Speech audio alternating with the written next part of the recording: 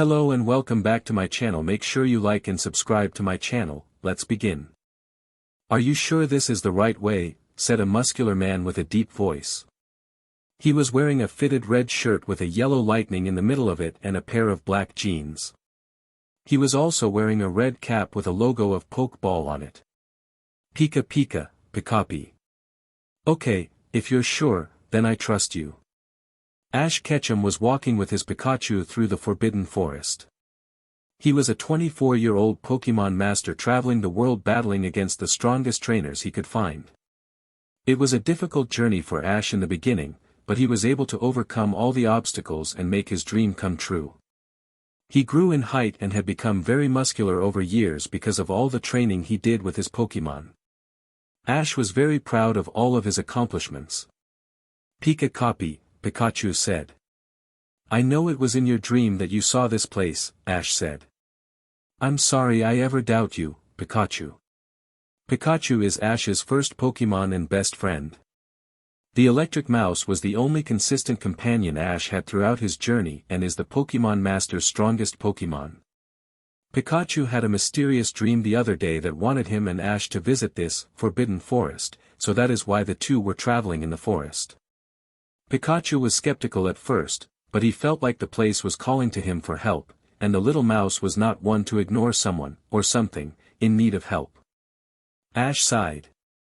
They had been walking the forest for 6 hours and had not reached their destination, yet.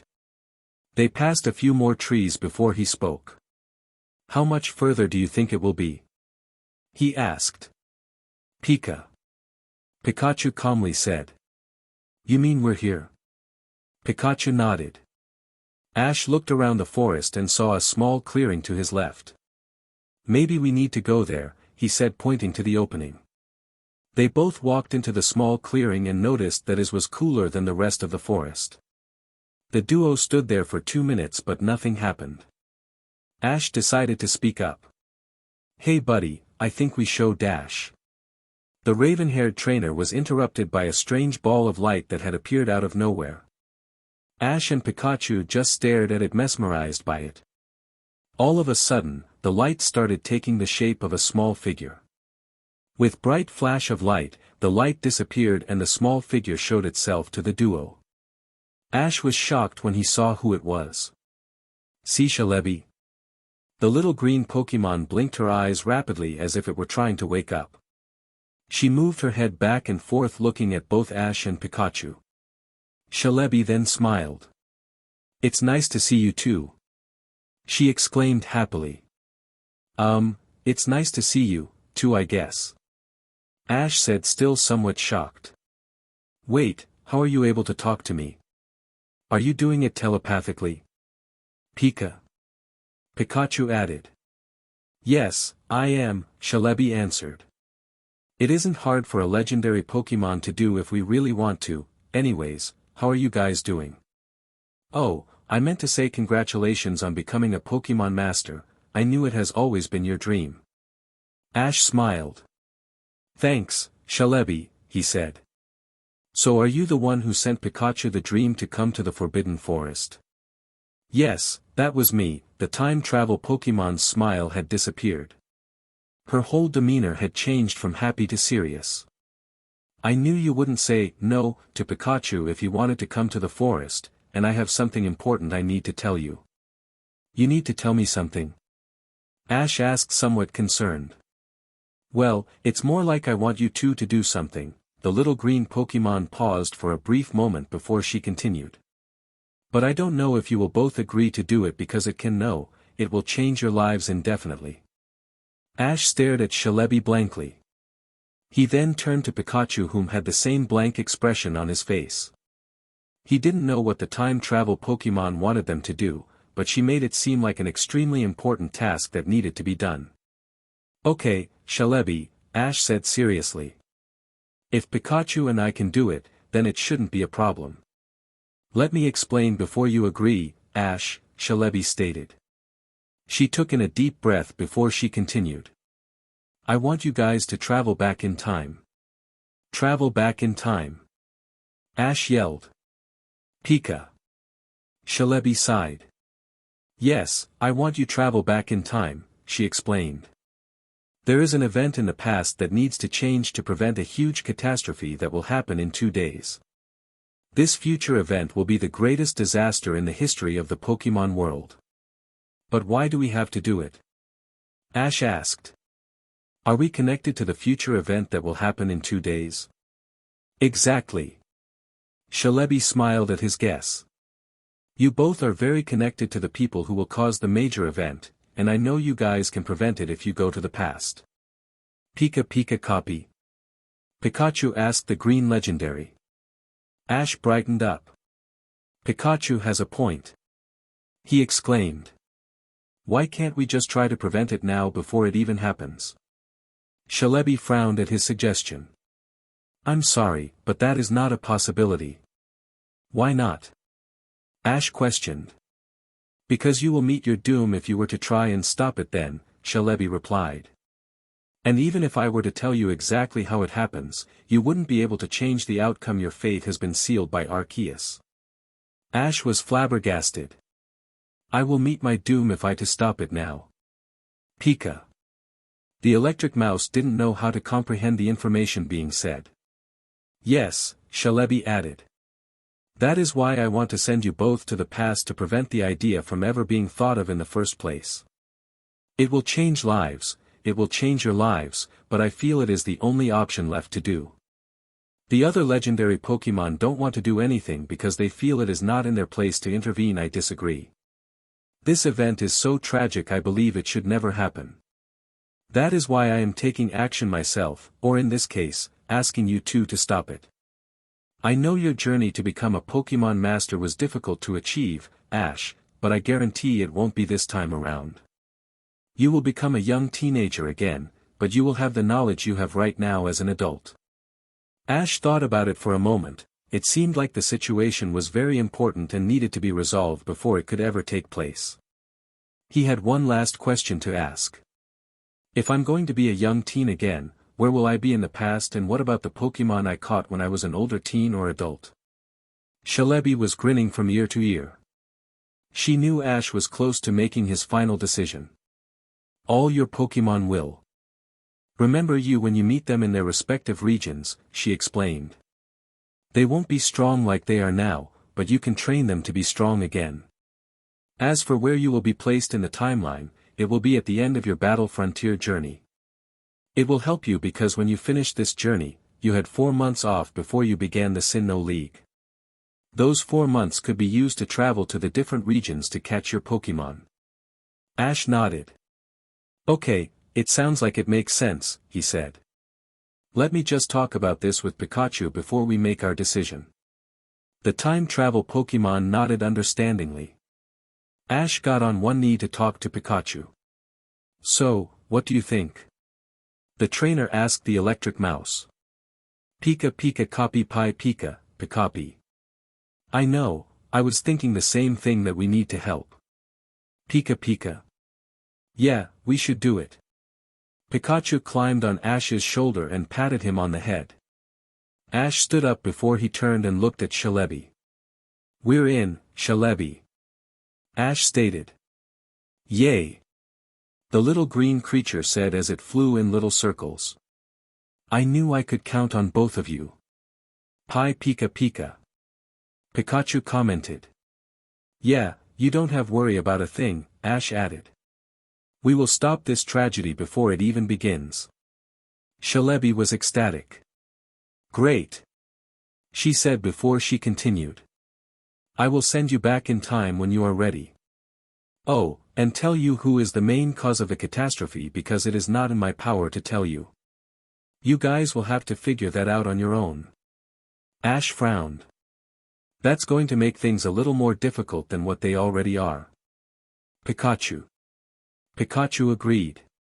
Just remember that it is someone you had a connection with, Celebi suggested. Someone that was, or is, part of your journey. That doesn't really narrow down anybody, Ash slumped. I made connections with pretty much everyone I met in my journey when I was young. If it helps, the timeline where I am sending you has a significant event that is important that can influence future events. Just remember what I told you today, and you guys should be fine. Ash brightened up and clenched his fists. Okay, then we are ready to go, Shalebi, he said. Shalebi smiled and spread her arms apart. This will feel a little weird, she said. All of a sudden, a bright flash blinded Ash and Pikachu's eyes.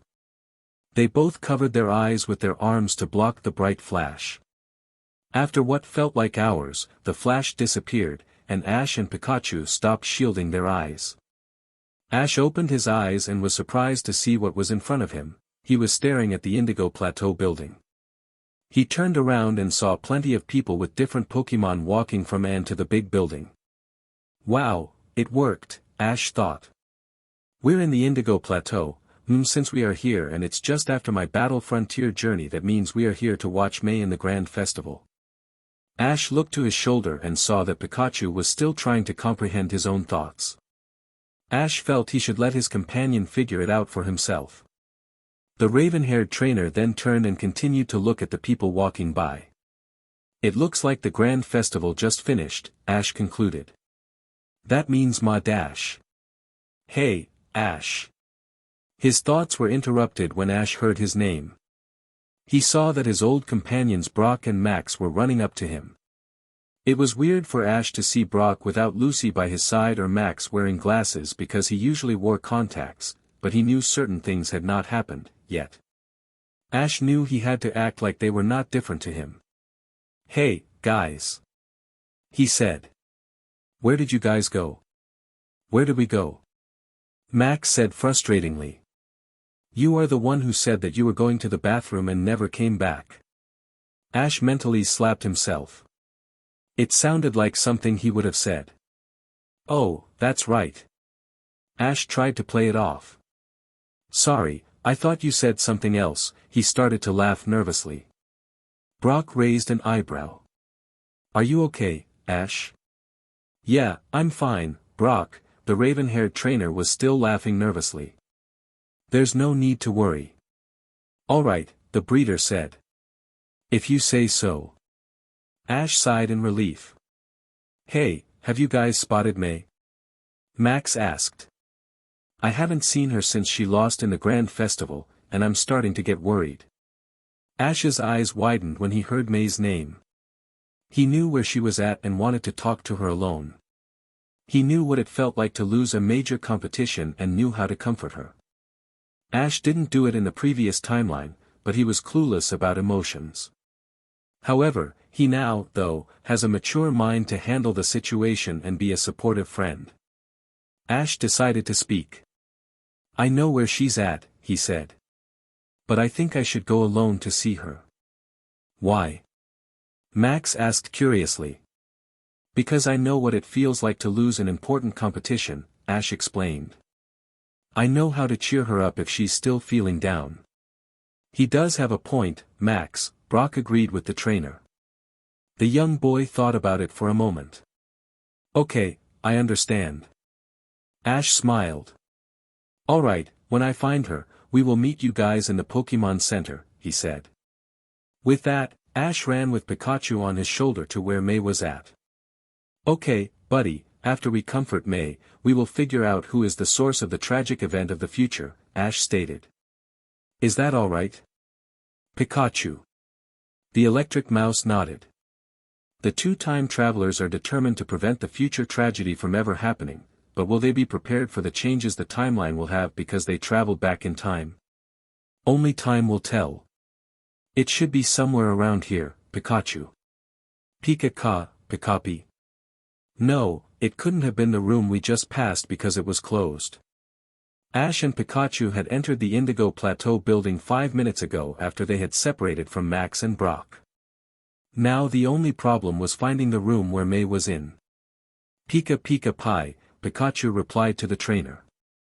I did pull as hard as I can on the door. Ash defended himself. Anyways, this isn't the time to start blaming each other. We need to find May. The duo walked up to the next room and slowly opened the door.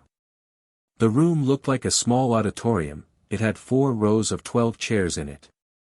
When Ash and Pikachu looked around the room, they noticed that it seemed familiar to them. Pikachu Pie. Yeah, this is the place, Ash commented. I remember it, now. Their eyes scattered the small auditorium to look for their female companion. Ash's eyes widened when he spotted her sitting at the end of the stage. Hey buddy, look, it's May, he told Pikachu. The brunette was sitting at the end of the stage looking at her shoes. And it looks like she still hasn't gotten over her loss. Let's go and see. Wait, is that Drew walking up to her? I don't remember seeing him last time. Pika copy Pika. You're right, Ash thought out loud. Maybe he comforted her last time before Max and I showed up. He paused for a brief moment before he continued. I think we should let Drew cheer her up again. Pikachu turned and stared intently at Ash. The trainer noticed his companion was staring inside. I know what you're thinking, buddy, but Drew is a teen again just like we are, Ash explained. Maybe he was a different person as a kid than as an adult. Besides, I don't think it's such a good idea to be changing the timeline too much. Pikachu thought about what Ash said before he nodded, slowly agreeing with his best friend. The two then hid behind a chair in the back of the room to see what would happen. With May. I can't believe I lost again in the grand festival, May muttered to herself. She thought she had practiced and trained enough to win the competition this time around, but she still lost. May just continued to stare at shoes while in deep thought. What did I do wrong? You know it's not your fault, right? May turned her head to see Drew walking up to her. When he was close enough, Drew handed her a rose. Drew, what are you doing here? Said May as she accepted the rose. The green-haired coordinator flicked his hair. I saw you come in here and figured you could talk to somebody, he said as he sat next to her. But back to what I was saying before, you shouldn't blame yourself for losing. Why do you say that? Drew sighed. You're not competing like a real coordinator should, he blankly stated. Your coordinating style is different than other coordinators, it looks more like something a trainer would use. Well, I did learn about Pokemon from Ash, May said, still somewhat confused about what Drew was trying to say. I guess some of his fighting style just rubbed off on me. The green-haired coordinator snickered. And that's your problem, he stated. You're hanging around Ketchum, who doesn't have any idea on how to help you in Pokemon contests. He's keeping you from reaching your full potential. May looked down. Maybe you're right. I know I am. Drew stared at May for a small moment before he continued. Soledad and Harley are headed to the Johto region to register for the contests that just started there. It would be great if you would go too. May looked up to make eye contact with Drew. We could travel together if you want. May just stared at him. She didn't know what to say. Drew, I think why dash? You should cut your hair. It must be a real pain in the butt to always have to flick it out of your face. May and Drew both turned around to see who had interrupted May. They both were surprised to see who it was. Ash? Ketchum? Ash just smiled. With Ash and Pikachu 2 minutes before. Well, I guess you were right, buddy, Ash stated. It seems like he's always been an idiot. Pikachu crossed his arms and grinned. Pika. Alright, I'm sorry, the trainer apologized. It's that you're always right about these things. The electric mouse patted him on the back as if saying, I know. Ash then stood up. Let's go down there, Pikachu, he said. I'm tired of hearing Drew blame me for this. Pika. Ash extended his hand so his best friend could climb on his shoulder. Present time. What are you doing here, Ketchum? Drew snarled. I came here looking for May, Ash told the green-haired coordinator calmly. He then turned to look at the brunette.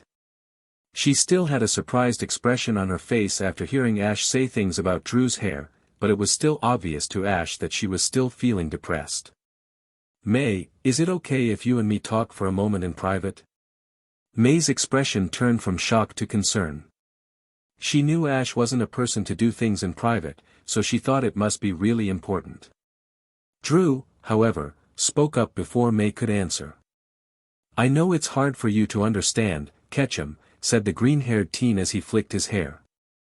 "But May and I were having a serious conversation.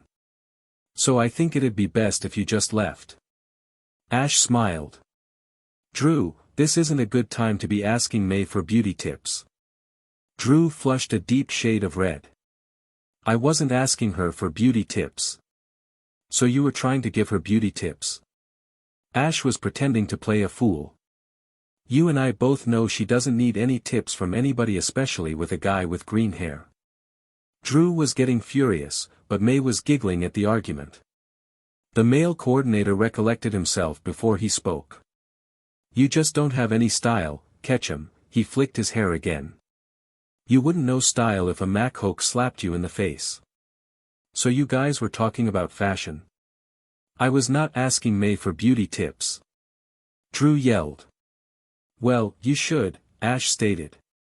"Maybe she can help you do something about that green hair of yours." "Ah!" Drew yelled in frustration. By this time, May was laughing at how Ash was infuriating Drew.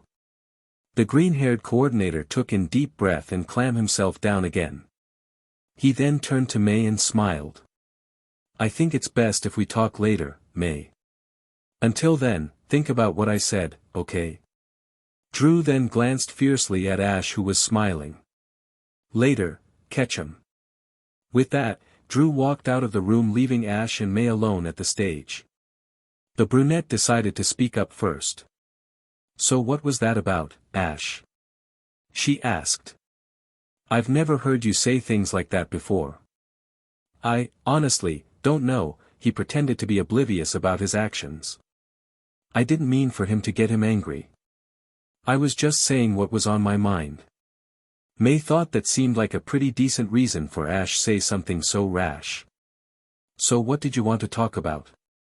she asked. "Drew said that it was my fault that you lost, right?" Ash asked. "So you heard that?" May sighed. She looked away from Ash before she continued.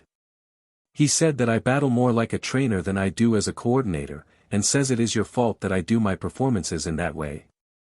Ash grinned and sat next to May. He put Pikachu on his lap, so the mouse could rest in comfortable position.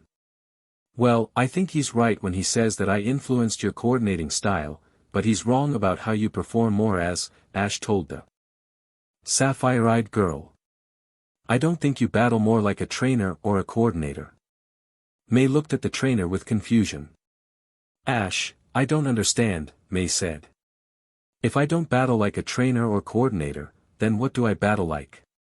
"You incorporate both styles in your performances." Ash smiled at the confused expression on her face. "Listen, May, your style is very unique. When it came to beauty and style, your performance was on point because of your inner coordinator. Then when it came to battling, your opponents had trouble beating you because of your inner trainer. Your inner trainer allowed you to beat your rivals. Plus, while you were doing the battle rounds, you were still able to show off your Pokemon to prevent you from losing points. That's your contest style, May. It's not different, it's unique." May had a surprised look on her face. She was surprised for two reasons. The first was she never saw herself as being a coordinator and a trainer mixed together. The second was she was surprised that this was coming from Ash. She thought about it for a minute, and he was right in a way. "I never thought of it like that," May said as she stared into his brown eyes. "I think Drew just hates to lose," Ash smiled.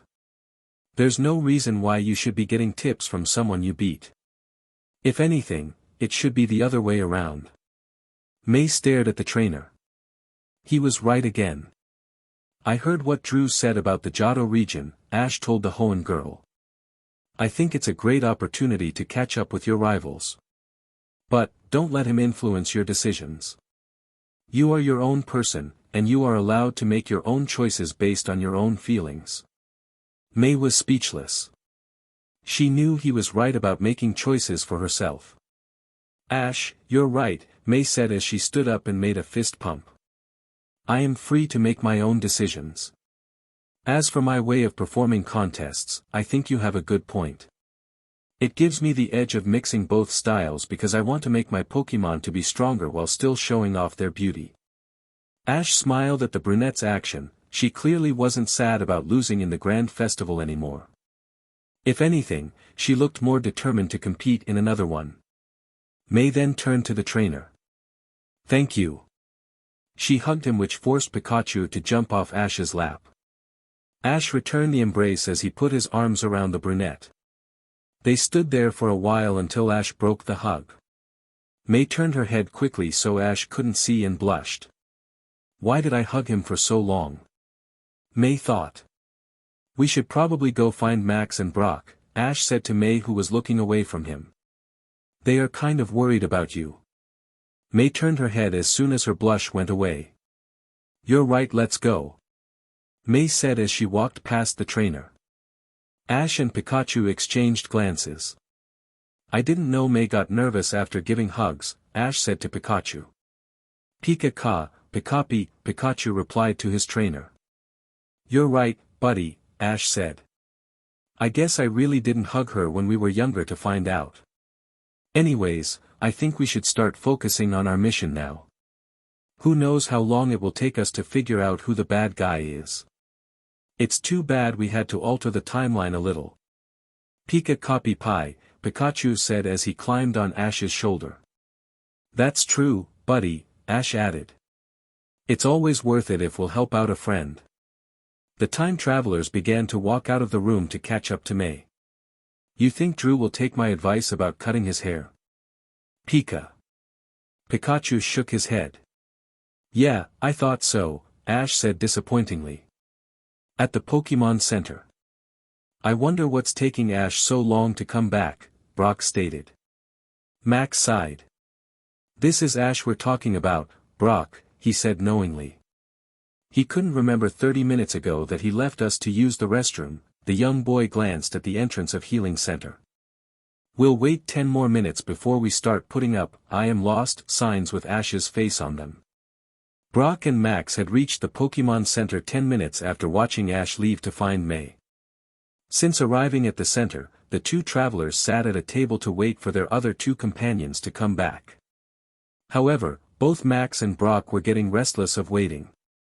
Brock smiled a little. He's not that bad, Max, the breeder defended. Ash knows H-. Hey, guys. Max and Brock turned to see May run up to them. To their surprise, she was smiling very brightly. Hey, May. Max said as he ran to give his sister a hug. He hugged her tightly for a brief moment before he released her. Where were you? How are you doing? Are you feeling better now? The little boy was bombarding May with questions. Slow down, Max, Brock interrupted the young boy. I'm sure May is a little tired from everything that's happened today. Why don't we let her go up to the room to get some rest, yeah? No, I'm okay, the brunette waved Brock off. She smiled brightly. I was upset for a little while, but I'm over it already. Max had a confused expression on his face. Really? He questioned. I've never known you to just forget about something so easily, especially if it's something this important, so tell me, how did you get over it so quickly? May saw the concerned looks on their faces and knew they weren't going to let her go until she explained the situation. Okay, the Hoenn princess looked down a little and smiled lovingly. It was Ash. She said softly. I thought it was my performing style that caused me lose, that I couldn't win the grand festival. Brock was about to speak, but May put her hand up before he could start. I know that I shouldn't have been thinking like that, I know I was wrong. She put her right hand over her heart before she continued. When Ash found me, he told me that I shouldn't be questioning my contest style because I was able to beat my rivals. I thought it was different from common coordinating styles, but Ash said it is unique. I have to admit that I was surprised to hear these words coming from Ash, but they were the most uplifting words that I have ever heard. When May finished, both Max and Brock had their mouths open in disbelief. Brock coughed and quickly regained his composure. I guess Ash was right when he said that he knew how to cheer you up, the breeder stated. May smiled. Okay, well I guess wait, Brock stopped. What? May asked. Where is Ash? Oh, he is right behind me. May turned around but couldn't find the trainer. She quickly scanned the Pokemon Center to see if he was around, but he was not inside the healing center. He was right behind me when we were walking here. May was starting to get concerned. Let's go check outside, Max suggested. May and Brock nodded. When the small group turned to start heading towards the exit of the center, the entrance opened and showed the person they were about to look for. May gasped. Ash was crawling on all fours trying to get into the building while Pikachu was lying on his trainer's back sleeping. The three travelers saw Ash lift up his head and smile as he entered the Pokemon Center.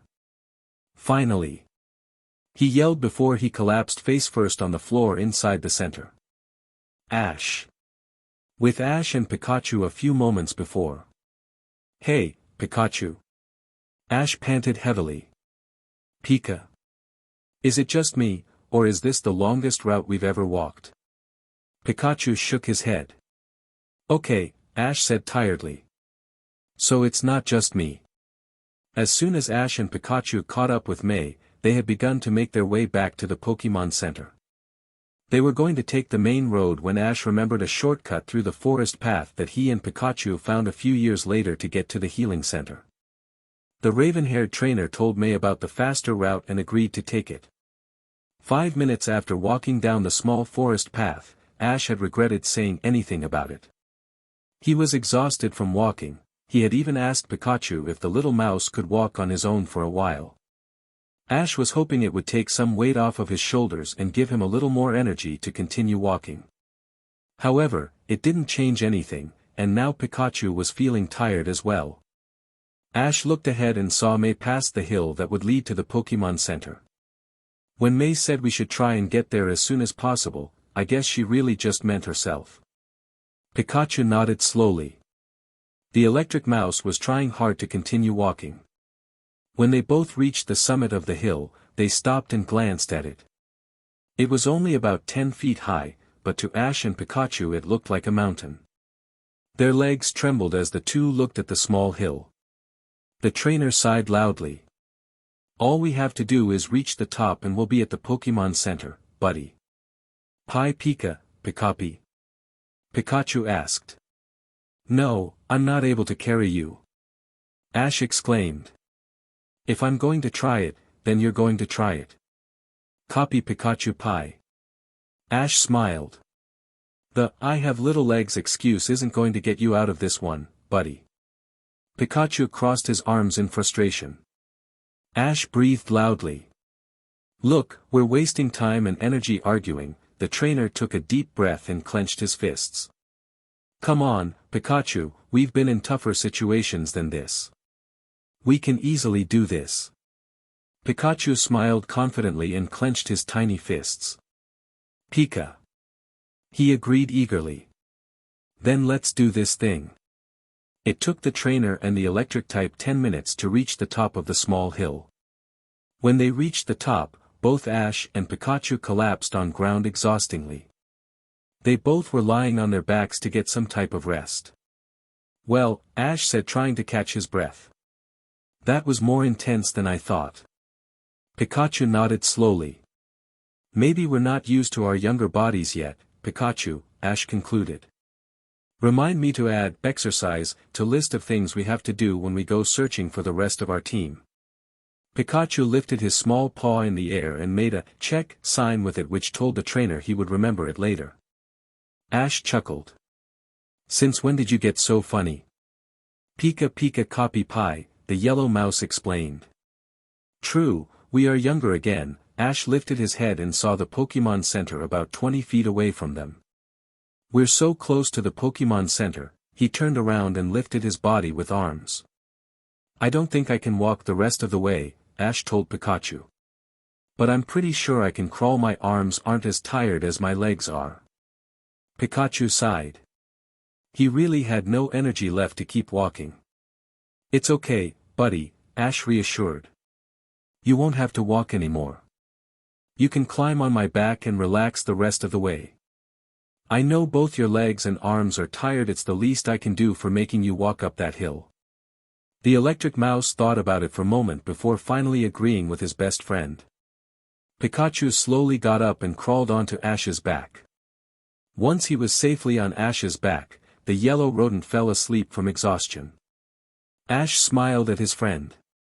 You deserve a nap. He turned back and saw the healing center. Almost there.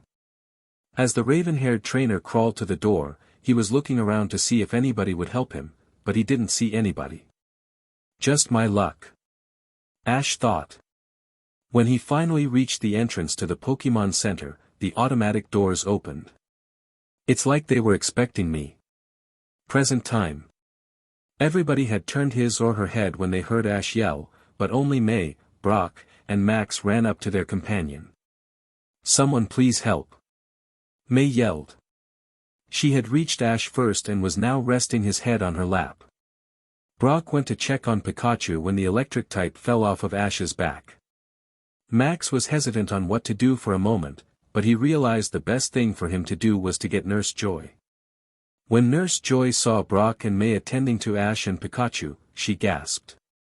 What happened? She asked. I don't know, May said worryingly. We just saw Ash literally crawling into the Pokemon Center, and then he just collapsed on the floor. Nurse Joy moved May out of the way so that she could properly check the boy unconscious. Joy quickly scanned Ash for any dramatic injuries before doing a routine checkup. She didn't find any serious injuries, so she continued the normal checkup. When Joy finished, she smiled softly. He's going to be just fine, she stated. He's just really tired, that's all. May closed her eyes and sighed in relief. Oh, thank goodness, I thought it was something serious. No, he's going to be okay, Nurse Joy reassured. He just needs to get some rest. I would also guess that his Pikachu is feeling the same way, she said to Brock, who was holding Pikachu in his arms. Chansey. Joy called and two big, pink Pokemon showed up. Chansey. They said. Can you bring 2 stretchers and take this boy and his Pikachu to a room where they can rest? Chans. The Chansey nodded.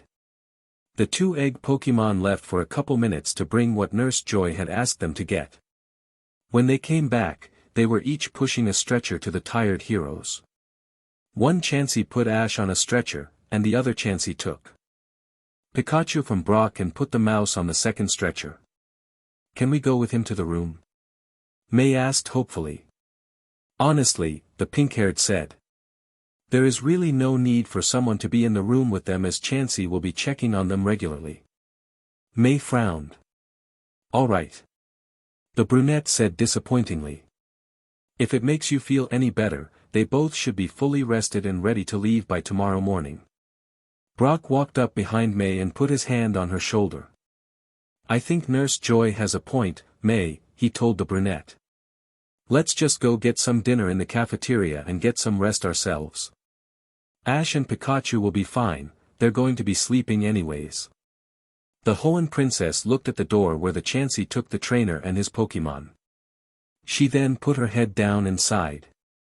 I guess you're right, Brock, I'll meet you guys there, she said as she started walking towards the cafeteria.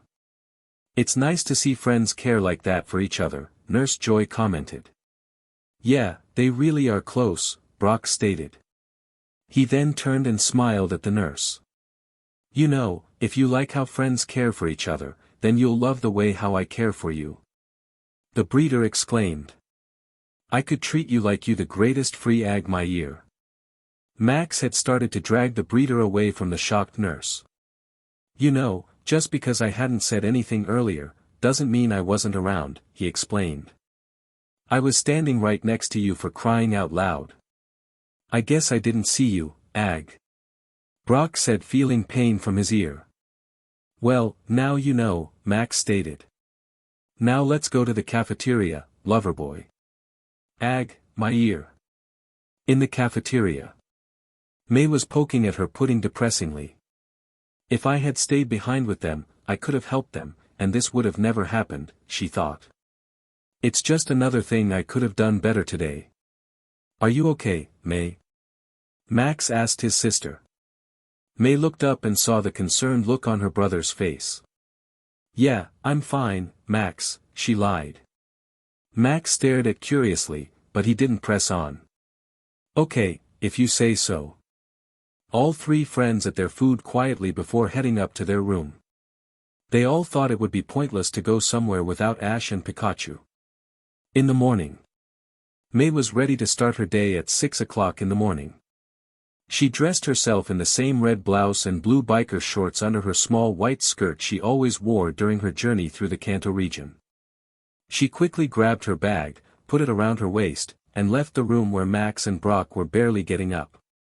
May wanted to see Ash before they continued their journey. May asked Nurse Joy, who greeted her nicely, where Ash and Pikachu were staying at, so the brunette could talk to them. However, she was surprised by the pink-haired nurse's response. What do you mean he left? May exclaimed. Yeah, he said that he and Pikachu were going to take a walk, Joy stated nervously. May grunted. She quickly left the nurse and started to run out of the Pokemon Center. When she reached the exit, the doors opened, and May saw the person she was looking for. He was standing with his Pikachu on his shoulder looking at the forest away from the center. She approached him slowly so that he wouldn't be startled. He was talking to Pikachu. Pika Pika copy pie, Pikapi. I know, buddy, May heard Ash say. She's counting on us, we can't fail especially since it's so important to her. May's heart fluttered. Was he talking about her loss? Did he see it as, he failed her? He really cares about me and my success in contests. She thought. Do I really mean that much to him? Copy pie Pika? Pikachu asked. Oh, yeah, Ash stated sarcastically. We will be rewarded with a lot of ketchup if we succeed. Pikachu's eyes gleamed with happiness. May giggled. Her giggling caused the trainer and the yellow mouse to quickly turn around. May. Ash stated nervously to the giggling brunette. How much of that did you hear? She stopped her laughing to answer. Just the part about getting a lot of ketchup as a reward. May lied. Ash sighed in relief. Oh, okay. Silence fell between the two teens for a moment. May decided to speak up. Ash, I want to say sorry, she said apologetically. The trainer smiled. He knew what she was apologizing for but decided to let her explain. What are you saying, sorry, for? I could have helped you if I was there with you guys, I could have had Combuskin carry you while I carried Pikachu, or I could have helped you on M-. May, Ash interrupted her rambling by calmly gripping her shoulders. He could see her eyes were starting to get watery. Everything is okay, the trainer reassured her. Nothing happened to me or Pikachu. If anything, it's our fault that I forgot my Pokemon. Pika Pie, Pikapi. Pikachu stated. Alright, I'm sorry, Ash apologized to the yellow mouse. It was my fault that I didn't have my Pokemon with me. May giggled a little. Ash wiped away a tear that was falling down her face. See, so there's no reason to blame yourself or cry for that matter, he said. In truth, you look more beautiful when you're smiling than when you're crying. May's eyes widened and a blush appeared on her face. What? Ash mentally facepalmed. Sheet, he thought. I have to remember I'm a dense teenager again. Ash was trying to think of something to use as a cover-up but couldn't think of anything. He looked at Pikachu who was trying hard not to laugh at his trainer. I mean that you Hey, guys. Ash and May looked to see Max and Brock running up to them. Oh, thank Arceus. Ash thought in relief. Are you feeling better, Ash? Max asked. Yeah, I'm feeling much better, guys, he answered. Ash quickly glanced at May and saw that she was looking away from them with a blush still on her face. Ah, crap, way not ruin the timeline, Ash, way to go. Max decided to speak up. So where are we headed to next, Brock? Well, the breeder spoke up. To get to the port, we need to pass a place called Terracotta Town.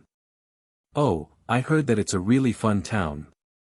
May exclaimed, finally breaking out of her trance. Shall we head out, then? Yeah. Max and Brock stated. The two then started walking and discussing what would be the fastest route to the town. Ash, you have the worst luck ever, Ash thought to himself. You accidentally called May beautiful just before you're about to recreate the greatest memory between you and her. Yes, Ash, you are an idiot. Ash? Yeah, May. She interrupted his thoughts. I'm going to walk next to you until we get to Terracotta Town, the brunette stated. I still don't believe you are fully okay. Ash saw in her eyes that she wasn't going to let this go. Alright, May, if it makes you feel comfortable, then you can walk next to me. May smiled brightly and quickly hugged him.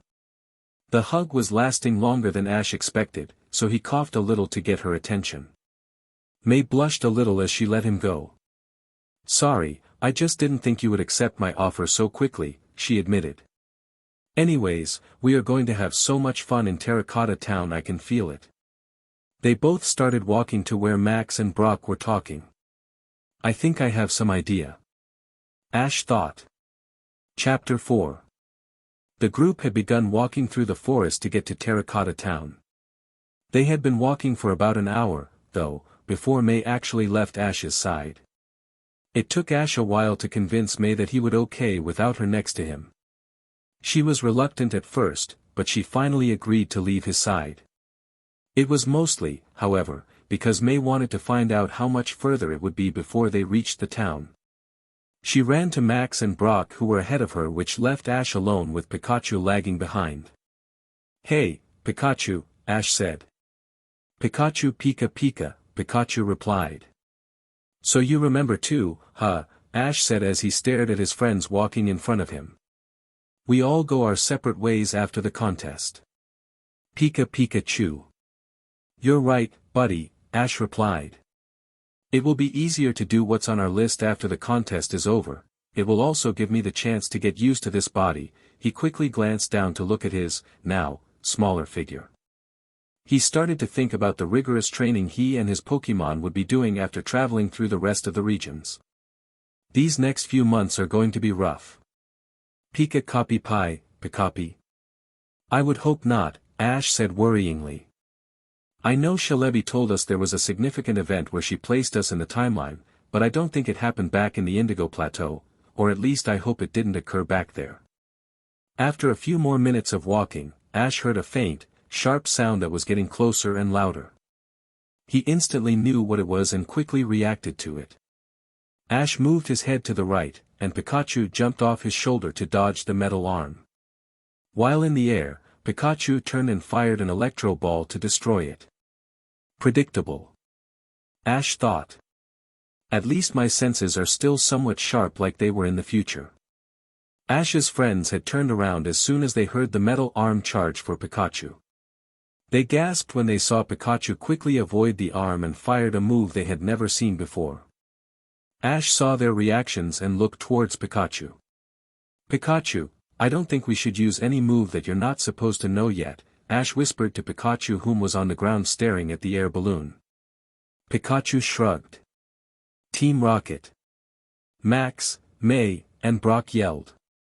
Jessie smiled. The one and only. She then looked at Ash and Pikachu frustratingly. How did you know we were following you, twerp? And what was that last move? Ash and Pikachu mentally cringed. Team Rocket became smarter and stronger in the future, so Ash trained his Pokémon to sense their presence just in case the trio tried a surprise attack. Team Rocket did not bother Ash as often in the future, but they were still a serious threat to the Pokémon Master and his Pokémon. Ash said, trying to think of a reasonable explanation. I got it, he thought. Pikachu, what was that? He said, hoping it would convince the others he was just as surprised as they were. That was awesome. Max yelled to Ash and Pikachu. How about we get rid of them before we start celebrating, okay, Max? Ash said to the young man who nodded eagerly. Ash then turned around to Pikachu. Pikachu, if I remember correctly, they always have a spare arm to grab you, Ash whispered to the yellow rodent. If they send out another one, let them take you, Pikachu looked at him confusingly. I have a plan, buddy. Pikachu nodded slowly. As if on cue, Meowth jumped on the ledge of the air balloon basket. This ain't over, twerp. We still have one more, Meowth said as he pressed a button that released another mechanical arm under the green basket. The arm went towards Pikachu who just stood still on the ground where he was. Pika! Pikachu yelled. Pikachu! Ash exclaimed trying to fake the whole situation. We are finally going to get the twerps, Pikachu. James stated. Ash then turned to his friends who seemed worried about Pikachu. May, I need your help, he said to the brunette girl. Combusken can help us beat Team Rocket. The brunette girl nodded and threw her Pokeball in the air. Brock decided to take Max to a safer location as they were extremely close in firing range. Combusken, the young foul Pokemon said as she flipped and took a fighting stance. If it's a battle you want, James said as he picked up a Pokeball from his belt and tossed it. Then it's a battle you'll get. Let's double team that fire chicken, Jessie said as she tossed her Pokeball in the air. Seviper. Cacnea. You can do this, Combusken. May yelled to her Pokemon. Use fire spin. Quick, Seviper, use poison tail to slap that fire spin away. Jessie ordered. Use pin missile, James quickly added to help his comrade. Combusken sent out a fire tornado from its mouth towards the Team Rocket Pokemon. Just as the attack was close, Seviper's glowing purple tail slammed into the fire spin causing it to move to another direction. Before May could make another command, she saw Combusken get hit by the pin missile attack. She gasped as she saw her Pokemon take a direct hit. The brunette was relieved, though, when Combusken recovered quickly. Use Leaf Blade. The attack slashed Cacnea and Seviper directly causing both Pokemon to yell out in pain. May and Team Rocket turned to see Ash standing off to the side holding a Pokeball in his hand. Sectal then landed in front of him. The forest Pokemon put a small twig into his mouth and crossed his arms. May smiled. She knew they were about to win. Use Flamethrower on Cacnea. She said as she turned back to look at Team Rocket. Ken. Combusken said as she sent out a massive flame from its mouth. Cacnea, dodge and use Needle Arm. James countered. Seviper, use Poison Fang. Jessie extended her arm point at their opponent. Use Bullet Seed to stop Seviper, Ash commanded. May's eyes widened when she saw the Cactus swiftly dodged the flamethrower with ease. Combusken then took a direct in the stomach by Cania's glowing white arm. She gasped as she saw Seviper's poison tail approaching Combusken rapidly. Just as Seviper spun its tail to slash the fire type, Seviper was hit with glowing gold pellets in the face. This caused the poison tail to cancel out and the snake to crash fiercely on the ground. May sighed in relief. She then looked at her Pokemon who was struggling to stand up. Combusken, are you okay? Combus. She was slowly getting up from the ground. Guys, I think we should make our escape, Meowth said as he held on to Pikachu with the metal arm. Pikachu had figured out what Ash's plan was and decided to go with it.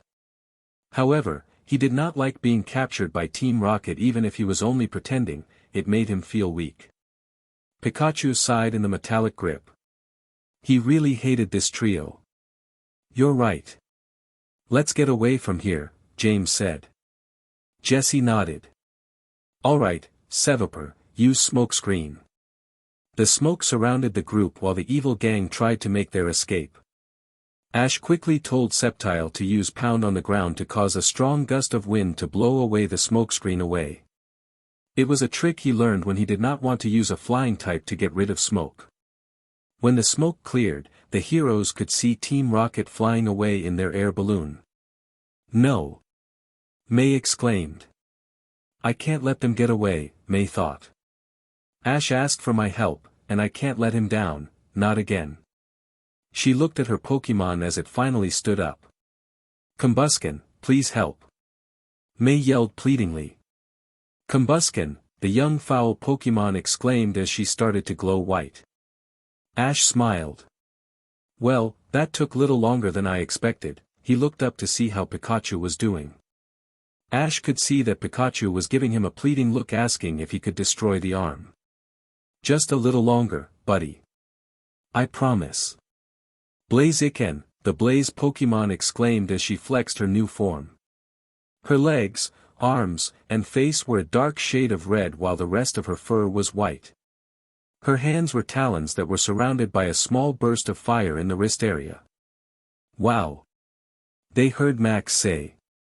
May just stared in awe at her newly evolved Pokemon. She couldn't believe that her little Torchic had grown to become so powerful. Ash pulled out his Pokédex and scanned the new Pokemon.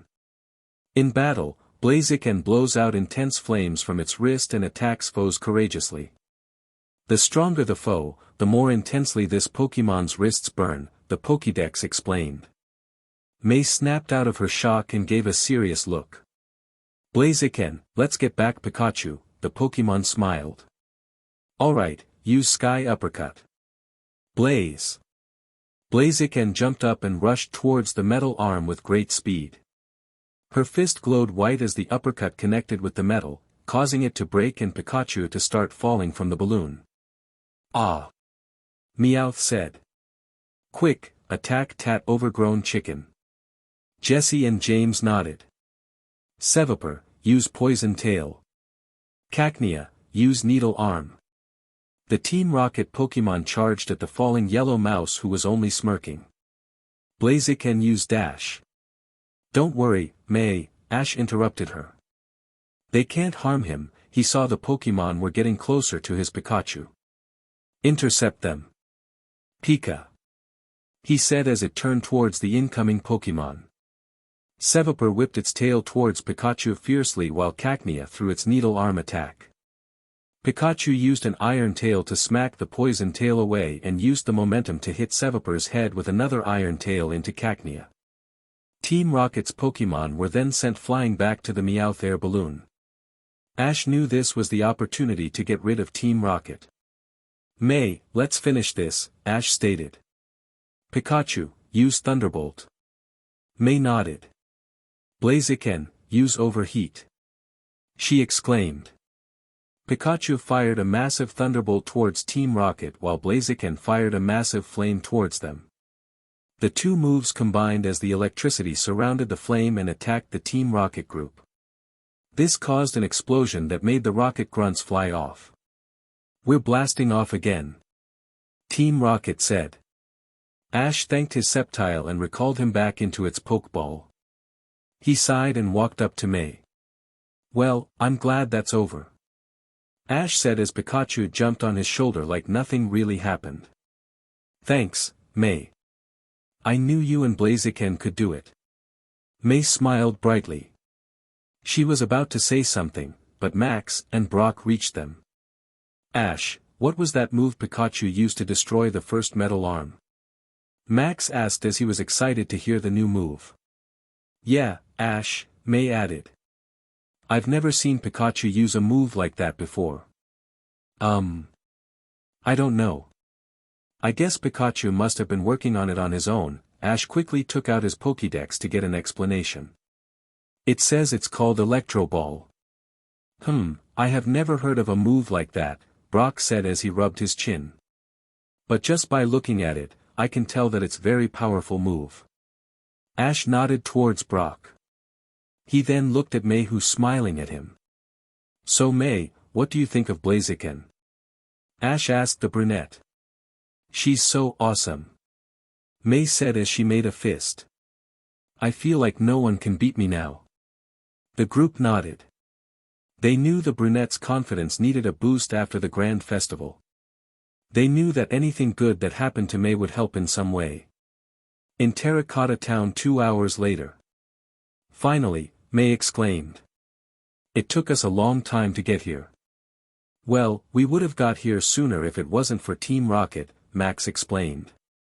Not to mention we passed by a lot of pretty girls that Brock just had to flirt with. So you thought they were pretty too, huh? The breeder said. I knew my mind wasn't playing tricks on me. That's not the point, Brock. Max argued.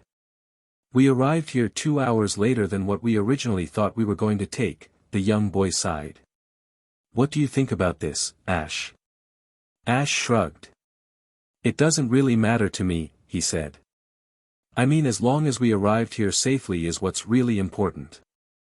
Besides, you both make pretty good points that I don't know who's right and who's wrong. Yeah, Ash is right, May added. I think as long as we got here safely is all the weight. Did you say that they both had good points? She eyed the raven-haired trainer suspiciously. What do you mean by that? Well, yeah, Ash responded. I think we would have got here faster if Team Rocket hadn't shown up, or if Brock hadn't flirted with the girls we passed by earlier, but in Brock's defense, some of them were pretty cute. Thank you, Ash. Brock exclaimed. I rest my case, Max. Max glared angrily at the breeder. May was flustered. Why, you thought some of those girls were cute? Yeah. Ash was unsure of his own response. Oh, okay.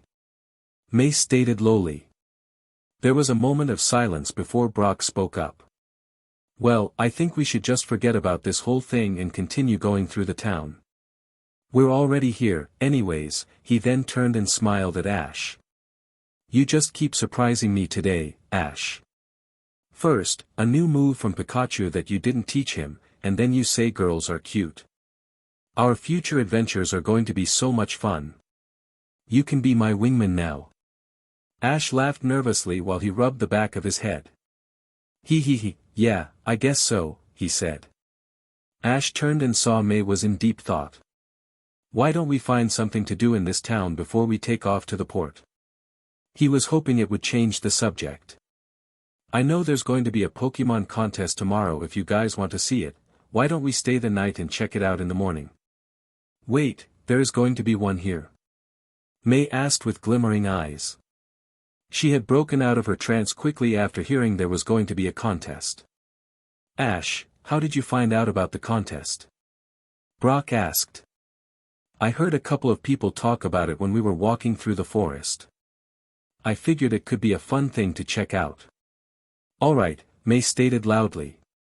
The rest of the group turned and looked at her. I'm going to enter and win it. That's the spirit, May, Max said. It would be a great way to end our adventure, Brock commented. The two Hoenn natives looked sadly at the gym leader. It was true that their adventure was coming to an end. Just then May got an idea in her head. Ash, why don't you compete in the contest with me? She suggested. Ash pretended to think about it for a moment before answering. Alright, May, he said smiling. This could be the last time we see each other for a while, so why not? But I won't go easy on you. May smiled brightly. This is it, the Hoenn princess thought. This is how I finish my journey through Kanto, with a contest. She looked at Max and Brock, who were looking at the Pokegear trying to find the Pokemon Center in the small town. It was a fun journey, and I will never forget all the adventures I had. She then turned to Ash, who seemed to be arguing with Pikachu. She laughed softly when Pikachu lightly slapped Ash on the cheek. She smiled briefly at the trainer before frowning slightly. But do I really want it to end? I guess we should start heading to the Pokemon Center, so you guys can register for the contest, Brock said to his young companions. When they arrived at the Pokemon Center, they checked into a room. They looked at the clock and saw it was 7 o'clock in the evening. The group quickly walked to the contest hall, so Ash and May could register for the contest tomorrow. After Ash and May registered for the contest, they all decided to go back to their rooms to get some rest. Everyone, but May, quickly fell asleep after doing their nightly routines. She was staring at the ceiling while lying on her bed. She was on the top bunk bed while Max was on the bottom bed. Ash and Brock were on the bunk bed across from hers. Ash was on the top bed, and Brock was on the bottom bed. I will give it my all tomorrow in the contest, May thought to herself. And I can't take it lightly even if it's not an official one. It won't be easy with Ash entering as well. She sighed and turned towards the messy raven-haired trainer. She looked at him and smiled as she saw Pikachu curled up in a ball next him. Ash is really cute with his hair messed up, she blushed at the thought she just had. The Hoenn princess took a deep breath in before continuing. I think I should just go to sleep before I start thinking of things I shouldn't be. May closed her eyes and quickly fell asleep. She wanted to remain focused on appeals and battle rounds, not confusing feelings about a close friend. The next day at the contest. We are proud to present the Terracotta Town contest. Lillian exclaimed. I'm proud to present our 3 judges today. She pointed behind her where there were 3 podiums with 1 person behind each one. First, we have Mr. Tsukizo. Remarkable. Mr. Tsukizo said.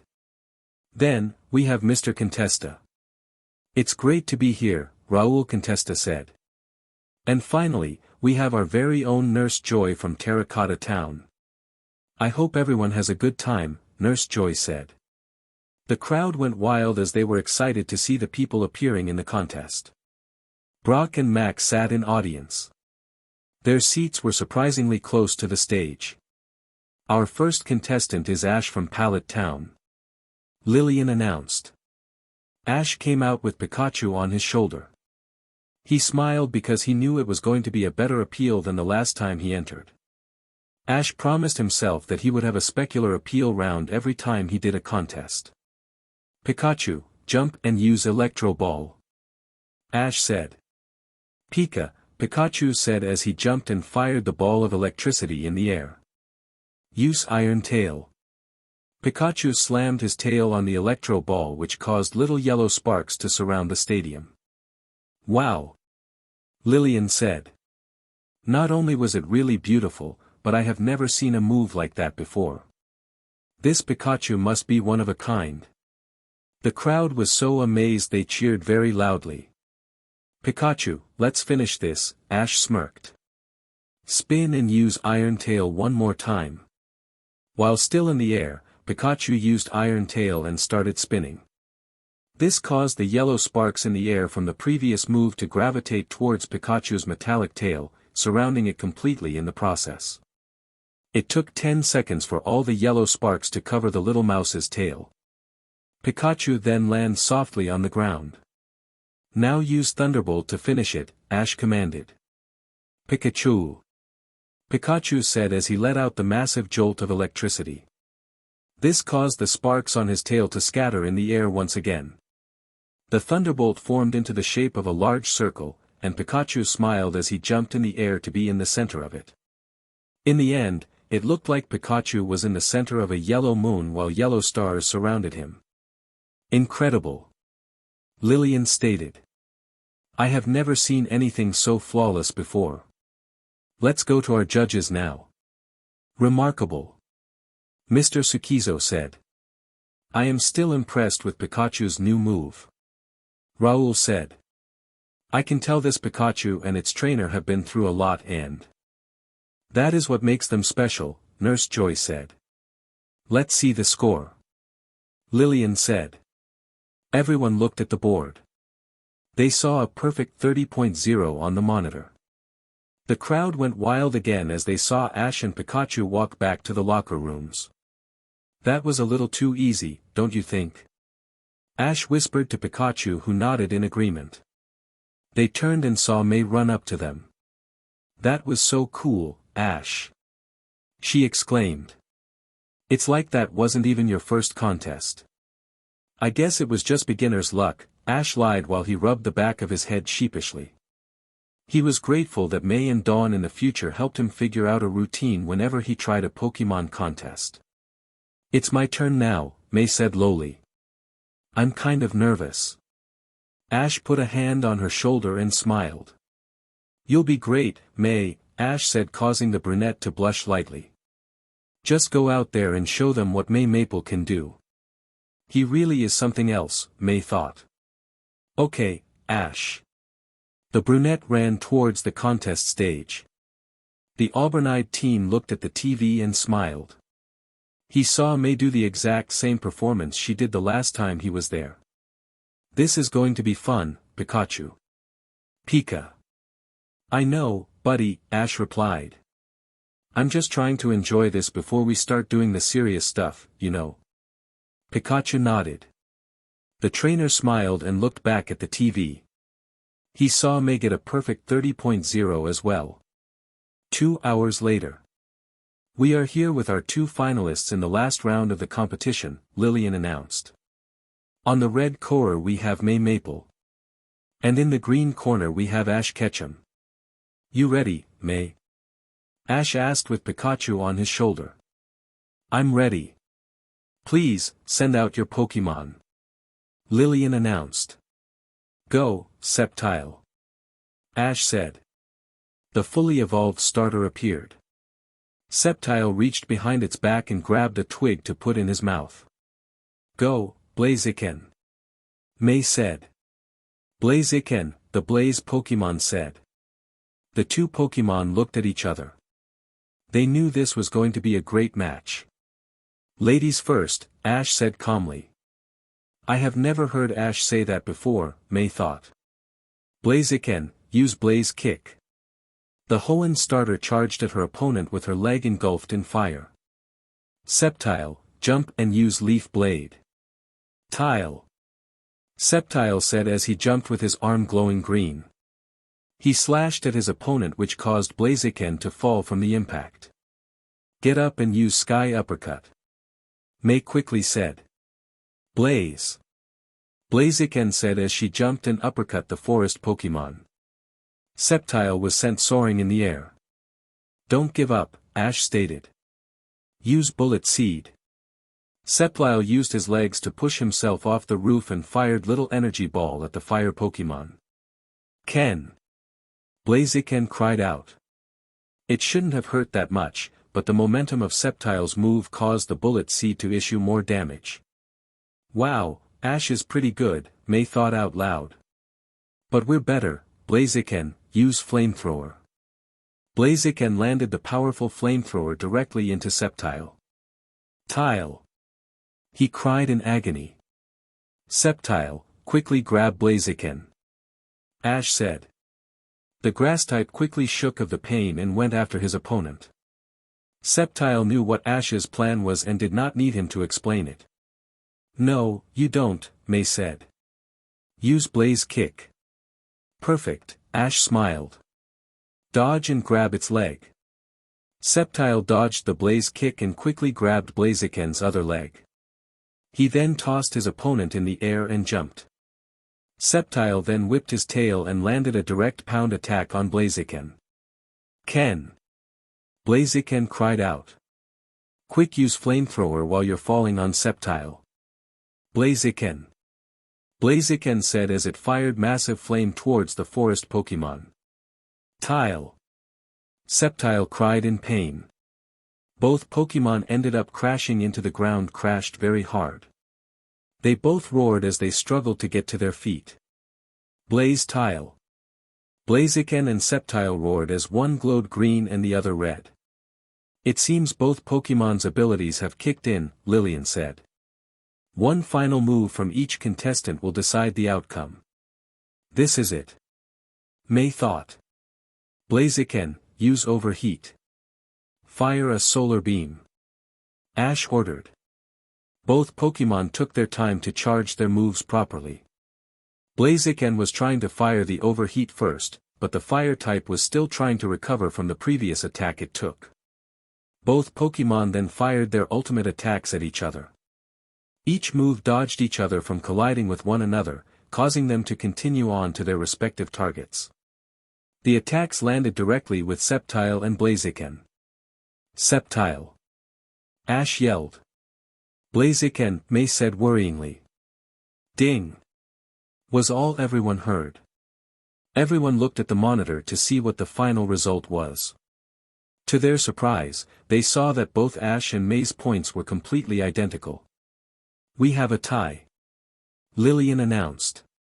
"I can't believe it, but it's a tie." This caused the crowd to cheer loud. They had just witnessed an amazing battle which resulted in a draw. Ash sighed in relief. "I really lucked out this time. I honestly didn't think I would tie with her again." He walked up to May, who was tending to Blaziken. "Good job, May," Ash said, extending his arm. "You too, Ash," May said. She grabbed Ash's hand and shook it. She then pulled him into a tight hug which surprised the trainer. "This didn't happen last time, right?" Ash thought as he returned the hug. The crowd started to chant Ash and May over and over again. May was blushing that crowd was cheering their names, while Ash was hoping Norman was not watching this on television. "Excuse me, but we only have one ribbon," Raul Contesta said. "Not to worry," Ash said as he took the ribbon.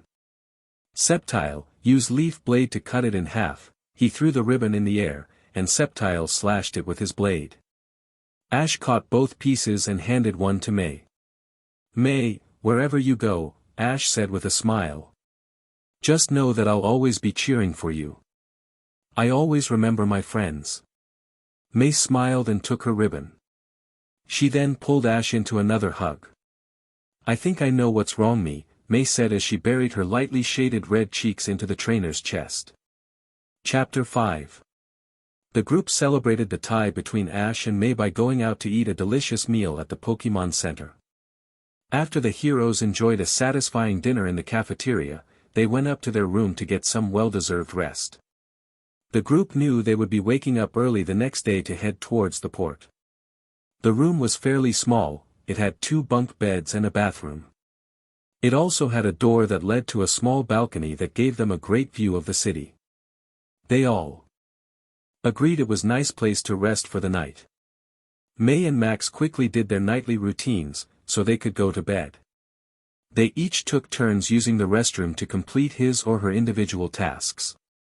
Max brushed his teeth before changing into his sleepwear and heading off to bed. May took a quick shower, brushed her hair, brushed her teeth, and changed into her sleepwear before she went to bed. Ash then went into the restroom and changed into a white t-shirt and some blue shorts before heading to bed. When he walked out of the restroom, Ash saw Brock looking at himself through the mirror on the wall of the room. The breeder was smiling and muttering to himself while he was combing his hair with his hands. After he finished brushing, Brock reached into his bag and grabbed a small, blue bottle of cologne. He sprayed himself twice, once on each side of the neck. Ash saw what Brock did and gave the breeder an awkward look. "What are you doing, Brock?" Brock turned around and smiled. "I have to look and smell great for the girls in my dreams," he stated. "You never know if you'll meet a beautiful girl while sleeping, Ash." Ash smiled and shook his head. It was 10 o'clock when the group turned off all the lights in the room. Everyone was asleep except for Ash and Pikachu. "Do you want to go for a late-night walk, buddy?" Ash asked quietly. Pikachu said while nodding. Ash put on his pants, shoes, and sweater before opening the door to leave. Pikachu followed closely behind his best friend. The duo walked for about 5 minutes before settling in a small park that was surrounded by trees. Besides a few Pokémon, the park was empty. They sat down on a bench in front of a small pond that was in the middle of the park. The bright moon reflected nicely off the clear, blue water. There were also a few Pidgey bathing in the small pond. Ash and Pikachu just relaxed and stared at the tiny birds cleaning themselves. A few minutes passed before Ash finally spoke up. "I don't know if I can do this, buddy," he sighed as he looked at Pikachu. "It's pretty difficult to recreate events as I did them before. I really lucked out today when I tied with May in the contest." "Pikachu Pi Pika," Pikachu explained. "I know you're right, buddy. I know everything won't have the exact same outcome, but what if something I do differently causes a change that never happened before? Like I never meet someone who has a big impact in my life." Ash looked up to the sky and saw a shooting star move across the sky. I just wish it didn't have to be this complicated, you know. Pikachu frowned slightly. Ash suddenly stared confusingly at the night sky. The shooting star was still flying across the air. He knew they usually didn't last long. His eyes widened when he saw the shooting star turn sharply and head straight towards them at an increasingly fast rate. Ash quickly jumped up from the bench and took a fighting stance. Pikachu copied his trainer's movements. "We have company, Pikachu," Ash stated. Pikachu was releasing small statics from his red cheeks. The approaching star was making its way towards the two heroes quickly. Ash gritted through his teeth. He did not know exactly what it was, but he could tell it was strong just by the speed it was displaying. Just as Ash was about to call for a thunderbolt because it was getting really close, it suddenly stopped in the air 20 feet away from them. Ash and Pikachu stared at the ball of light cautiously. A few seconds passed before there was a bright flash that blinded the duo. When the flash disappeared, Ash and Pikachu stopped shielding their eyes and recognized the small, green figure flying in the air. "Celebi?" Ash called out. Celebi smiled. "Yup, that's me." Ash sighed in relief. "I thought you were a threat." "Well, I'm sorry to disappoint you," she smiled and turned towards the mouse. "Hi, Pikachu. It's nice to see you again even though technically it's only been like 3 or 4 days." "Pika." Pikachu waved. The little mouse had relaxed when he saw that the ball of light was just Celebi. Celebi then turned back and looked at Ash again. "So how is everything going?" she asked.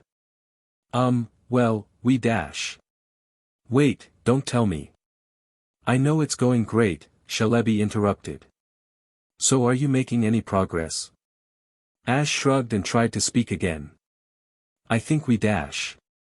"Wait, I already know that you've already had a positive impact," the small, green legendary Pokémon smiled at the two. Ash crossed his arms and smiled. "Why don't you tell us how we've been doing so far and then we'll give you our feedback, okay?" "Okay, if you don't feel like talking first, then it sounds like a plan." Celebi flew in a few circles before focusing again on Ash and Pikachu. "Well, to keep it short, just know that whatever you guys have done differently has had some impact on the disaster in the future, in some small way at least." Alright, what does that mean, in some way?" Ash asked questioningly. "Shouldn't any change be enough to have an impact?" "It means that you guys have disrupted the events that had initiated it," Celebi explained.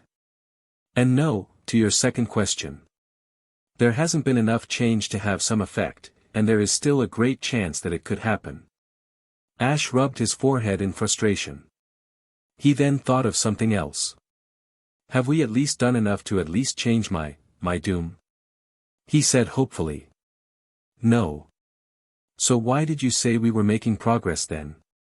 Ash was starting to get agitated. Celebi smiled softly. "Trust me when I say you guys will find out soon enough." Ash looked at the green Pokémon puzzlingly. He quickly glanced at Pikachu who just shrugged at him. Ash sighed and looked back at Celebi. "Alright," he said slowly before he continued. "So we just continue with our plan until something changes?" "Yeah," Celebi stated. "And it's okay if you guys don't recreate events as they happened before. I heard what you were saying and thought I would clear that problem for you." She paused before she continued. "The whole point of coming to the past was to change events to better the future. You guys can't do that if you are always worried about doing something differently." She took in a deep breath before she continued. "Besides, I told you both before I sent you here that your lives would change indefinitely. Don't be afraid of causing change. Anyways, when the time comes, I will return and take you guys back to the future." "I guess you're right about the part about making changes." Ash then looked at Celebi suspiciously. "It sounds like you're not going to come see us anymore. Will this be the last time you come see us in the past?" Celebi nodded. "I have other places to visit that need my attention as well. Besides, I don't have to worry about you two. I have complete faith that you will both solve this problem with ease." "I understand," Ash turned and looked at Pikachu. So what do you think, buddy? Are you ready to continue this and head to Sinnoh? The little mouse was turning his head left and right, looking around restlessly for something. What is it, Pikachu? Pika Pikachu Pi Pika, Pikachu said while still scanning the area. Someone is close by. Pikachu nodded. Ash looked around for a possible threat but did not see anything. All of a sudden, a small, brown Pokemon ran to his leg and started to cuddle against it. Ash recognized the small Pokemon and smiled. He bent down and picked up the small Pokemon in his arms. Hey, Eevee. What are you doing out here all alone? She's out here with me, a soft voice said. Ash turned around and saw the brunette standing in front of him. She was still wearing her yellow pajamas she wore to bed, which told Ash that she just put on her shoes and left the room. What are you doing here, May? I was going to ask you the same thing, May said. I noticed you weren't in the room and came to look for you. I sent out Eevee because I knew she would be able to find either you or Pikachu. Oh, Ash muttered. He was trying to think of something to say when his eyes suddenly widened. He remembered that he and Pikachu were just talking to Celebi. Ash quickly glanced behind his shoulder to see if the time travel Pokemon was still there. He relaxed when he saw nothing there. He then finally responded to May. Pikachu and I couldn't sleep, so we came out for a walk. But we're starting to get pretty tired, so we're going to head back now. We'll walk with you back to the room if that's alright with you. Yeah, let's head back, May said as she shivered a little. It's starting to get cold out here. The wind is starting to pick up. Ash put Eevee on the ground and walked up to May. Here, he pulled off his sweater and gave it to her. Put this on. It should keep you warm until we get back to the room. No, Ash, May replied as she shook her head. You need to put your sweater back on or you'll get sick. She shivered again as another small breeze occurred. Ash smiled. I'll be alright, he replied. I've been in colder weather than what it is right now. I actually think the breeze is nice, too. Ash just lisped dash. What would Norman and Caroline think if you were to show up at your house sick? Ash responded. He knew May's parents did not like it when their kids were sick. Ash remembered the similar event in the future. He, May, and Max were traveling to Fortree City because Max wanted to face Winona for a badge. They had stopped by a lake to eat lunch before making it to the city. They were setting up when a wild Milotic appeared from the lake. May was mesmerized by the beautiful Pokemon and decided that she wanted to catch it. The Milotic saw May turn to grab a Pokeball and quickly took advantage by firing a water pulse towards the brunette. It dove in the water and left after shooting the attack. Ash quickly commanded Pikachu to use Iron Tail to destroy it before it could reach May. When Pikachu destroyed it, however, the attack still sprayed water and completely wet May. Ash offered to give his sweater to her, but she refused to take it because she was angry about losing the Milotic. When they finally reached the Pokemon Center, May had a stuffy nose and was constantly sneezing. Norman and Caroline scolded her when they talked to her that night over the phone. If only she took my sweater that day, Ash thought. And for some reason she was mad at me. I was only trying to help. I guess it also didn't help that Norman sided with me. May knew her parents would be furious if she arrived home sick, so she finally took the sweater. She put it on and instantly felt warm. No wonder he's always wearing his sweater, she thought. It's really comfortable. Let's start heading back to room, Ash said. Eevee and Pikachu were walking ahead, their two trainers as if scouting and guarding them from any potential threats. Ash and May followed them closely behind. They finally exited the park when May spoke up. So why couldn't you sleep? She asked worryingly. I just couldn't, Ash replied. I guess I was just thinking about all the stuff I have to do after I get back home. Like what? Nothing too important, Ash shook off. Oh, okay. May then stared at the ground. She knew she found an opening. Does it have to do with this Sinnoh place you were talking about? Ash stared at her surprisingly. So you heard that back there?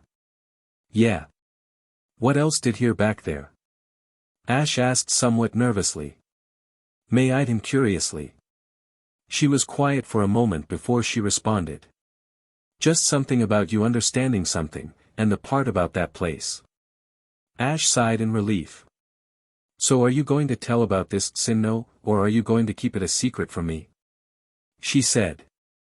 You know I don't keep secrets from you, May, Ash stated knowingly. When did you tell me that you don't? Damn it, wrong May. He thought loudly. I thought you knew that I didn't. I guess I kind of believed that you didn't. She said lowly. Good comeback, Ash, really smooth. So. May was getting impatient. Alright, if you want to know, then I'll tell you, Ash shrugged. That is the next region Pikachu and I are going to travel to. I've never heard of the Sinnoh region, May thought out loud. It's the most northern region, Ash added. It's pretty cold, but it should be fun. Oh, May said. She then turned away from the trainer before she spoke up again. Do you know if it has Pokemon contests to enter? She stuttered and looked back at Ash quickly. I just want to know, for my, own knowledge. Ash looked at her. Yeah, it does hold contests. May smiled a little. Great. Thanks for telling me, Ash. No problem, May, Ash stated. There was a silence before he spoke up again. You didn't have to come look for us, right? We would have found our way back to the hotel safely. Pikachu yelled back to them as he continued walking ahead. Ash sighed. Pikachu would have found our way back to the hotel safely. Does that make you happy, buddy? Pikachu gave him a thumbs up as the mouse continued walking. I don't understand why he always has to be right these days. May giggled at the little altercation. I know, but I just wanted to make sure for myself, She turned away from again as she felt her face heat up. I just had to come look. Ash put his arm around her shoulder and gave her a quick hug which caused the brunette to blush more. I understand, May, he said. But I promise you that I will always be all right, okay? She nodded slowly, still trying to hide her blush. However, Ash added. If you ever need help, I will always be there to make sure you are all right. Really? Of course. I'm always there for my friends. May smiled and gave him a hug. It took them another 2 minutes to reach the hotel. May had recalled Eevee as they all headed up to their room. May's eyes were closing as the trio reached the door, she was really tired. When they entered the room, May said goodnight to Ash and Pikachu and got comfortable in her bed before quickly falling asleep. Ash gave her an amused smile before changing back into his sleepwear. He and Pikachu got comfortable on the bed. Pikachu curled up in a ball and fell asleep. Ash closed his eyes and thought to himself. I never thought I would be getting the Sinnoh badges again, he sighed and smiled to himself. So many memories. He opened his eyes forcefully when a thought came to him. Crap, I forgot to ask Shalebi if we were able to change that important event in the beginning, he sighed. I guess I'm just going to assume that we didn't because we haven't really had any progress. Ash closed his eyes again. I'll just think about tomorrow. Besides, all the fun starts these next few days. It seemed like the next morning came quickly for Ash and May after the long night. They had slept in a little late, but Max and Brock did not question the unusual occurrence. However, Max was curious about something when May had gotten out of bed. May? The little boy asked questioningly. What is it? Why are you wearing Ash's sweater? May looked at herself and realized Max was right, she was still wearing the warm sweater. Her cheeks flushed. He gave it to me last night when we went for walk. Why were you guys walking out late at night? Max crossed his arms and his sister a curious look. May was trying to think of something to say that would not cause suspicion about Ash. She then realized that she was the older sister and gave Max a serious look. What I do or not do should not concern you. Maybe I should just tell Dad that you were acting badly these past few days. She gave him sly look. Max was shocked. But that would be lying. I haven't done anything bad, and you know Dad would be angry with me. Well, are you going to drop it? Max grumbled before he answered. Yeah, I'll let it go. May smiled brightly. Great. Now, I'm going to get ready, so we could head home. With that she took off Ash's sweater and put it on his bed. Then she headed to restroom to prepare for the day. The group had eaten breakfast before heading towards the port. They stopped by the Poke Mart to buy some last-minute supplies just in case something happened on the way. They had been walking for 10 minutes through a small clearing in the forest when Max asked Ash what the trainer was going to do after they separated. The younger sibling mainly asked where was the next region that Ash was going to travel to. Ash thought about his answer for a moment. The trainer quickly glanced at Pikachu on his shoulder to see what the mouse thought. When Pikachu shrugged, Ash knew he was on his own for this one. I'm going to do some special training on my own for a while, Ash said honestly. I also want to relax before I head out to another region. Overall, I don't think I'll be traveling for about 4 months, maybe. I'll still be pretty busy, though, he finished. Oh, alright, Max said staring at the trainer. So where are you going to go? I'm going to the Sinnoh region. I think I've heard about that place, Brock interjected. If I'm correct, then I heard it's pretty cold. I've heard that, too, Ash agreed.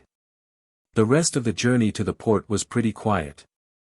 The group exited the forest and reached it before noon. May and Max bought their tickets for the Hoenn region, specifically a boat ride that took them straight to Petalburg City. They found the large ship which was already boarding passengers. May and Max looked at each other before turning back to their other 2 companions. Max spoke up. Well, this is it. He said sorrowfully. I had a lot of fun. Ash walked up to him and put an arm on his shoulder. Don't worry, Max, he said. We'll see each other someday. In fact, when you start your journey, I would be happy to travel with you. Really? Yeah, for sure, Max. And I'll be glad to tag along, too, Brock added. Max smiled brightly. May said goodbye to Brock and gave the breeder a hug. Tell Nurse Joy that I'll come visit her one day. May laughed nervously. If I remember, I'll be glad to give her the message. Brock thanked her and left to help Max get onto the ship. May turned and saw Ash with Pikachu on his shoulder standing in front of her. May gave him a quick hug before stepping back. I want to say thanks, Ash. For what? You've done so much for me and Max that I don't really know what to say. She stated thoughtfully. She put her hands behind her back, so he would not see her fidgeting. Ash grinned. There's no need to thank me, May, he said. I had fun, too. There was small silence for a brief moment before the ship's horn sounded. Well, that is your call. If you're ever feeling down or blue, you have that ribbon that we split to look at. It should remind you that I will always believe in you and that you will always have a friend cheering you on. May smiled and gave him another hug. She spoke into his chest. Will we see each other someday, Ash? Yeah, he stated knowingly. Remember, I told Max that I would travel with him. I would think you would join us, too, right? May gave Ash a playful, serious look. Of course, she tried to say seriously. I can't let my little brother travel by himself without my company. They both laughed. Come on, May. Max yelled. All right, May, Ash finished. The ship is about to leave. May nodded slowly and turned to get on the ship with Max. The 2 Hoenn natives boarded the ship and quickly made their way to the railing to wave goodbye to Brock and Ash. The horn sounded once more before starting to Petalburg. May and Max waved at their companions as they waved back to them. The distance was getting larger that it was getting difficult to see Ash and Brock on the land. Another minute passed by before the siblings finally spoke up. We will see them again one day, right? Yes, we will, Max. May stared at her brother. I know we will. Ash and Brock waved until the ship was out of their view. They both gathered their things and began the journey back to Pallet Town. They walked for a couple hours when they reached a fork that split the road. Ash was familiar with the scene and decided to let Brock start it off. Well, Brock started. You're going left to head for Pallet Town, and I have to head right for Pewter City. This is where we part ways. Ash nodded. I understand, Brock, the raven-haired trainer said. Hopefully, we'll see each other on the next journey, right? For sure. Brock said eagerly. A whole new region to explore with new adventures, count me in. Not to mention all the beautiful girls we will meet on the way. Ash laughed. I'll find you, Ash. I know you will, Brock. The longtime friends shook hands and went their separate ways. Ash turned and waved back to Brock one more time before heading home. It took the two time travelers an hour to reach the hill that overlooked Pallet Town. Ash stared and saw his mom's home not too far away. Well, Pikachu, he told his Pokemon. Why don't we rest up before beginning the real journey? Pikachu. The mouse agreed. The duo walked down the hill and to the small house. Ash opened the door and called for his mom. He smiled when saw her walk down the stairs with the same smile she always had. Hi, honey. I didn't get your call about coming home. This is a surprise. Ash and Pikachu smiled. They were home. Chapter 6. 4 hours into the trip to Petalburg City, Max was getting restless. He and May had been sitting in their room ever since they waved goodbye to Ash and Brock, the reason being that May did not want to do anything but stay in the room until they arrived home. Max was getting tired of waiting, though, as he was very eager to share his stories and adventures with his parents. May and Max had one of the only rooms on the ship with a window that overlooked the ocean. It had 2 beds, a small cabinet, and a table that included 2 chairs to sit on. The room was not fancy, but the 2 siblings thought it was really nice. They were both at the moment sitting around the table. May was staring out the window looking at the ocean. She seemed to be concentrating deeply on the movement of the waves. May jumped and snapped out of her trance from the sudden outburst. She looked angrily at her brother. Why are you yelling at me, Max? I'm right next to you. Well, you weren't paying attention to me when I asked you a question, Max argued as he crossed his arms. What do you want? I asked you what are you going to do until you travel again. I also asked if you were hungry because I'm starving. That's none of your business, May ignored. Max sighed. Come on, May, don't act like that. Well, if you must know, I'm going to do a lot of shopping, she said looking away from her brother and towards the window again. I'm really just going to relax. I need to figure out where I'm going to compete in next. Max looked at his sister a little confusingly. Why don't you just follow your rivals? He asked. I heard Soledad say she was going to Johto to compete in the Pokemon contests. Why not just go there? I don't know. May said softly as she continued looking at the waves in the ocean. I do want to go to Johto, but I'm interested in another place that also has contests. Max looked at her curiously before realizing what she was talking about. Are you thinking about going where Ash was talking about? He questioned. I can't remember the name of it, maybe because I'm hungry, Max tried hinting to her. Hey, why don't we try to remember while we get some food? It's called S-. Knock. Knock. May stopped and turned her head when she heard knocking on their room door. Max got up from his seat and walked over to open the door. He opened it and looked shockingly at the familiar green-haired guest. Drew. So this is your room, Drew smiled as he flicked his hair. His eyes scattered the room before he continued. Can I come in? No. Max. May yelled at her brother. What? I thought we were going to get something to eat, Max argued. Besides, it's almost 5 o'clock, and you know we have to get some rest because the ship is going to arrive in Petalburg early in the morning. Yeah, but Drew can come in for a little bit, May countered.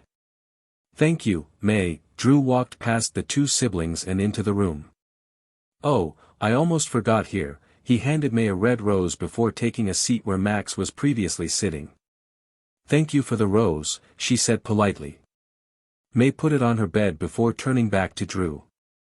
So why are you on a ship heading towards Petalburg City? I know you don't live close to there. Yeah, Max interjected. Why are you here, Drew?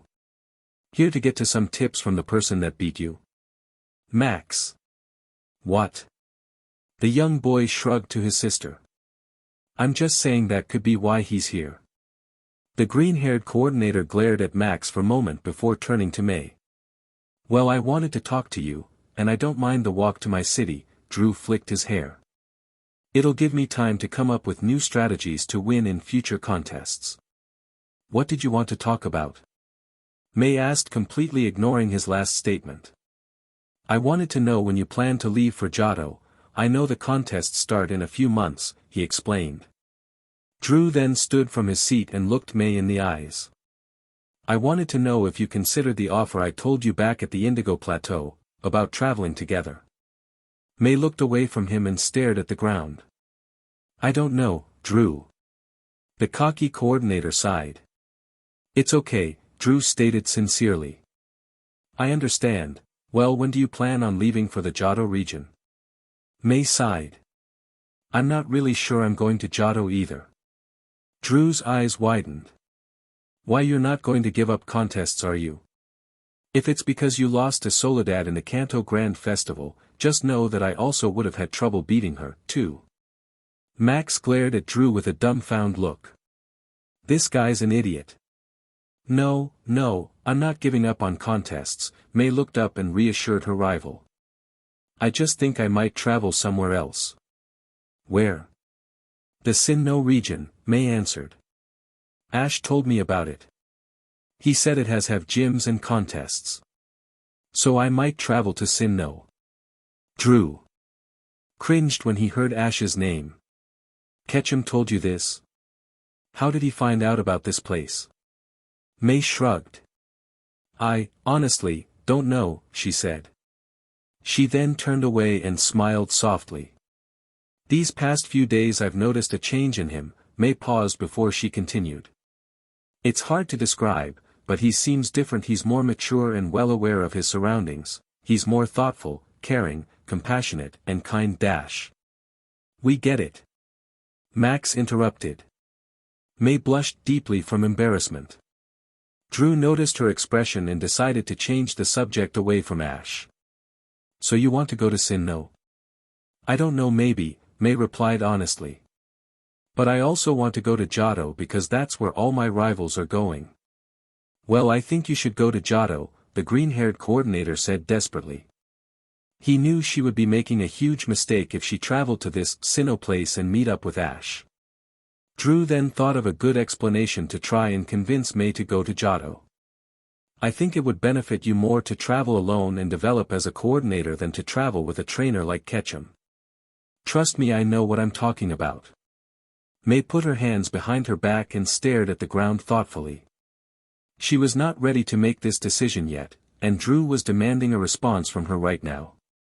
The Hoenn princess then remembered what Ash had told her about making decisions. They should be made for herself. May looked up to her friend and her brother, who were both staring at her cautiously, waiting for a response. Drew, thank you for caring about me.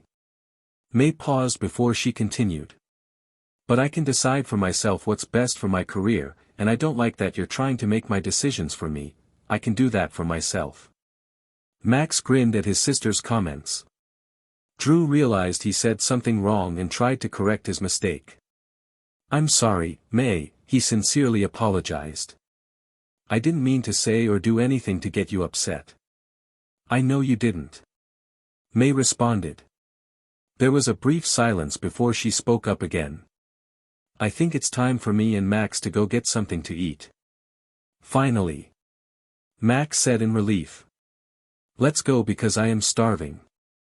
I guess I'll be leaving then. Drew slowly got up and walked towards the door.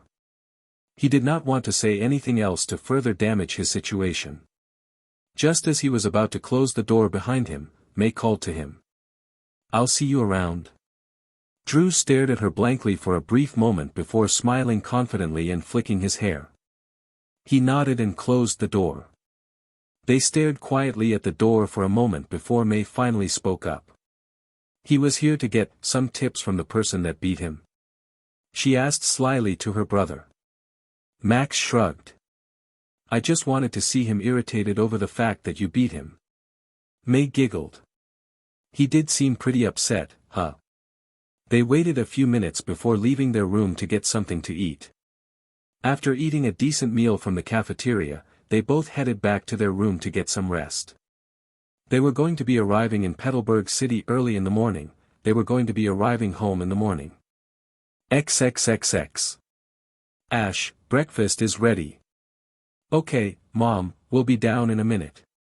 The day Ash and Pikachu arrived home went by rather quickly. Delia celebrated her son returning home by making a big feast for them. After they finished the meal, Ash and Pikachu told her about their journey challenging the battle frontier, or at least what they could remember. They talked for a few hours before Ash decided to go bed. It was only 6 o'clock in the afternoon by then, but he wanted to wake up early to prepare for the next few months. The next day, Delia made breakfast a little earlier than she usually did because she knew Ash would be getting up early. Ash walked swiftly down the stairs with Pikachu on his shoulders. He was wearing different clothes from yesterday. He was wearing a fitted black t-shirt with a large yellow thunderbolt symbol in the middle, a pair of blue jeans, and a pair of trainers. He did, however, keep the same hat and fingerless gloves he wore the day before. Delia smiled at her son as he sat down to eat his breakfast. I bought you those clothes a long time ago, but I never thought you would actually wear them, she confessed. You always seem to like wearing jackets and sweaters rather than t-shirts. I know, but I thought I'd try something different in my next journey, Ash added. That, and I remember you telling me how disappointed you were that I never wore the shirts you bought me. It makes me happy to see with those clothes. She smiled brightly. Her smile, however, turned to a somewhat curious look. But I don't know why you have to leave so soon when you just got here yesterday. When will you be back? I just have to do a few things, Ash explained. It should take me about 3 months to do everything I have to do, then I will spend 1 whole month resting at home, I promise, Mom. Delia sighed before smiling again. Okay, honey, I understand, she said. Something then occurred to her. I think this is the first time you've made plans for something. You usually just leave when someone else tells you about gym badges. My little boy is growing up. Ash just shrugged and smiled. Pikachu said as he jumped off of Ash's shoulders to sit on the table. The yellow mouse grabbed a piece of bread off one of the plates and started to eat it. After eating breakfast and talking at the table for a while, Ash decided that he and Pikachu needed to leave if they wanted to stay on track of their schedule. Are you ready to go, buddy? Pikachu said energetically. Great, Ash stood and walked over to his mom. When he reached Delia, Ash pulled her into a hug, which greatly surprised her since he's never done it before. Nevertheless, she hugged him back. I'll be back before you know it, Mom. He let her go, said goodbye, and continued to walk out the door with Pikachu following closely behind. You guys be careful, okay? Ash's mom yelled behind the door. We will. Pika. After the last-minute goodbye, the duo began walking down the road that leads away from Pallet Town. They knew they were going to be doing a lot of traveling the next few months, so Ash and Pikachu did not bother stopping by Professor Oak's lab. They really did not need anything from the professor, anyways. The time travelers had just entered the forest outside of Pallet Town when they suddenly stopped walking. Ash spoke up to his companion. So where are we going? First. Pikachu Pika, Pikachu answered. It's between Unova and Kalos. Pikachu nodded. Ash rubbed his head while he contemplated his decision. A minute passed by before he finally spoke up. I think we should go to Kalos first, he said. I feel like we have a lot to do over there. What do you think? Pika, the yellow mouse agreed. Alright, that means we have to take a plane to get there. Pi Pika Pika Chuppy. Ash looked to the ground to see his companion smiling brightly. The Pokemon Master gave Pikachu a strange look. I'm not about to catch a wild Pidgey just so we could fly on top of it. Besides, that's physically impossible. Pikachu shrugged. Pika Pi Pika Chu Pi Ka. Really? That was your best suggestion instead of taking a plane? Ash sighed and shook his head. Let's just head out, so we can get tickets for the next flight. These next 3 months are going to feel so long. XXXX. May and Max had woken up early to get ready to leave the ship. They had finished getting dressed when the ship's horn rang loudly, which announced that they had arrived. We have arrived in Petalburg City. The attendant yelled. I hope you all enjoyed the boat ride to your destination.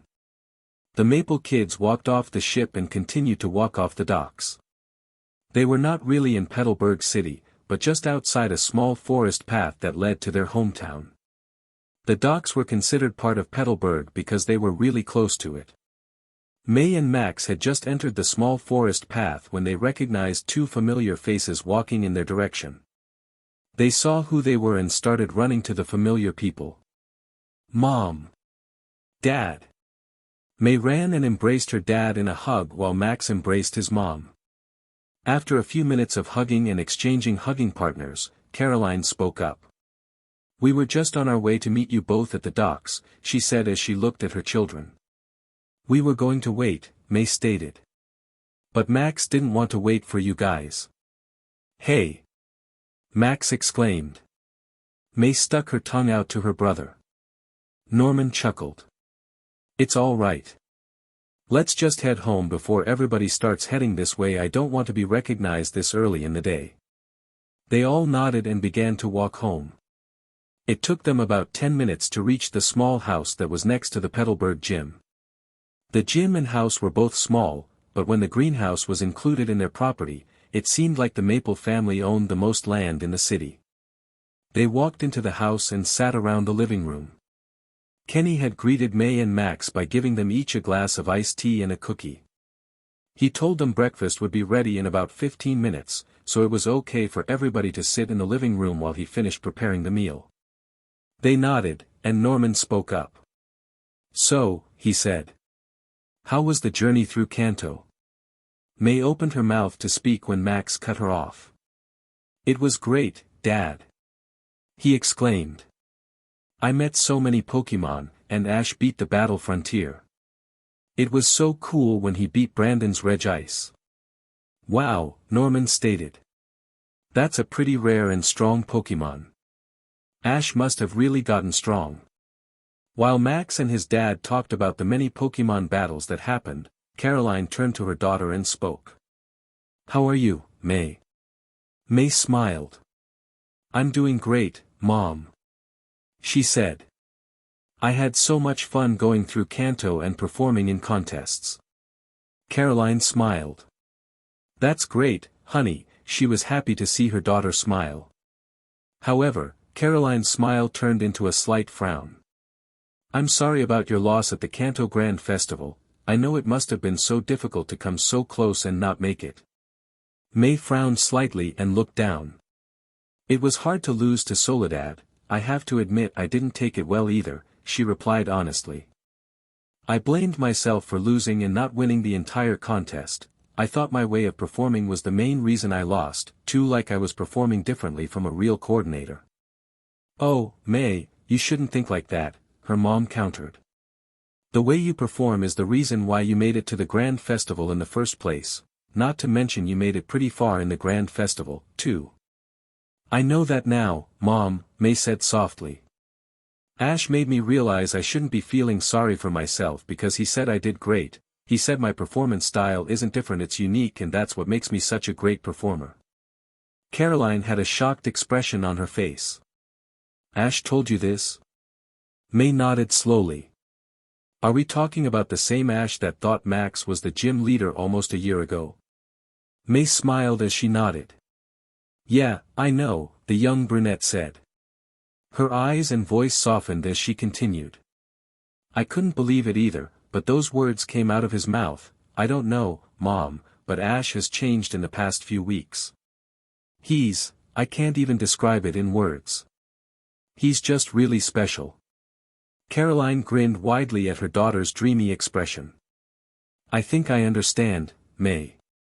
All right, guys, Kenny said as he walked into the living room. Breakfast is ready.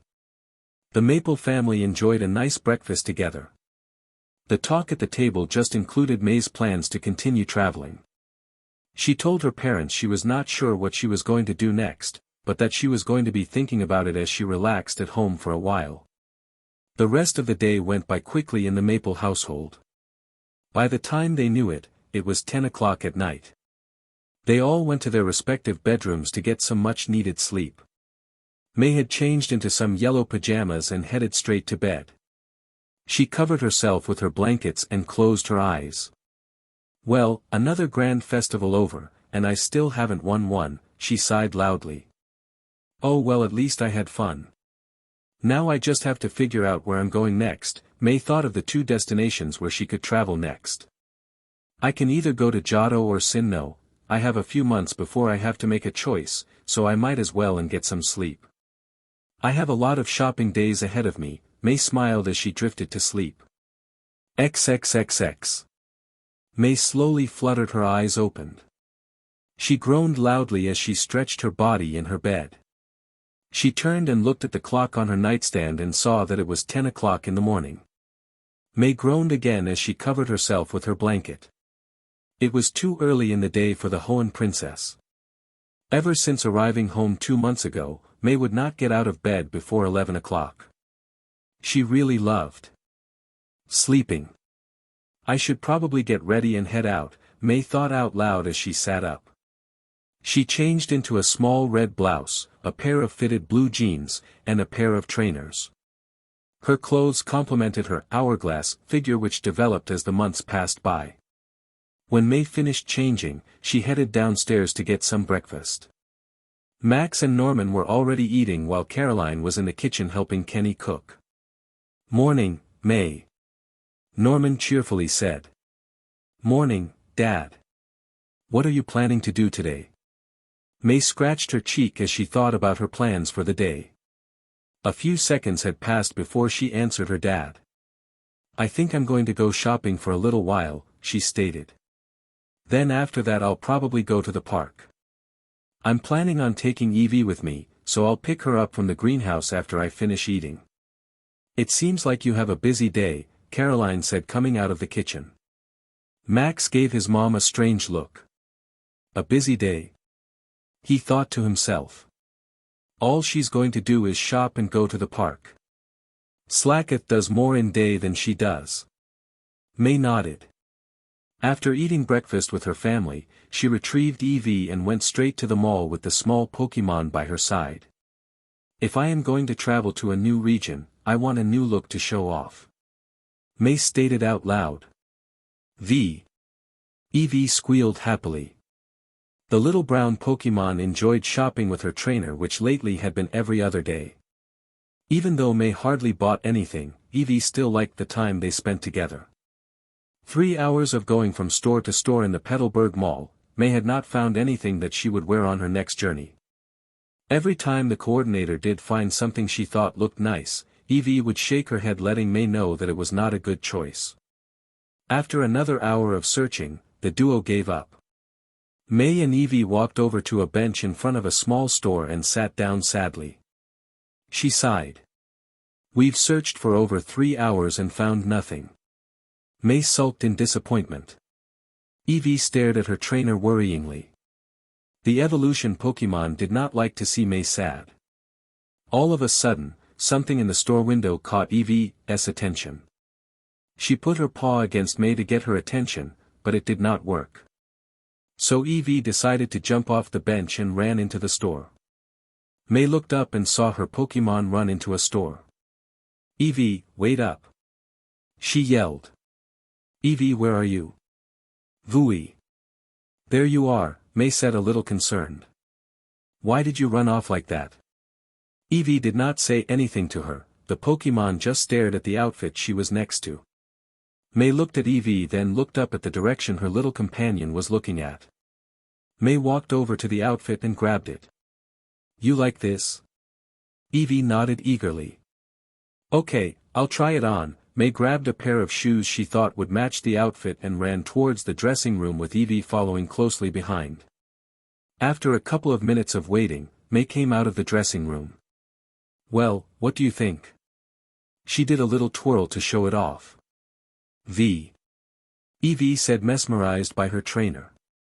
May was wearing a green bandana with a white poke ball on it, an orange top with a black outlining that stretched to the collar, a pair of small, black, biker shorts which was covered by a small white skirt, a pair of black socks that came up to her shins, and a pair of orange shoes to match the orange top.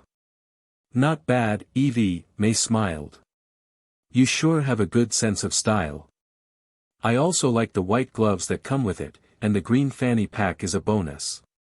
Let's go pay for this, so we can finally head to park." May grabbed the clothes she was originally wearing and went towards the counter. She put all her old clothes in the shopping bag and told the cashier she was going to leave wearing the new outfit. Just before May finished paying, Evie came running with a light orange backpack in her mouth. She jumped on the counter and placed the backpack on the register. "We'll take that, too," May said with a smile. After leaving the mall, they went to the park to relax for a bit. May figured Evie really deserved a nice trip to the park since the little, brown Pokemon found her the perfect outfit. The brunette sat down on a park bench while Evie chased the wild Taillow. "I only have a week left to decide where I'm going to go," May thought as she watched Evie scare the Taillow away. "I want to go to Johto, but another part of me really wants to go to Sinnoh," she sighed and closed eyes. "Why is this such a hard decision? I should just go to Johto and compete with Drew, Harley, and Soledad, but what if he forgets me while I'm in Johto?" May quickly opened eyes when she realized what she was thinking. "Why is Ash even a reason for me to think about my decision? Besides, he wouldn't outright forget me, we're friends, and Ash never forgets about his friends," she contemplated to herself. "Okay, I think I know what I'm going to do." "Going to do about what?" a voice said, standing behind the bench. May quickly turned around to see Drew standing behind her. Drew? She had not seen the green-haired coordinator in over 2 months since talking with him on the ship. "What are you doing here in Petalburg?" "I was just passing by before I caught a ride to Johto." He walked around the bench to sit down next to May. "I had decided to take a walk through this park when I saw you sitting alone. But anyways, you still haven't answered my question. What are you going to do?" I was just talking to myself about some stuff I had to do," May stated. "It's not like I'm lying to him, right?" "Alright, well, I know why dash." Vui. Before Drew could finish, Evie, surprisingly, jumped on May's lap. The brown Pokemon saw the green-haired teen take a seat next to May and ran to protect her. It was not that Evie did not like Drew, but she did not like to leave May alone with someone she did not really know. Okay, Drew was surprised by the sudden action. He shook his head before he continued. "Anyways, I want to say you look very nice, that new look suits you." "Thanks," May smiled warmly. "But Evie deserves the credit, she's the one who picked it out." "Really? She has a good sense of style." "She sure does," May said while scratching the brown fox's head. "So, I know you've been thinking about making a choice between Johto and Sinnoh." Drew gave her a serious look. "Have you made a decision? The Pokemon contests in Johto start in a few weeks." May gave Drew a blank stare. "I really don't know, yet." "Drew," she admitted.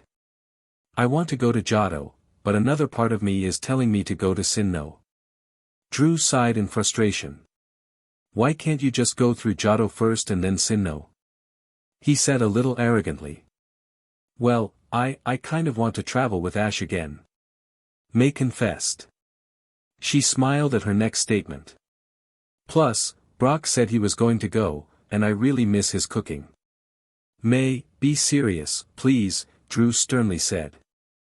I don't think it's a good idea for you to be hanging around Ketchum so much. His battle style is rubbing off on you and it's not good for a coordinator like you. May gave an annoyed look at him. Drew, I already told you it's for me to decide, she countered. If I decided to go to Sinnoh then that is my choice. Besides, you shouldn't be judging me on my battle style considering I beat you in the Grand Festival. Drew's eyes widened in anger at her last statement. Well, you should be gr-. Hey, May. The two coordinators on the bench turned their heads to see a man standing a few feet away from. Dad? May stared curiously at the broad-shouldered man. What are you doing here? Norman smiled. I came here for a walk, he replied. And I was hoping I'd run into you because your mother said we couldn't eat without you. May's stomach growled loudly. I am pretty hungry. What time is it? Norman glanced at his watch to check the time. It is going to be 4 in the afternoon. You've been gone for a while, May. Norman then turned to Drew who seemed to be a little scared. Who is this boy? He asked his daughter. This is Drew. Hello, Drew, Norman said sticking out his hand. I'm Norman May's father. Hello, sir. Drew replied nervously while shaking his hand. Drew. The gym leader rubbed his chin. That name sounds very familiar. Drew smiled confidently and flicked his hair. Well, it's a good sign that May's father knows who I am. I faced him in the Grand Festival, Dad, May said. Oh, that's right, Norman smiled and turned to Drew. Yeah, I remember now. You were the one that May beat down to advance in the Grand Festival. Drew opened his mouth in disbelief of the man's statement. May, on the other hand, was trying hard not to laugh her father's honesty. Well, I think we should get going now, May, Norman turned to the green-haired coordinator. It was nice meeting you. May smiled and stood up. Drew, she said. If we see each other again, then it'll be in the first contest in the Johto region, but if you don't see me there, then you'll know that I went to Sinnoh. Either way, good luck in your journey, Drew. Let's go EV. Evie happily said jumping on May's shoulders. With that the Maples started to walk back to their house leaving a shocked Drew alone in the park. What was that all about, May? Norman asked. You looked like you were arguing with that boy. Oh, it was nothing, Dad, just a rivalry thing. But I don't think it's going to happen again for a while. Oh, and why is that? May smiled brightly and stared straight into the distance. Because I won't be seeing him in my next journey. XXXX. Bright flashes could be seen in Pinwheel Forest from Nacrene City. 98, 99, 100. A tired Ash said as he held onto a thick tree branch. Okay, Pikachu, you can stop shocking me, he just finished doing some shocking pull-ups as Pikachu put it. Pika Pika, Pikachu said as the mouse fell backwards. He and Ash had been training for 2 hours straight. I'm so tired. Ash let go of the branch and walked over to his bag. He grabbed a towel to clean his face and shirtless body. After traveling and exercising non-stop for the past 2 months, Ash's body had become exceedingly muscular. It was not as strong, or big in size, as it was in the future, but it would do for now. His shoulders, chest, and back were more thick and broad, his legs were strong and thick, and his stomach displayed a very toned six-pack. In reality, all of his muscles were very toned, but his abs were extremely defined. Pika Pika Pika Ka. Huh. No, not Grotle. I think today's matchup will be Sliggoo versus Glalie, Ash corrected. I want Sliggoo to be able to handle itself against ice types. Pikachu nodded and asked another question.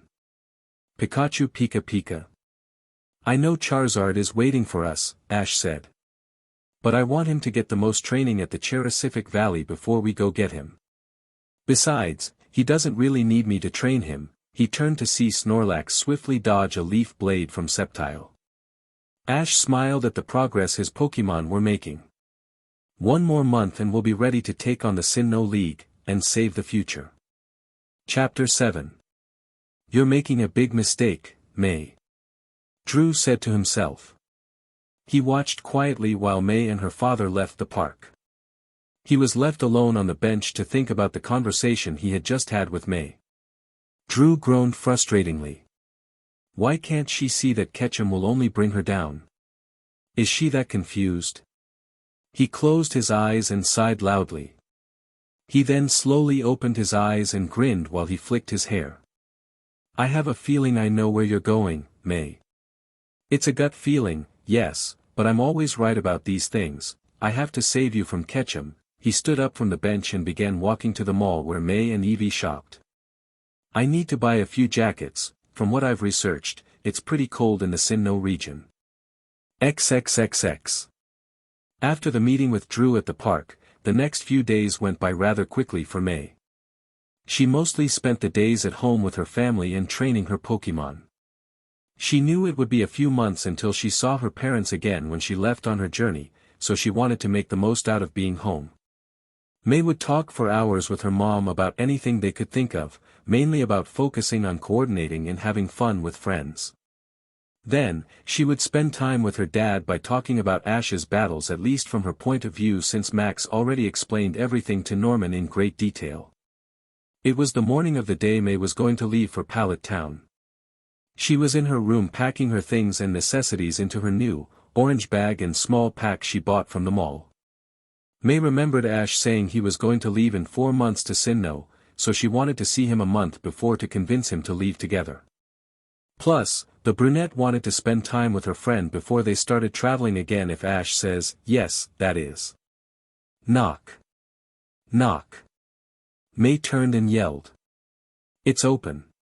Caroline opened the door and smiled. Packed up and ready to go, May. Yeah, I'm ready, May answered. It feels kinda weird to be leaving without Max, though. I bet it is, Caroline responded. But your dad already explained to you why he wants Max to stay home, right? So he can learn more about battling in a gym. Your dad does want Max to take his place as the gym leader one day, you know. May smiled. I know, and that's why I didn't try to convince him to come with me, she said. May put her finger on her chin and thought aloud. I wonder how Ash is going to react when I tell him about Max. I'm sure he's going to understand, Caroline then grinned slyly. Besides, he'll have you to travel with, right? I guess. Caroline walked up to her daughter and hugged her. You're going to have fun traveling with Ash again, I know you will. She let go of May and spoke up again. We'll say our goodbyes downstairs when you're ready. Don't take so long because you have to be on the boat before 10 o'clock and it's already 9:30. May nodded. Okay, Mom, she said. I'll be down in a minute. Caroline turned around and walked out of the room. I better get all my stuff and get going, May thought. She was dressed in the orange outfit Evie picked out in the mall a few days ago. She put on her backpack and put the small pack around her waist and began walking out the door. Oh, I almost forgot, May stopped and turned around, walking back to her cabinet. She picked up the ticket and put it in her small pack on her waist. I can't get on the boat without the ticket, right? I hope it's worth it, too. May briskly walked down the stairs and saw her brother and her parents waiting at the door. She smiled and walked over to them. Well, it's time for me go. Norman grabbed her into a hug. You be careful, honey, he said. He let her go but held on to her shoulders. Have fun in your contests, and we'll be rooting for you. Thanks, Dad. Okay, it's my turn. Caroline pushed her husband away and hugged May. I'm going to miss you, sweetie. She let her daughter go and continued. Don't forget to call once in a while, alright? And don't do anything dangerous or stupid. Mom, she's gonna travel with Ash, Max interjected. Something stupid and dangerous is bound to happen. Max. I didn't mean to you, May, I meant to Ash, Max replied to his sister. Well, just be careful, Caroline said before her kids started arguing. You better get going now. May nodded and walked to door. She grabbed the handle and opened it before stopping. I'm going to miss you, Max. Max gave her a surprised look before smiling.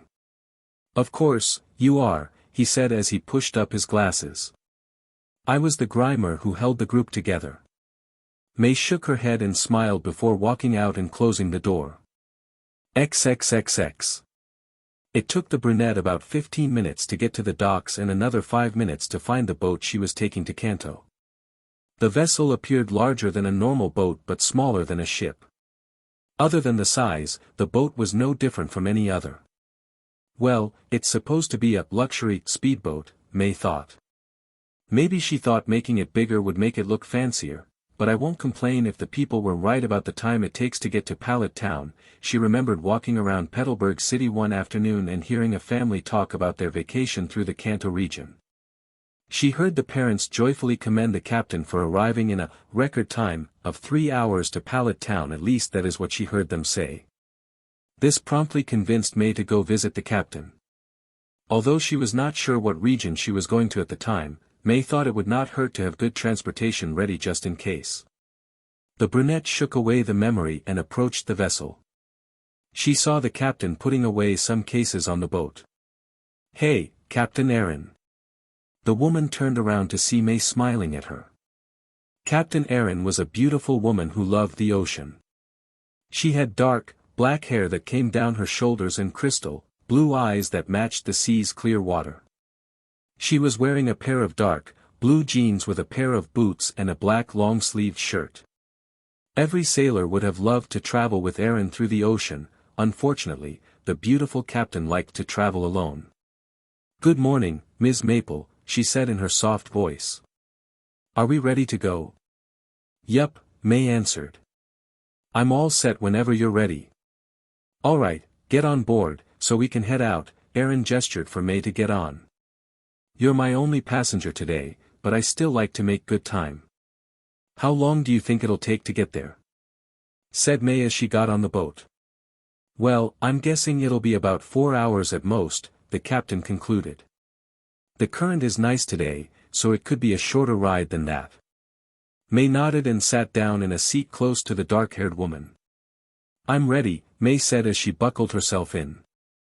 All right, Aaron turned on the engine and unraveled the rope from the dock. She returned to the steering wheel and closed her eyes while she whispered to herself.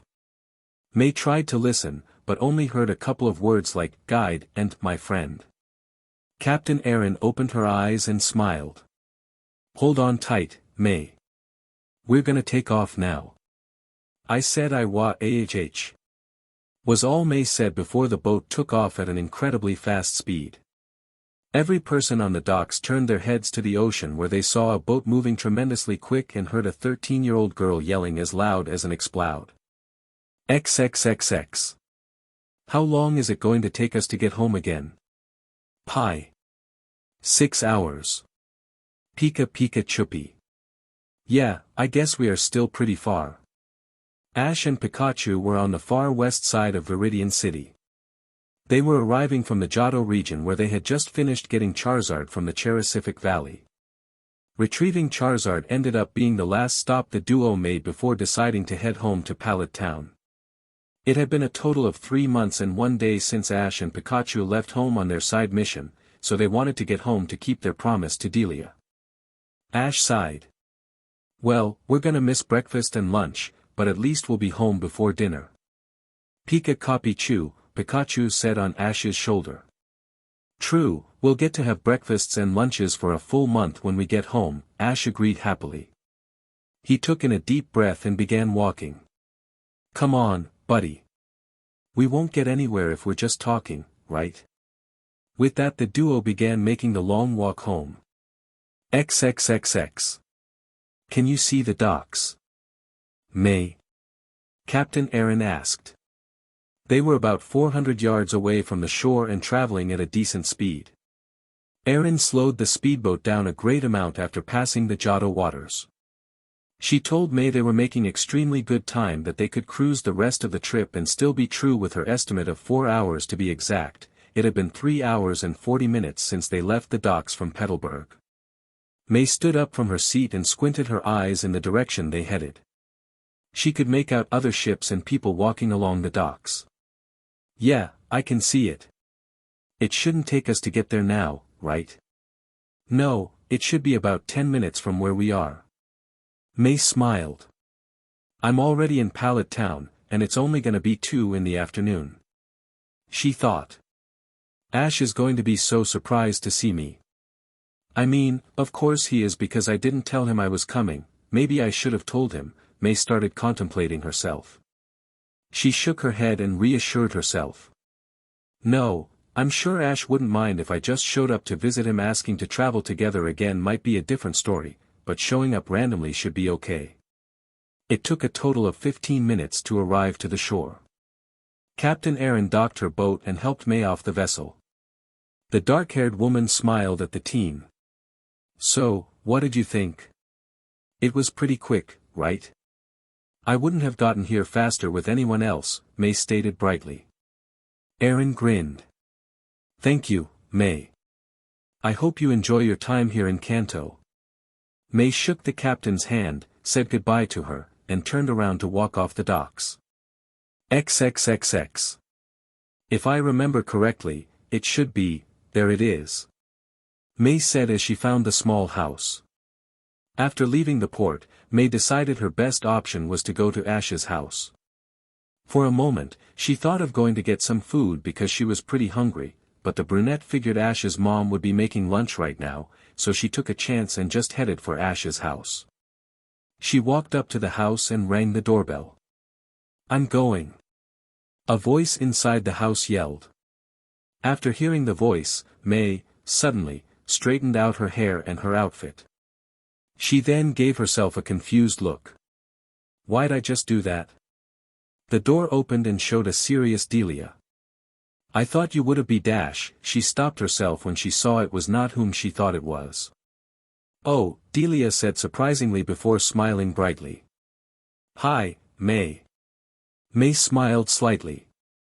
She was confused when Delia first opened the door but quickly shook it off. Hi, Mrs. Ketchum. How are you doing? I'm fine, dear, Delia responded happily. She moved aside and continued. Why don't you come inside, so you can relax and we can talk? May happily accepted and walked into the house. She took a seat on the sofa after Mrs. Ketchum gestured for her to sit down. So, Delia spoke up. What brings you Pallet Town? Are you here to see Ash? Yeah, I am here to see him. May looked around the house to see any sign of the trainer. Is here right now or is he with Professor Oak? Delia sighed. I actually don't know where he is, she confessed. He left on a trip about 3 months ago and hasn't returned. What? May yelled as she stood up. She realized what she just did and quickly covered her mouth as she slowly sat down. She slowly moved her hands away and spoke. I am sorry, Mrs. Ketchum. I didn't mean to yell. I was just surprised from what you told me, that's all, she apologized. Did he leave earlier than he said he was? But, he said he'd leave in 4 months, and Ash is not a person who'd lie about something like that, right? That's okay, May, Delia sympathized. I understand why you were so surprised. There was a brief silence before May spoke up again. So, you don't know where he is? Ash's mom shook her head. No, but he should have been home yesterday. After hearing those words, May sighed in relief. Okay, so he's supposed to come home. That means he didn't necessarily leave for Sinnoh, and I can still ask him if I can go with him, but where did he go? She thought to herself. Do you know where he was going? No, he just said he'd be back in 3 months, Delia responded. The older woman heard a grumbling noise from May's position and smiled. Are you hungry, dear? May blushed. A little bit, she admitted as she held her stomach. I actually haven't eaten since breakfast. Delia's eyes widened in shock. Oh, we can't have you going without eating for that long. You wait here while I make you a few sandwiches, okay? Thank you, Mrs. Ketchum, May smiled. However, her smile turned into a confused look. Wait, did you say a few sandwiches? Delia nodded happily. Oh, I am fine with just 2, please. Nonsense, Delia countered. I don't mind making a few. Besides, Ash said you could finish a buffet by yourself if you really wanted to, so I know you can eat well, especially if your stomach is rumbling. He said that about me. May's face heated up from embarrassment. Oh, we're going to have a talk when I see him again. You shouldn't feel embarrassed, May. I've always liked girls who can eat a lot, Delia told the brunette. It shows that you aren't afraid to show your true self.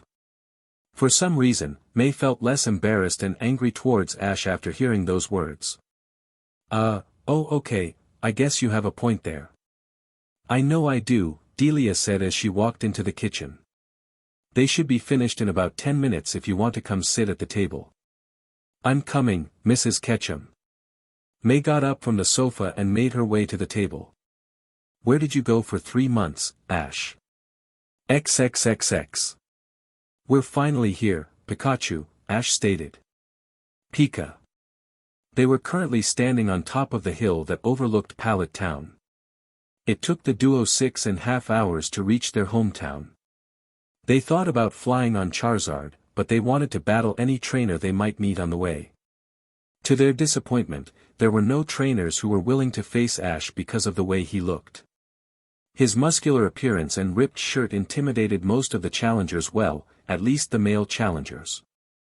For this reason, Pikachu made Ash buy a large, black sweater to shell his physique. By this time, though, Ash and Pikachu had passed the main road where the strong trainers tended to be. Pikapi, Pikachu Pi? Pikachu asked. I told you why I'm still wearing this sweater, Ash said. I bought it, so I'm going to wear it. Besides, you're the one who told me to get it, so you should be happy I'm wearing it. Pikachu shrugged. Pikachu. I don't care if I look ridiculous because we're not far from home anyways, Ash countered. You know what, let's just get home, so we can have dinner and get some rest.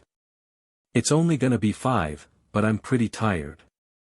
They climbed down the hill and continued to the small house. Ash and Pikachu reached the house and opened the door. Mom, I'm home. Ash, is that you? He heard a voice say from upstairs. Ash smiled brightly. Yeah, it's me, Mom. I'm in your room showing off your trophies and badges if you want to come up. Alright, I'll be wait, did you say you were showing my badges to someone? Ash stopped and questioned. To whom? Just come upstairs, Ash. Ash looked at Pikachu, who just shrugged. They both quickly strolled upstairs and approached the room. Ash grabbed the handle and opened it slowly. I'm sorry, Mom. I know I may. He noticed his Hoenn companion sitting next to his mom on his bed. What are you doing here? Well, hello to you, too, Ash, Delia responded. Oh, sorry, Mom. Ash walked over to his mom and gave her a hug. He let her go before he continued. We meant to be here a little earlier, but we got a little sidetracked. Pikachu jumped from Ash's shoulder to Delia's lap. Pika. Hi, Pikachu.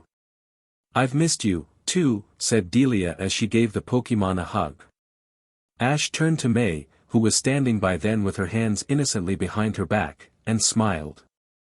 Hey, May, he said. It's nice to see you again. May closed the distance between them and squeezed the trainer into a tight hug. It's nice to see you again, too, Ash. She replied into his chest. Ash was surprised at first, but he eventually hugged her back. After a few seconds, he pulled away and spoke. So, what brings you here? I thought you'd be starting the Pokemon contests in Johto by now. Are you taking a break already? May slightly grinned and looked away from the trainer.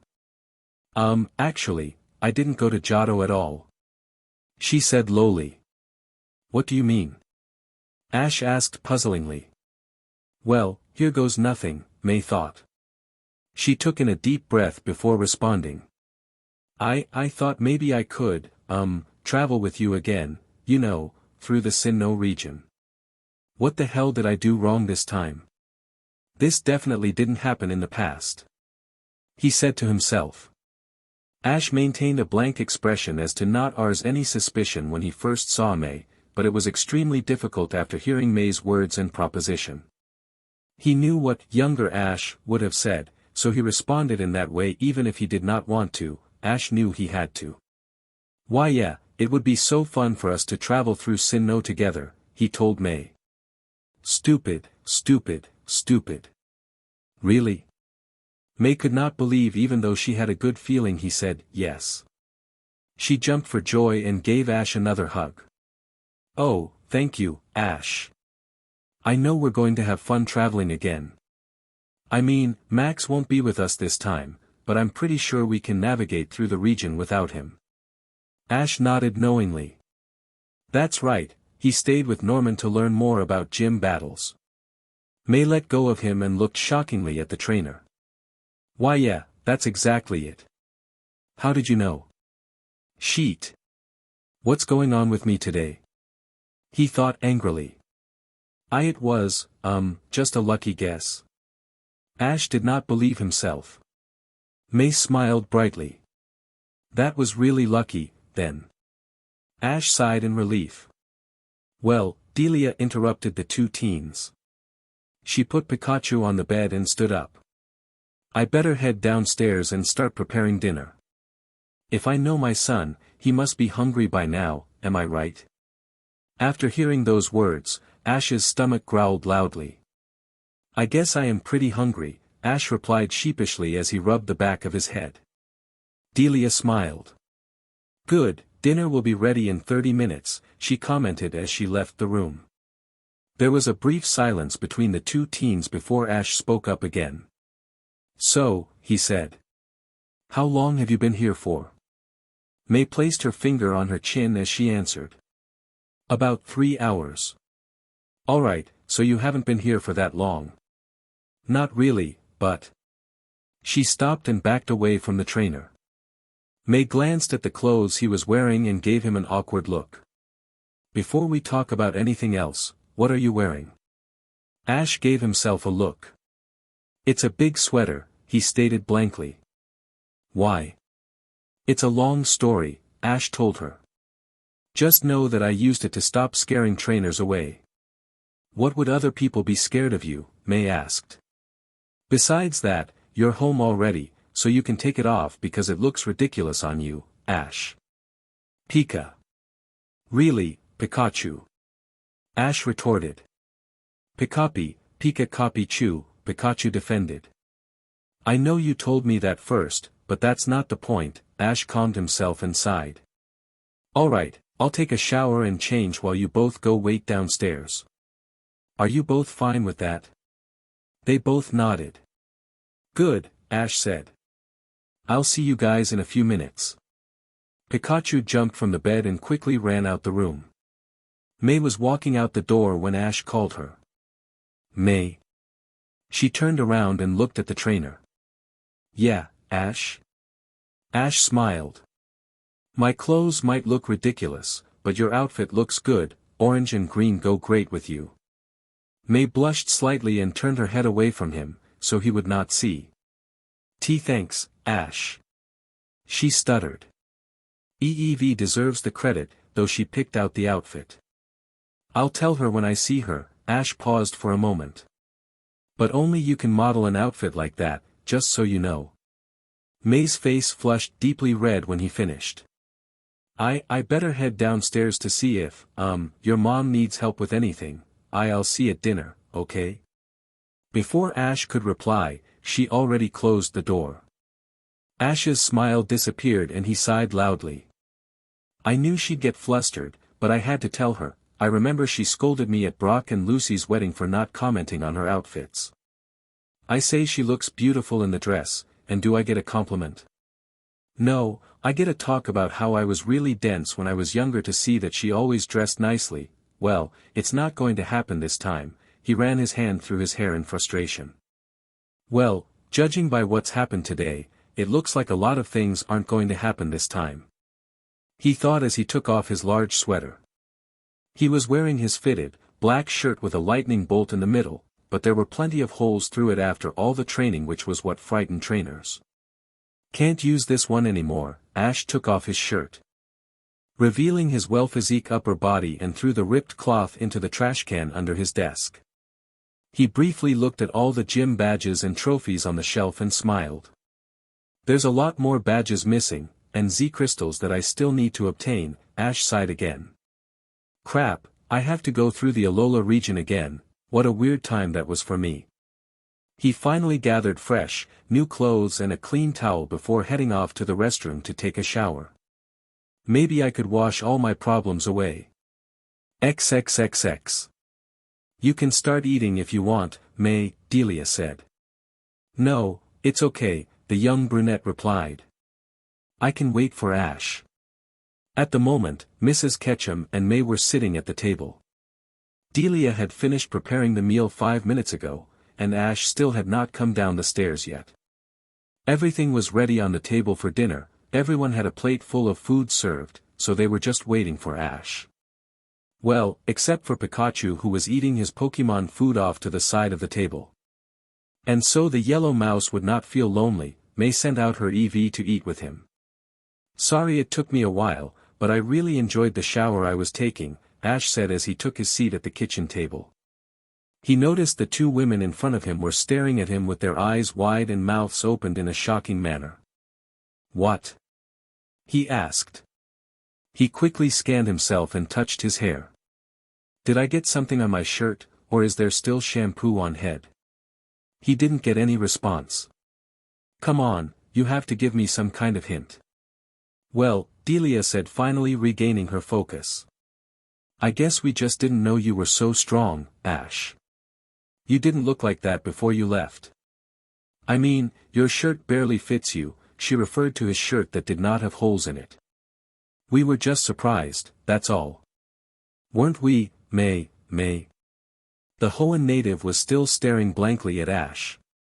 She could not believe the skinny person she said goodbye to few months ago looked so different.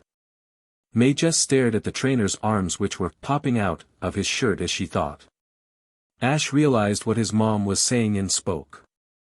Oh yeah, I decided to really train with my Pokemon the past 3 months, so I could be as strong as them in a way, he explained. He then turned to May and grabbed her by the shoulder. Ash slightly shook her. May. May snapped out her trance and blushed furiously. Oh, was I spacing out? Ash could not help but smile.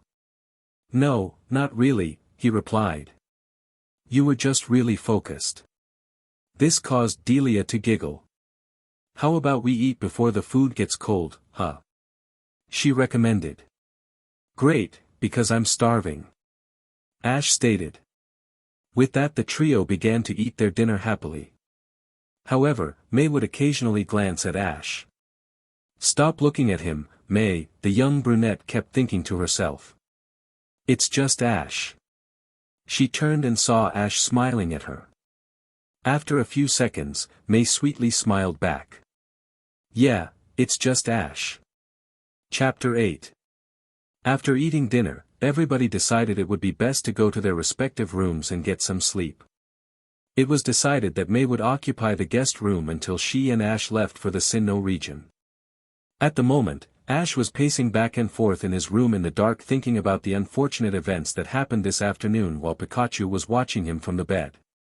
Did I totally mess this up, Pikachu?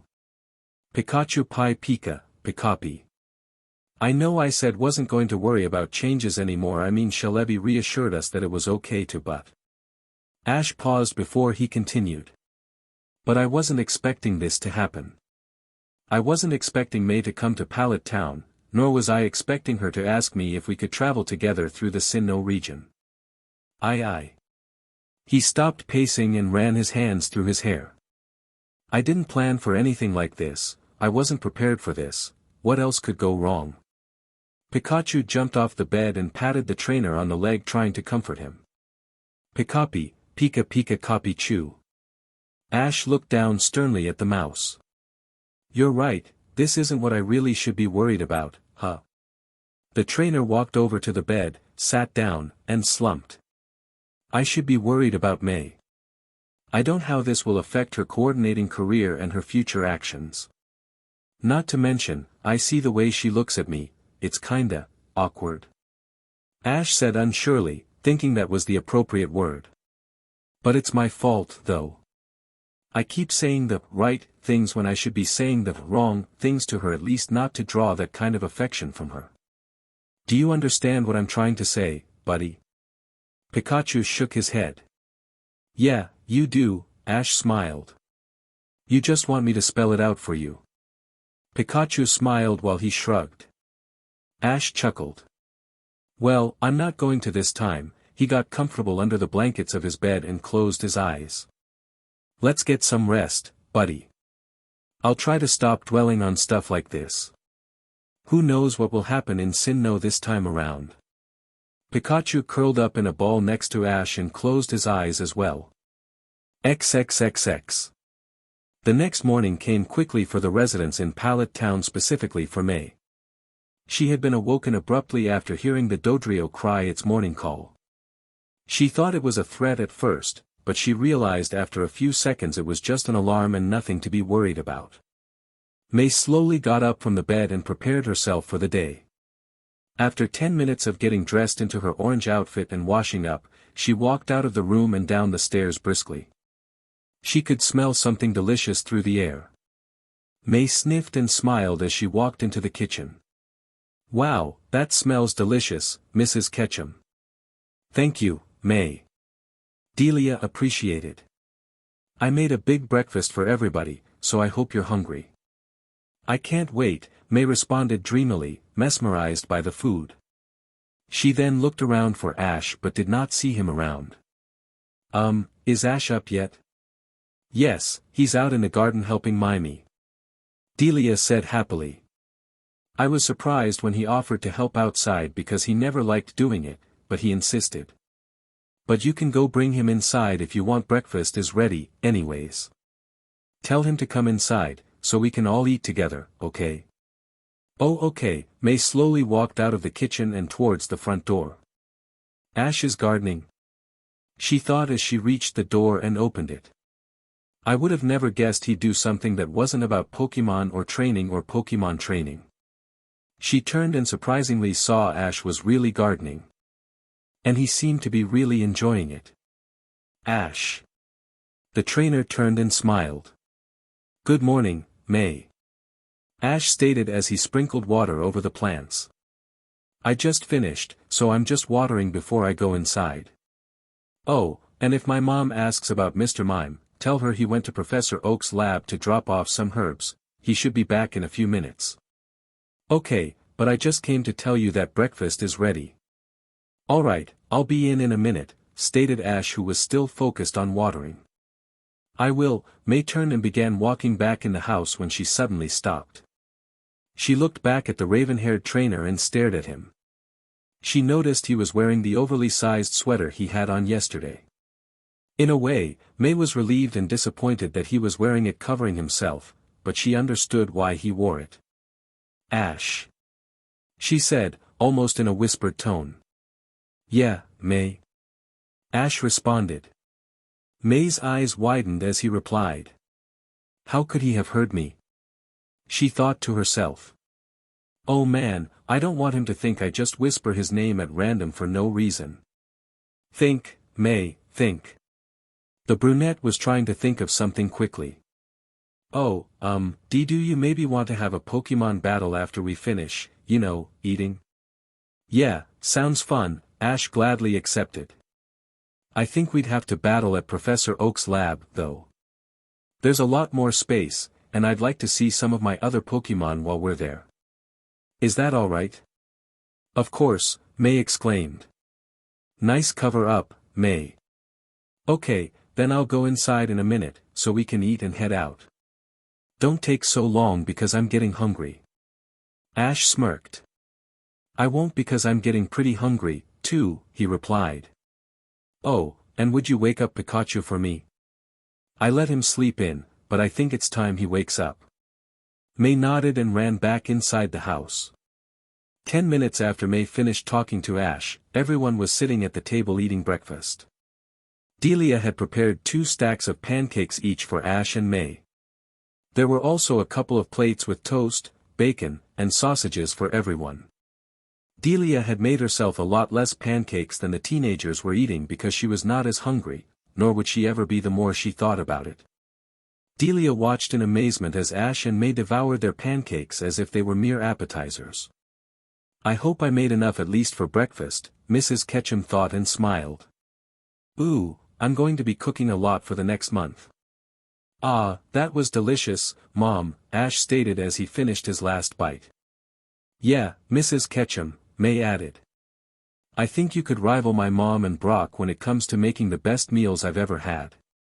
Thank you, dear, Delia replied graciously. I try to do my best. So, what are you both going to do today? We're going to Professor Oak's lab for a while, Ash spoke up. We'll be over there for a few hours if that's okay. Sure, it is, honey. Great, Ash stood up from his seat and looked at May. I'm going to go change, and we'll leave whenever you're ready, May. I'm ready right now. Alright, I'll change, and we'll head out. XXXX. Ash with Pikachu on his shoulder and May had quickly left the house and headed towards the lab, so they could have their practice battle and see Ash's Pokemon. Ash, basically, just changed his top. He was now wearing a fitted black shirt with a red lightning bolt in the center with the same jeans and shoes he used to garden. He told May he did not really get dirty when he was working outside, so he just changed his sweater. There was a bright sunshine shining down, a clear, blue sky with a few clouds floating around, and a nice breeze flowing through the air as the duo walked. And just like the sky was quiet, so were Ash and May, mainly because May was looking away trying not to stare at Ash's physique while Ash tried to figure out how to overcome this small obstacle. After a few minutes of thinking, Ash sighed. He knew she would have to get over her staring situation on her own, so the only thing he could do was act like nothing was odd. Ash took a deep breath and spoke up. May. Yeah. May turned to face him. Her cheeks were a visibly pinkish color. This going to be hard to ignore, I must have been really focused on Pokemon not to notice people's feelings before, Ash thought. What Pokemon did you bring with you? I know you brought Eevee because she was eating dinner last night with Pikachu, but did you bring anybody else? I have Blaziken and Munchlax, too, May stated. Again, she looked away from the trainer. Ash sighed once more. I can't wait to meet up with Brock again. XXXX. About 5 minutes later, they reached the facility's doorstep and May rang the doorbell. The door opened and revealed Tracy Sketchit. He still wore his orange headband and a green shirt with some red shorts. The Pokemon watcher smiled when he saw whom it was. Hi, May. I didn't know you were here in Kanto, Tracy stated. He looked past her and towards the trainer behind her. Whoa, Ash. Is that you? Ash smiled. Yeah, it's me, Tracy. You've really grown. Well, I'm gonna have a battle with May if you really want to how much I've grown as a trainer, the raven-haired teen densely responded. Tracy and May both sighed in disappointment. I meant you specifically, Ash, Tracy distinguished. As in you've got muscles to show for. Oh, I guess I have, huh? Sorry, I guess I misunderstood what you said, Ash lied as he rubbed his head sheepishly and chuckled. It's going to get harder to keep this dense charade up. He stopped laughing before he continued. Anyways, we were wondering if we could have a practice battle in the fields. Is that alright, Tracy? Yeah, just head out there. I'll tell the professor you're here with May. Ash smiled. Okay, let's go, May. The duo walked through the laboratory and into the ranch. There were plenty of Pokémon stretched out for miles around the facility. Many different kinds of Kanto Pokémon were around the fields and lakes. May, Ash spoke up. Why don't we have our battle over there? He pointed to a nice grassy clearing in front of a large lake a few yards away. It'll give us plenty of room to have our battle, what do you say? May looked at it and smiled. It looks perfect. Let's head out there now. How about I meet you over there, okay? May gave him a confused look. Why can't we just go there together? Well, I have to run a dash. More. Pikachu quickly jumped off Ash's shoulder after hearing the loud noise. The mouse rapidly paced over to May's side. Ash turned his head quickly and saw a herd of toros running in their direction. He did not bother finishing as he ran past May and Pikachu in the opposite direction the toros were running. I'll just meet you there. May looked on as Ash ran as fast as he could away from his Pokémon. She giggled as she knew that would be the kind of relationship Ash would have with his Pokémon. She grabbed Pikachu and began walking slowly to the clearing to wait for Ash. When they arrived to the location, she put down the yellow mouse and quickly scanned the area to get a feel for it. As the breeze picked up a little, she briefly closed her eyes and took in a deep breath. Ah, I see you're taking in the scenery. May opened her eyes and turned around to see Professor Oak, Tracy, and Gary walking up to her.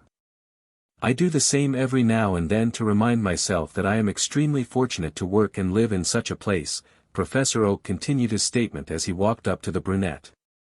It's nice to see you again, May. How are you, Pikachu? Pika, said Pikachu cheerfully. May smiled brightly.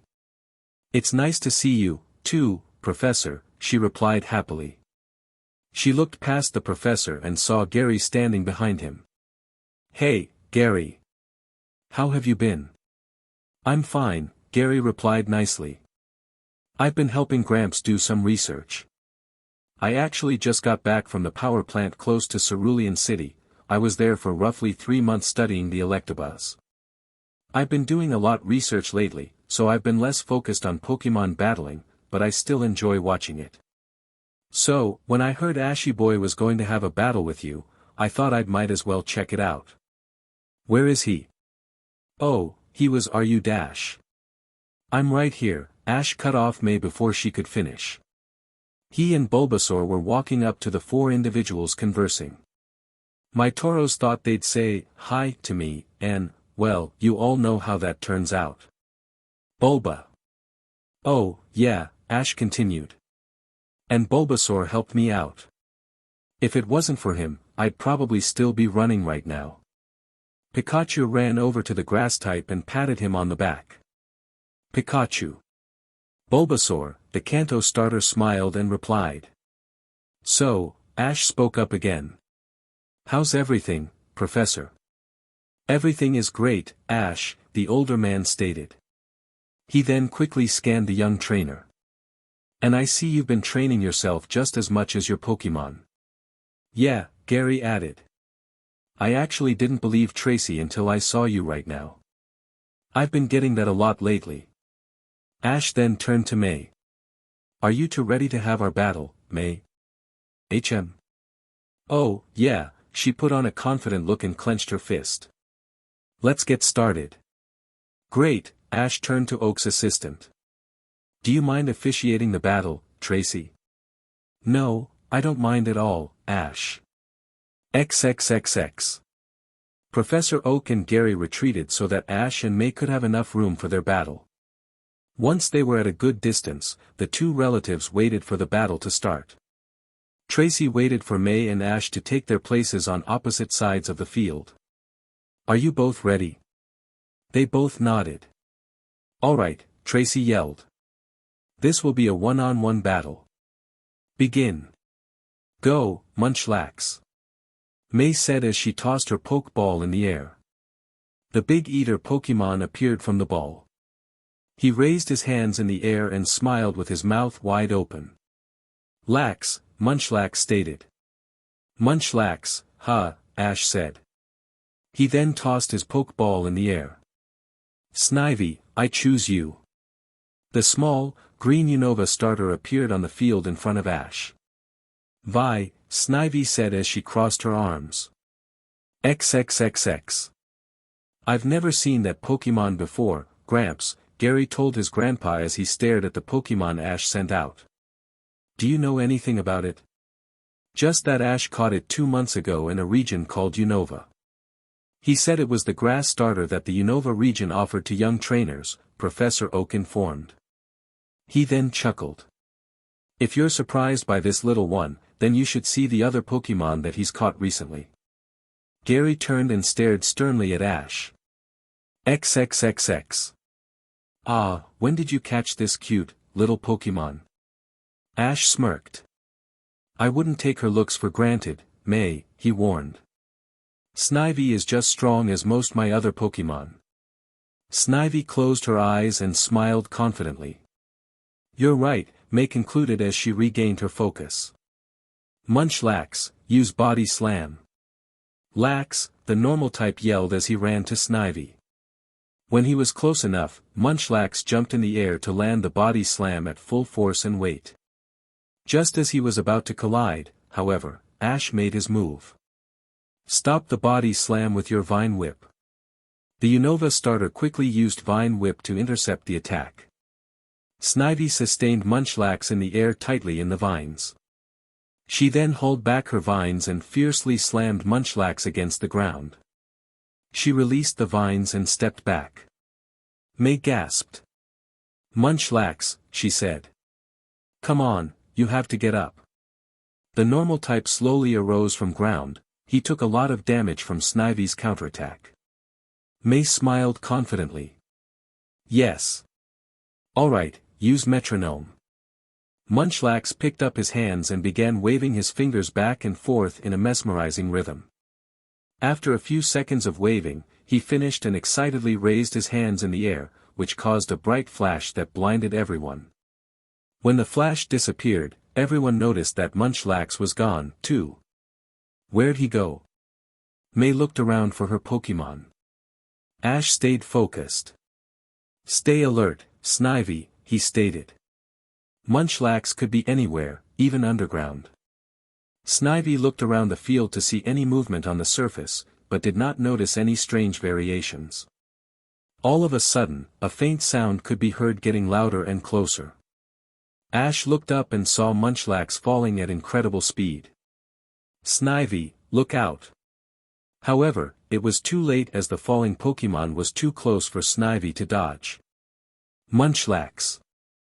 Munchlax yelled before he stomped and crashed onto Snivy in a direct hit. XXXX. Fascinating, Professor Oak exclaimed. It seems like the metronome resulted in bounce. I must say that is extremely fortunate for May. You're right, Grandpa, Gary added as he smirked. Considering that Snivy is a grass type, it was the perfect move for May in this battle. I'd say this match is about even right now. Well, we'll have to wait and see. XXXX. Good call with the metronome, May, Ash admitted. He saw Snivy get up and shake off the pain. I completely forgot about the possibility of bounce. I, honestly, didn't know what was happening, May stated sheepishly. She then clenched her fist and smiled confidently. But, I'll take it if it's going to help me win this match. Ash grinned. We'll see, he replied. I know she's going to use metronome again, but I have to wait to see the attack it'll be. From there I can counter it and finish the match by using their momentum. I don't want to end this with one of Snivy's moves. I don't think it's wise to show them how strong my Pokemon have gotten, at least not yet. Alright, let's get lucky again. May yelled. Use metronome once more. Here it comes, Ash thought.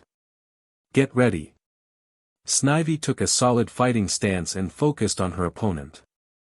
Munchlax grinned cockily as he picked up his hands and began waving its fingers from left to right to begin the move. He was taking longer this time, causing everyone to hold their breath, waiting and anticipating a powerful move. Suddenly, Munchlax started waving his fingers faster, notifying everybody that he was almost finished. "Now, Munchlax," May ordered. With that, Munchlax immediately stopped waving his fingers and raised his hands, which caused an extremely bright flash to cover the field.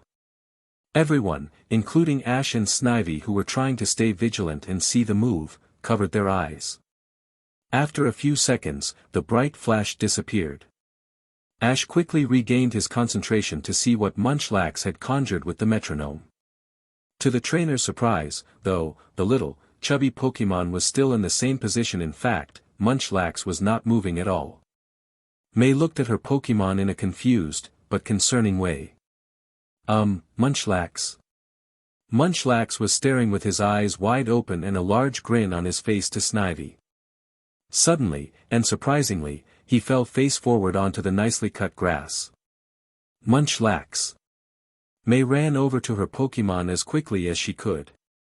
She reached her fallen friend, bent down, and turned his body around to see his face. "Munchlax, are you what?" By this time, Ash, Gary, Professor Oak, and Tracy had arrived next to them and saw what happened to the fallen Pokémon. He was on the ground with his eyes closed and a nose bubble growing bigger and smaller with every breath he took. "Well, that's an unfortunate turn of events," Professor Oak stated. "It seems as though the metronome resulted in rest." May looked at Munchlax with a shocked expression. "Really?" she thought in disbelief as she continued staring her Pokémon sleeping peacefully. "Out of all the moves you could have used, it just had to be rest, really?" Professor Oak cleared his throat before he continued. "Yes, well, I don't Munchlax will waking up any time soon. Unless, May," he told the coordinator. "Do you have a food with you that he especially likes to eat?" May slumped. "No, I haven't had a chance to make my special, May's Pink Surprise, since I arrived." There was a brief silence before Tracy spoke up. "I think we should call it draw for now, then." "Tracy is right," Ash interjected. "It's best if we call it for now. Besides, it was just a practice battle to see how we've been doing since we separated a few months ago, right?" "Yeah, I guess you're right, Ash," May agreed. She looked to his Snivy, who seemed to be talking to Pikachu and Bulbasaur as if the small Pokémon had not taken super effective damage during the battle or battled at all for that matter. "His Pokémon is much stronger than he made it out to be." May recalled Snivy viciously throwing Munchlax onto the ground with the Vine Whip attack. She turned back and stared at Ash, who was talking to Professor Oak, Gary, and Tracy. She thought of him disappearing for 3 months without telling anyone, including his mom, was very suspicious. "What are you up to, Ash? How about we go inside the lab and relax, huh?" Professor Oak asked loudly, so everyone would hear. "We could even have lunch." Everyone agreed and began walking towards the lab. They walked a few feet when Gary stopped. "Hold it." Everybody turned around and eyed Gary curiously. "Let's have a battle, Ash." Ash's curious expression changed to a grin. "I was waiting for you to ask. I have to say it took you a little longer than I expected." "You knew he was going to ask you?" May asked suspiciously. "Somewhat, I kinda had a hunch he was," Ash answered her before turning back to his old rival. "So, do you want to do this now?" "Yeah." "Alright," Ash once again asked Tracy to be the officiator of the battle, to which the assistant gladly accepted. He turned to May and Professor Oak. "I think this is a good place for you both to watch. This one could be a little messier than the first battle." "Let's go, Pikachu," Ash called as he began walking back to take his place for the battle. Pikachu jumped on his shoulder. May somewhat argued, but Oak convinced her that Ash made a very valid point. After a few seconds, she reluctantly agreed and stayed behind with the older man to wait for the match to begin. Tracy had taken his place as referee again and waited Ash and Gary to arrive in their respective locations. "Don't do it, Ash," Gary yelled as he readied himself. "What?" "You know what I mean." Ash smirked as he looked down at Pikachu, who just jumped off him. "What do you think, buddy?" Pikachu just shrugged. "Pi Pika, Pikapi. If it's my choice, then I'm not going to." Ash looked back towards Gary. "Okay, Gary. You're on." XXXX. "What are they talking about?" May asked. "Well," Professor Oak began. "If I have to speculate, I would say that Gary told Ash to go all out. I mean, Gary wouldn't want to face Ash if he wasn't going to give it his best. So, Ash was going easy on me?" "No," Oak stated. "His Snivy was giving it her best to win the match. I'm sure you remember the way Snivy threw down your Munchlax. It was a fiercely executed move with a lot of power behind it. It is surprising to see such a small Pokemon with that amount of power. For Ash, it's no surprise to have such a Pokemon, and he was definitely giving it his all. Do not think otherwise, because that's not Ash's battling style. I think Gary was just making sure, is all." May saw Ash clench his fists, causing his muscles to flex. "Yeah, I guess you're right, Professor." XXXX. "This will be a one-on-one battle," Tracy yelled. "Are both trainers ready?" They both nodded. "Begin. Go, Electivire," Gary said as he threw his Pokeball in the air. Out came the strong-looking electric type. "Vire!" Electivire exclaimed as it hit its fists together, causing sparks to appear. "This is the main reason I went to the power plant," Gary explained in a loud voice so his grandpa and May could hear. "There's a rare item called an Electorizer that is loved by Electabuzz. I went there to study it and found out that it causes Electabuzz to evolve, and well, it's pretty obvious what happened." "Wow, I didn't expect you to have an Electivire, Gary," Ash lied convincingly. He remembered Pikachu battling Electivire before. "It's pretty impressive, but I've got a match for it if you're ready." "Bring it, Ash. Go, Goodra." Ash threw his Pokeball in the air and out came the strong, enormous dragon type. "Draw!" Goodra roared violently. However, as loud as it sounded and big it appeared, it looked like a nice Pokemon with its innocent face, light purple color skin, and slimy body. "What is that?" Gary took out his Pokédex to see if he can get some information on the mysterious Pokemon. "Data unavailable," the machine stated. Gary gritted his teeth and clenched his fists. "How am I supposed to get the upper hand on a Pokemon I've never seen before?" he thought angrily. "Ready when you are," Ash said. "Alright, Electivire, use Thunderbolt." "Electivire," said the electric type as it picked its tail up and emitted the powerful move to its opponent. "Use Ice Beam to counter." "Goo!" Goodra quickly fired an Ice Beam to intercept the Thunderbolt. The ice move rapidly raced to meet the attack halfway, colliding and causing a massive explosion on the field. "Ah!" Gary said, covering his eyes from the smoke. "Dragon Pulse." "RA!" Goodra fired the intense ray towards a still flustered Electivire. "Dragon Wadash!" Gary did not bother finishing as he saw the strong attack approaching rapidly. "Quick, use Protect." Electivire swiftly put up its arms, causing a green shield to surround him. The Dragon Pulse collided with the shield and extinguished the defensive move from the field. That was close, Gary thought frustratingly. He noticed Electivire was taking in deep breaths as if it was extremely exhausted. That was just one move and Electivire looks like it has been battling for hours when we just started. This Goodra isn't something to take lightly. I can't risk using Protect again, so I have to attack. Gary smiled.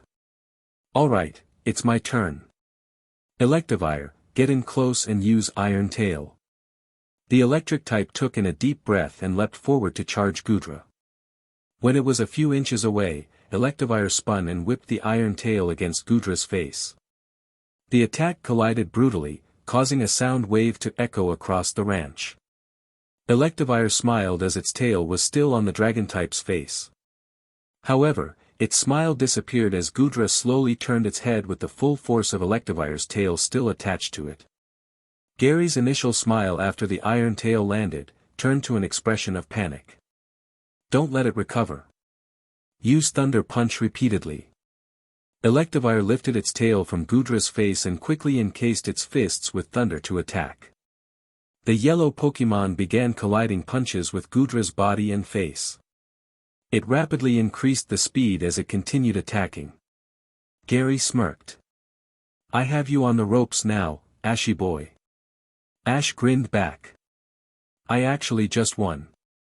Your Pokémon is tough, I'll give you that, but don't get too cocky, Gary commented. A few more Thunder Punch attacks, and it's over for you. Ash's grin widened. It seems like you haven't been paying attention, look.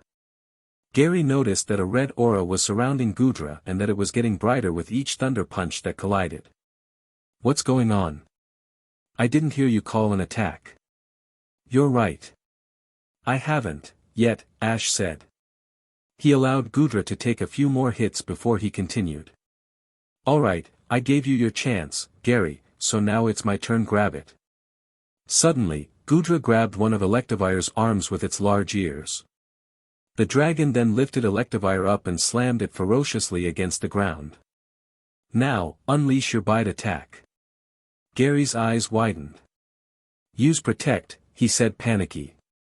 Electivire briskly put up the shield as he waited for the bite. As it waited, the field began to shake tremendously as Gudra powered up. Gudra unleashed the attack directly on Electivire. The bite destroyed the Protect with ease and continued to its target, causing an explosion and the electric type to scream out in pain. Electivire, no! Gary yelled worriedly. When the dust from the explosion cleared up, everyone could see Gudra standing over the fainted Electivire. Electivire is unable to battle. Tracy confirmed. The winner is Ash and his Gudra. Gary ran over to check on his fallen partner. Ash, however, walked over to the Kalos Pokémon and patted its shoulder. Great job, buddy, he said. You deserve a nice rest. Gudra smiled as Ash returned it in the Pokeball. By this time, everyone else was around Gary and Electivire. Professor Oak checked the fainted Pokémon and declared nothing serious was wrong. It just needs a lot of rest, is all, the elder man concluded. Gary sighed in relief and returned it back in its Pokeball. That was a good battle, Gary, Ash said as he extended his hand to the other trainer. Your Electivire is one strong opponent. Gary grinned as he accepted Ash's handshake. I'll say the same about your Gudra. Gary brought his hand back and crossed his arms. You know, if I knew more about it, I'm pretty sure the results would have been different. Don't you think? Ash shrugged. Maybe, but we'll never know now. There was a small silence before Tracy spoke up. How about I make us some sandwiches for lunch, huh? I'm sure everybody's pretty hungry, now. That sounds excellent, Tracy, Professor Oak added.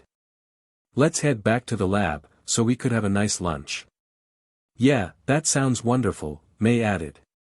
I'm ready to dash. Oh, I'm sorry, Professor, I just remembered right now that my mom wants May and I to eat at home, Ash interrupted. He turned and saw May was giving him a curious look. I forgot to tell you that my mom was going to make your favorite foods today. I don't think she'd forgive me if I took you home well fed, right? May stared softly at him. She didn't tell me anything in the morning. Ash scratched his cheek sheepishly. Well, she kinda wanted it to be a surprise, but surprise. Suddenly, May smiled brightly, grabbed Ash by the hand, and began running towards the lab to make their way home. Thanks for the offer, guys, but we gotta get home, she yelled as she dragged Ash across the grassy land. Bye. Pikachu saw they were moving fast and said his goodbyes to everyone before running to catch up to them. May, we can slow down if you want, Ash pleaded. Desperately. As big and strong as he was, the trainer was starting to feel pain in his wrist from May's grip. It'll take us 15 minutes at most to get Dash. No time to argue, Ash. May said fiercely. Your mom is probably waiting for us right now with a plate of ramen in her hands. Ash thought about it for a moment. You know what? I don't doubt that she is. So, let's go, then. Chapter 9. Ow, ow, ow. It really hurts, Ash. Don't move, then, Ash stated as he examined her right foot. It could be serious. They had quickly left Professor Oak's lab to get back to Delia's house. May had been forcefully, and painfully, dragging Ash by the hand down the road on which they had come from, eager to get back and eat a delicious meal. They were practically running at the speed they were moving. However, May was not paying attention when she suddenly rolled her foot on a rock embedded in the dirt path. She immediately let go of Ash, dropped to the floor in pain, and gripped her foot, complaining about the agony she was feeling. Ash had not reacted quick enough to catch May, but he quickly knelt to check her injury. Well, Ash began as he finished looking at her foot, there's good news and bad news. It seems like there's only bad news to me. I'm feeling a lot of pain, May sobbed while she held her foot. The good news is you only twisted your ankle, Ash stated calmly, ignoring her statement. The bad news is that you have to stay off of it for a few days. It could turn into something worse if you try pushing it. How do you know I twisted my ankle? And why did you take off my shoe? I've hurt myself plenty of times like this to know what it is, he explained knowingly. And I took off your shoe because your foot is going to swell pretty quickly, it's better to do it now than later. May briefly closed her eyes and sighed in frustration. Why do these things always happen to me? She practically yelled, mainly at herself. Maybe I just have the worst luck in the world. Go ahead and say it, Ash. Say that it's my fault and that you were right and we should have taken it easy. May, you know I wouldn't tell you anything like that. Besides, it could have happened to anybody. You just weren't paying attention, is all. Then why didn't it happen to you, huh? May said with hint of anger. Ash shrugged. Well, for one you were walking ahead of me, so tripping on that rock was more likely gonna happen to you than me, he explained to her. And two, maybe tripping on that rock was meant to happen to either one of us. It just so happens that you took the fall literally. What are talking about, Ash? May stated confusingly but still angry. You're not making any sense. Yeah, Ash continued. Think about it, if it didn't happen to you, then it probably would have happened to me, right? May nodded slowly, trying to think where he was going with this. That means you saved me from that vicious rock and its plan to hurt me.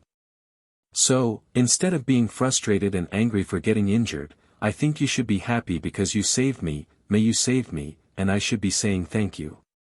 May stared at him blankly for a few seconds before bursting into laughter at his ridiculous notion. The sudden outburst had startled Ash at first, but then he realized his plan to make her forget about the pain worked. And it was apparently so funny to the coordinator that Ash swore he could see tears forming in her eyes. Was it really that funny? Ash thought curiously. He glanced at Pikachu, who looked just as confused about the girl's reaction as he was. Should I be worried? After another minute of laughing, May was finally able to recollect herself and breathed in a deep breath while she wiped away a tear. That was a good one, Ash, she said in between giggles. The more she thought about it, the more she found the urge to laugh. May put a hand on her chest and coughed to clear her throat. She smiled brightly and played along. Okay, then you're welcome. I'm glad I could save you from that vicious rock. And if it tried to do something else, I would gladly do it again, just so you know. Ash's lips formed into a grin. I know, May, he said. And just so you know, I would have gladly fell for you, too. She was going to reply when she realized what he said. What did you say? For some reason, she found herself nervous to ask the question. But, she wanted to know if she heard him correctly. Is he flirting with me, or is he just dense not to understand what he says? You idiot. Ash told himself. Do you not think before you speak? For being an adult, mentally, I'm really stupid. He quickly stood up and changed the subject. Nothing, but as much I like sitting on the ground, I think we should get moving. He extended his hand to help her up. Why yeah, May shook off her thoughts quickly and replied. It might take us a little while now that I can't really walk. She accepted Ash's extended hand to slowly help her stand. It's Ash I'm talking about. Of course he's not flirting, he probably doesn't even know what flirting is. Well, that depends on you, May. May stood and put most of her weight on her left leg. She then held on to Ash so that she would not lose her balance standing up. You know I'm going to have to limp back with your support, right? She finally answered. That's definitely going to slow us down. Or, Ash suggested, I could carry you back home. It would save us a lot of time and be easier on both of us, what do you think? The brunette's cheeks flushed visibly red from this remark. Why you want to see carry me back? Well, I could if you'd let me, he responded honestly. We would get to the house a lot quicker like that. And no. May exclaimed rather quickly, which slightly startled Ash. I am fine walking back. I just need your support to take the pressure off my foot, you know. Ash sighed but agreed. Okay, just put your arm around my shoulder, so we could get going. After a few seconds of readjusting themselves, they began making the tread back to Delia's house. Ash and May were slowly strolling side by side while Pikachu walked ahead of them, scouting the route for any more harmful spots that could cause injury. They had been walking for 5 minutes and had not gotten far. In fact, the most the trio had hiked was about 60 feet from where the accident occurred, as May was silently complaining of pain with every step. At this rate, we won't get anywhere, Ash concluded. He slowly glanced to his left and saw May cringe with every step they took. She's not gonna like this. But.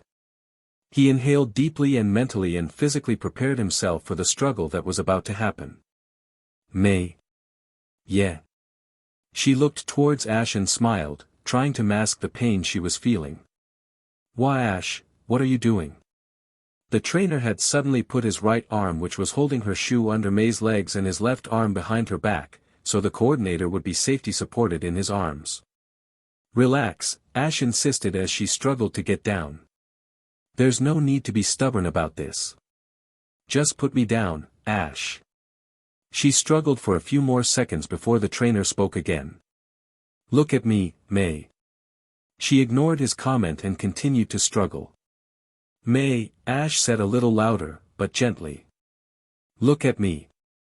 May slowly stopped fighting and considered Ash's eyes, his clear, deep, brown eyes. It's okay, he continued softly.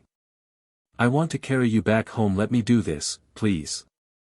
A strong voice in May's head was telling her she should not let him do it, but a small voice was telling her to just go with it. She decided to go with the latter. After a brief moment of gazing into Ash's eyes and hearing him speak, May steadily brought her hands around his neck, notifying him that she was okay with the idea. Ash smiled. Thank you, he said lowly. He then noticed her face was a deep shade of red and pretended to be concerned. Your face is a little red, May. Are you feeling okay? Her eyes widened and her cheeks flushed even more as Ash pointed out her distinctions. I am fine, Ash, May reassured as she looked away from him. It's probably just, this heat, maybe. Let's just get going, yeah. If you say so, Ash responded. He started walking again and focused on the road as he resumed. We should get to the house in a little bit, just relax and we'll be there in no time. May looked up towards her friend, her best friend, if she was honest with herself as they progressed down the dirt path. Many thoughts were going through her mind. Many thoughts she knew were not okay to be thinking about. Okay, she started as she closed eyes, you should not be acting like this around Ash. This is the same way you felt after the terracotta contest, and you said it was just a small crush, which, by the way, you said was not a big deal anymore when you were in Petalburg. May argued with herself.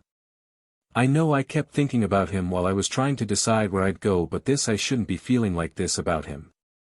She slowly opened her eyes and slowly shifted them towards her carrier.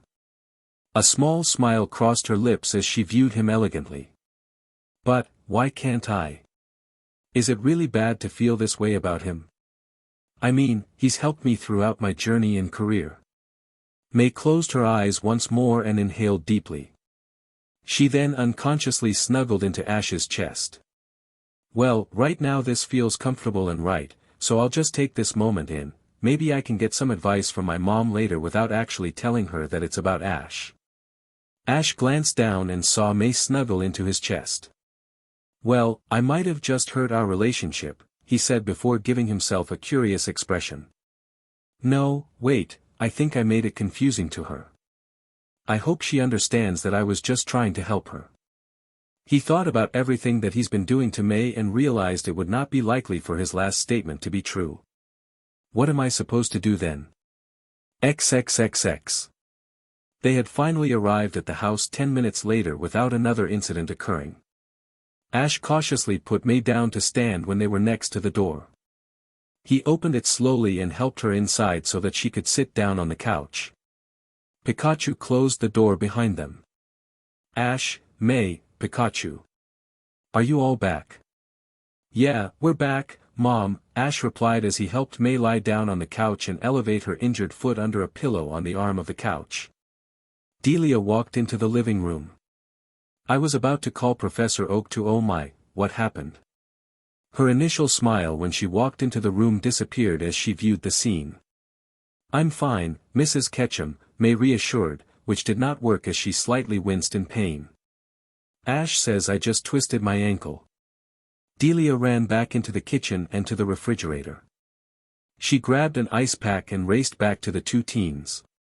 She slowly placed the pack on May's leg, to which the young brunette grimaced lightly from the coldness. This should bring down the swelling, okay? May nodded. How did this happen? Ash sat down and explained the details of the accident to his mom.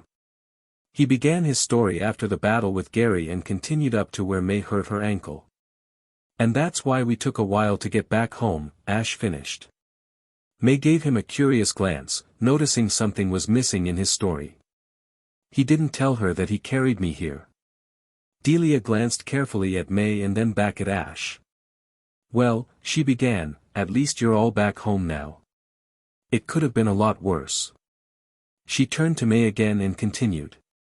You're going to have to stay off your foot for a few days, okay, dear? Yes, Mrs. Ketchum, May agreed. Ash told me the same thing when I first injured it. That's my Ash for you. This caused Ash to smile. So now that we're here, do you want to give May her special meal? He asked his mom. I mean, it was the main reason why she got hurt in the first place. We were trying to get here as fast as we could. It's only fair she gets to eat, right? May was about to protest Ash's suggestion, feeling embarrassed and all, when Delia jumped from her seat. You're right, Ash. Mrs. Ketchum turned to May. You can even eat your food here, so you don't have to walk to the table. Again, May tried to protest. No, it's okay, Mrs. Ketchum.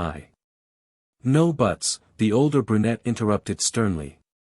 I'm going to warm up the food and bring you a plate of ramen noodles. In fact, we'll all eat here so you won't be lonely.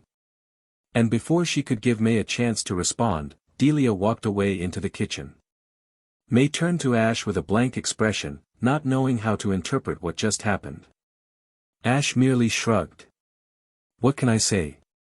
When my mom makes up her mind about something, nobody can really change it. May snorted. It sounds like her son that I know too well. Ash playfully tossed her shoe that he was still holding. It caught May by surprise that she didn't react quick enough to catch or block it from hitting her. Ow!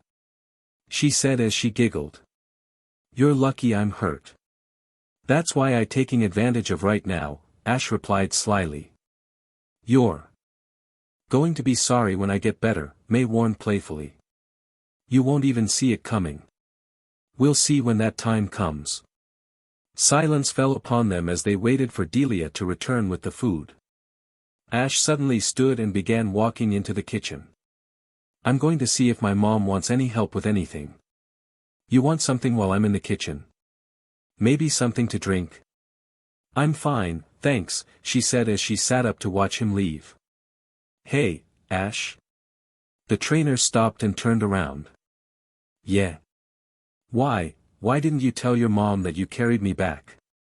The look on her face told Ash that she seemed worried or nervous about something. He thought about it for a moment before he responded. Well, he started, it didn't seem like an important detail to talk about. But if you want, I could tell her right now while we're in the kitchen, it's no big deal. And no, May found herself saying. It's okay, it's just I don't know, I guess I thought you probably didn't want her to know, maybe. It wasn't that, Ash reassured. Like I said, it wasn't really something that needed to be said. It could just be something between us, you know.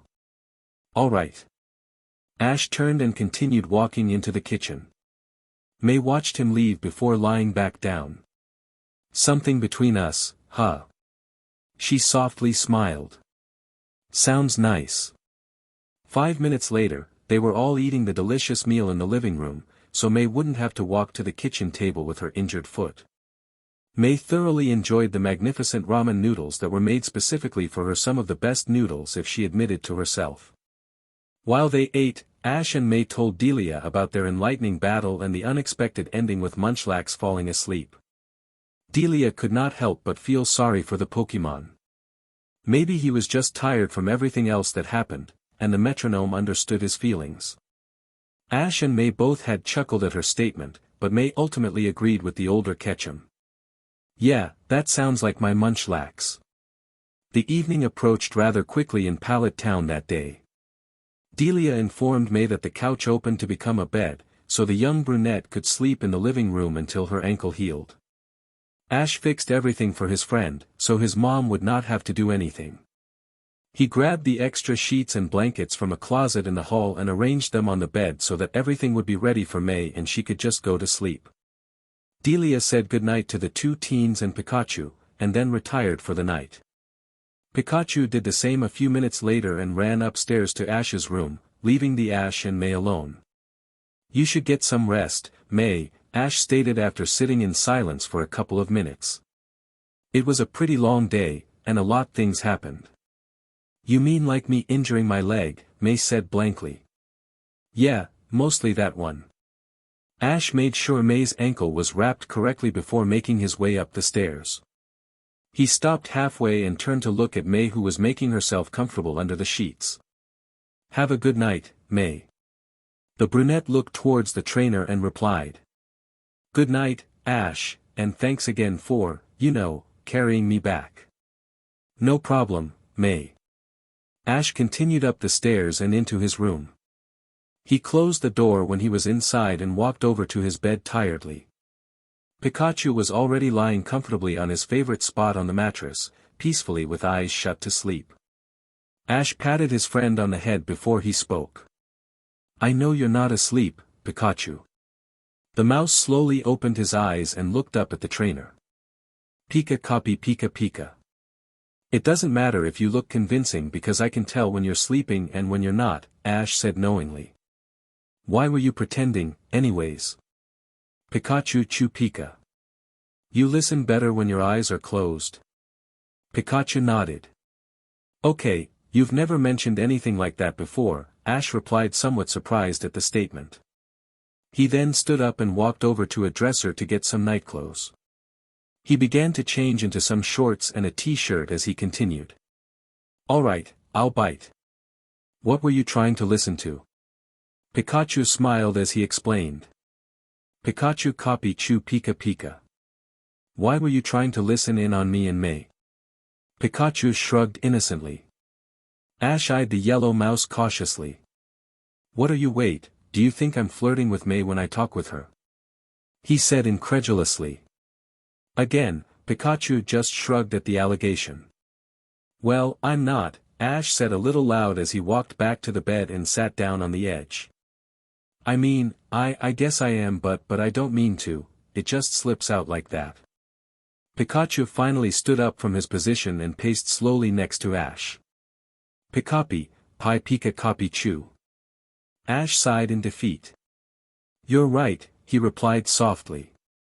It does seem that way, I can't deny it because it's the way I see it, too. And if we both notice it, then May is definitely seeing it like this, which can mean big trouble for our friendship moving forward. Pikachu watched Ash stare absent-mindedly at the door, maybe subconsciously down the stairs to where the brunette was staying at the moment. The yellow mouse patted the trainer on the back and spoke once more. Copy Pika Ka Pika, Pikapi. Ash whipped his head back to Pikachu confusingly. What do you mean, what am I afraid of? Pikachu nodded once more. Copy Pika Ka Pika. Well, I guess I'm afraid of failing Shalebi. I don't know if we're really on track with what we have to do, and the fact that... Pikapi, Pikachu interrupted. What? Ash asked a little frustratingly. You asked me what I'm afraid of, and I'm telling you. The electric type shook his little head. Alright, then, what are you talking about? And stop with all the psyche stuff, because it's getting a little creepy. Pikapi, Pi Pika Ka Pika Copy Pikachu. Ash flinched slightly after hearing Pikachu's question. Why am I afraid of loving May more than a friend? He stated back. He saw Pikachu tilt his head slightly and decided to explain. I know those weren't your exact words, but what you said wasn't all that appropriate. Pikachu was about to argue but thought it would be pointless. Ash pondered his answer for a moment before he finally replied. I guess maybe because nothing happened like that in the future, I mean I kinda had those feelings about her at some point, but I didn't pursue them and vice versa. May told me a few years later that she felt something similar for me at one point, but she didn't want to follow the feeling because she was afraid if it didn't work out that it'd hurt our friendship, so I guess that's why. Pikachu Copy Chew Pika Pika. I know it's not the future anymore and things can change this time around, but, I don't know. Pikapi, Pikachu started as he jumped off the bed, letting Ash know the conversation was getting serious. The electric type began to explain what he thought the trainer should do about the situation.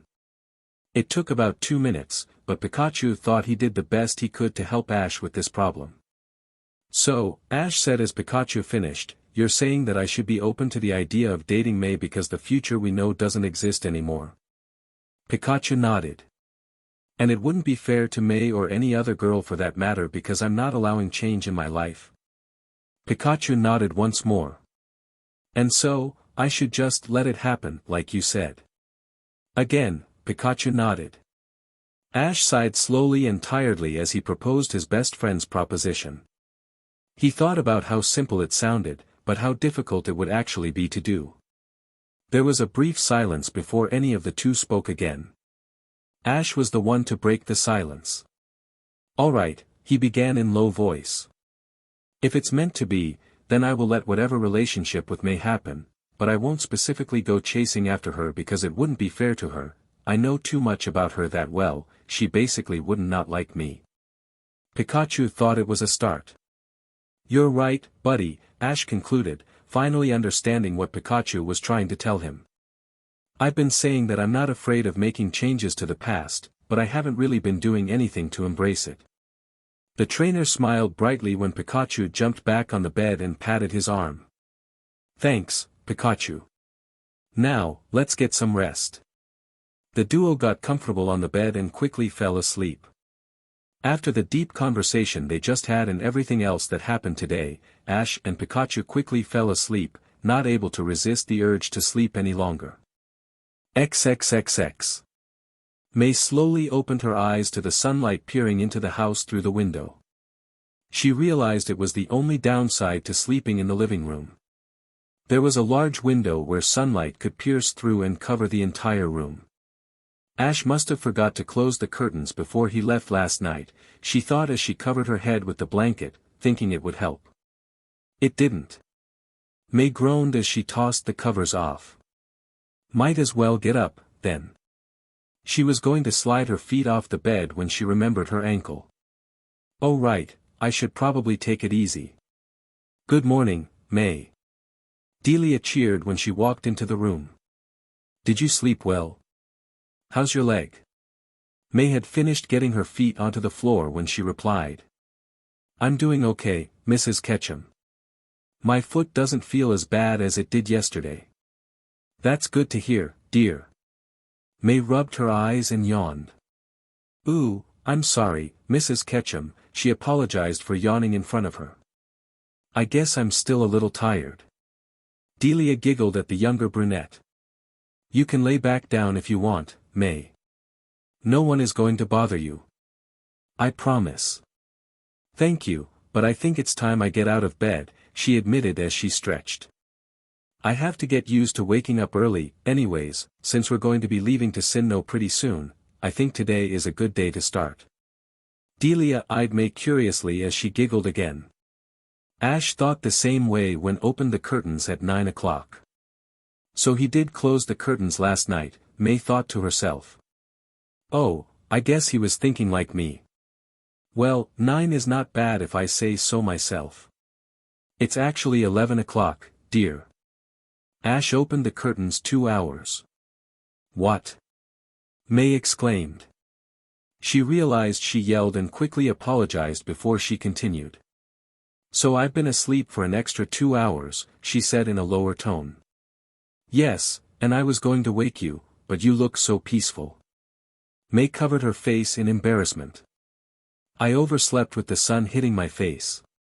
This could only happen to me. How about I make you breakfast? Delia interrupted her thoughts. Ash and I have already eaten, so I'll just sit with you to keep you company. How does that sound? I even missed breakfast. May's stomach growled after hearing the suggestion. She smiled sheepishly. That sounds great, Mrs. Ketchum. Delia returned the smile and replied happily. Give me 10 minutes and it should be ready. Thank you, Mrs. Ketchum. Delia headed towards the kitchen when May remembered something. Oh, Mrs. Ketchum. Yes. May I use your phone to call my parents? She asked politely. I haven't had a chance to talk to them since I got here. Of course you can. Delia pointed behind the bed couch to the desk. It's behind you whenever you want to use it. With that the older woman left the room. May slowly stood up and began limping around the couch to use the phone. She thought about turning the monitor around, which would be easier to do, but dismissed the idea because she didn't want to feel lazy. I've already slept in, she thought to herself. May used the bed for leverage as she slowly paced around. She reached the phone and dialed her house number, hoping her mom would be the one to answer. Unfortunately for her, the image that appeared on the screen was someone smaller and younger. Hello. This is the head of the house speaking, how may I help you? Max. May yelled at her brother. What do you think you're doing answering the phone like that? May. Max exclaimed happily, ignoring her statement. How are you? I thought you would have called 2 days ago when you got there. Oh, wait, did you just get there right now? No, Don't tell me you got lost again, he cut her off. I told you to follow the road and it should have taken you to Ash's house. I didn't get lost. I knew you couldn't get around without me. Shut up, Max. She yelled angrily. May could not contain herself anymore after the interruptions. Wow. Max looked surprisingly at his sister. Someone's in a bad mood today. It's not worth it, it's not worth it. May closed her eyes briefly before looking back to her brother. Is Mom around? Yeah, she's outside with your beautifly, he concluded. I think she's gonna go for a walk right now. Oh, May sounded disappointed. I'll just call back later then. It's okay, Max said quickly, hinting on her sadness. I'll go tell her you want to talk. I'll be right back.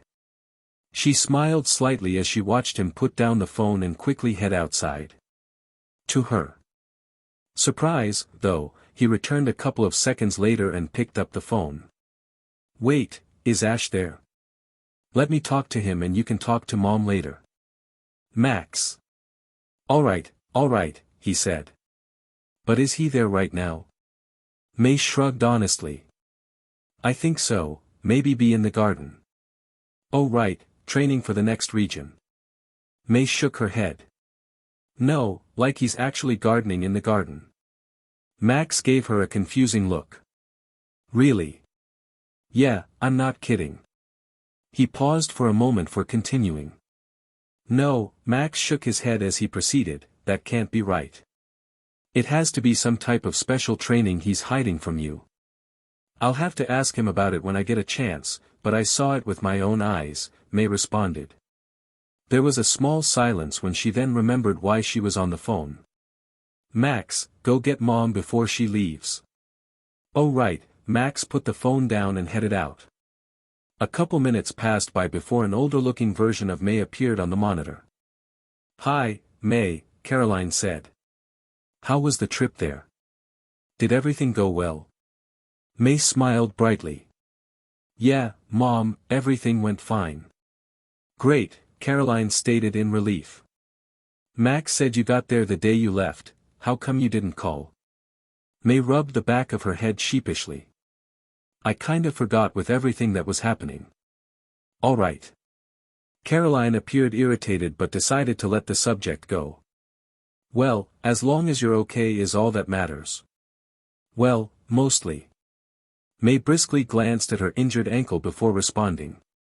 Yeah, I guess so. So, Max said you wanted to talk about something. Why yeah, I was hoping you could help me with something.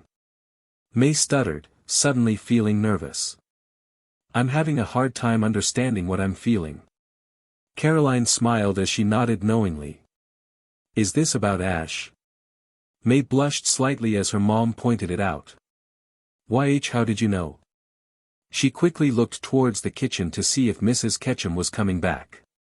When she did not see any sign of the older woman, May focused her attention back to her mom. It was pretty obvious the way you talked about him when you were home, Caroline explained. So, what are you having trouble with, honey? I don't know if I should do anything about the way I feel. May replied honestly, thinking there would be no use in trying to hide it from her mom now. She continued in a softer voice. I don't want to do anything that'll hurt our friendship, but I don't know if I can keep my feelings from him going through a whole region. What should I do? Caroline stared at the confused and helpless look on her daughter's face. She thought about her response for a moment before finally agreeing it would be the best advice to give. May, she began, I think you should do what feels right. I know that's probably not the answer you wanted to hear, but it's the best advice I can give you. May looked disappointed, but nodded. Only you can determine your own feelings, honey, Caroline continued. Only you can decide whether you're willing to try and tell Ash how you feel. The young brunette thought about her mom's reasoning and realized she was right. Only I know how I'm really feeling. Oh, and May. She disturbed her daughter's thoughts. If you do decide to tell him, I suggest you tell him over time. Let Ash open up to the idea that you can be more than a friend and to figure out what love is. He's just like your father when it comes to this type of stuff, he's pretty dense. May giggled for the first time since starting the serious conversation. Yeah, I know what you mean, Mom. It can be hard trying to tell Ash something that's not about Pokemon or battling. Caroline giggled in response. She calmed herself before speaking up again. I'm sorry I wasn't much help, May. No, Mom, May disagreed as she responded cheerfully. You told me just what I needed to hear. I'm glad. Was there anything else you wanted to talk about? May was about to tell her no when she remembered something. Oh, yeah. Have you heard the way Max has been answering the phone? Caroline nodded disapprovingly. Yes, and I told your dad about it, but he just laughs.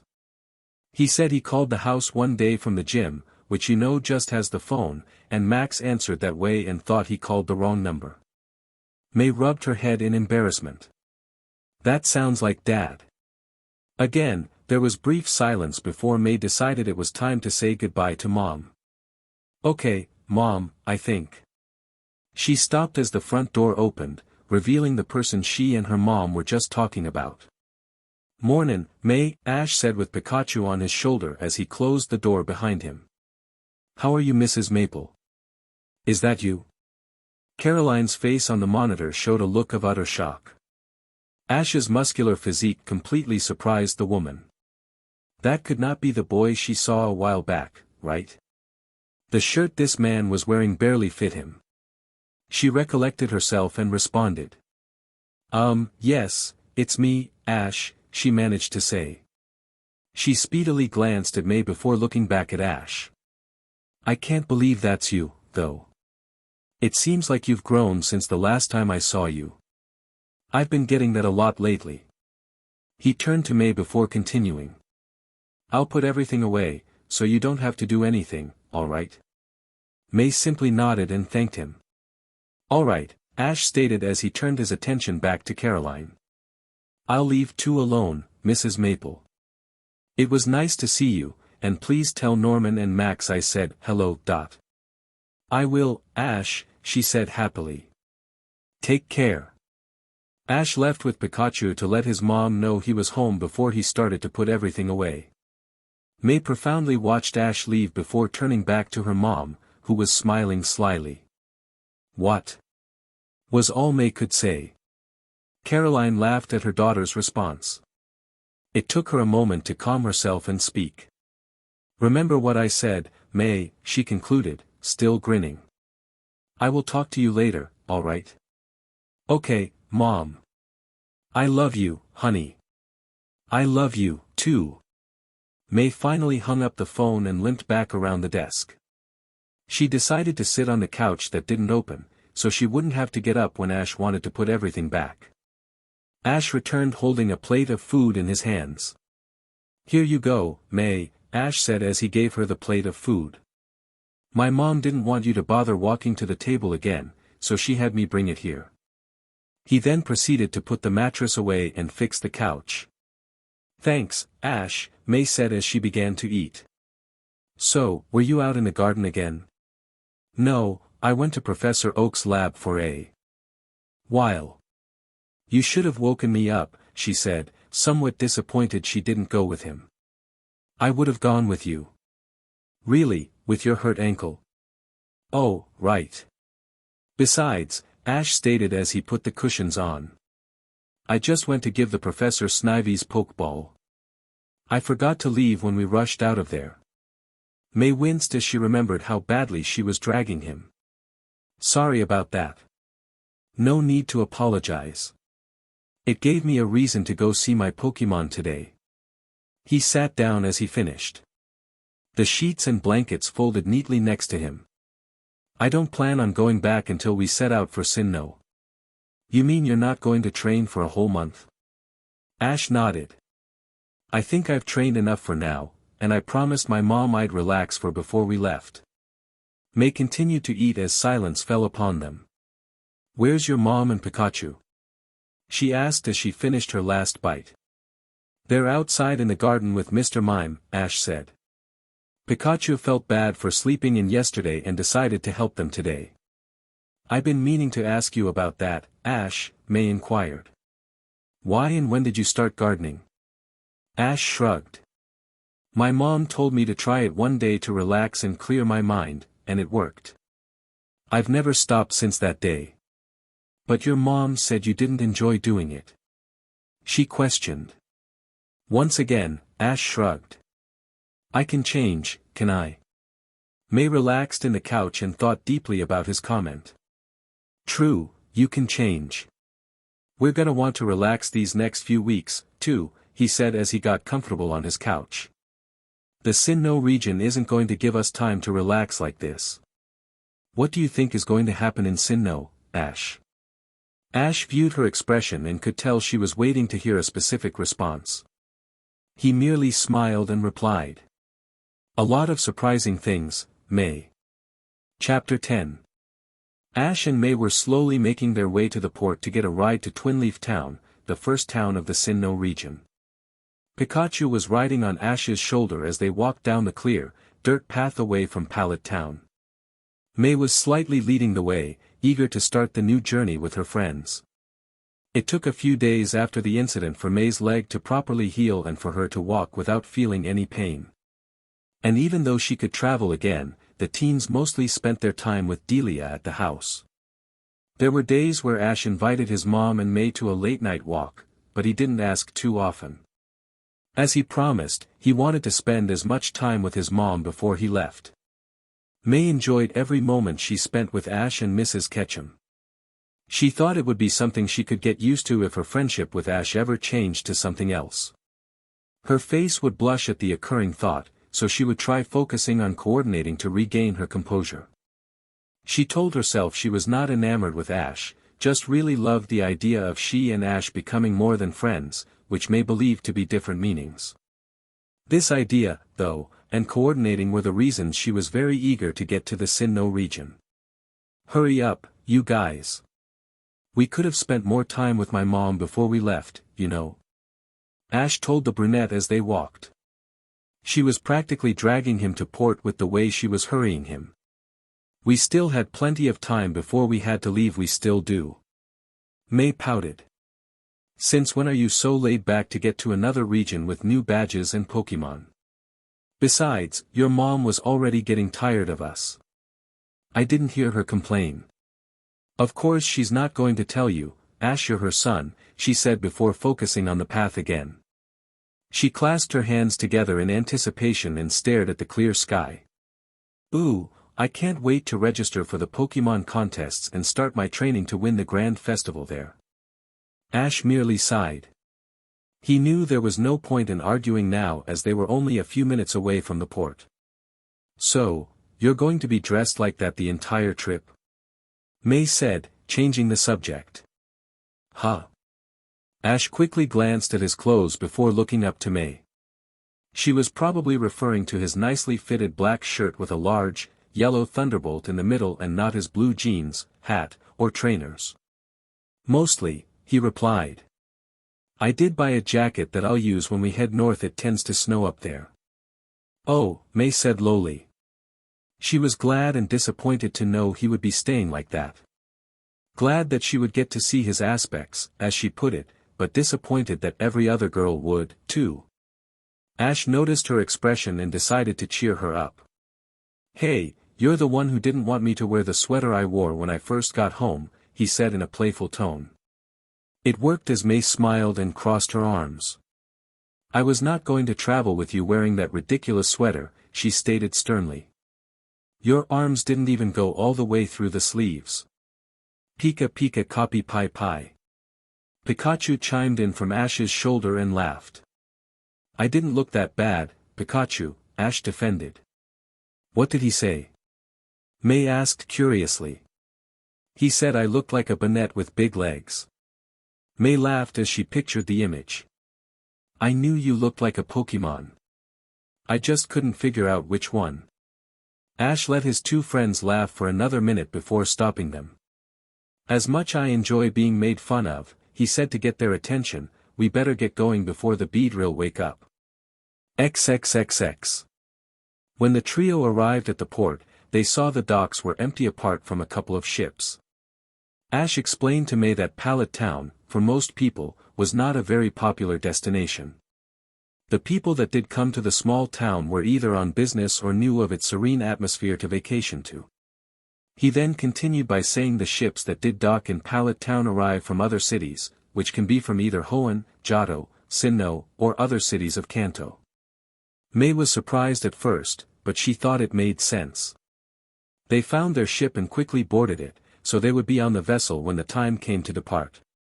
They had time to look around the docks, but May didn't want to risk it and wait until the last minute to board the ship. The group searched the boat for a while before settling on the railing towards the front of the ship. 5 minutes later, the horn rang loudly across the port and slowly began making its way into the ocean. May closed her eyes and inhaled deeply to take in the fresh ocean air. She exhaled slowly, opened her eyes, and smiled. This is going to be an amazing journey, I can feel it. She said. Happily, still staring at the ocean. She then turned to Ash, who seemed to be in deep thought. Her expression turned to a curious one. Is everything alright, Ash? Hearing May interrupted the trainer's thoughts. Huh? Oh yeah, I'm fine, May, Ash said blankly. He noticed the expression she was giving him and knew she didn't believe him. He smiled as he replied. Don't worry, May. I'm just trying to figure out what we're going to do when we get there. Oh, she responded before smiling back. Well, there's no need to worry about that right now. We have a few hours before we get there, so we'll think about it when we're closer, yeah? You're right, Ash agreed. He grabbed Pikachu from his shoulder and put him down. We do have a lot of time, I'll go check the buffet to see when it opens, so we can get there early. Okay. I'll go with you. May said rather quickly, which startled her two companions. She flushed in embarrassment as she realized what she did. I mean, I can go with you, maybe. Her confidence slowly faltering. Ash regained his composure and smiled at his friend. It's okay, May. I'll take Pikachu with me while you search the rest of the ship, just in case we have to wait for the buffet to open we can relax somewhere. Okay, that sounds great. May cheered. I heard there's a small battlefield at the back of the ship on the lower deck. How about I meet you there when we're finished? May giggled. Only you would know that this ship has a place to battle on, she said knowingly. Okay, but after we eat we'll come back to this spot. I like the view and want to see what Twin Leaf Town looks like when we're close. Deal. Ash called Pikachu and they began making their way into the ship to search for the restaurant. May watched them disappear into the ship and sighed. All this time I've spent with him and I'm still not confident around him, she thought to herself. She stared back to the ocean as she continued. I couldn't really make any advances since we were with Mrs. Ketchum most of the time, but we'll be spending a lot time alone together in Sinnoh, so well, I'll have to wait and see what happens. May then began to think of her other important quest. I will do my best to win this grand festival, I won't lose this time. XXXX. Nothing yet, buddy. Pikachu. Ash and Pikachu found the restaurant 5 minutes after searching for it. They were told by a waiter that it would be open in about 30 minutes. After the duo left the restaurant, they began to look for Team Rocket. Ash and Pikachu both knew they were on the ship and knew they were going to make a dramatic scene at some point. It was the reason why they met Dawn before. What the two heroes could not decide is if they should stop Team Rocket now or wait for them to show up on their own. They had been searching for about 15 minutes when the trainer asked Pikachu. The least we can do is find them, Ash concluded. So we at least know where they are on the ship. Pikachu nodded. It shouldn't be too hard to find them. We just have to look for the only woman with long red hair, only man with short blue hair, and only kid-like person with whiskers and a fake mustache. Pikachu snickered. Pikachu, Pika Pie. Yeah, we weren't too bright back then. They searched for another 5 minutes before giving up their search. Ash sighed in frustration. I think we should head back with May, buddy, he stated. They always find us anyways. That won't be any different than before.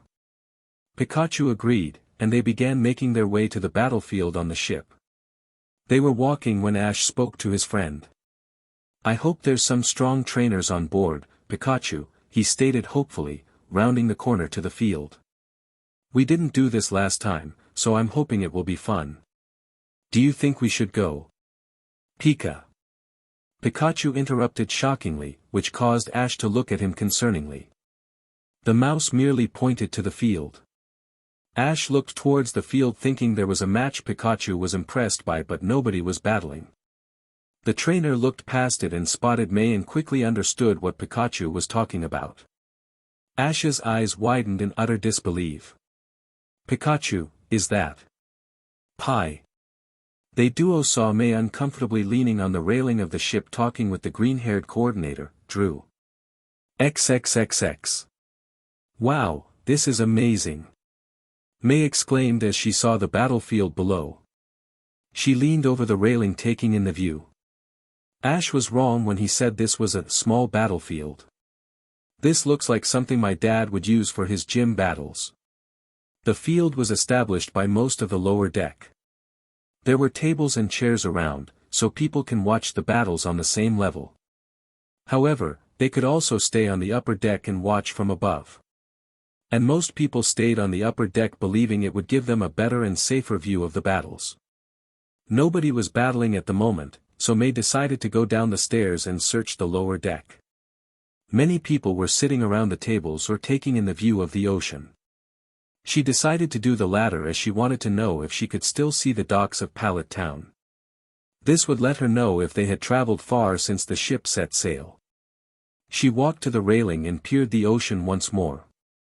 I don't know why, but I seem to be staring at the water a lot today, May admitted to herself. She tried to see if she could spot the docks and noticed they were hardly visible. Well, I guess we've made some progress already. She continued to stare mesmerizingly at the ocean water as she began to wait for Ash to return. On occasion, a few Goldeen and Sea King would jump out of the water and make splashes. May was enjoying herself when someone spoke closely behind her. It's beautiful, isn't it? May immediately broke out of her trance as she recognized the voice and quickly turned around. Drew! She exclaimed. Drew simply smiled and flicked his hair. Well, at least you haven't forgotten my name these past few months.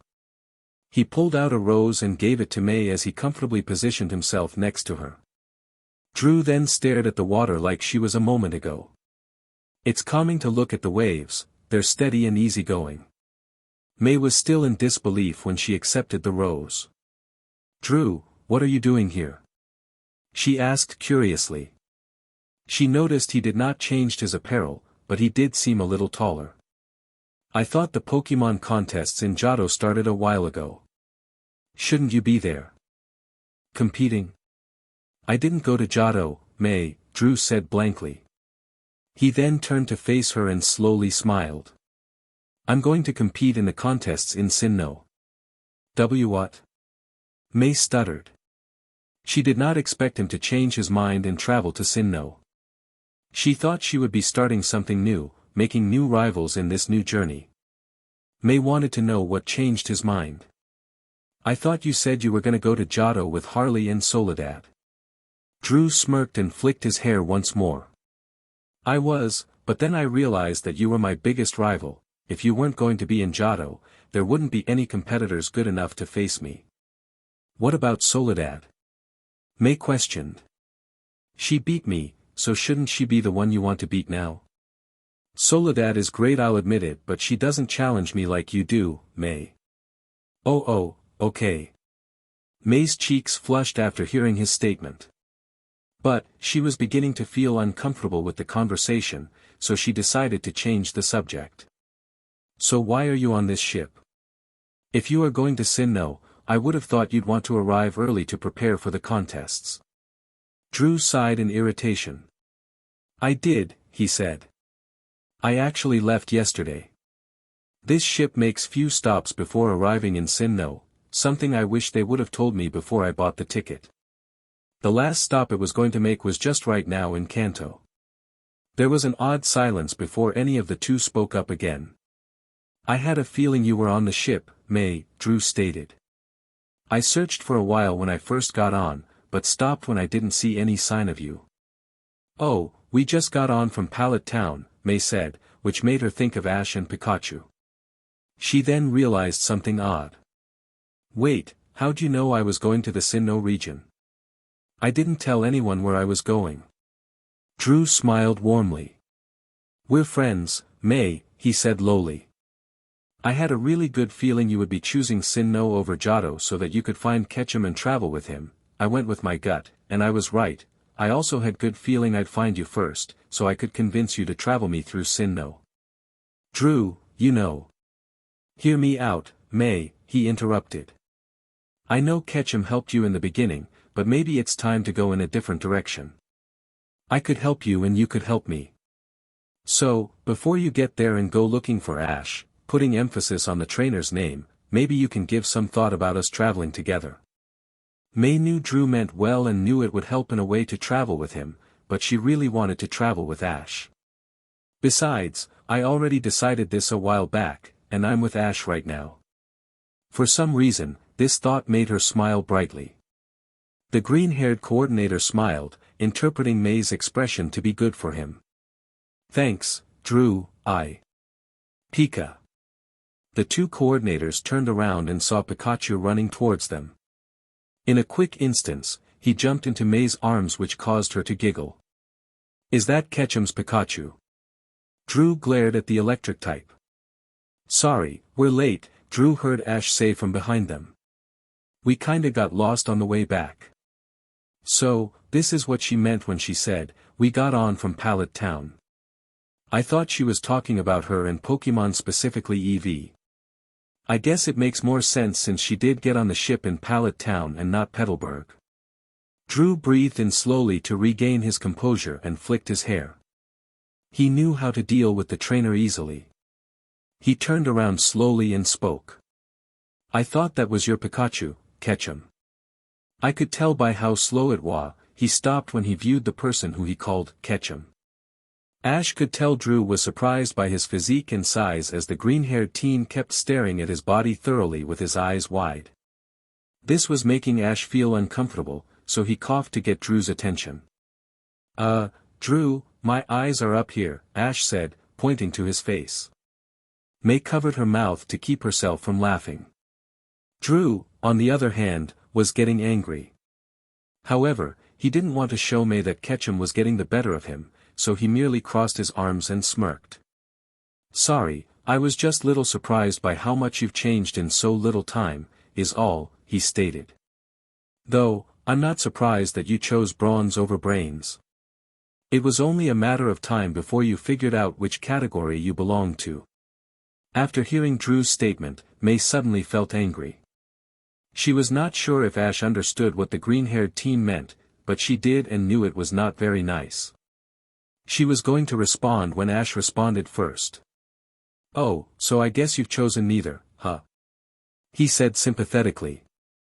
It's okay, Drew, you still have friends that like you for who you are. How is he able to get the best of me? He's an idiot. Drew gritted before responding. Action speaks louder than words, Ketchum, he grinned, thinking there was a better way to handle this argument. How about a friendly battle to settle this little dispute? What would a battle prove? May interjected. It would prove that bronze and power aren't everything, Drew said, never taking his eyes off Ash. I know I can best him in a battle while humiliating him in front of May. My strategies are far better than his are. Ash simply shrugged. Alright, I accept. Alright. Drew turned to May and continued. This shouldn't take long, May. I'll be back quickly, so we could finish talking without any interruptions. With that he began to walk towards the battlefield. May then paced with Pikachu still in her arms over to Ash. The trainer was calm and smiling as she stood in front of him. Don't take Drew lightly, Ash, she warned. He might be a coordinator, but he knows plenty of strategies to do good in a battle. No need to worry, May, he replied, still smiling. I take all my battles seriously. This one won't be an exception. Just take care of Pikachu for me, please. I'm not going to use him in this match. May nodded and watched Ash walk towards the opposite side of the battlefield. She sat down with Pikachu at an empty table and waited for the match to begin. She wondered what would cause Drew to challenge Ash so suddenly to a battle. She continued to ponder the reason as she saw her friend stand on the opposing ends of the ship. People from both the upper and lower deck noticed Ash and Drew position themselves on the field and waited with anticipation for the battle to start. It would be the first one since the ship took off from Pallet Town. Judging by the looks the two challengers were exchanging, the passengers knew this was going to be a good match. Before Ash and Drew held a pokeball in either of their hands, they had a massive audience already watching them. How many Pokemon do you have with you, Ketchum? Drew yelled across the field. Without Pikachu, I have 2 with me, Ash replied. Drew smirked. It figures you would only have 3 Pokemon in total. Fine, we'll make this a 2-on-2 battle. Is that alright? I'm okay with that. Good, and like I said, power and bronze aren't everything. It won't be that simple to beat me, Ketchum. Besides, just because you got stronger, doesn't mean your Pokemon did, too. Ash grinned. We'll find out right now, won't we? Drew gritted his teeth.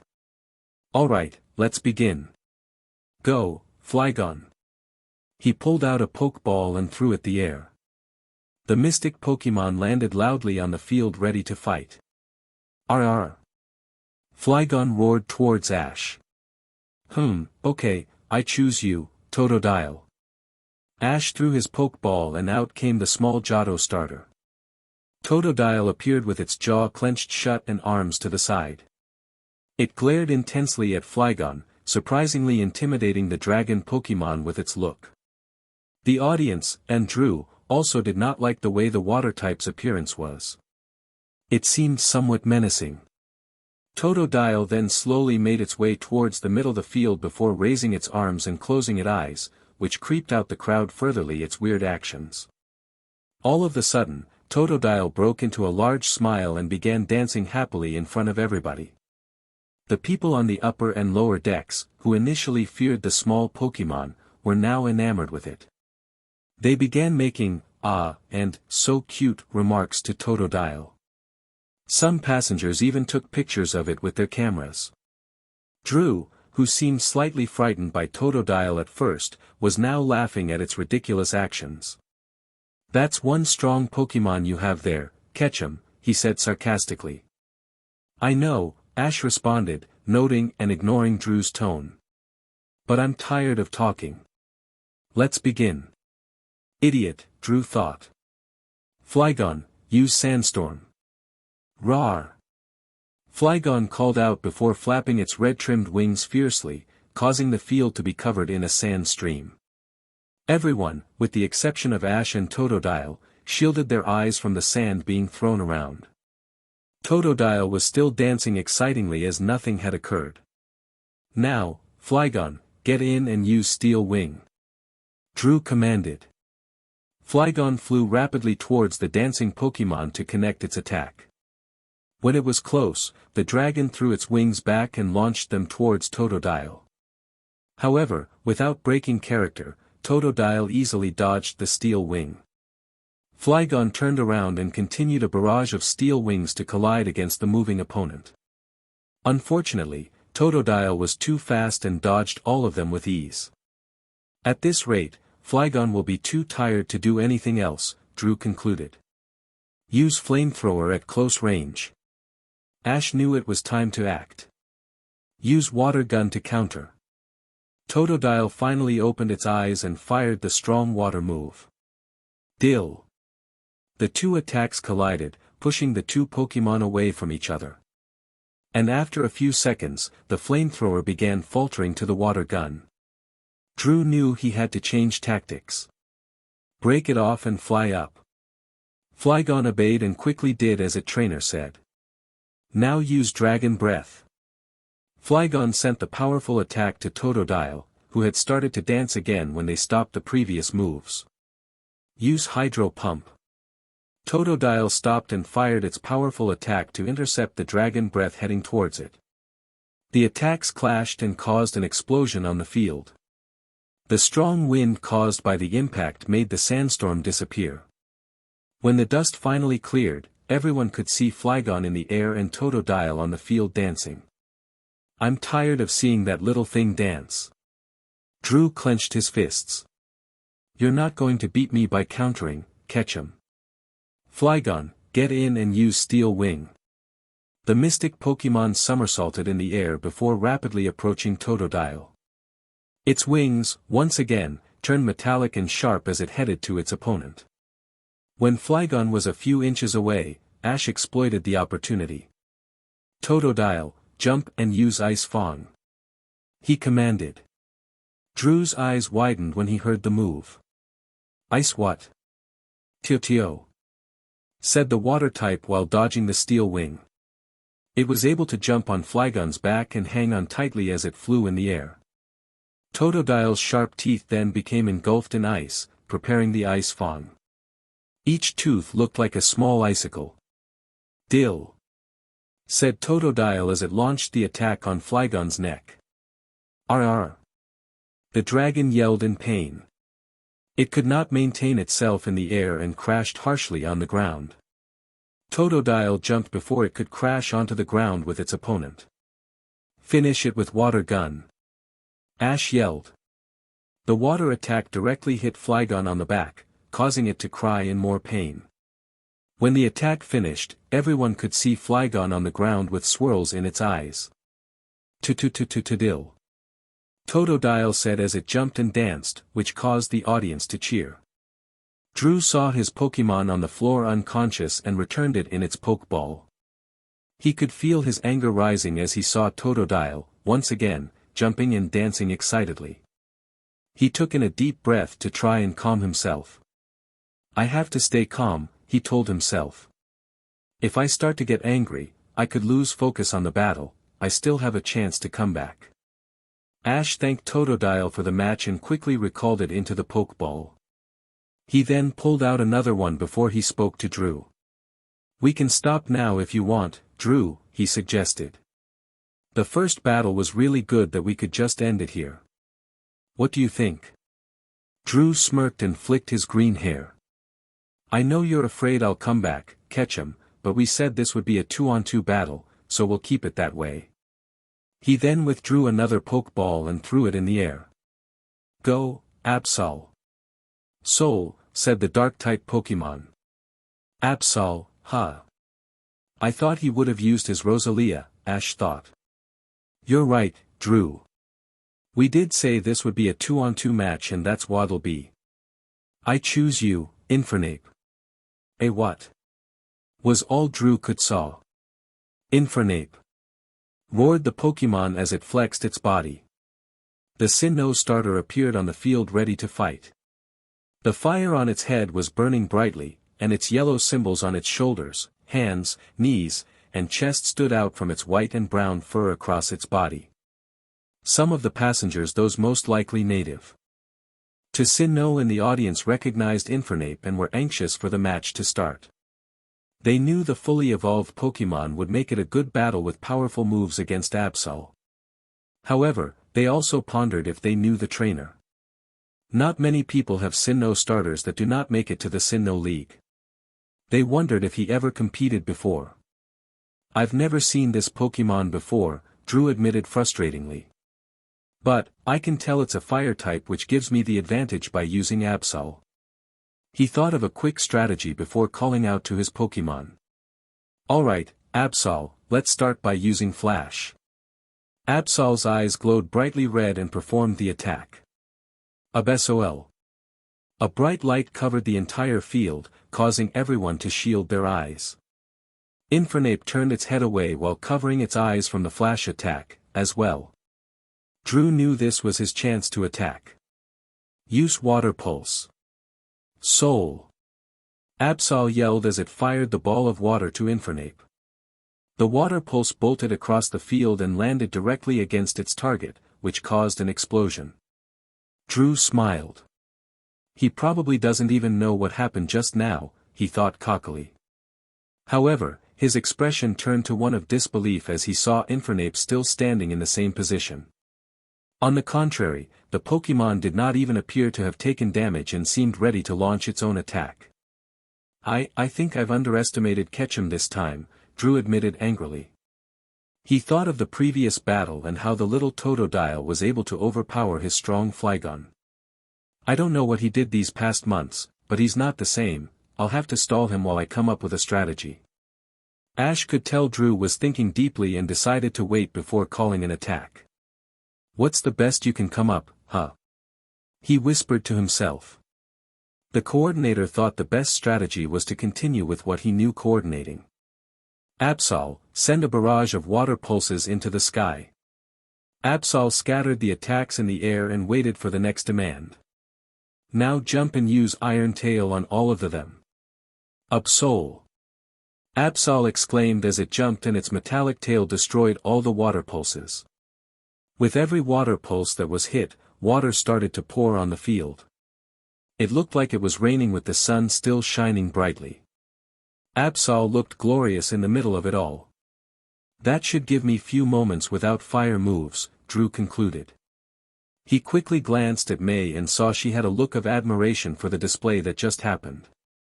Drew also noticed the audience had the same look as well, which caused him to smirk.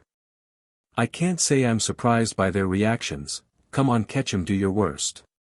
Ash grinned. Smart move, Drew, he called out.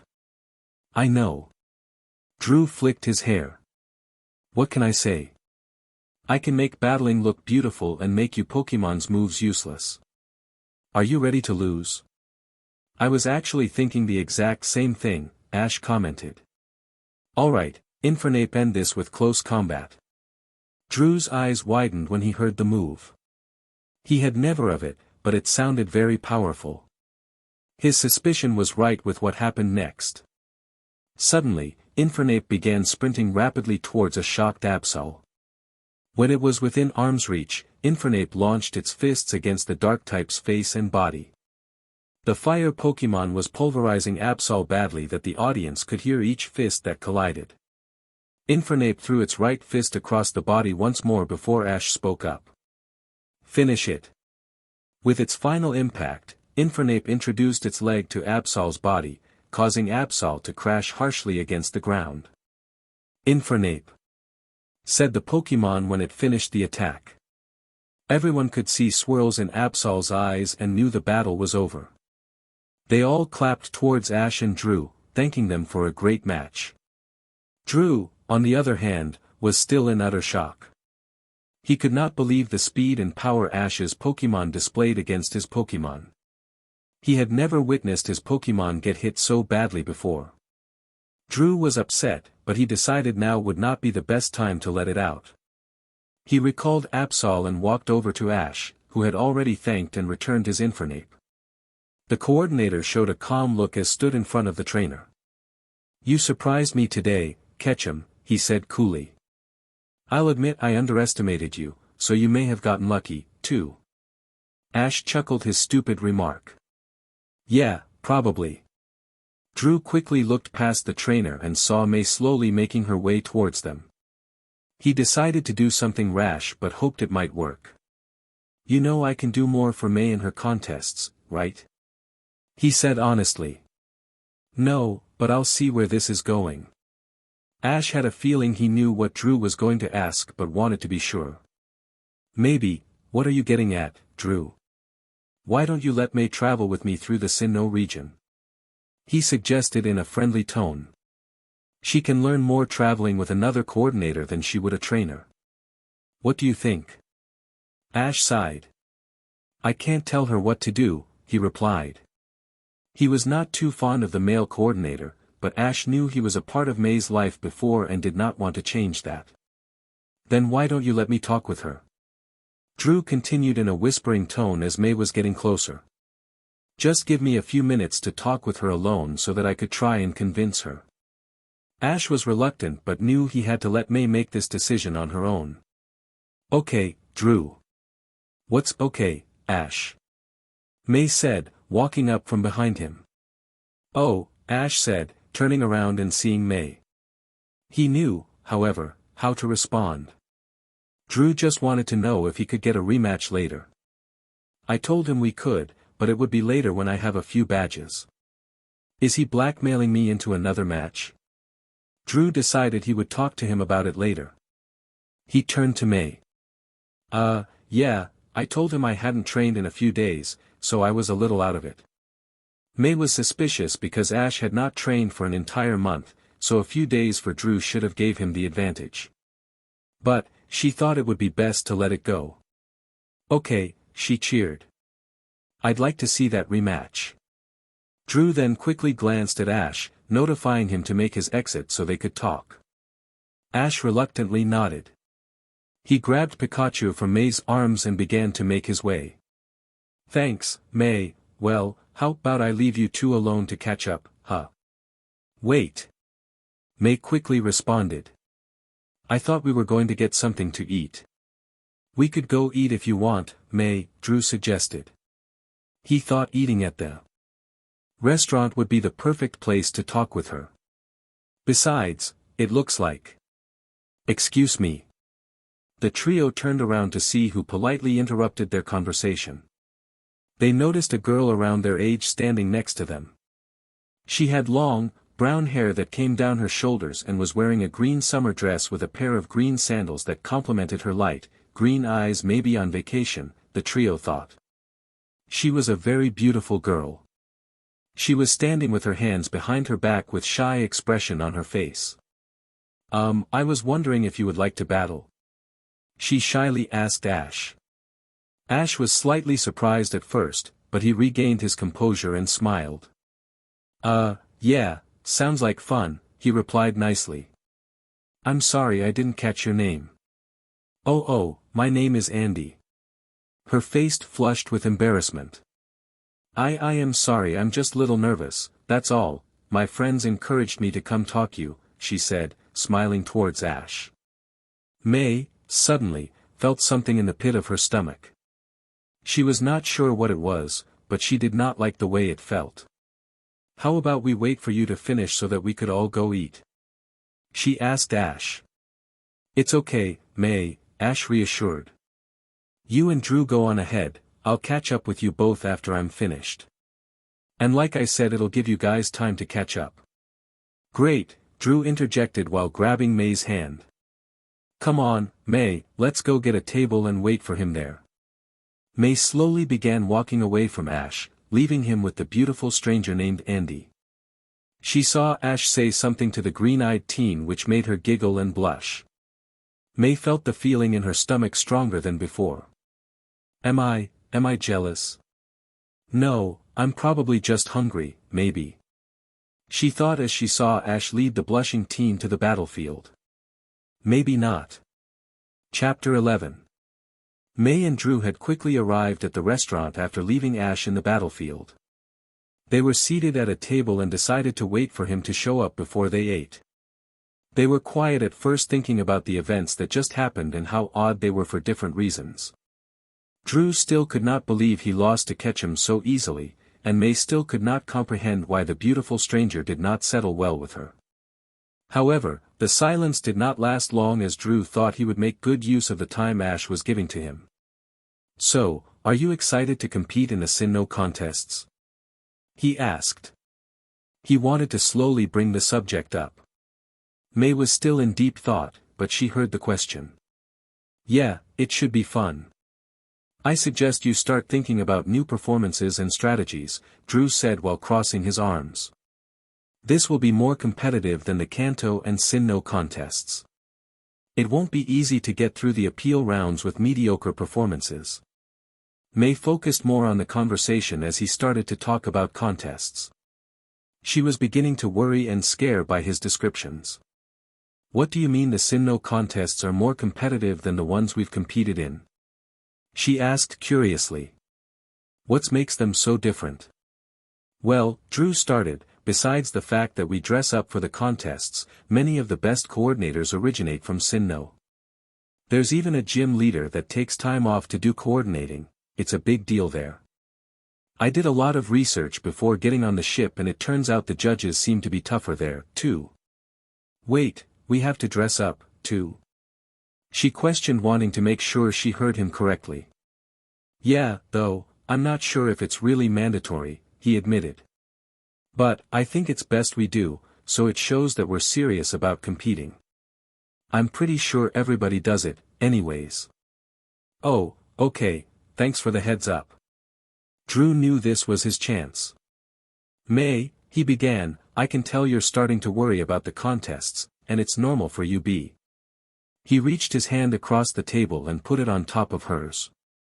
I can help you, though. We can help each other if you travel with me. May looked towards their touching hands and could feel her face heating up from the contact. She pulled her hand back and placed both her hands on her lap before responding. Drew, I'm all ready. Before you answer, he interjected. Let's eat first. I can tell you're really hungry. I'm waiting for Ash to eat, May replied. However, her stomach betrayed her as it growled loudly. Drew chuckled. I'm sure he'd understand after hearing that noise. May flushed from embarrassment. If it makes you feel any better, we'll eat slow so that it gives him a chance to catch up. Deal? May smiled. Deal. Drew smiled to himself. It seems like I'm getting through to her, he thought to himself. Not to mention I'm keeping on her good side by pretending to like Ketchum, the more late he is the more it helps me.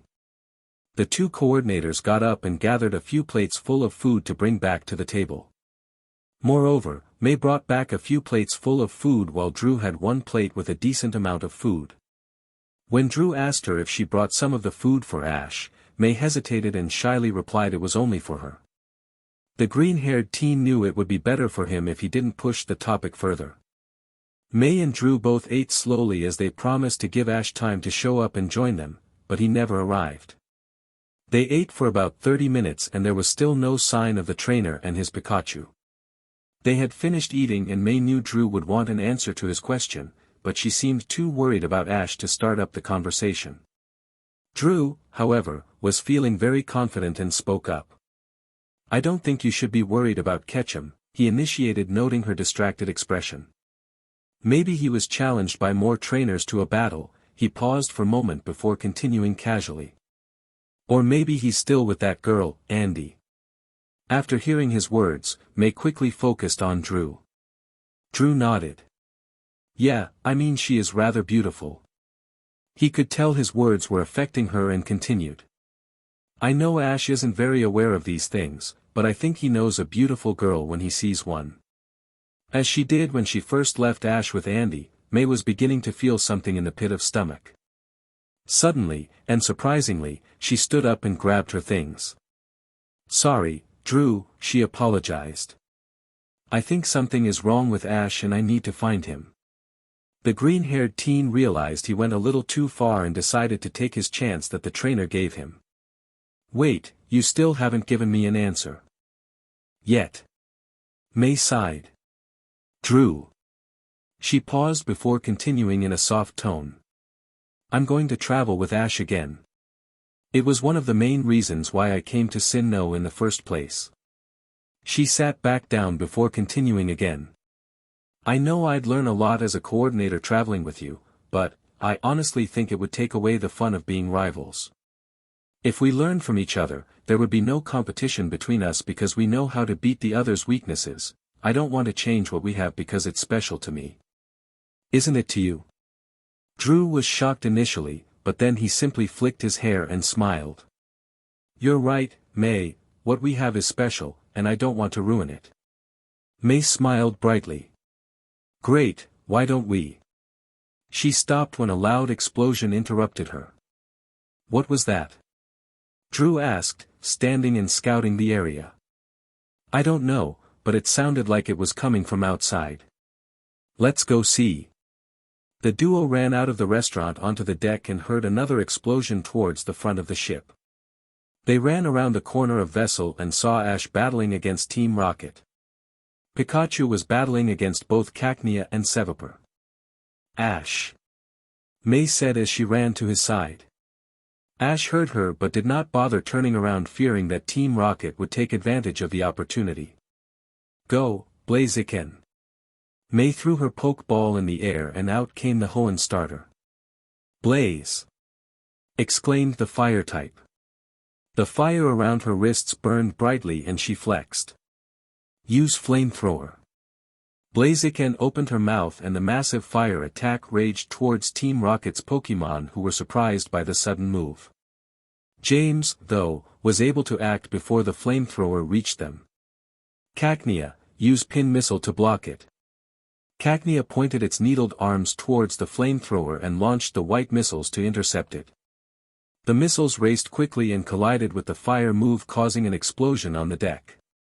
The passengers began running away from the battle, scared of getting hurt from the different attacks being called out by both sides. They ran in the direction where May and Drew had arrived from because Team Rocket was blocking the other passageway.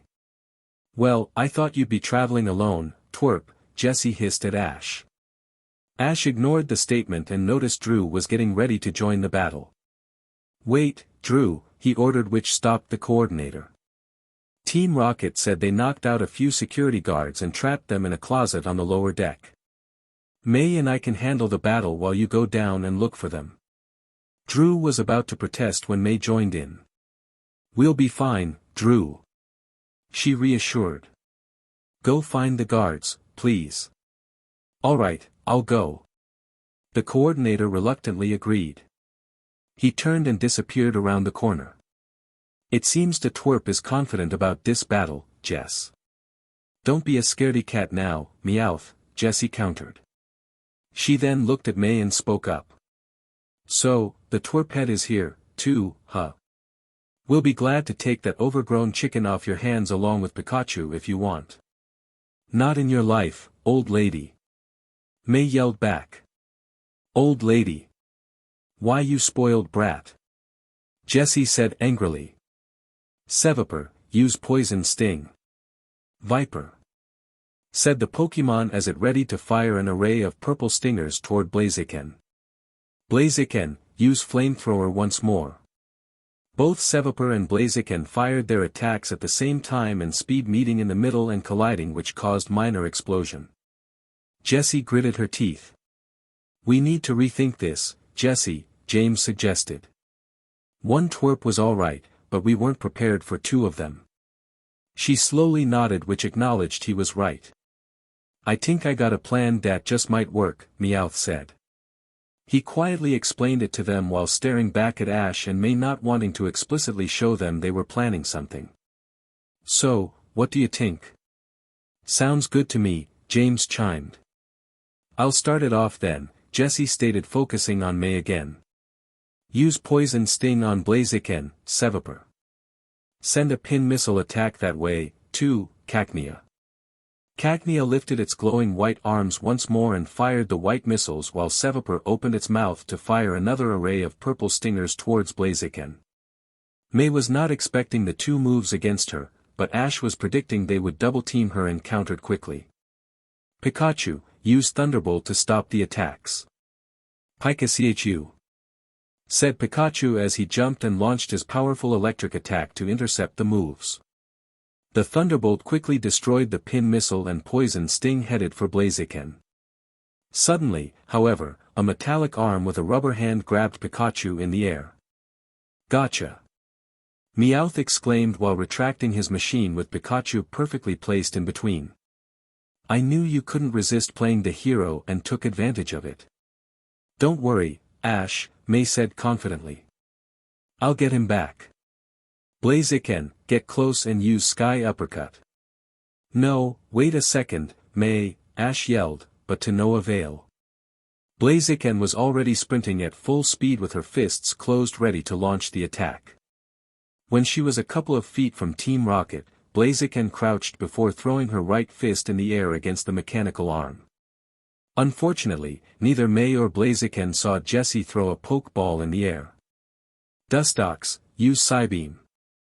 Dustox. The bug Pokemon appeared and quickly fired the colorful beam against the Hoenn-starter's chest. The Psybeam collided before the fire-type could land the Sky Uppercut. "Blaze!" cried Blaziken in pain. "No!" May worryingly yelled to her Pokemon. Team Rocket laughed at her misfortune. "That's what you get for calling me old lady, you twerp," Jessie snarled. "You should show respect to your superiors." James put a hand on her shoulder to interrupt her. "I think we should quit while we still have Pikachu, Jess." She nodded confidently. "Fine, let's get going." She turned and smiled back at Ash and May. "It was fun kicking your butts, but we have to go now. Bye." "Not so fast, you cowards." Everyone turned to the passageway Team Rocket was blocking off and saw Drew with Rosalia next to him. The flowers on Rosalia's hands were visibly glowing brightly. "You're not getting away that easily," he said, clenching his fists. "Use Solar Beam." "No." "Wait, Drew." Ash tried to stop him. Upon hearing the command, Rosalia quickly pointed its arms forward and fired the powerful grass move towards a stunned Team Rocket. The solar beam quickly raced in their direction and collided directly against the trio and Pikachu, causing a large explosion to occur where they stood. Team Rocket could be seen flying far in the sky. "We're blasting off again," was all that could be heard as they pierced the sky. Pikachu, however, was also seen flying but in the opposite direction away from Team Rocket. He was sent towards the Sinnoh region, which could be seen in the distance from the position of the ship. Pika. Pikachu's voice faded as he flew farther away from the ship. A few seconds later, he couldn't be seen and was out of his friend's view somewhere in the Sinnoh region. Ash was shocked. He knew Team Rocket would grab Pikachu after attacking May. It was a common tactic they enjoyed doing because it was mostly successful. He had a plan for Pikachu to escape within their grasps and attack directly at close range, which always worked against them in the future. However, Ash didn't predict Drew would go around Team Rocket and land a surprise attack, especially a powerful move like Solar Beam. Seeing Pikachu soar across the sky into the Sinnoh region brought back memories for Ash. His initial shocked expression turned to one of seriousness. May reacted as Ash did when she saw Pikachu disappear in the distance. She looked slowly towards Ash, who wasn't sad but determined. She saw him sprint directly towards Drew and closely followed behind. Drew was in disbelief and in deep thought. There was no outcome in his mind that predicted the one that just occurred. He was only snapped out of trance when he suddenly saw Ash looking at him with a serious look. I am sorry, Ketchum," the green-haired said sincerely. "I didn't know that was going to happen. It wasn't my intention." Ash put his hand up to stop Drew's rambling. "There's no time to talk about it now. I need to borrow your Flygon to take me to Twinleaf Town." "Why yeah, sure." Drew grabbed his Pokeball and threw it in the air, releasing the tired mystic Pokemon. He knew he had no right to argue because he caused the incident. Ash dug in his pocket and pulled out a citrus berry. He gave it to Flygon, so it could regain some of its energy from the previous battle it had. Ash then gracefully jumped on Flygon's back. He was about to take off when May stopped him. "Wait, I'll go with you, Ash," she proposed. "I want to go look for Pikachu, too. It'd be better if two of us are looking instead of one." "It would be better, but Flygon can't carry both of us." "He's right, May," Drew interjected. "Even with the citrus berry, it is still tired from the battle it had with Totodile earlier. Flygon would fly slower with two people on its back. So I just wait here and do nothing then," May argued. She was beginning to feel upset that she hadn't been able to do things the way she wanted and was feeling ignored. "I need to get there as fast as possible," Ash stated calmly while looking the frustrated brunette. "Pikachu could be hurt, and I need to look for him before anything else happens to him. You'll be more help here by calling Professor Oak and telling him what happened. Maybe he can get some of Professor Rowan's assistants to look for him while I'm heading there. Can you do that for me, May?" May considered his eyes and took in every word. She knew he was right and nodded disappointingly. Ash grinned. "Don't worry. When you arrive in Twinleaf Town, I should have Pikachu on my shoulder ready to travel again." May smiled softly and nodded while stepping back away from Flygon. She watched the Pokemon slowly flap its wings to start ascending before Ash gave it a command which caused the green dragon to increase its flight speed rapidly towards the Sinnoh region. May sadly viewed Ash disappear in the distance. She put her hands behind her back before changing her sad expression to a happy one. She knew he would be okay. XXXX. Pikachu slowly fluttered his eyes open and noticed the tall trees surrounding him. He felt a tinge of pain in his left arm and saw a few scrapes scattered around the area. He knew this was probably caused by crashing into the trees, not from the solar beam, which he deduced to be less powerful than he thought. Pikachu then cautiously stood up and looked around to see if he could get an idea where he was at. He guessed that he was somewhere between Sandgem and Twinleaf Town. He figured Ash would be heading to Twinleaf Town right now in some way, so the mouse believed the best thing for him to do would be to head towards the small town.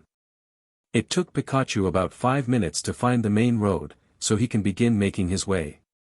He decided it would be best since going through the forest directly would most likely result in encountering random Pokémon that weren't so friendly. Pikachu was sure he could battle any opponent even with his injuries, but he knew it wasn't necessary.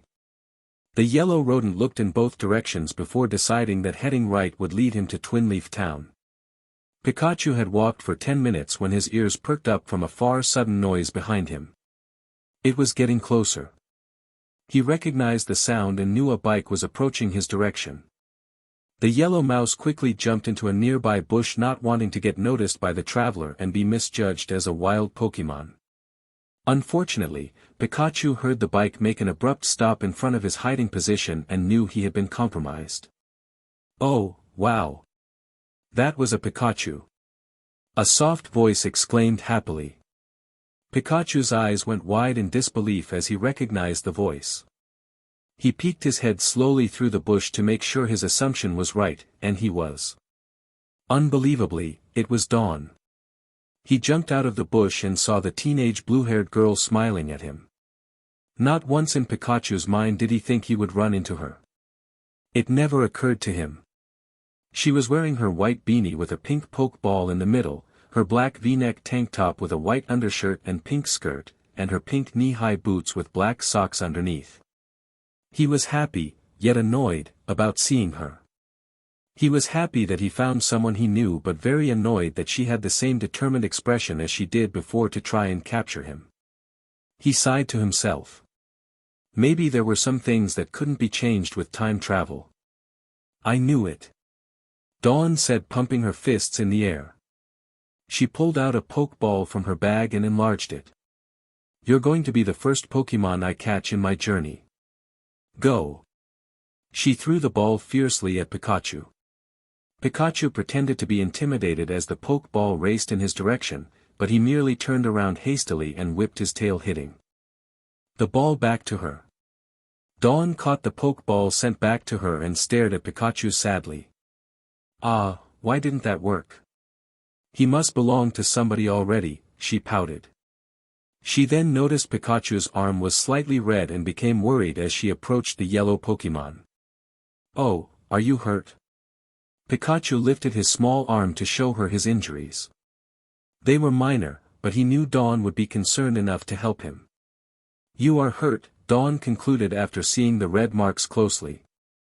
She gently picked him up and placed him in the basket on her bike. She turned the cycle around and got on to start pedaling. "I'll take you to see Professor Rowan.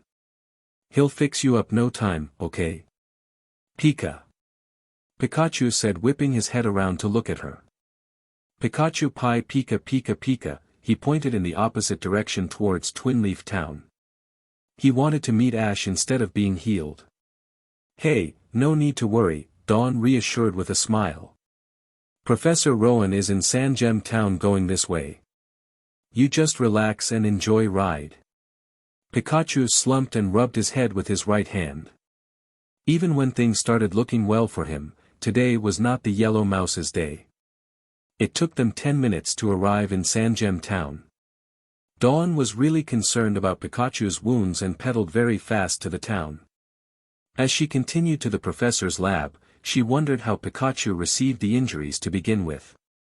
She thought the Pokémon might have been in a battle and got hurt in the process. But, something did not add up for Dawn. "Where's his trainer?" Dawn pondered as she glanced at the small Pokémon in her basket. She knew Pikachu was a boy by the shape of his tail. Was Pikachu left in the forest because he lost a battle? How can someone be so mean?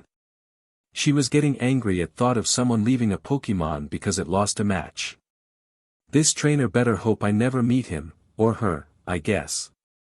Pikachu remembered being in Sangem Town a few months ago and did not notice any differences. It was still the small, sandy town located next the beach. He could easily smell the salty scent of the sea in the air. He then began to think of how Ash would react when the trainer saw him with Dawn. They had discussed trying to find her during their travels, but they did not predict meeting her in the first few towns, nevertheless, in the same way they met her before in their old lives. Pikachu's thoughts were interrupted as Dawn stopped in front of the large laboratory. "We're here," Dawn stated while parking her bike in front of the door and grabbing Pikachu from the basket. She thought she would give him a few words of encouragement just in case the electric type was feeling uneasy about meeting someone new. "There's no need to worry about Professor Rowan, okay? I was just here a while back to get my first Pokemon and he's really nice. And if you're feeling nervous, I'll be there next to you the whole time." She smiled to him. Pikachu nodded and smiled back. "Professor Rowan, I need some help," Dawn yelled entering the building. There were a few people in lab coats around the room that turned around when they heard the girl yelp. However, it was an older man with a beard and a serious expression that approached her and Pikachu. The older man grunted when he saw the Pikachu in Dawn's arms. He grabbed Pikachu from her and quickly checked his injuries. He then gave the mouse to one of his assistants to take of the wounds. "It seems this little one has a few scrapes and bruises on its arm that aren't too serious. We could give him treatment this time, Dawn, but we're not healers. Next time you will have to take your Pokemon to the Pokemon Center, alright?" "Alright," she said, noting his statement. She then proceeded to clear up the misunderstanding. "Oh, and this isn't my Pikachu, Professor. I found him when I was heading back to Twinleaf Town." "So, it is a wild Pokemon?" Professor Rowan asked. "Well, no, I don't think so," Dawn replied honestly. "I actually tried capturing him when I first saw him, but he just hit the Pokeball back to me when I threw it." "Yes, I guess that does mean this Pikachu belongs to somebody. Did you look for the trainer? Do you know where he or she might be?" Dawn looked down sheepishly. "No, I'll admit I didn't bother looking for his trainer." She then looked up and angrily at the professor. "But I didn't see anyone around, which means Pikachu was just left there. Who would be so mean and leave a Pokemon injured in the forest?" "We don't know the full story," he said, trying to calm her down. "Probably something happened to cause Pikachu to be separated from his trainer." "Yeah, I guess," Dawn agreed. However, she still wanted to give this trainer a piece of her mind when she returned Pikachu. She told herself she would help the yellow mouse return him to the trainer if he really wanted to. 5 minutes after waiting with Professor Rowan, Dawn saw the assistant bringing back Pikachu with a few bandages around his left arm. She could not help but feel sorry for the little Pokemon. She ran and cut the distance between her and the assistant. "How are you feeling, Pikachu?" Dawn asked, smiling brightly. "Pika!" Pikachu exclaimed happily while raising both his arms. Dawn giggled at his response. She gladly accepted the electric type when the assistant offered him to her. "He seems to be doing a lot better now," Rowan concluded. He thanked the assistant and told her she could take an early lunch break before turning his attention back to the blue-haired teen. "What do you plan on doing now, Dawn?" "I promised myself I would help Pikachu get back to his trainer if he wanted to." She quickly looked down to see the yellow mouse nodding eagerly. "I guess I'll be doing that then," she told the older professor. Professor Rowan nodded. "I suggest you head towards Twinleaf Town," he stated. "You told me Pikachu was heading in that direction when you first met him, correct?" Dawn nodded, thinking he was recalling the conversation they had when Pikachu was being attended to. "Then I think that would be a good place to start. It works for me. Now I can go home and show my mom my first Pokemon like I was going to do before, and I can find this bad trainer and teach him a lesson, or her a lesson. I think it's a boy, so I'll just say him until I know." Dawn smiled and thanked Rowan before heading out the building. Professor Rowan sighed as she exited the building. "Professor?" An assistant tapped his shoulder. "Yes, what I can do for you?" "You have a phone call arriving from Kanto," the assistant stated. "Samuel is on the line?" Professor Rowan asked rhetorically. He knew the only person that called him from Kanto was Professor Oak. He walked over to the monitor and saw Professor Oak smiling at him. "Ah, Samuel. How may I help you today? XXXX. I think he landed somewhere in the forest heading to Sangem Town, Ash said. He arrived on the docks 45 minutes after leaving on Flygon from the ship. When he reached the small port, Ash gave Flygon another citrus berry before sending it back to Drew. He then began running to make his way towards Twin Leaf Town, which was not too far from where he was. Ash was walking through Twin Leaf Town when he concluded that Pikachu might be somewhere in the forest. Knowing Pikachu, though, the trainer continued, he'd know I would have found a way to get here, so he would have came this way to meet me. Like Pikachu remembered about Sangem Town, Ash recalled Twin Leaf Town in the same manner. The small town was like its appearance from a few months ago. The fresh scent of new leaves in the air, and the area was very green. Ash thought it looked greener than before if possible. However, he did not see any sign of Pikachu and sighed. That means something else happened when he was making his way, Ash concluded disappointingly. He then began treading down the forest path towards Sangem Town. Don't worry, buddy. I'm on my way. XXXX. So that Pikachu belongs to a trainer named Ash. Professor Rowan assessed. Professor Oak nodded. I'm surprised you didn't meet him when he was there a few months back. No, he never arrived in my laboratory. Strange, Oak stated curiously. Ash usually visits each professor when going to a new region. You can bring up the topic with him later, Samuel, Professor Rowan interjected hastily. I need to see if I can catch up with the girl that wants to return Pikachu to him. Yes, of course. You said her name was Dawn. Yes, and I'll call you back with the details later. The Sinnoh professor said a quick goodbye before hanging up the phone and running towards the door. He opened the doors and looked for any sign of the blue-haired teen. Unfortunately, there was no one in sight, and Professor Rowan knew he was too late. He sighed frustratingly before turning back into the lab. All that poetry caused Samuel to tell a whole story rather than getting to the point, he analyzed. I'd better tell him I wasn't able to transfer the message. XXXX. So, are you sure you want to go back with your trainer? Dawn asked curiously as she pedaled away from Sangem Town. She had just entered the forest when she questioned Pikachu. Pikachu whirled his head around and nodded to her. He wondered why she would ask such a question but could not think of reason. All right, if you say so. Dawn focused on the road and smiled. She thought about everything that happened on her first day on her journey. She received her first Pokémon from Professor Rowan and helped a hurt Pokémon she found on her way home. This isn't so bad for my first day, she smiled brightly. However, her expression changed to a serious one. Dawn glanced down at Pikachu sitting peacefully in her basket and still did not like the idea of returning him to a bad trainer. She decided she would be sure and ask the electric type once more. Pikachu, are you sure you? Pika. Pikachu interrupted her, pointing forward towards the road. Dawn quickly looked up but saw nothing. She did not find what he was pointing at until it was too late. She saw a clear, white line going from one side of the road to the other. It was at least 2 feet from the ground and thick. Dawn immediately applied the brakes on the bike, but the tire already had collided with it, flipping the bike, Dawn, and Pikachu in the process. She landed harshly against the ground and rolled a few feet away from the crash site.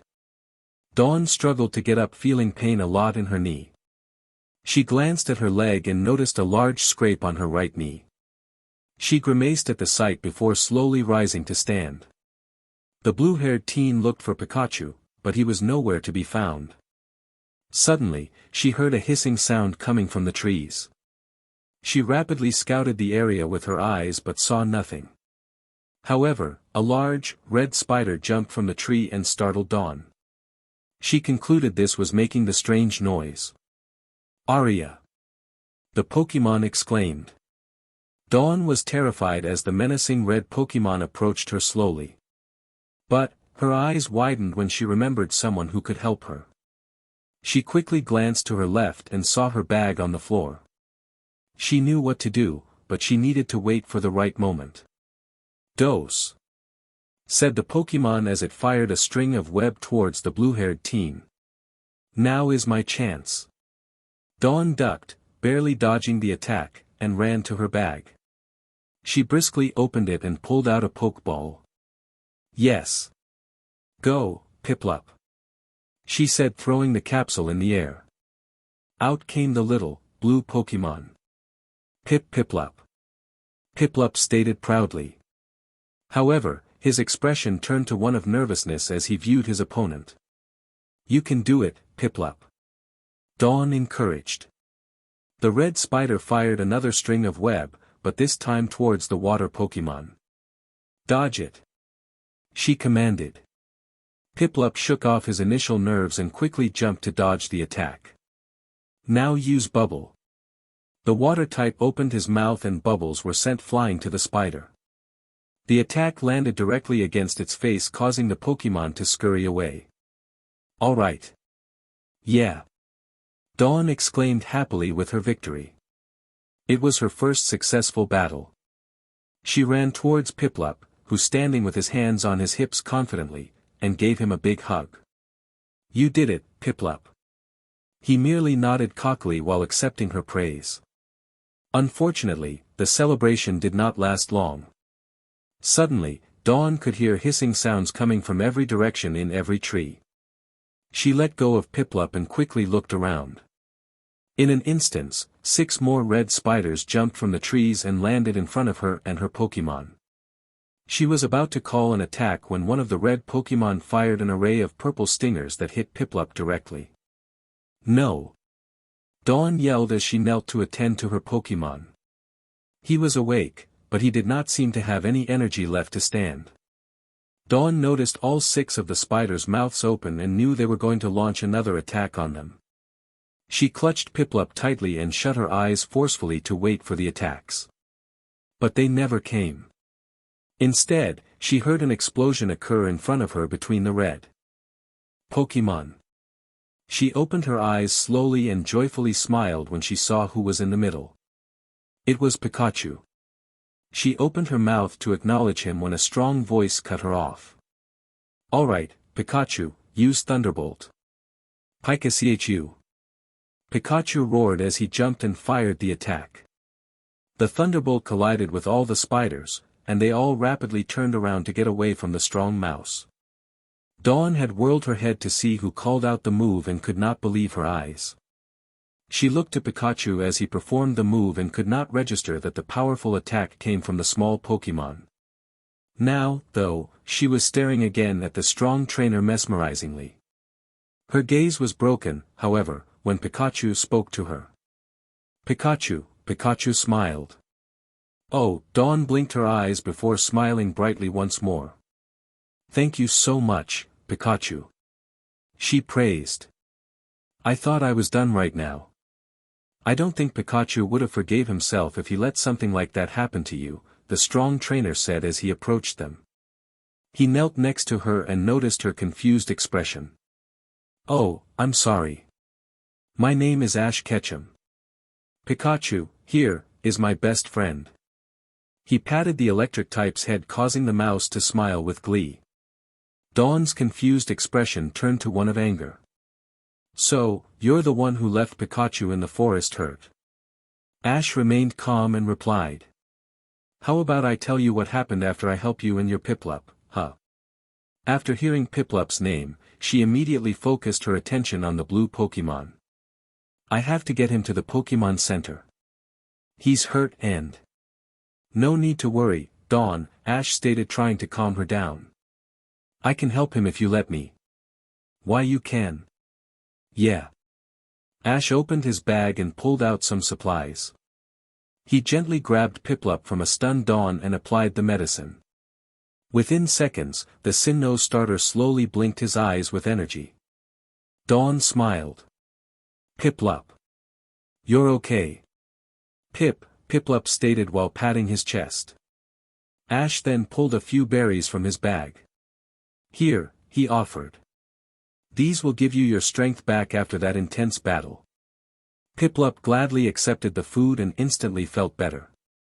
He rolled off Ash's arms to stand proudly. Dawn giggled at his expression before turning back to the trainer who was smiling at the Pokémon.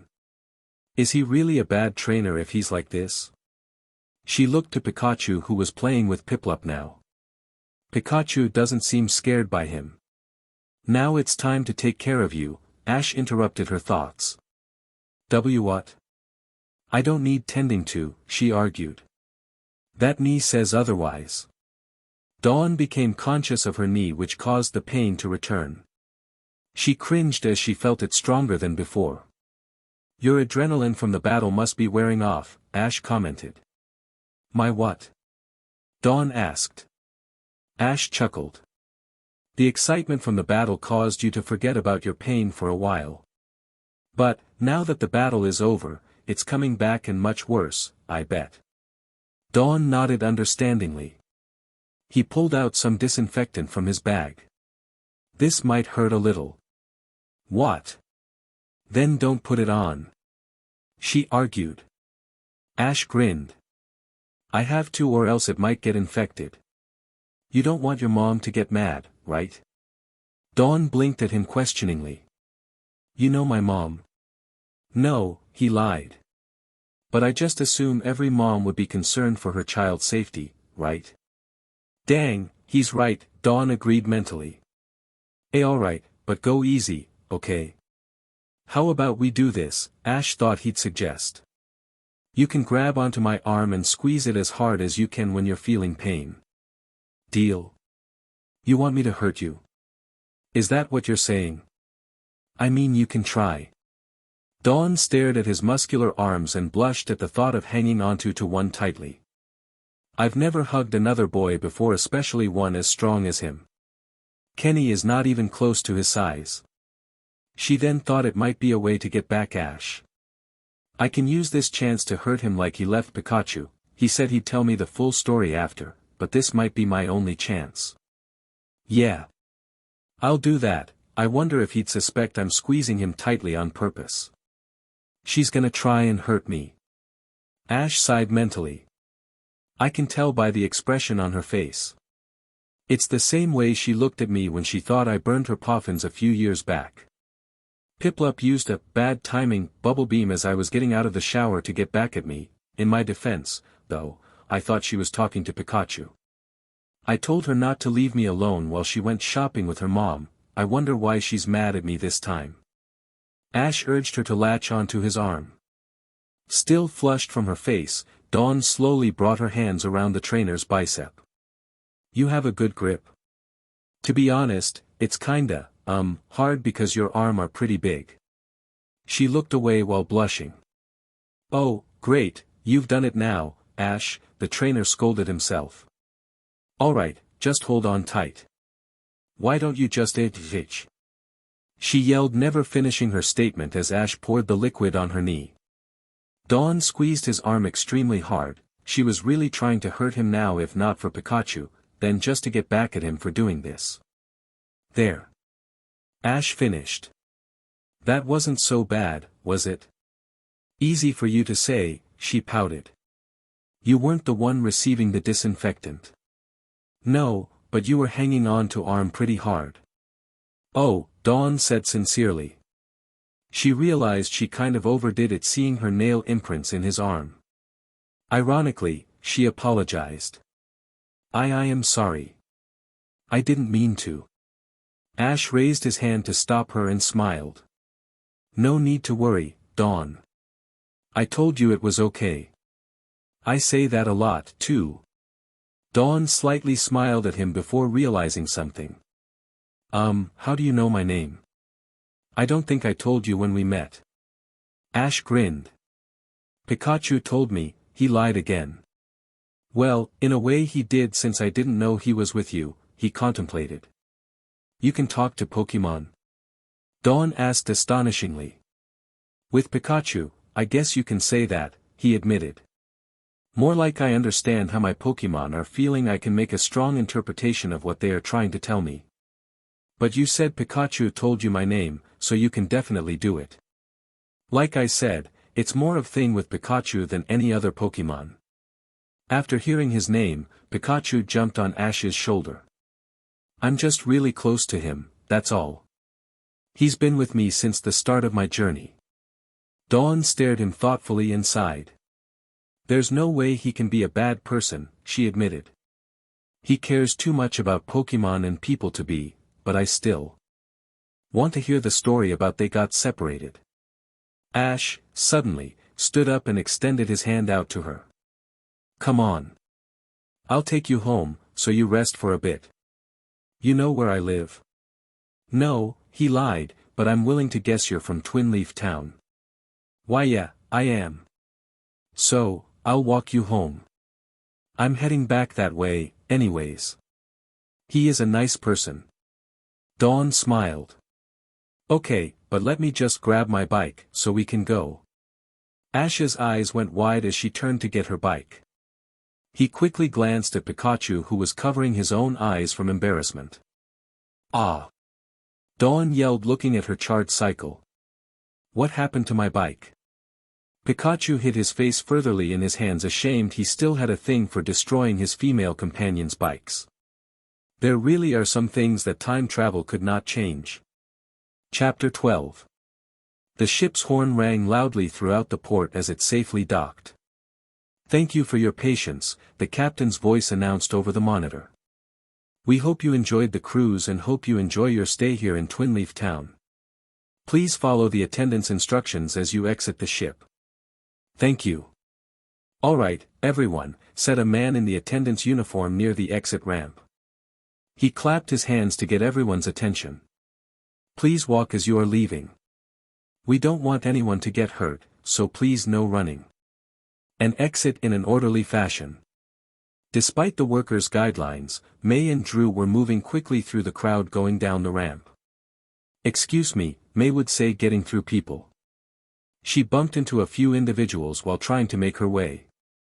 Pardon me, sorry, I'm just in a rush, can you move, thanks. Drew was following closely behind her and would receive the angry looks from the people she was hitting. Sorry about her, he told them with a nervous grin.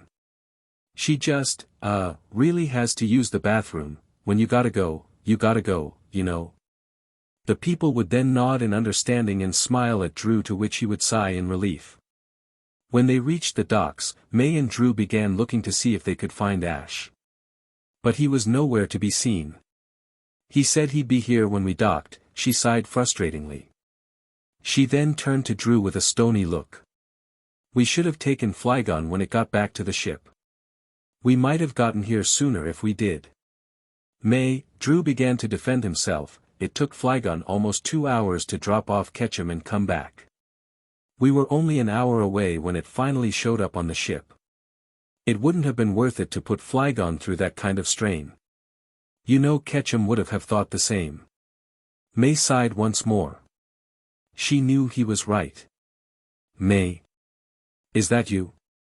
The brunette quickly whirled her head after hearing her name. Her irritated expression turned into a bright smile when she saw the breeder standing behind her. Brock! May exclaimed happily as she gave him a quick hug. She let him go before she continued.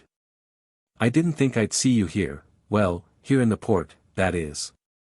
Same here, Brock said with a confused expression. I thought you'd be in Johto right now competing in the Pokemon contests with your rivals, though, it seems like you all decided to come to Sinnoh instead, he noted after seeing the green-haired teen standing behind her. How've you been, Drew?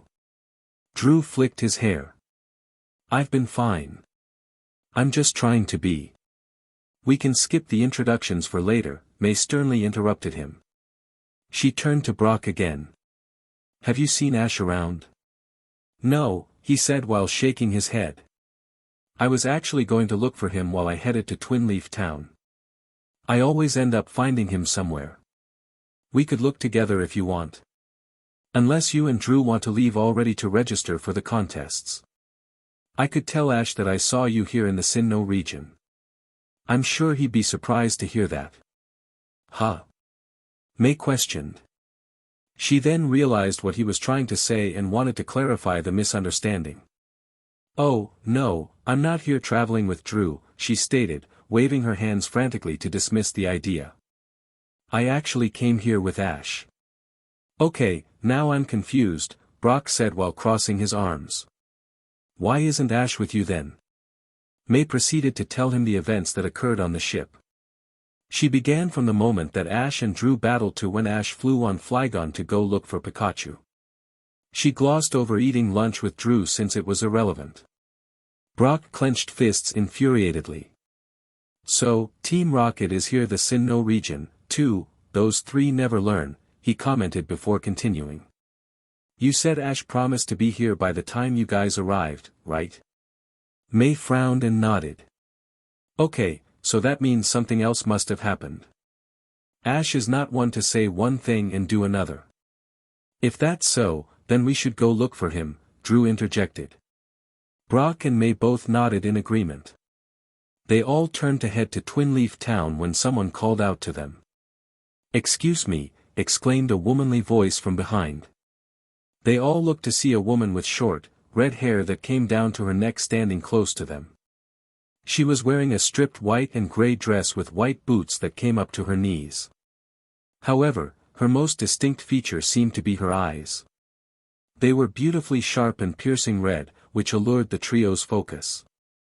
Are you Drew? She asked politely to the green-haired teen. Wow! Brock answered before Drew could say anything.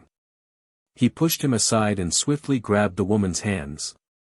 Yes, he's Drew, but let's not waste time talking about him, Brock continued with an adored expression.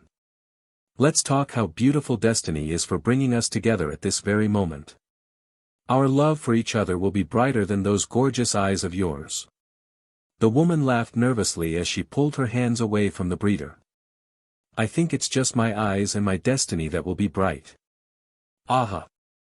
Brock said as grabbed his chest with his right hand. He slumped and put his head down. Rejected, and I haven't even reached the first town yet. Drew cautiously moved a sulking Brock out of his way to walk up to the mysterious woman. I'd apologize for his behavior, but I don't know him good enough to say if he was joking or he really meant it. Anyways, like he said, I'm Drew, and you are? Oh, my name is not important, the woman said, smiling while dismissing the question. Her smile was just as sharp as her eyes. I'm here to take you to see your uncle. He wants to see you. My uncle? Yes, she replied seriously. He heard you were coming to town and instructed me to find you when you arrived. And he wants to see you right away, so if you don't mind. She stepped aside and urged him by gesturing with her arm to walk with her. Drew was about to follow her when he remembered what he was going to do. He turned and viewed May smiling at him. It's okay, Drew, she reassured with a soft smile. May put a hand on his shoulder as she continued. I'll tell Ash that you had do something with your family. He'll understand. He thought about what she said before smirking and flicking his hair. All right. Tell Ketchum I'm really sorry for what happened, and I guess I'll see you at the first Pokemon contest. I'll be ready. May grinned confidently as she removed her hand. With that, Drew followed the red-haired woman in the opposite direction of his rival. In a few minutes, the two were lost in the crowd and out of their sight. May watched them disappear before shaking her head to focus again. Let's go, Brock, she said to her heartbroken friend. Ash is in trouble. How can you tell? The breeder asked as he regained his composure. They began running towards Twin Leaf Town at full speed as May responded. I don't know, but I just do. XXXX. Ow. Ash mentally yelled as he received a fifth blow to his leg. This stupid bike keeps hitting my shin with the pedal. After apologizing to Dawn for Pikachu destroying her bicycle, Ash volunteered to carry it back to her house. He told her it was the least he could do to repay her. However, he was regretting even asking because the pedal kept hitting his shin as he carried the bike under his right arm. It wasn't that each blow hurt a lot, but it kept hitting one spot and the pain was adding up. Crap. Ash complained as he took another hit. Dang it, Pikachu. We're gonna have a talk about this destroying people's bike thing later. We're almost there, Ash, Dawn said, interrupting his thoughts. It should take us another 10 minutes to get there. Great. Ash grunted. So, she started as she viewed Pikachu and Piplup walking ahead of them down the path. This Team Rocket you talked about, do they really try and take other people's Pokémon for themselves? Ash knew she was recalling them from the story he told her on how he and Pikachu were separated. Yeah, it's like their job or something, he said bluntly while looking at her. They've been trying to take Pikachu ever since I've started my journey. That's awful. Dawn exclaimed angrily, looking at Ash. You're telling me, he responded. It's annoying that they keep trying. I didn't want to believe people actually did stuff like that. I can't imagine anything like that happening to me. She turned her attention back to the walking Pokémon and frowned. I just got Piplup, but I already feel so attached to him, she said softly. I don't know what I'd do if someone tried taking him away from me. If it makes you feel any better, Team Rocket isn't good at what they do, he stated truthfully. You have a better chance of scaring them with a Burmy than getting your Pokémon taken away by them. Dawn giggled at the thought of people being afraid of such a small, harmless Pokémon. Ash smiled as he got her to think of something else. He then thought of something that might work. But, if you're still worried about them, you could travel with us, he suggested nonchalantly. Dawn stopped laughing after hearing his words. She took in every word carefully before replying. You want me to travel with you? She asked curiously. Everything seemed to slow around her as she waited for his response. I mean, if you want to. Why, you mean just you and me traveling the Sinnoh region? A blush slowly emerged on her face. How I can go from hating this person at one moment to feeling flustered in another. I've spent less than 2 hours with him, but I don't even know how to describe it. It feels like I've known him for years. Ash could tell she was thinking but decided to answer her anyways. No, it wouldn't just be you and me, he clarified. I'm traveling with another friend, or at least I think I still am. You don't know if traveling with someone else? Dawn eyed the trainer curiously. She broke her thoughts and concentrated on him once he began to speak. It's complicated, Ash stated while scratching his chin. He smiled to himself when he thought of another way to convince her. But, I'll find out when we get to Twin Leaf Town. She's probably waiting for me at the port right now. I'm sure she's in a rush to sign up for the Sinnoh contests. I'm not sure she'll be happy if... Wait! Dawn yelled as she stepped in front of him. Your friend is a coordinator. Yeah, is that a problem? No, I'm gonna start my journey as a coordinator. She exclaimed happily, placing a hand on her chest to emphasize she was. Really? Ash tried to act surprised. I would have never guessed you were one. What's that supposed to mean? Nothing. I'm just not good at reading people, he lied. Oh, Dawn relaxed, stepping away from him. She then began to bombard Ash with questions about his friend as she moved aside to continue making their way. Has she competed in other regions before? Yes. Has she won any grand festivals? No, but she's come pretty close. What's her name? May. Her full name, Ash. Dawn is pushy this time around. Ash briefly glanced at her before speaking. May Maple. She's from the Hoenn region. Ah. Dawn squealed loudly, causing Ash to flinch from the sudden outburst. You're friends with May Maple, the princess of Hoenn. Yeah, people call her that. Yes, now stay focused. Dawn then proceeded to ask Ash more questions until they reached her house. And even then, she was still talking about May. Ash saw the familiar house and sighed in relief. It had been the longest 10 minutes he had ever spent with Dawn in both his lives, he concluded. He placed the bike on the side of the building and could still hear her talk. He had mostly stopped paying attention after she began talking about how they could learn from each other. Dawn described how May could teach her based on experience and how she could teach the brunette based on wisdom Dawn received from her famous, coordinator mother. Overall, Ash had a headache and was tired of hearing about coordinating. It wasn't until they were standing on the porch and Dawn asked her last question that he concentrated on her again. "So, is she your girlfriend?" "My what?" Ash turned around carefully to regard her. Dawn crossed her arms and smiled coyly. "Yeah, your girlfriend." "No," he said. Bluntly. "Really?" She stated in disbelief. "I think you'd be lucky to have May as your girlfriend. From everything that you've been telling me, she's perfect, not to mention you're not bad yourself." She muttered the last sentence to herself. "Huh?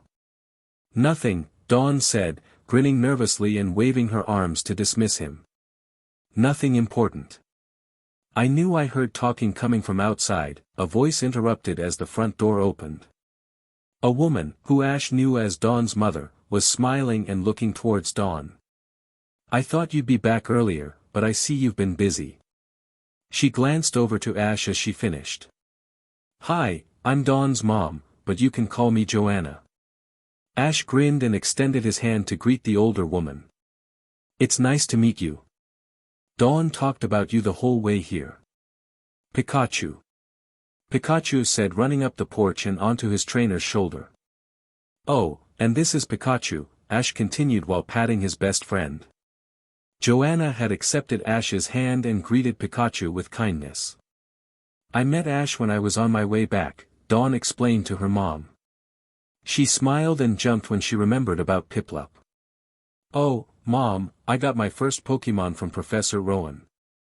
"That's great, Dawn," Joanna exclaimed happily. "Who did you choose?" "Piplup," she replied. She then looked around to see if the little Pokemon was near, but he was nowhere to be seen. He was around here somewhere." "Pikachu, where were you guys playing?" Pikachu jumped off Ash's shoulder and ran down the porch. Everyone followed closely behind the mouse as he went towards the garden off their left. To their surprise, they found Piplup leaning against the home sound asleep. Joanna giggled as she saw Piplup's nose bubble grow and shorten as he breathed. "I think he's going to like it here." Dawn walked over to Piplup and picked him up. "Come on," Joanna continued as her daughter made her way back. "Let's go inside, so you could all get some rest." "What do you say, Ash? How about you come in for a while and relax before you head out?" "Thanks for the offer, but I really have to go," Ash said sincerely. He allowed Pikachu to jump once again on his shoulder before continuing. "I really have to get to the port to meet up with my friend." "I understand." The older blue-haired woman sounded disappointed. "Mom, he's going to meet up with May Maple." Dawn interjected. "Remember, she's the coordinator from the Kanto Grand Festival we saw a few months ago on TV." Joanna's eyes widened in surprise. "Wow, that's a very talented friend you have there, Ash," she told the trainer. "Is she going to enter the Sinnoh contests?" "Yeah," Ash nodded. "Most of her rivals are competing in the Johto region, and she wanted to try something new, so she came here." "Well, she has a rival in me," Dawn said confidently, still holding a sleeping Piplup in her arms. "I won't go easy on her." Joanna grinned at her daughter's enthusiasm. She then thought of an idea. "Why don't you bring May back here to rest, Ash?" she suggested. "You said she was waiting for you at the port, so I'm sure she'd like to relax after a long trip before you both head out. What do you say?" Ash scratched his cheek as he contemplated her suggestion. He knew May wouldn't object to the idea resting for a bit, but he really wanted to get going already. He felt like he wasted enough time with everything that's happened today. However, Ash took too long to decide that Dawn answered for him. He'll be back with May when he finds her, she estimated. Her comment earned her honest expressions from her mom and Ash. She merely smiled at their responses. "They have to come back, so we could all leave together." "You're going to travel with them?" Joanna asked curiously. Dawn nodded happily. "Yeah.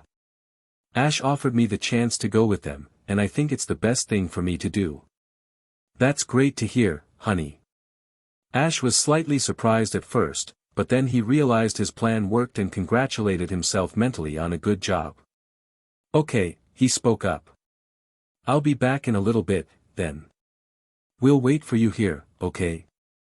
Dawn said. Ash nodded and began making his way with Pikachu to go find May. Don't take so long. Dawn yelled to Ash and Pikachu as they distanced themselves. Dawn, don't act like that, Joanna scolded her daughter.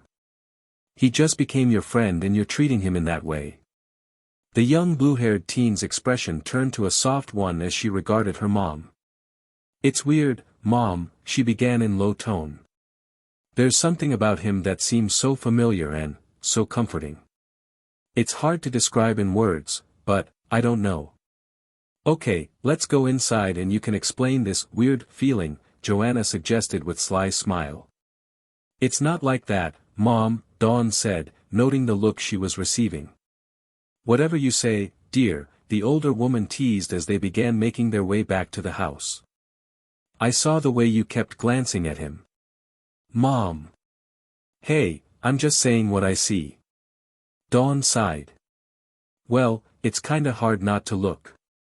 He's just so mesmerizing to look at. Joanna laughed at her daughter's honesty.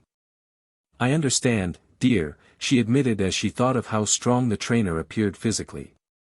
Not many boys around his age look like he does. He must have worked hard to get like that. Yeah, he probably did. Dawn said thoughtfully. She then shook her head to clear her thoughts. There's no worry about stuff like that right now, though.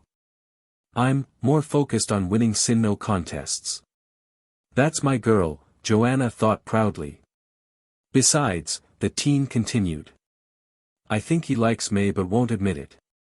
True, that's a possibility, her mom stated as she put a hand on her cheek. They began to walk back to the house when she came to a conclusion. She could be his girlfriend. He said she wasn't. How personal did you both get coming back home? Joanna questioned as she opened the door to the house. Somewhat personal, Dawn replied as entered her home with Piplup. She could smell the lunch her mom had been preparing and breathed in deeply. It's kinda a long story. Her mom responded as she closed the door. Well, we've got some time, so start explaining. XXXX. Where could he be? May muttered to herself worryingly. We'll find him, May, Brock reassured his friend. After arriving in Twin Leaf Town 15 minutes ago, May and Brock had been searching for any sign of Ash and Pikachu. The town was not big, but it was very spread out. The houses and other buildings weren't close to each other, which made it difficult for them to scout the entire town. Quickly. So far, they have had no luck. They began to ask people if they had seen Ash around to get some help. May would describe his appearance because she knew it would be very distinguishable to other things. Brock was going to ask her if Ash was really the way she made him out to be, but thought if they found Ash, he'd find out then. Many people said they saw someone pass by not too long ago with the description but didn't know where he went. They admitted to May and Brock that he looked intimidating to stare at, so they didn't bother paying attention in order not to cause trouble with him. It was after asking 10 individuals that they decided to take a break and sit on a nearby bench. If anything, Ash will find us, Brock stated, patting her back to comfort her. He could tell it wasn't working and decided the only thing to do was to continue looking. Come on, the breeder stood up determinedly. He has to be around here somewhere. There's no way he could disappear without anyone knowing where he was heading. May clenched her fists and stood. You're right, she stated, knowing moping wouldn't get them anywhere. Let's keep looking. The duo gathered their things and began searching for Ash and Pikachu again.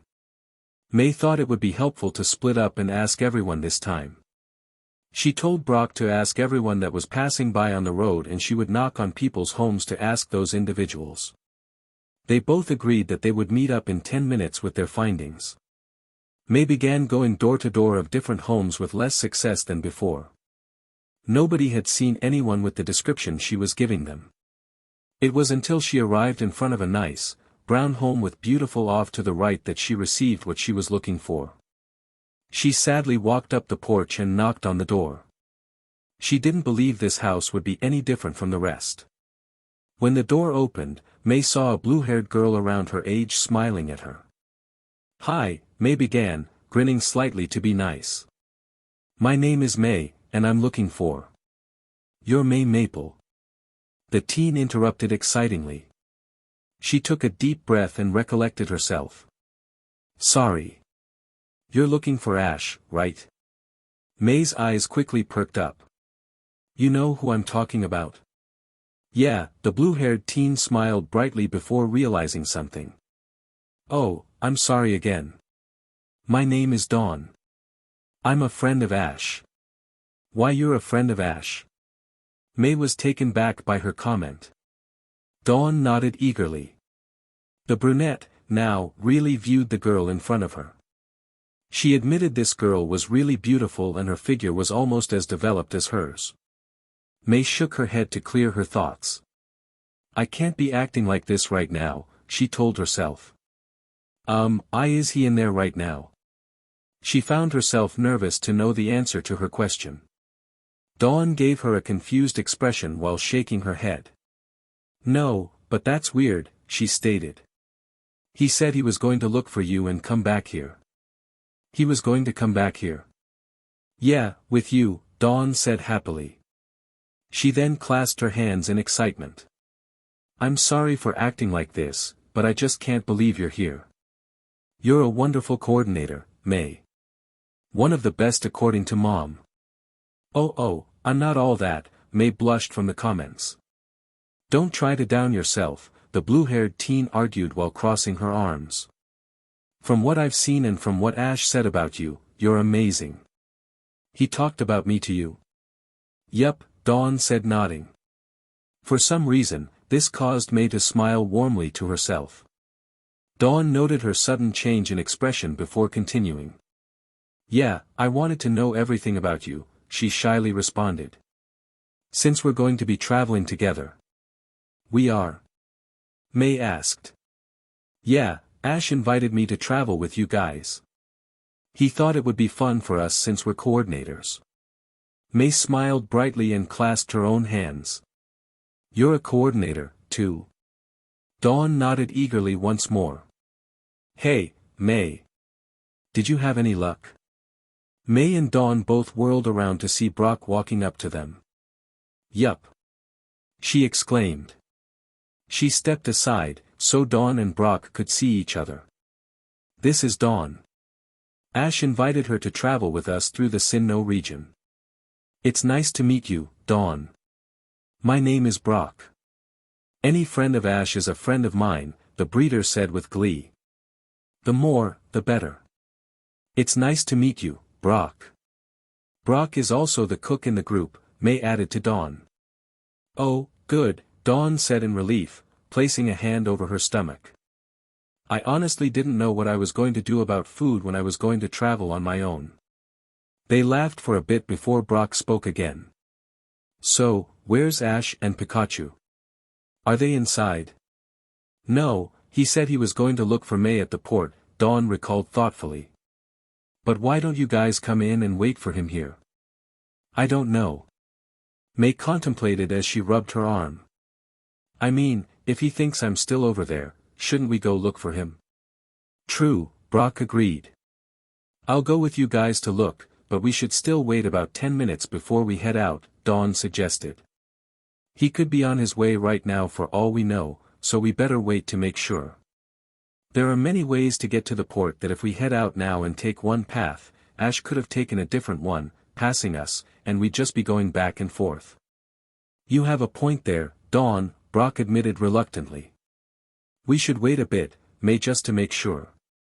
May sighed in frustration but agreed with her friend. "Come on," Dawn stood aside to give her new traveling companions a path to enter her house. "We'll wait inside and rest before leaving. I could tell you how I met Ash and Pikachu. XXXX. I kinda figured she wasn't going to wait at the port for us, buddy." "Pikachu pie Pika Pika Pika," Pikachu told his trainer. "Yeah, she's going to be mad at me," Ash sighed, rubbing his face against his hands before continuing. Have you noticed that May and Dawn get angry with me easily this time around? Pikachu nodded, knowing exactly what he was talking about. Let's head back to Dawn's house, Ash recommended tiredly as he stretched his arms. We'll go get her, so we could find them together. This way, we could just leave all at once. He stretched his back. I know I said we rest in her house for a bit, but we've wasted enough time as it is. The duo started making their way through the port to head towards Twin Leaf Town. They had entered the path outside the port when Pikachu spoke. Pikapi, Pika Pikachu Pai, he said. True, it is odd that we didn't see May or Drew coming here, Ash concurred with his buddy. It would have been easy to see Drew's green hair if we passed by it. He then scratched his chin before thinking out loud. Why do you think he chose green as his hair color? I mean, there's no way his hair to naturally be that color, right? Pika Pika Pikachu Pika Pai Pika, Pikapi. Ash sighed. You're right. It's his hair, and he could do whatever he wants with it. Pikachu nodded disappointingly. You'd think he'd cut it, though. Ash and Pikachu had walked another 60 feet when the sky suddenly darkened. Dark, brooding clouds were quickly covering the clear, blue sky that it was a few minutes ago. Thundering could be heard, and the wind had picked up tremendously. The trees around them appeared to be tipping over from the strong gusts. The sudden change in weather seemed suspicious to the duo. They continued treading down the path and noticed nobody was around them. No one was in sight. Ash and Pikachu stopped and scattered the area with their eyes to search for someone but couldn't find a single person in view. They turned around to see if anyone was behind them, but it was the same scenario as it was ahead. When they turned their heads to continue down the path, however, they saw a dark hooded figure standing 10 feet away from them. Ash wasn't getting a good feeling about the person, so he was preparing for a dangerous situation. Pikachu followed suit by becoming more attentive than before. As Ash took a step forward, the dark figure mimicked his actions. The trainer stopped moving, knowing something was about to happen. Ash got a better view of the mysterious person with the step they both took. The dark figure's face was mostly covered by the large black overcoat he was wearing, but his eyes were clearly visible and threatening. His eyes were completely white. There was no color, no emotion, or no life in them. Who are you? Ash yelled to the cryptic person. What do you want? No. The figure echoed in deep, menacing voice. The question is, who are you, time traveler? Ash's eyes widened and quickly grabbed a pokeball from his waist to ready himself. Pikachu jumped from his shoulder and readied for battle. I'll ask again, Ash said, deepening his voice as well. Who are you and what do you want? The dark figure merely put his left arm behind his back and pulled out a black pokeball. It was surrounded and emitted in a dark aura. That's not normal, Ash thought, trying to think if he's seen anything like it before. I don't recognize his voice either. Rain began to vastly pour down and lightning began to strike around them occasionally. What I want, Ash and Pikachu, the mysterious slowly voiced. He threw his pokeball and yelled. Is for you to disappear. The dark pokeball opened and showed its possession, a dark, three-headed dragon with a ferocious expression. Roar! The Pokemon raged. Ash didn't waste any time and sent his pokeball in the air. It opened and out came Infernape. Infernape! The fire type exclaimed, colliding its fists together. I have the advantage against his Hydreigon, but I won't go lightly, Ash strategized. Use Mach Punch. Infernape didn't hesitate and speedily closed the distance between it and its opponent. The Sinnoh starter's fists glowed blue as it jumped and launched the attack. Stop it, the dark figure countered. Hydreigon waited for Infernape to be inches away from it before screeching loudly, discharging a powerful hyper voice attack. The attack instantly threw Infernape fiercely away, causing it to crash harshly against the ground.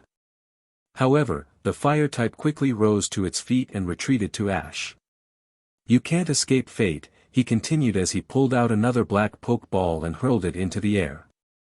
Out came a strong automaton Pokemon. He sent out a Golurk. Ash eyed the still ghost type and could tell it was strong. Ready, Pikachu. Pikachu nodded confidently. He ran next to his fellow Pokemon and waited for a command. Draco Meteor, the dark figure ordered. Hydreigon fired an orange sphere into the gloomy sky. It raced for a few seconds in the air before exploding and creating hundreds of orange meteors. Get ready, Ash told his Pokemon. He'd never seen a Draco Meteor disperse so many spheres. Psychic, he called to Golurk. Golurk lifted its heavy arms and opened its hands to use the attack. Suddenly, the spheres from the Draco Meteor were surrounded by a blue glow from the Psychic and froze in midair. Golurk then brought its arms back before launching them forward fiercely. As a result, all the orange meteors huddled together closely and raged towards a still Ash. Foreshadowing what was happening, Pikachu and Infernape fired counterattacks to intercept the attack from landing on their trainer. Pikachu. Pikachu said while firing a powerful thunderbolt. Ape. Infernape yelled while using its powerful flamethrower. Though weakened by the rain, the fire was still tremendous. The electric and fire moves fused as they headed towards the Draco Meteor. The attacks collided and instantly destroyed one another, causing a massive explosion in the area. When the dust cleared, Ash was standing strongly and unyieldingly in the same position. He had not moved even though he knew the move was coming towards him. A cheap move to come after me with your Pokemon, the strong trainer stated assertively. He stared the hooded figure directly in his emotionless eyes. As I said, the mysterious man responded coldly, you can't escape fate, and we're here to make sure of that. We're. Ash wanted answers, however, he got a different response. The dark figure opened his white eyes widely, which caused a bright light to flash the area. Ash and his Pokemon shielded their eyes. When the flash disappeared, they noticed that the strong mystery threat was gone along with Hydreigon and Golurk. Ash looked around to see if they were anywhere in sight, but the field was empty. The rain and thundering had stopped as the gray clouds disappeared as well. The winds had also faltered. He gave a stern look to his Pokemon before walking up to them. Ash had taken 2 steps when he heard a voice rang loudly. This is a warning. Ash recognized the menacing voice as the man he just faced. Fate cannot be changed, time travelers. You're not safe, nor are any of your friends. The raven-haired teen clenched his fists and gritted. Who was that guy? He asked himself as he walked over to his Pokemon who seemed to be having their own discussion. He just threatened me and my friends. I haven't faced someone that strong in a while. Ash then began to think about everything the hooded man told him. What did he mean, I can't escape fate? He also knew Pikachu and I were from the future. I need answers, my friends can be in danger because of me. Celebi needs to start explaining more than she's letting on. Chapter 13. You were a famous coordinator. May exclaimed, looking admiringly across towards the older woman Dawn was praising. She and Brock were sitting on the couch across from Dawn and Joanna as they exchanged past experiences waiting for Ash to return. Well, I wouldn't say famous, but I was pretty good at your age, Joanna stated bashfully. She crossed her arms as she continued. Dawn and I saw your performance in the Kanto Grand Festival, and I have to say you're an amazing coordinator yourself. May put her hands together and shyly fidgeted her fingers. Dawn mentioned that to me earlier, and it kinda surprised me to hear other people praise me like that. Thank you, Joanna. It means a lot coming from someone who's done it before. It's always good to hear you're doing great from a professional, Brock interjected to May. You should be proud and inspired to try harder now. May blushed from the attention she was receiving. Don't think I'll go easy on you, May. Dawn confidently stood and pumped her fists.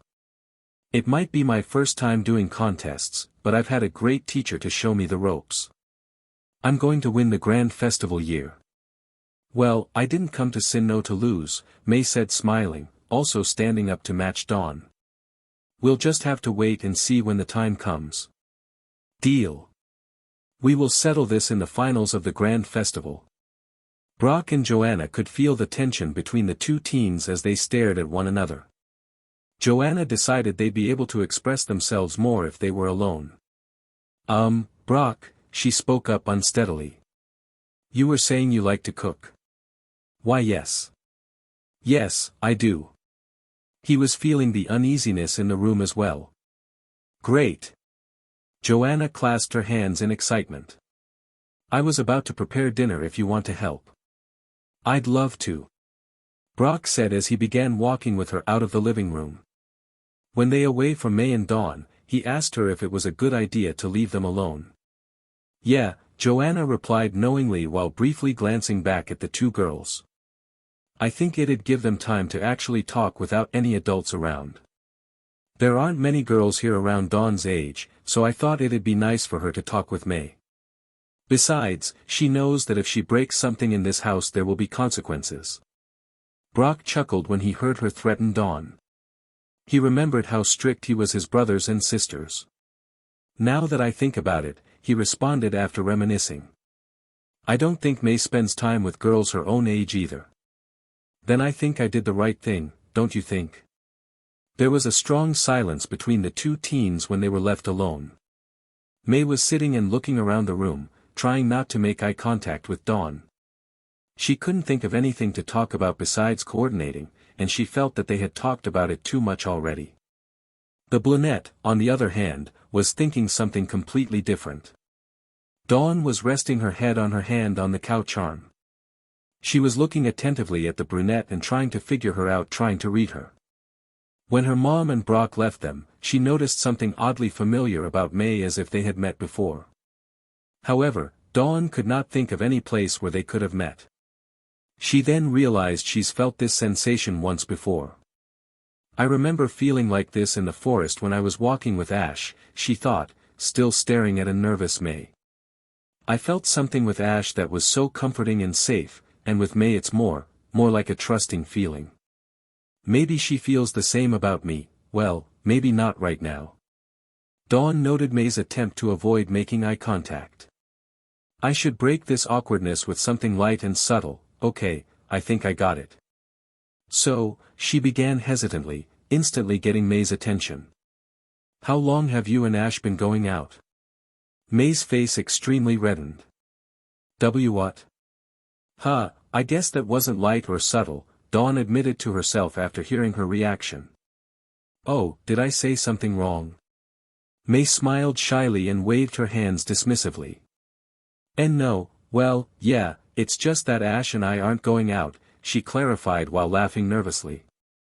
He's just a really good friend, that's all. Really? Dawn replied surprisingly. I would have never guessed that if you didn't tell me. The way you worry about him tells me otherwise. May eyed Dawn with a blank expression. Does it really look like that? Her curiosity growing on the topic. Dawn smiled slightly and nodded.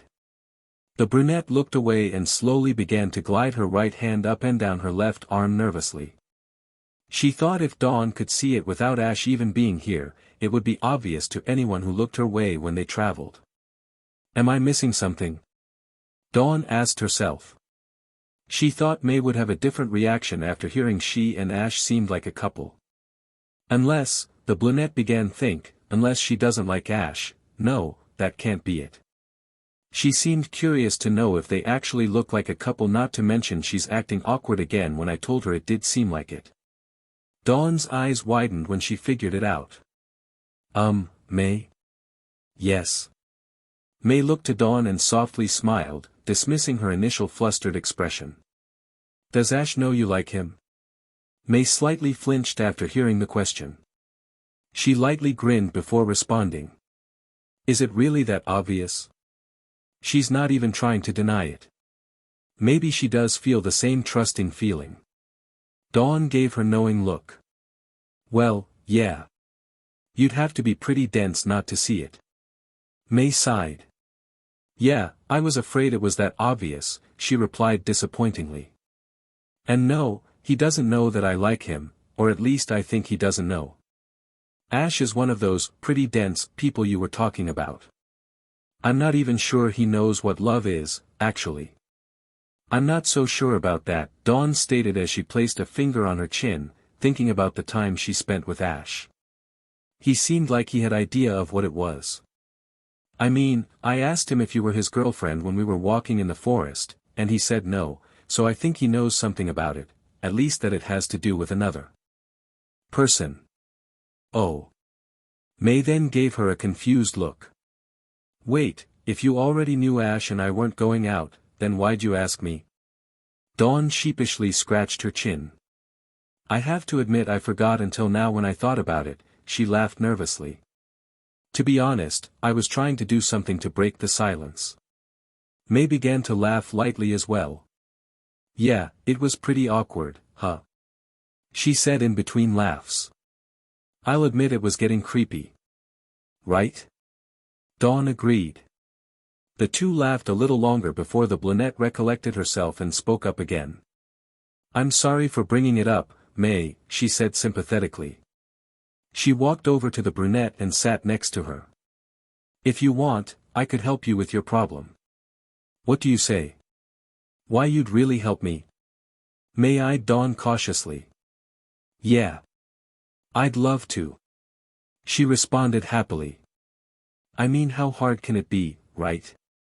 I don't know if it's such a good idea, May contemplated. I think I should just let things happen on their own, maybe. I've been with him for a few months and haven't had any luck so far. Really? The brunette nodded.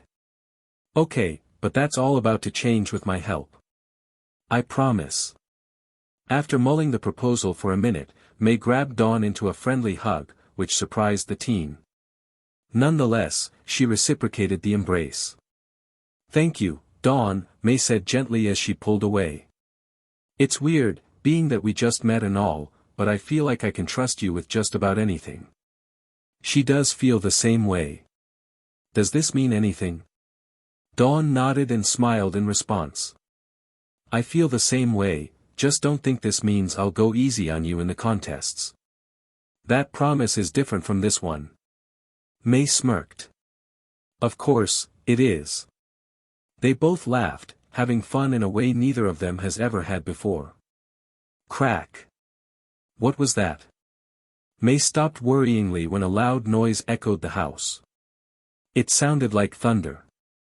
She answered herself and quickly walked over to the window and peeked through the curtains. She was stunned to see the wind blowing fiercely, heavy rain pouring down harshly, and lightning striking dangerously every few seconds.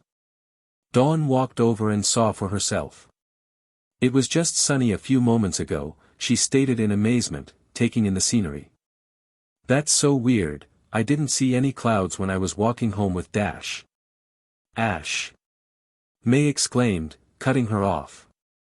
She hastily grabbed her bag and ran towards the door. Where are you going? Dawn frantically asked. Ash and Pikachu are still out there.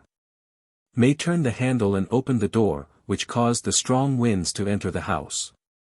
She narrowed her eyes as the strong, freezing air hit her face and blew her hair back. Wait, May.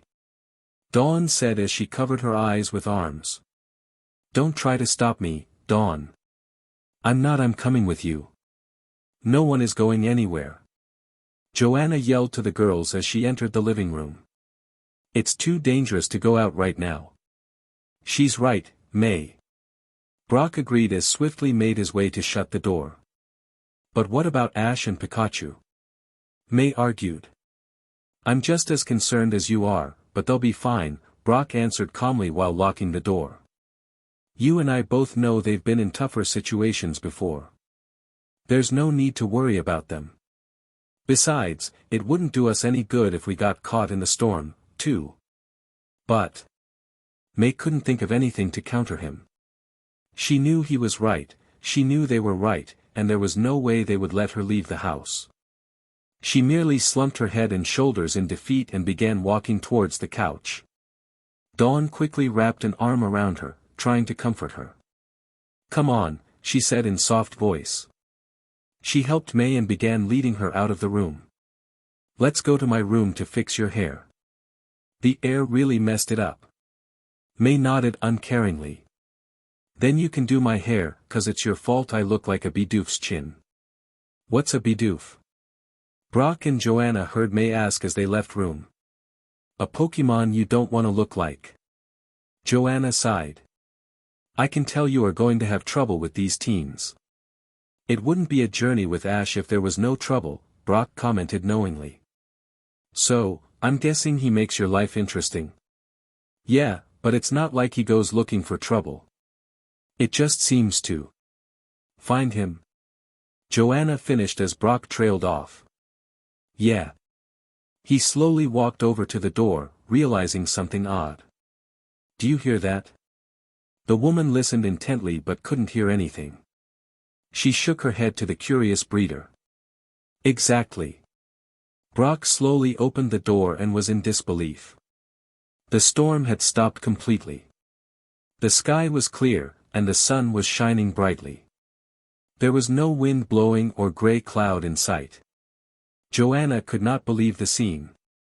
She could not think of anything to say, so she just stared in awe. I would be wrong to think you weren't involved in this, Ash, Brock thought to himself. What's going on? XXXX. Osichoo. Pika. Thanks, buddy. Ash wiped his nose with the towel in his hands. He pulled it out to dry himself and Pikachu after getting wet from the storm. Granted, Ash's clothes were still soaked, but they were drying fast with the intense heat of the sun. He and Pikachu hadn't said much after the incident with the mysterious figure. They were walking side by side and were still trying to comprehend what exactly happened. The battle was so fast it was difficult to break down the details. The Pokemon were so strong and rare in this region that it would not be difficult to know who would be capable of using them in that way, but it would be hard to track the person down. However, Ash and Pikachu both knew one thing for certain: somebody knows who they really are. They were a few feet away from Dawn's house when Ash spoke to Pikachu. So, he began in a low tone, what are we gonna tell them? Pika Pikachu Pika Pika, Pikachu suggested. You think they believe us if we just said we got caught up in the storm coming back? Pikachu nodded. True. They don't really have anything to be suspicious about. Ash took off his hat and scratched his hair. He sighed loudly before continuing. I guess I'm just being a little paranoid, is all. I'm just still trying to figure out how that guy knew who we were. And he said we're, so does that mean there are more people that know, or was he referring to his Pokemon? Shalebi should be the only one that knows about us. Pikachu Pika Copy, Pikapi. Yeah, it should be something we ask her about. We should know everything that's going on if we're gonna do this. Ash sternly finished. The duo walked up the porch and knocked on the door. They were surprised when it opened and saw their old companion smiling at them. Brock? Ash questioned curiously, trying to be sure. Hey, Ash. Brock said happily. As soon as the breeder said Ash's name, footsteps could be heard rushing to the door. Both May and Dawn pushed Brock away from the entrance, causing him to fall over. May, however, was the first to see Ash and spoke. Ash! She exclaimed gladly, strongly resisting the urge to embrace him. I mean, we were so worried about you. Are you all right? Dawn noted her mishap and smiled to herself. Way to be subtle, May. May. Was all Ash could say. He was still trying to understand how was Brock here. Pikachu. Pikachu cut off his trainer and jumped towards May. Pikachu, you're okay. She said as caught him and gave him a tight hug. I'm happy to see that you're all right after blasting off from the ship. Wait a second, Ash interrupted as he rubbed his hands against his head before continuing to May. I'm confused. Can you please explain to me how this happened? How did you meet up with Brock, and how did you both end up at Dawn's house? And where's Drew? You know what, scratch that last question, I don't care about him. May smiled brightly and looked adoringly at his flustered expression. It's okay, Ash, she reassured him as she gripped his hand, pulling him gently inside. Come inside, and I'll explain everything." Ash sighed as he entered the house and shut the door. In a few minutes, they were all sitting in the living room as May explained the events leading up to the present situation. She had given Pikachu to Dawn, who was also happy to see the yellow mouse come back, while she clarified everything to Ash. After 10 minutes of describing everything in detail, Ash pondered the information before speaking. "Okay, I think I got it," he began, mainly talking to himself. "Basically, you and Drew found Brock at the port, and then Drew left to see his uncle with this beautiful woman, as Brock described." The breeder nodded eagerly. This earned him a smack on the arm by May. "And then you both went searching door to door to see if anyone had noticed me go by, which is how you ended here with Dawn and her mom, right?" "That's right." May chimed excitingly. "Dang, what a small world." Ash thought to himself. "I'm starting to believe this fate stuff can't be changed. If my friends were meant to meet each other even without my help, does that mean I can't escape my fate? I guess we'll see when this is over." "Okay," Joanna exclaimed loudly to get everyone's attention. "It's getting late and dinner is almost ready. How about you all spend the night here and get an early start in the morning, huh?" Ash was about to decline when Dawn spoke up. "That's a great idea." "Sure," Brock shrugged and agreed. It wouldn't hurt to rest for one night before traveling. Ash sighed exhaustedly, knowing he wasted a day that could have helped him. May saw his expression and walked over to him as everyone else made their way to the kitchen. "What's wrong, Ash?" she asked concerningly while putting a hand on his shoulder. He looked up and saw May with a worried expression. "Nothing. I guess I'm just tired with everything that's happened today." "Did something else happen when you were looking for us?" Ash steadily gazed into her eyes, not knowing whether he should tell her the truth or not. "It wouldn't make a difference if I told her. I mean, she'd still be in the same danger she is right now being with me." He thought about his response briefly before making a decision. "Yeah, something else did happen." May quickly sat down next to Ash. She could see the frustration and distress in his eyes that were usually so warm, she told herself. She noticed he took a deep breath and was about to say something. "Aye. Ash uttered before calming himself. "I got wet, a lot." She stared at him blankly for a few seconds before giggling. "I can tell," May said as she eyed his clothes that were sticking to his body. They appeared to be drying, but they were still somewhat wet. "I'll go ask Dawn if you could use her shower, so you don't get sick." Ash was about to argue but figured there would be no point, so he simply nodded. May stood up and began to walk to the kitchen. She stopped just before leaving the room and turned to the trainer. "Ash?" "Yeah. I'm glad you found Pikachu, and you guys are both safe," May said innocently. With that she disappeared into the kitchen. Ash viewed her leave and processed what happened. Well, at least she's not mad at me for not meeting her at the docks. He then started to think about how he and Pikachu would find Celebi. "She said she wouldn't come back until it was time for us to go back to our time," Ash remembered. "But, we really need to talk her." "Hey, Ash." The trainer looked up to see Dawn calling him. "The shower is upstairs on your left when you want to use it, okay?" She gladly stated. "Thanks," Ash replied. "I'll grab my stuff and take one before I eat." "Alright, but don't take too long because we're gonna wait for you," Dawn said as she walked away. "I swear she's more pushy this time around." After Ash took a shower, he felt the rest of the evening went by rather quickly. They did nothing but talk future endeavors and stuff they could do as they traveled.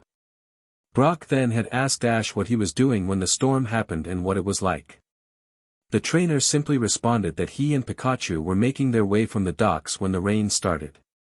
He finished by saying that they were about to hide under a tree when it suddenly stopped. After hearing his explanation, and to the trainer's delight, everyone believed what he said and changed the subject. Brock had then asked how Ash got so strong, to which the trainer responded he trained with his Pokémon rather than just looking at him. Brock nodded in realization and told him that his muscles would help attract the lady's attention. This earned the breeder 2 smacks on the arm by both May and Dawn. It was a little after 9 o'clock when everyone decided it was time to get some rest. Joanna arranged the living room so that Brock and Ash would be able to sleep on the floor while May would be sleeping in Dawn's room. Ash thought the best time to try and find Shalebi would be when everybody was asleep.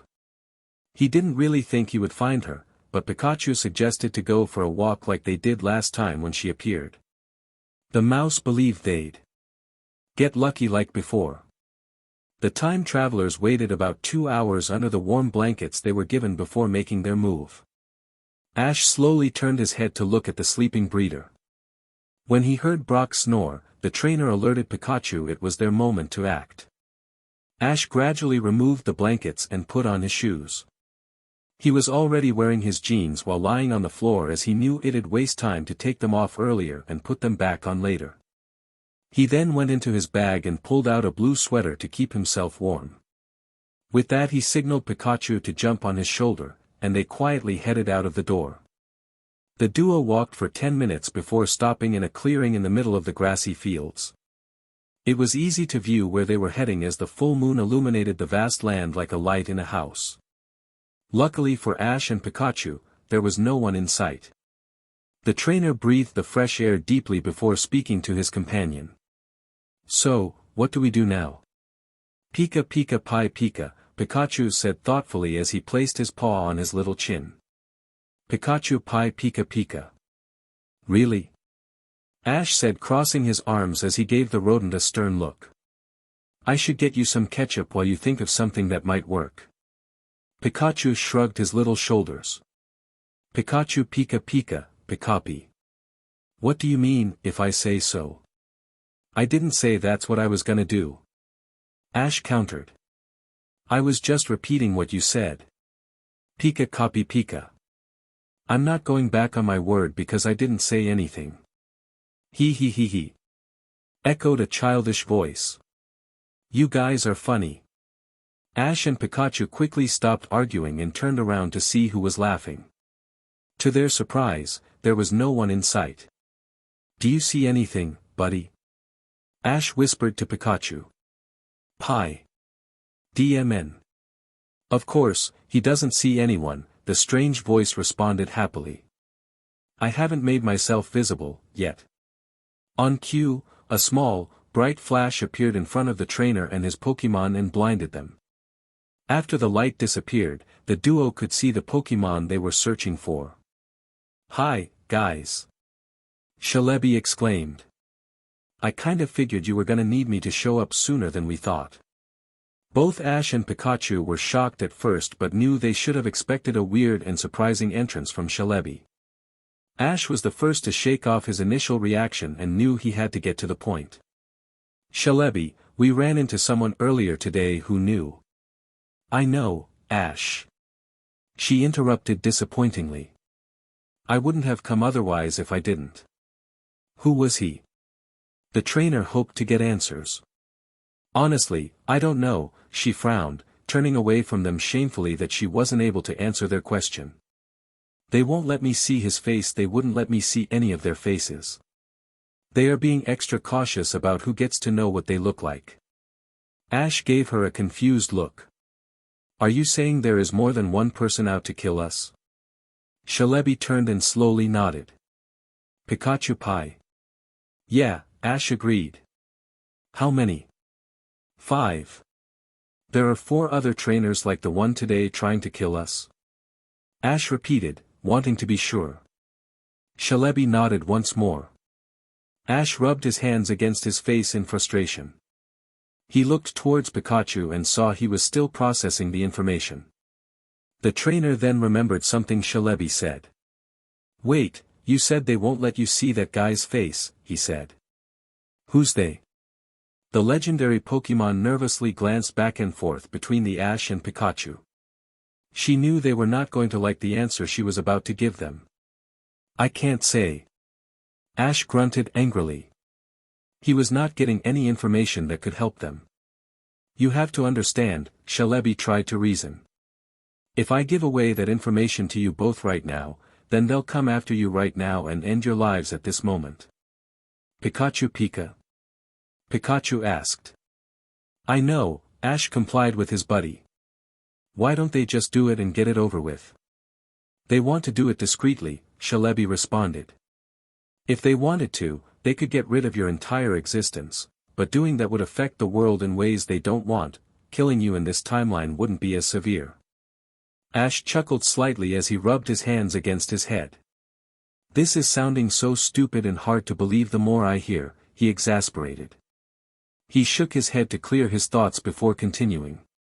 So, we must watch out for 5 trainers that are out to get us, and we're only getting help from you because the other legendary Pokémon don't want to get involved, right?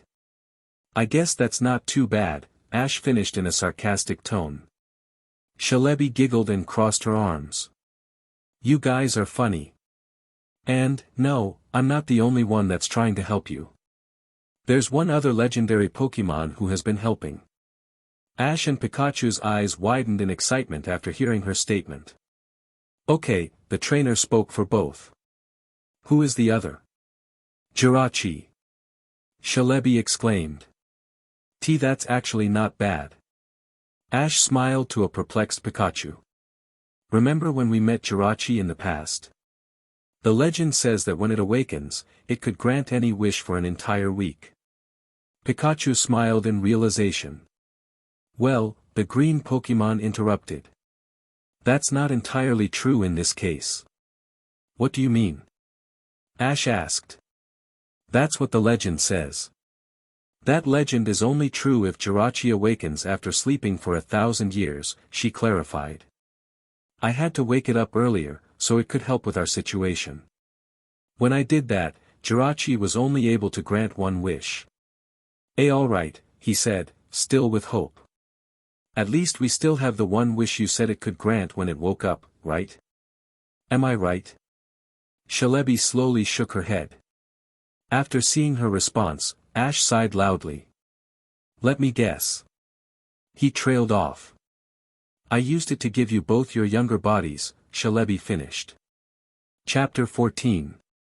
The group had left Joanna's house early in the morning to get a head start to Sangem Town. Dawn told her mom not to worry and that she would do her best in the Pokémon contests and make it to the grand festival. The two shared a heartfelt hug and exchanged a sad goodbye. Everyone else also said their goodbyes and began heading towards the forest leading to their destination. Hey, Brock, how much more till we get to Sangem Town? It shouldn't be too long, May, Dawn responded before the breeder could estimate. I'd say another 10 minutes or so. I remember the trees were smaller closer to the exit, and if you haven't noticed, they have been getting smaller. May curiously glanced around her surroundings to the trees and realized Dawn was right. They have been getting smaller, she thought as she peered. The ones we saw when we first entered the forest were way taller. At the moment, they had been treading down the path for half an hour. May, Brock, and Dawn were leading the way while Ash and Pikachu were slowly falling behind them. The latter two were in deep thought regarding everything they learned the night before. There are 4 more other trainers trying to kill me and Pikachu. Ash kept reciting the sentence in his head. He was still trying to fathom that there were others like the man who challenged him yesterday. He realized that he would have to be better prepared just in case another appeared at random, so he concluded to carry 6 Pokémon with him, something he didn't want to do at the start of the journey. I can't risk being unprepared. What if more than one challenged me at the same time? One was tough enough. I have to be able to protect my friends. Ash? The trainer's trance was broken when he heard his name. Yeah, Brock? He asked in a calm voice, noticing the breeder had fallen behind to talk with him. Is something wrong? Ever since you woke up, you've been kinda lost. Ash smiled and slowly shook his head dismissively. No, I'm fine. I'm just a little tired with everything I did yesterday. Alright, if you say so, Brock replied uneasily, still unconvinced. There's no need to worry, the trainer reassured. Pikachu feels the same way. Right, buddy? He turned to his shoulder to see the little mouse asleep in a safe and comfortable position. Well, I guess that proves my point. Yeah, I guess it does, Brock chuckled as he viewed the peaceful expression on Pikachu's face. I'll go tell May and Dawn that you're both just tired. They seemed really worried about you. Well, like you said, I'm not really acting like myself, so I wouldn't doubt that they are. True, Brock agreed wholeheartedly. They were actually gonna come check on you, but I told them I'd do it. Good call, Ash praised.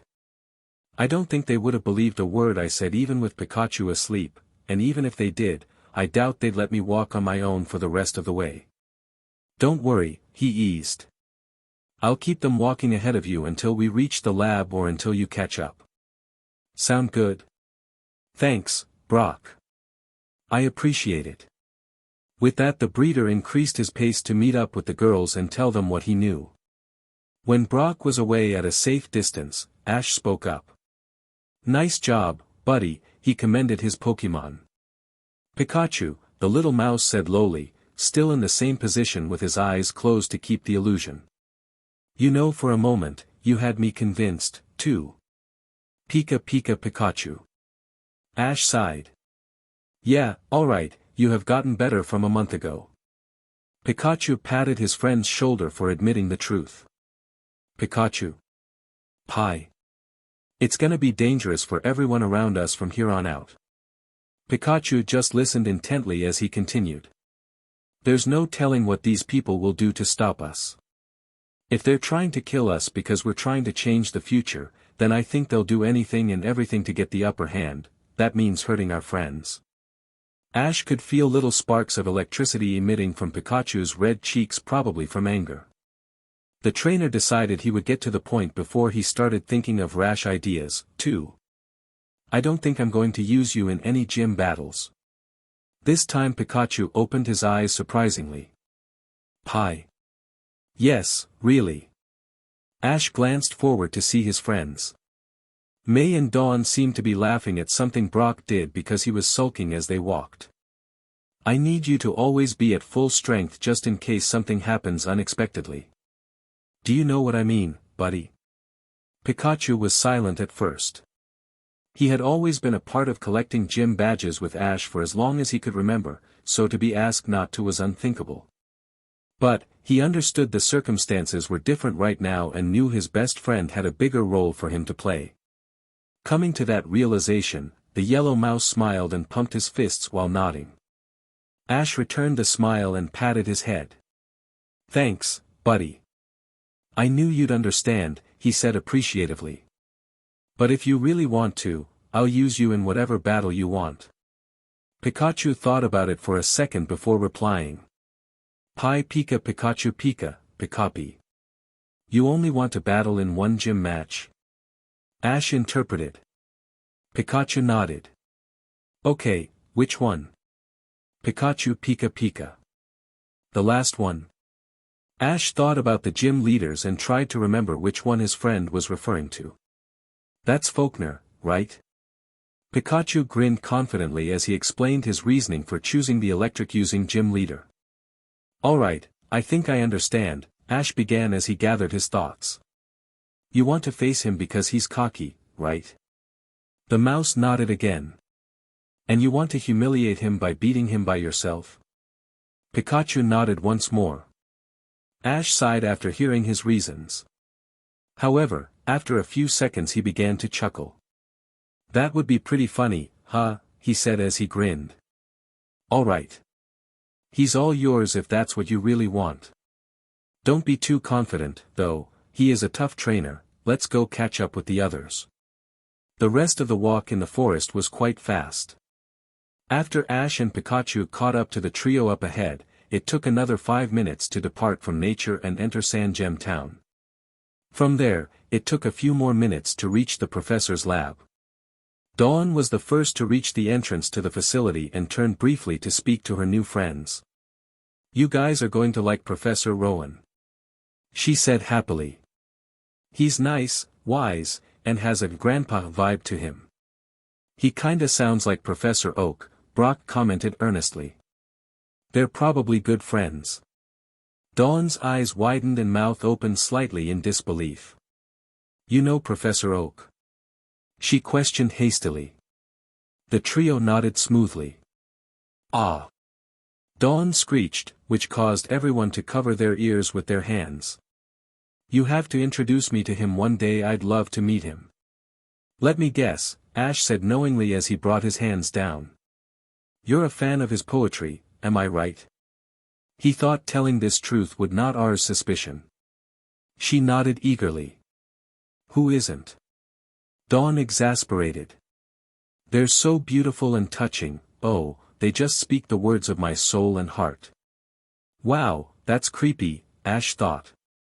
I knew she enjoyed them. Because she'd always drag me along to listen to the professor's poems live in the future, but I didn't know it was this bad when she was young. Ash? The trainer noticed May had slowly moved closely next to him and whispered. I've heard a few of Professor Oak's poems, and, I have to say they're unique. That's a generous way of putting it, he thought as he continued looking at Dawn wearing a daydream expression on her face. I guess I haven't heard the good ones, maybe. May assumed in a shy tone. No, you've heard his best, Ash confirmed disappointingly. I think she's just a big fan, that's all. Suddenly, the laboratory door behind Dawn opened abruptly and out came the person they came to see. What's with the ruckus outside my lab? Professor Rowan huffed irritatingly. He glanced swiftly at the teens around and changed his expression when he saw the blue-haired girl. Dawn. Were you the one hollering? Oh, I'm sorry, Professor, she sincerely apologized.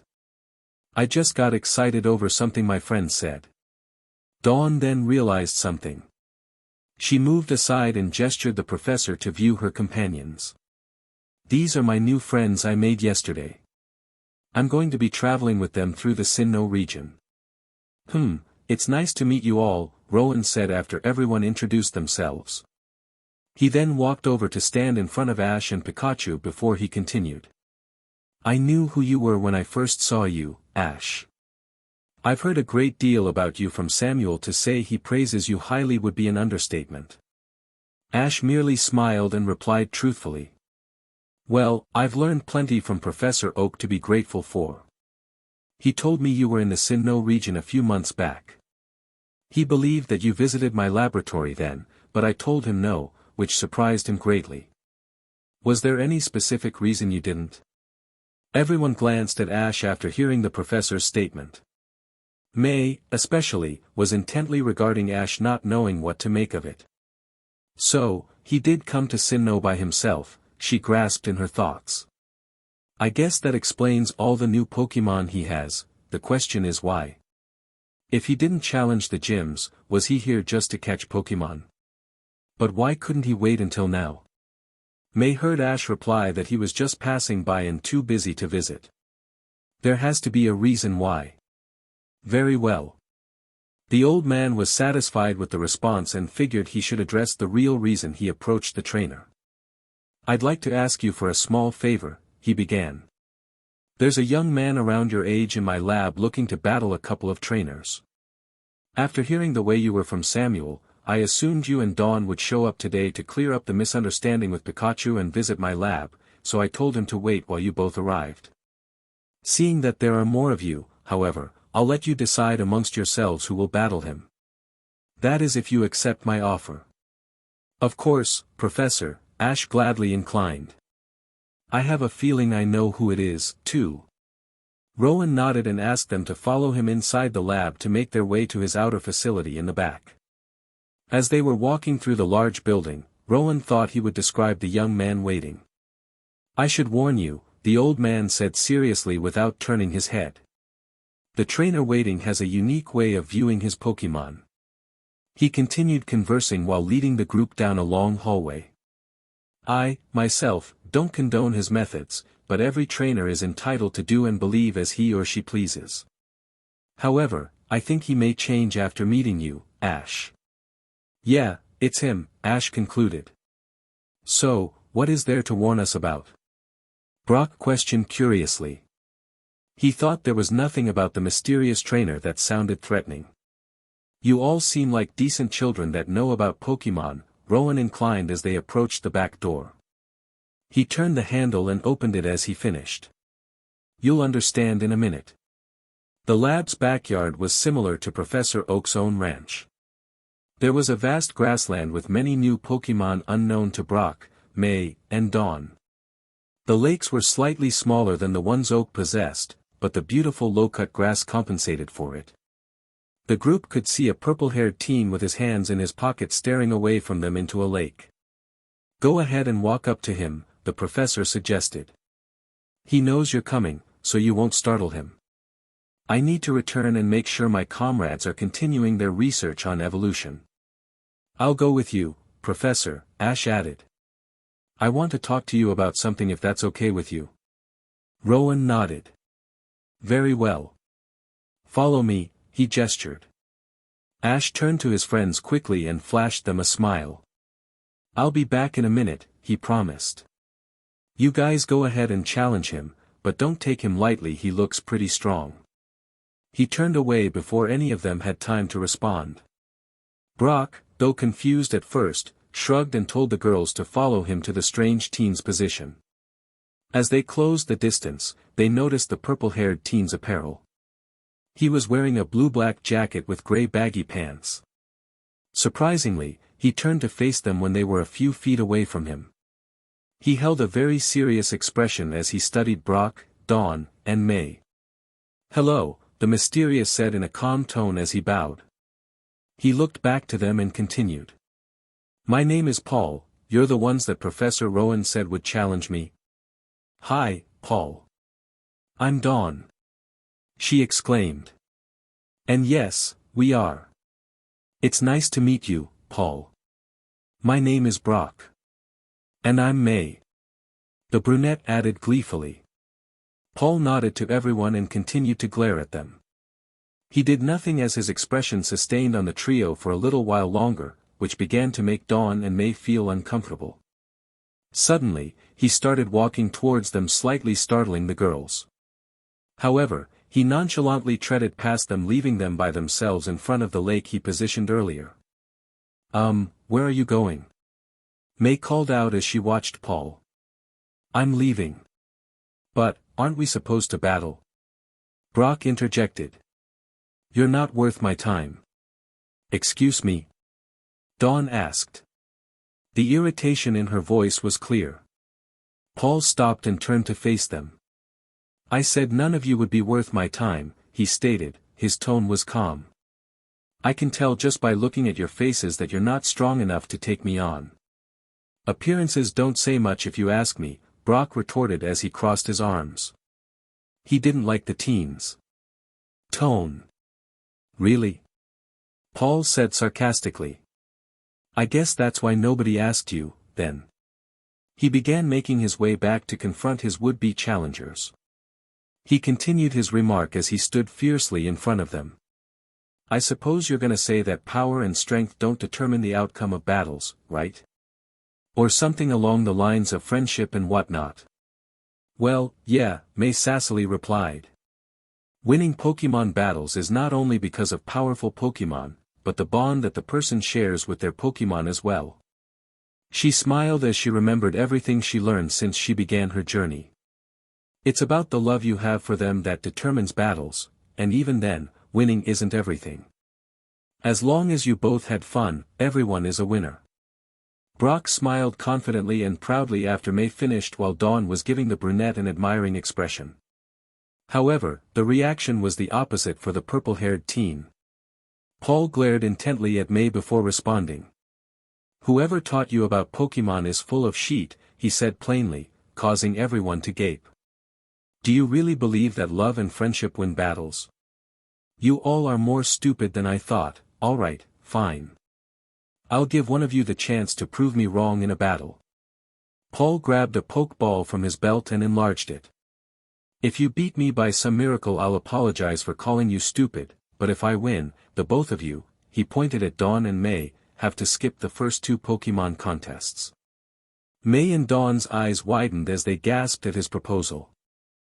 How did you know we were coordinators? May stuttered. Like I said, I can tell a lot by looking at someone. So, do we have a deal or what? Brock stepped forward wearing a serious expression. No, he stated, staring directly into Paul's eyes. You don't deserve to battle any one of us. I don't care what you call us, there's no way we'd agree to harsh terms like that. You can just wait. Brock stopped and turned surprisingly to his friend's outburst. I want to face him.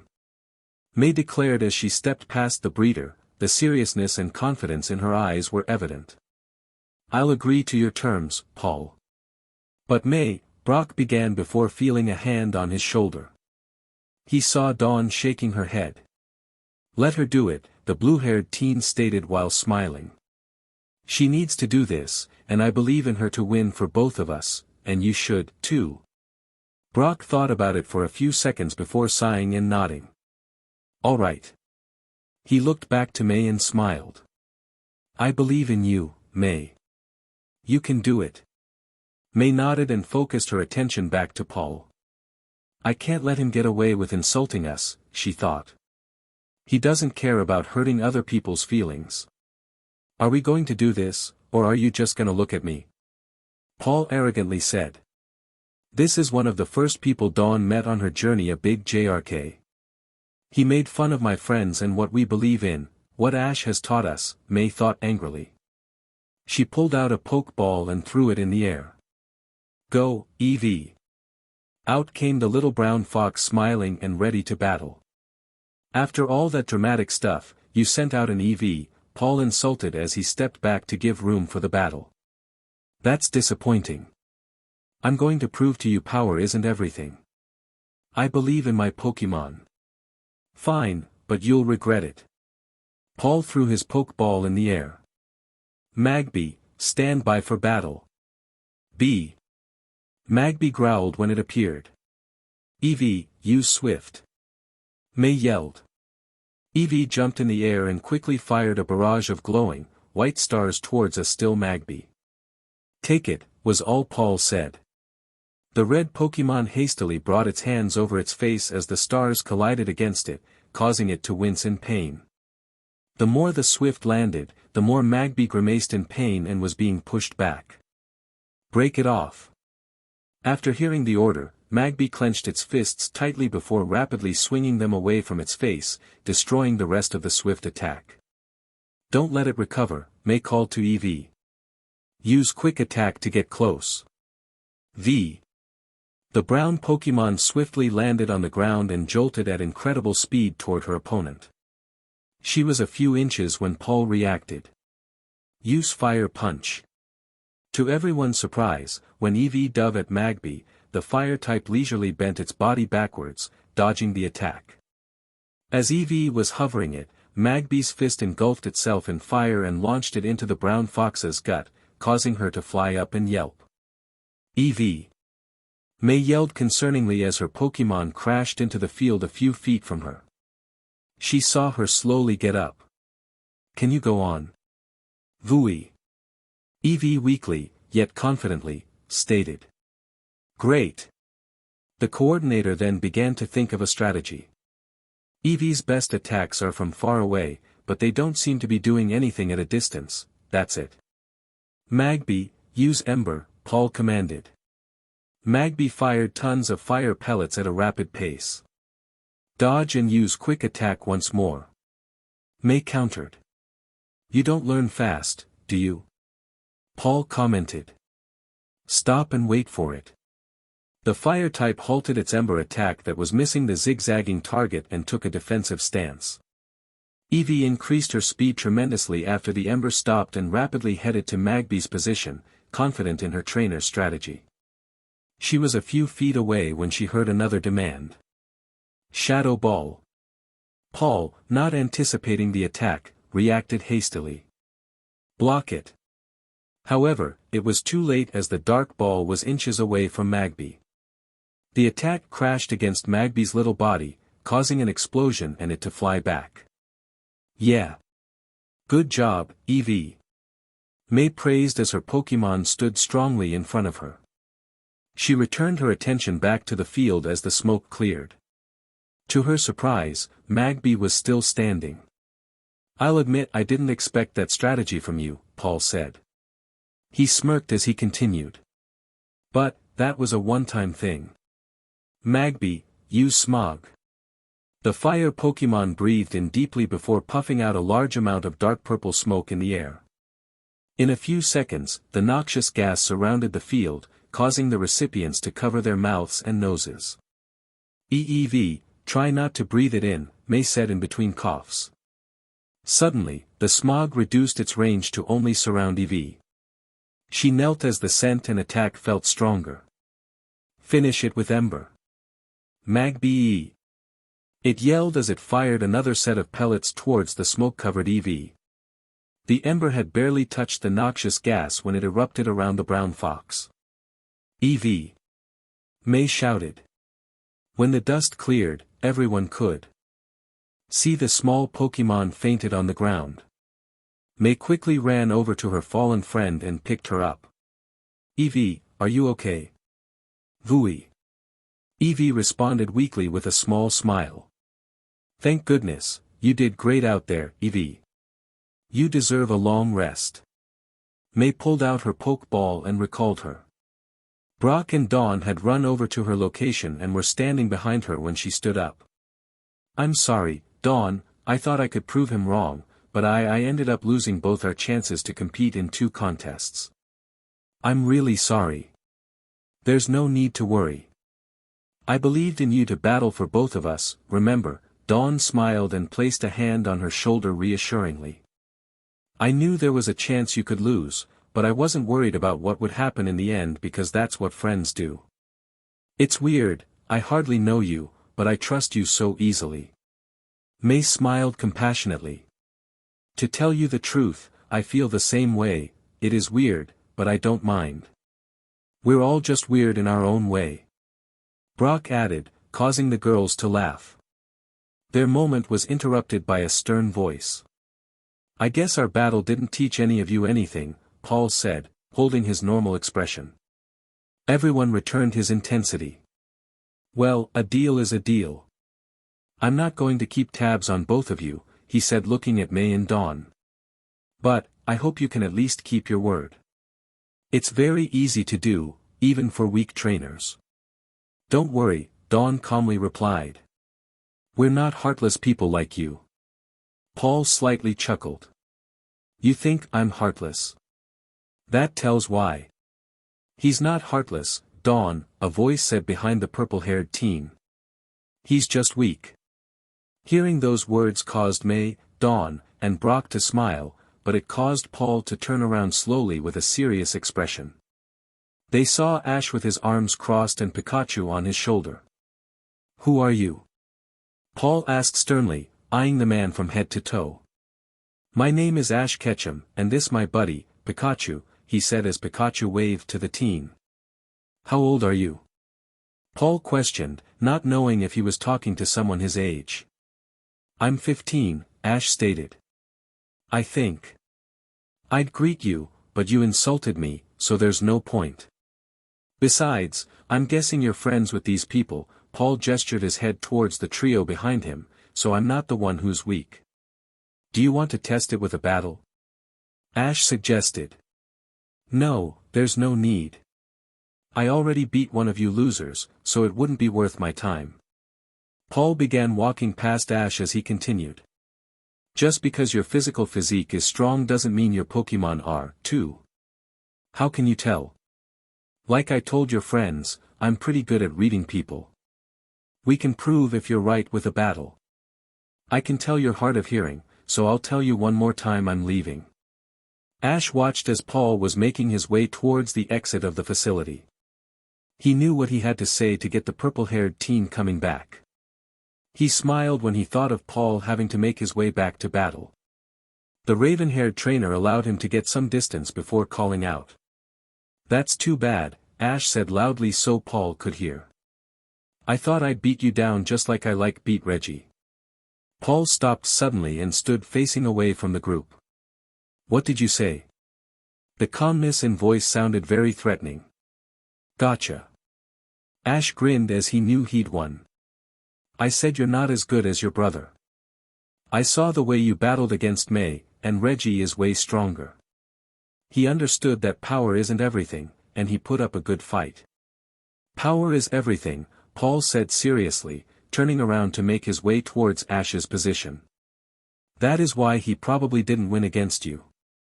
When he was around 40 meters away from the insulting trainer, Paul stopped and pulled out a pokeball. I'll make quick work of you just like your friend. Quick work. I saw you struggle against May. So, you were watching my battle to come up with a strategy to beat me, huh? Nope. I was watching the way she battled, Ash corrected. Behind him, Dawn was nudging May that the trainer was watching her, which caused the brunette to slightly blush. Evie isn't that strong, and I thought she would lose after taking that direct fire punch, but she got back up because May had faith in her. You're full of that shit, too, huh? I'm the preacher, Paul. Paul frowned slightly as he glared at Ash. Alright, I'm ready to battle, he stated. Let's make it interesting like I did with your friends, unless you're scared. What is it? If you win, I'll get rid of the previous bet, so your friends can compete in contests again, Paul exclaimed, which shocked Brock, May, and Dawn. But, if I win, you can't compete in the Sinnoh League this time around. Deal. Don't do it, Ash. May shouted. It's not worth the risk. Yeah, May and I can wait to participate in the Pokemon contests, Dawn added. It's okay. I'm not going to lose, Ash reassured them with a smile. He turned back to Paul. So, are you ready? Paul simply threw his Pokeball in the air and revealed the small yellow Pokemon, Elekid. You're up, Pikachu. Pikachu jumped from Ash's shoulder onto the field. He knew this would be a match that wouldn't have the same outcome as the first time. Just like the girl behind you, Paul commented as he smirked. All that talk only to choose a little Pikachu. Elekid, use Thundershock. Elekid's hands began to vibrate quickly as it sent the electricity towards Pikachu. Dodge it, Pikachu. Pika. Pikachu sidestepped and dodged the attack. Now, use Iron Tail. Pikachu heard the command and rushed the Elekid. The mouse zigzagged to throw his opponent off or just to show off. When he was near it, Pikachu jumped up and whipped his metallic tail against Elekid. Block it, they heard Paul say. With a confident look, Elekid lifted one of its hands to block the Iron Tail, but it missed its interception and Pikachu's attack continued forward, crashing directly against Elekid's face and pounding it to the ground ferociously. Paul viewed shockingly as his Pokemon lie unconscious in a small crater after one attack. Well, that was anticlimactic. I guess Pikachu was tired of wasting time, Ash thought to himself. Good job, buddy. Pikachu. The mouse ran back to his trainer and jumped onto his shoulder. Paul walked over to his Pokemon and recalled it. Pitiful. He then looked over towards Ash and bowed briefly before continuing. A deal is a deal. I'll withdraw my previous demands. With that he turned to walk away. He was about to exit the facility when he called out to Ash. Next time I won't underestimate your power. Ash viewed his old friend leave and an idea suddenly came into his head. Maybe I can tell him. Ash. Before the trainer could respond, both May and Dawn tackled him with a hug. Brock just stood by as he watched it happen. They let go of Ash and slapped him on the shoulder. Ow. What was that for? He asked as he rubbed his arm. What took you so long? May exclaimed. Yeah, that guy was totally being a JRK to us. Dawn joined in. I wanted to get some of my Pokemon from Professor Oak, and it took me a while to decide on who I wanted, Ash explained. True, but you told Paul you watched the battle with May, Brock concluded. Well, it didn't take me that long to get the Pokemon Ow. May had slapped his arm again. Could you stop hitting me? Well, that's what you get, May said as she crossed her arms, looking away from him. Ash sighed. How about we head out? Brock proposed, noticing the odd tension. We can probably make it to the next city before it gets dark. Yeah, May and I have to register for the Pokemon contests. Dawn indicated. That reminds me, Ash interjected. One of Professor Rowan's assistants had mentioned that there was going to be a contest tomorrow in Jubilife City. May and Dawn looked at one another and perked up. Let's get going then. The brunette said, grabbing Ash's left hand. We have to get there before tomorrow. Dawn had grabbed Ash's right hand and helped May drag him out of the facility. Brock chuckled as he watched the scene. He quickly began to follow closely behind them. While I'm walking, and you're being dragged, do you mind explaining how you know Paul's brother? The breeder asked his old companion. It's kinda a long story, Ash proclaimed while being pulled. I guess May doesn't remember what happened last time she tried pulling me. I guess it doesn't matter now that Dawn is helping her. Ow, my arm. We've got time, so you can go ahead and tell us. Time, huh, it's funny how that seems to be coming up a lot more when I talk. Ash nodded to Brock and began describing a deconstructive history of Paul and his brother. Chapter 15. The vibrant Jubilife City. The most modernized city in the Sinnoh region, where there is always a crowd of people on the go traversing and buying the latest technology. The tall, incredible skyscrapers give the Starly a nice view as they perch themselves on the edges. Some of the most important facilities in the region, such as the Pikachu Company and Jubilife TV, which is Sinnoh's main TV network, are included in this lively city. It is very easily one of the most entertaining places to visit. And today, the people are gathering at the Pokemon Contest Hall, where the first contest of the season was being held. Everyone was excited for the competition to start, but no one was more genuinely anticipating it like two teens. The group was walking towards the hall as May and Dawn were expressing their happy emotions about starting the contest, shaking with anticipation and smiling brightly. They were so excited they were walking faster than their other companions could keep up. I can't wait to win my first contest. Hey, I'm competing, too, Dawn, May chimed in. Don't think I'll go easy on you just because we're friends. I'd never dream of doing that, Dawn replied reassuringly. I wouldn't think of it as a real win if I didn't face you at your best. Alright, you two, Brock interrupted, causing the two teens to turn back. Why don't we save the friendly banter for the actual competition, huh? May and Dawn thought about it for a second before deciding he was right. From then on, the two girls were walking in silence as they tried to stay focused until the competition. I think you should have just let them argue, Ash whispered to Brock. It's kinda awkward now that they're quiet. Yeah, I'm starting to see my mistake. Pikachu added. It took them another 5 minutes to reach the contest hall. The building was filled with coordinators and fans hoping the show today would be amazing.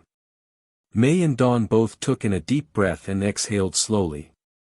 They turned to their friends and spoke. I think we're gonna head backstage to get ready, Dawn said as she saw other competitors wearing their performance outfits. Yeah, you guys should go find some good seats before they're taken, don't you think? May agreed. Alright, we'll leave you both to it, Brock said. Good luck. Yeah, remember to have fun with your Pokemon on stage, Ash reminded them. We will, May quickly replied. With that, the girls left the boys and headed towards the waiting room for coordinators. When they arrived backstage, May and Dawn saw many girls in beautiful gowns and boys in wonderful uniforms. It was clear to May at that moment that dressing for the contests was really necessary, or at least it seemed that way since everyone was doing it. Well, Dawn said, interrupting her friend's thoughts. I think we should get ready, too. May simply nodded and headed to an empty dressing room. When she finally emerged from changing a few minutes later, the brunette was wearing a pink top with a yellow heart on it with yellow border on the sleeves and neck that exposed her entire midriff. She wore a peach-pink veil with a green gem on top, and a light purple long skirt with a piece of pink fabric at the waist. She finished her outfit with brown flip-flops with toe rings and a yellow necklace with a red heart. Many of the male competitors were gazing at the beautiful coordinator's outfit and how it nicely complemented her figure. Oh, you look amazing, May. The brunette heard her friend say and smiled. She saw Dawn wearing a pink dress with a necklace that had small red ribbon on it, dark pink vertical and horizontal accents, and a pink sash. Her hair was in a ponytail which was tied with a red bow to match the red ribbon necklace. My outfit is a little simple compared to yours, huh? No, I think it looks wonderful. May flattered. She looked around the room before continuing. I still can't believe this is something coordinators do. I mean, not that I'm complaining, I just thought the focus was more on the Pokemon, maybe. Dawn thought about her response before replying. I think it's a way for the coordinators to get involved more in the contest, she said. It may not be much, but I think it helps a little bit. May decided it would be best to drop the subject. It seems like you're getting a lot of attention with your outfit, huh? Dawn continued. May looked at her friend before briefly glancing around the room, this time paying attention to where the other people were staring at. She noticed Dawn was right, a lot of people were staring at her, mostly the guys she noted. It made her feel kind of uneasy. No need to worry, Dawn stated, giving her a smile.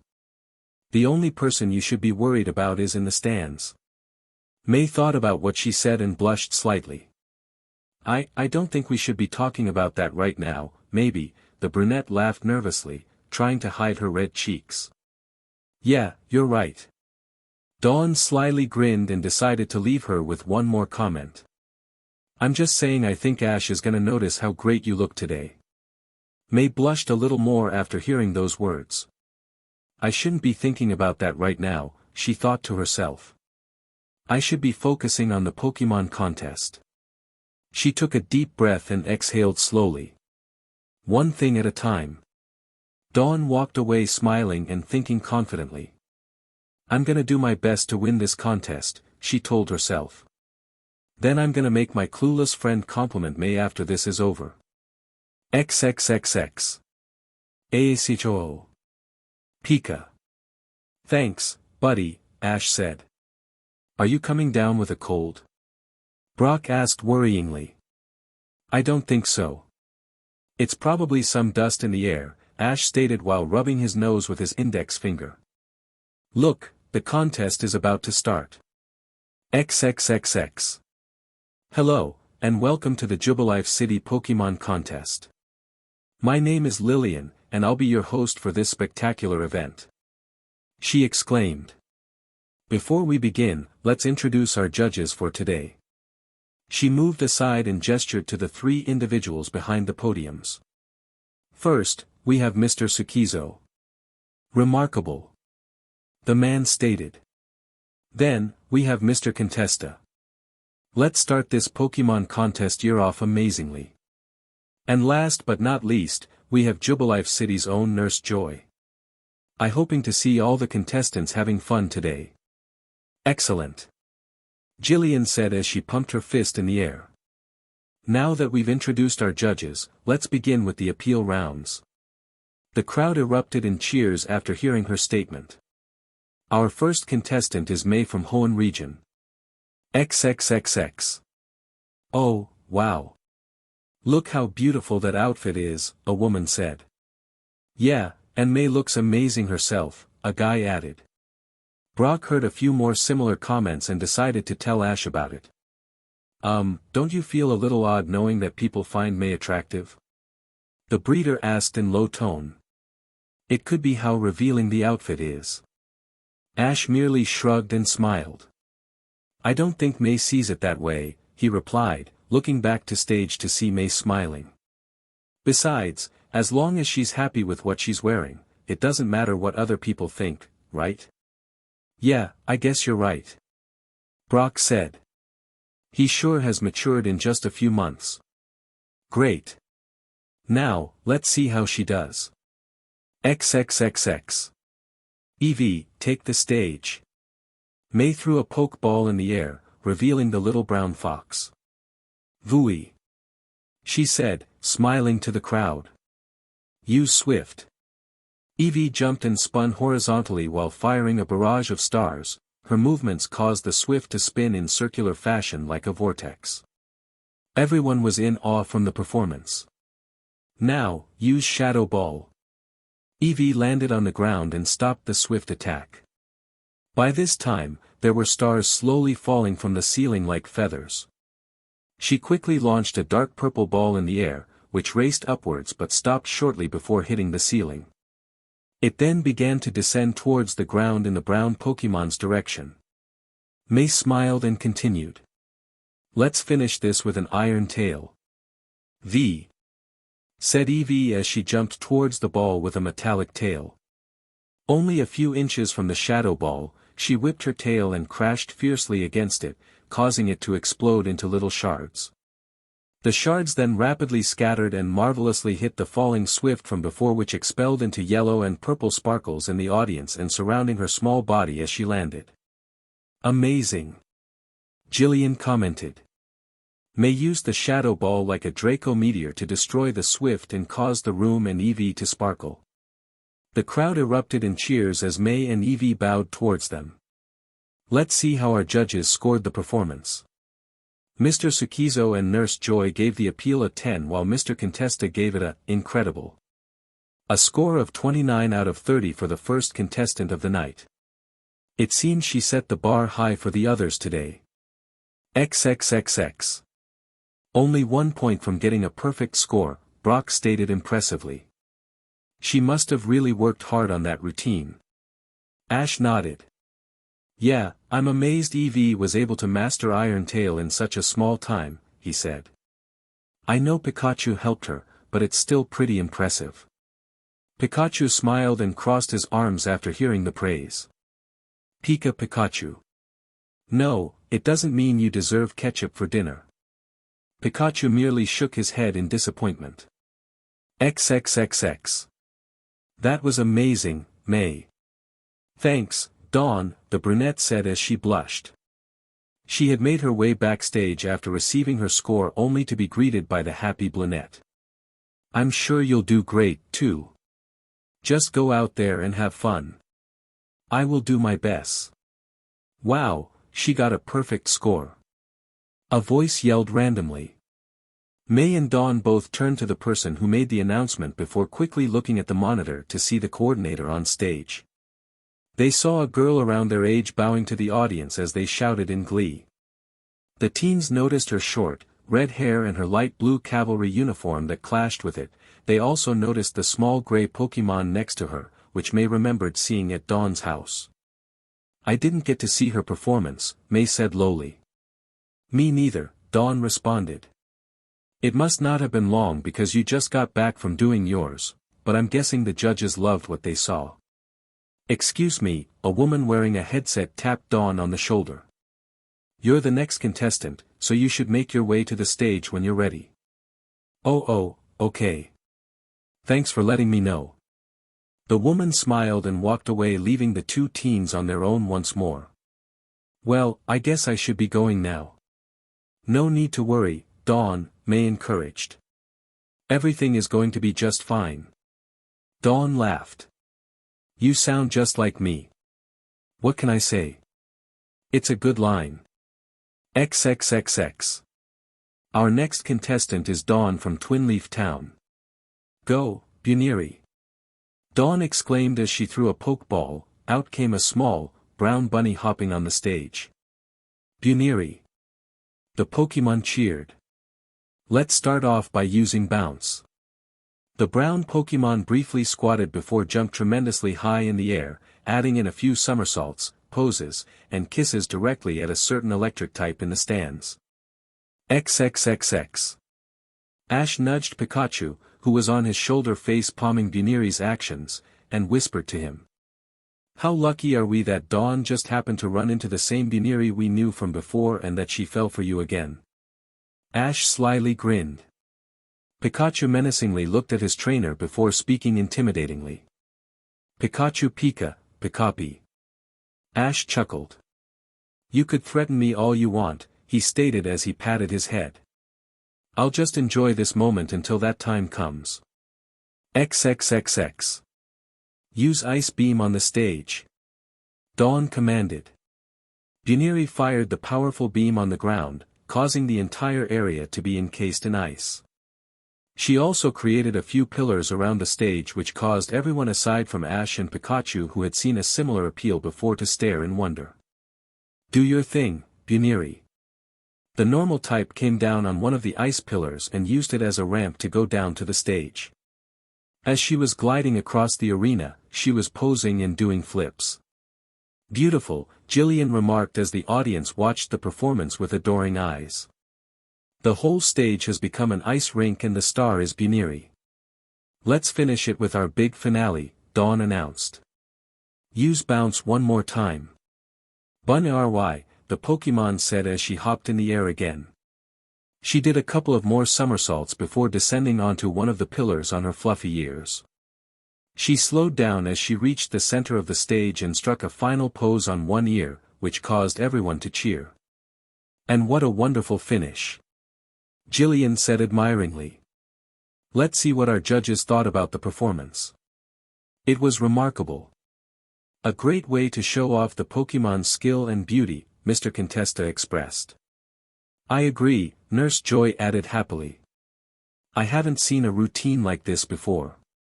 Such praise from the judges, Jillian reflected.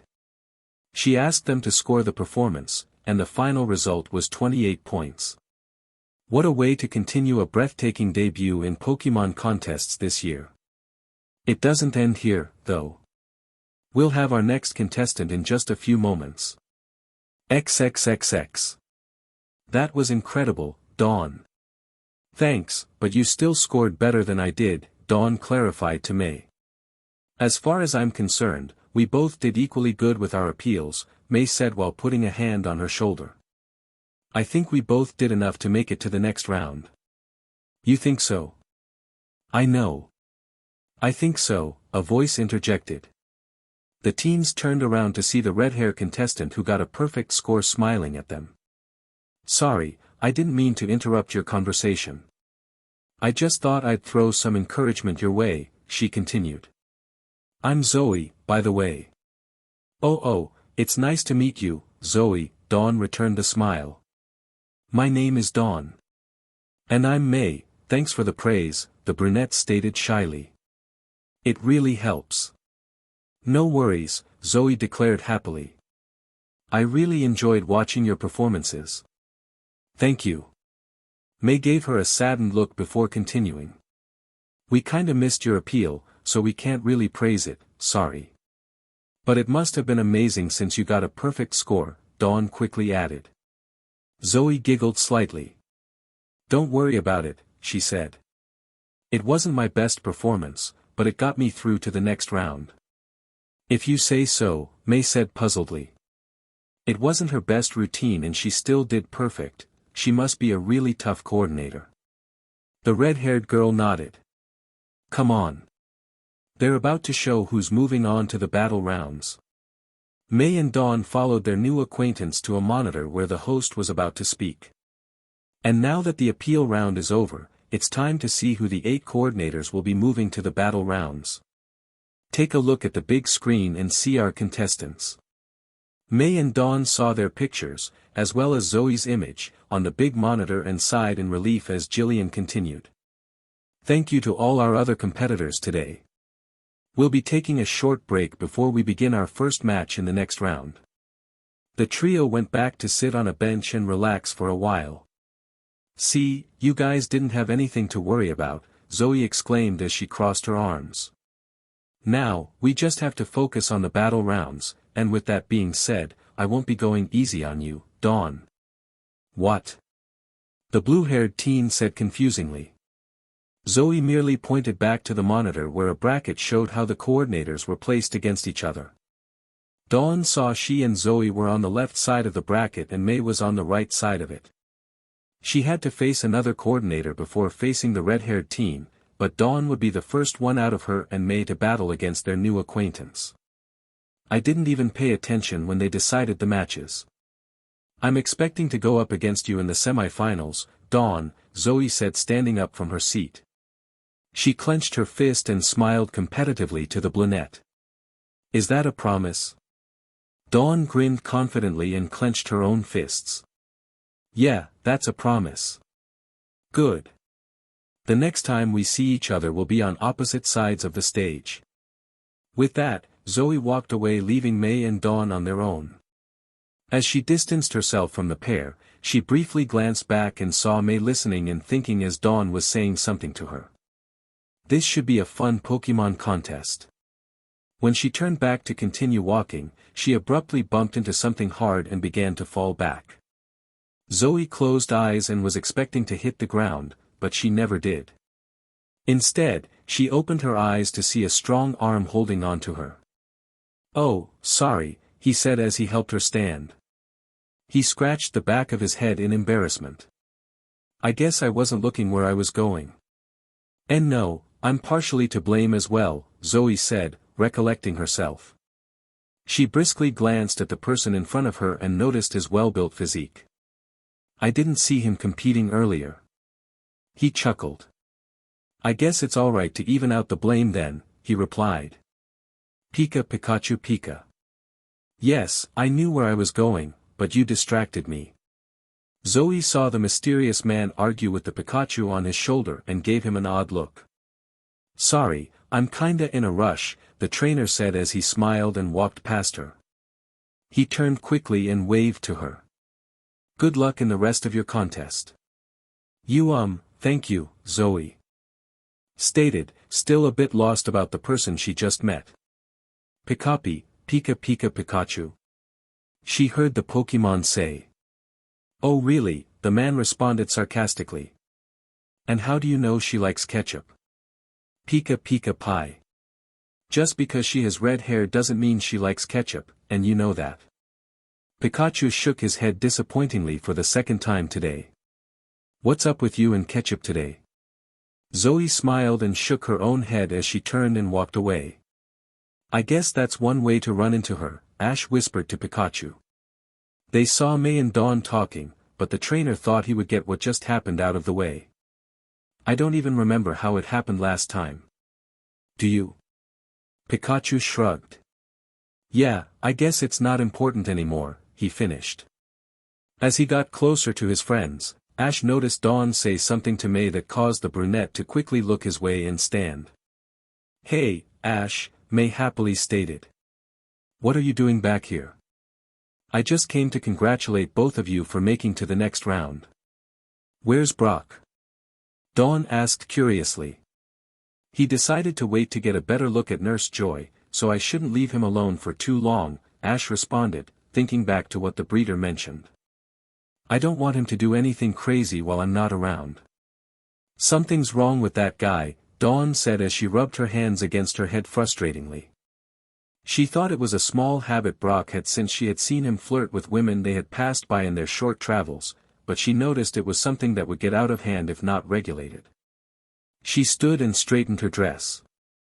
"Alright, I'll leave you both, so I can get ready for my match. I'm the first one up, so I have to show my stuff to everyone."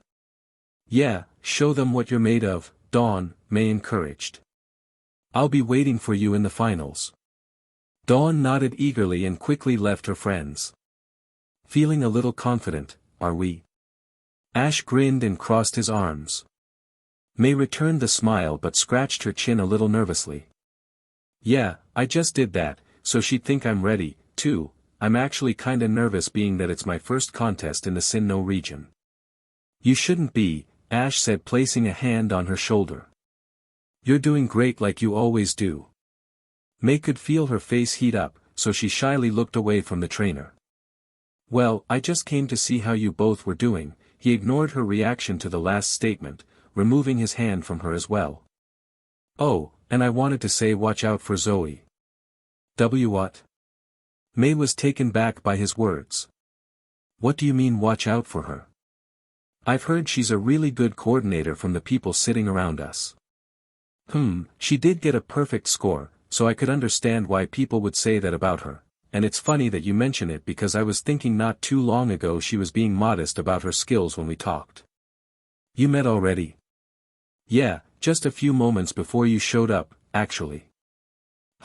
I guess I don't have to worry about them not meeting each other," the trainer thought.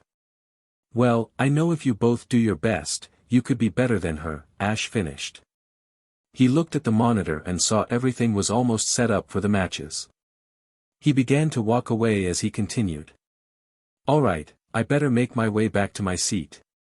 Good luck, May, and wish Dawn luck for me as well."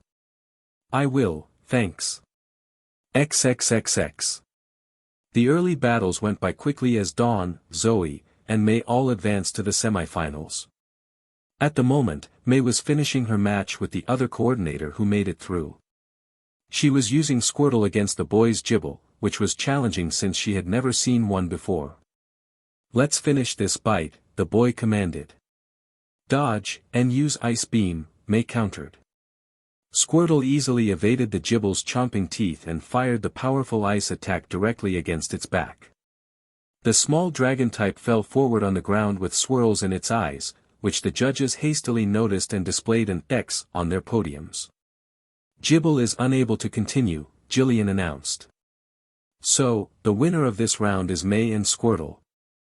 They will be moving on to the finals and facing the winner of the next match." The crowd cheered loudly as May picked up her Pokémon and walked backstage. "Now, we'll start the next semi-final battle right away," Jillian said, trying to motivate the audience. "On my left, we have Dawn and her Piplup, and on my right, we have Zoe and her Cherim." "I'm giving it all I got," Dawn declared proudly. "You'd better, 'cause I said I'm not holding back," Zoe responded. "And begin. Let's start this off with Sunny Day," Zoe ordered. "Chair." The purple Pokémon said before causing the arena to brighten fiercely from the move. To everyone's surprise, Cherim's appearance began to change. The flower on its body opened and changed into a bright yellow with yellow petals surrounding it. This caused everyone to awe in wonderment. What an incredible display from one move. "It looks like it's costing Dawn, as well," Jillian observed as Dawn's gauge decreased. The blue-haired teen grimaced slightly as she hadn't made a move, yet she was already losing. "Let's counter with a bubble attack." "Piplup," said the water Pokémon as he fired many bubbles into the air. "I'll stop you before you can do anything," Zoe stated fiercely. "Use Magical Leaf to destroy those bubbles." Cherim bombarded the air with colorful leaves, demolishing the bubbles to nothing. This only caused Dawn to smile. "I knew you were gonna do that. Now, Piplup." "What?" Zoe saw Piplup spinning and soaring across the air as the sparkles created from the popped bubbles surrounded him. "What a turn of events," the excited host remarked. Dawn used her opponent's counterattack to make her own Pokémon shine and stand out. Zoe's points decreased just below Dawn's point range. The red-haired coordinator huffed. "Not bad," she noted. "But I'm not gonna give you a chance to do that again. Cherim, use growth." The grass type began to glow white while its body slightly grew, however, it returned to its original height when the move finished. "I need to stop her before she could finish what she's planning," Dawn thought. "Let's close the distance with Peck." Piplup geared back before launching himself like a rocket with his beak glowing white towards a bewildered Cherim. To everyone's surprise, Zoe was smiling. "Just what I wanted," she predicted. Solar Beam. Cherim's body rapidly glowed white when it heard the command. The move speedily charged up and was fired ferociously against Piplup, who was only inches away from landing the Peck attack. The powerful grass move produced an explosion that resulted in the water type to fly backwards in front of his trainer. Everyone could see swirls in his eyes as the judges marked X on their podiums. A direct hit from a powerful solar beam, and Piplup is out for the count. Jillian commented in disbelief. She raised her hand and gestured to her right. "And the winner of this match and moving to the finals is Zoe and her Cherim." Dawn was in shock as she viewed her unconscious Pokémon. She snapped out of her trance and returned Piplup in his Pokeball. She began walking towards Zoe, who was petting her Cherim for a great battle. The red-haired teen turned to see Dawn smiling brightly at her. "Congrats on a nice win," Dawn gleamed, extending her hand. "I didn't expect the solar beam to charge so quickly." She seems a little too happy, Zoe thought to herself. She smiled back and accepted the handshake. I had some help from the sunny day I used earlier. Yeah, I kinda remembered after it happened. And what a show of sportsmanship, Jillian interjected loudly. Let's give a hand for these two amazing coordinators. The audience applauded for both teams as they walked off the stage waving to them. XXXX. You did great out there, Dawn. Thanks, May, the blue-haired teen responded. They were waiting backstage, which was now empty, for May to be called on stage for the final round. They decided to sit and talk for a bit to pass the time. I'm sorry I can't keep our promise about facing each other in the finals. Hey, we have more contests after this one, so that promise isn't broken just yet. Dawn giggled at her friend's outburst. Yeah, I guess you're right. A few minutes later, the woman with a headset came to inform May to head to the stage as soon as she was ready. Well, May began, standing from her seat. Wish me luck. Good luck, and win this one for me. The brunette smiled and nodded before leaving her friend alone. As she saw her friend exit through the door, Dawn's smile disappeared, and her eyes welled up with tears. I lost my first contest. She thought as she wiped away a couple of tears trickling down her face. How could I have been so stupid to forget about the sunny day? I knew Sharam would have solar beam, but I thought I'd be okay because it had to charge up. What a rookie mistake, not to mention, I let Piplup take the full hit. Dawn took in a deep breath to calm herself, which hardly helped if she admitted. I know what you're thinking, and you're being too hard on yourself. Dawn looked to where the familiar voice was coming from and hastily cleaned her face. What are you doing here, Ash? She asked, trying not to sound hoarse from crying just a few seconds ago. You should be watching May in the final match. She'll be alright, Ash said, waving a hand to dismiss her comment. He then pointed to the monitor that showed May and Zoe getting ready to begin their battle. I'll be able to see from here with you, anyways. This didn't turn out the way you wanted to, huh? The final round of the Jubilife City Pokemon contest is about to begin. We'll see if May and her Squirtle could beat the Sinnoh native and her Sharim. That would be an understatement, Dawn smirked sarcastically. She motioned for the trainer to sit next to her, which he did. I made a big mistake that costed me the win. I can't believe I made a dumb mistake. It happens, he replied honestly. Sometimes we get so caught up in the moment that we forget strategies or things that happened during the match. It's happened to you before. And Zoe starts with Sunny Day. Is she planning to use the same strategy she used against Dawn? Unfortunately for her, the judges won't deduct points from May for using the same moves as before. Plenty of times, Ash replied, briefly glancing at the monitor before turning back to his friend. And I've lost many important matches because of it. I'm talking championship battles, too. Oh, Dawn said lowly, rubbing her thumbs together. How did you get over it? My friends helped me. Oh, May countered with her own weather move, Rain Dance. Squirtle is dancing beautifully as the rain falls on her and dispelling the sunny day. This also means that Sharim is reverting back to its closed form from the weather change. Zoe has lost almost half of her points so far. They helped me get through tough times and learn from my mistakes, Ash explained earnestly. It's not easy, but they make it a little less hard than what it is. Dawn looked down towards the ground and thought about what the trainer said. I know you're gonna be a great coordinator, Ash said, causing Dawn to focus on him again. And we will be there when you make it to the top. This is just a small step in your journey. Dawn was gazing at Ash with adoring eyes when he finished speaking. She knew everything he said was right, and it delighted her to know that she made friends that would want to see her succeed.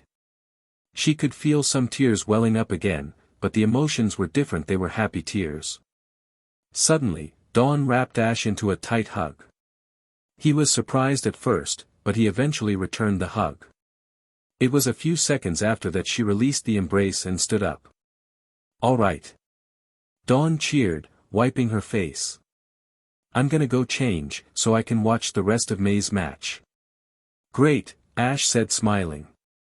We could finish watching it together if you want.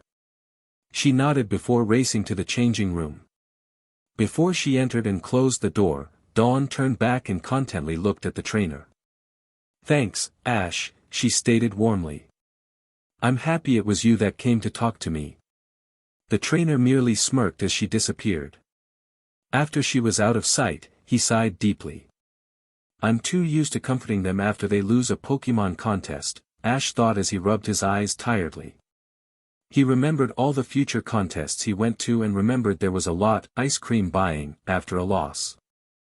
I'd have no money right now if it was still that time, especially if both Dawn and May lost. That'd be double the ice cream just for May, which reminds me.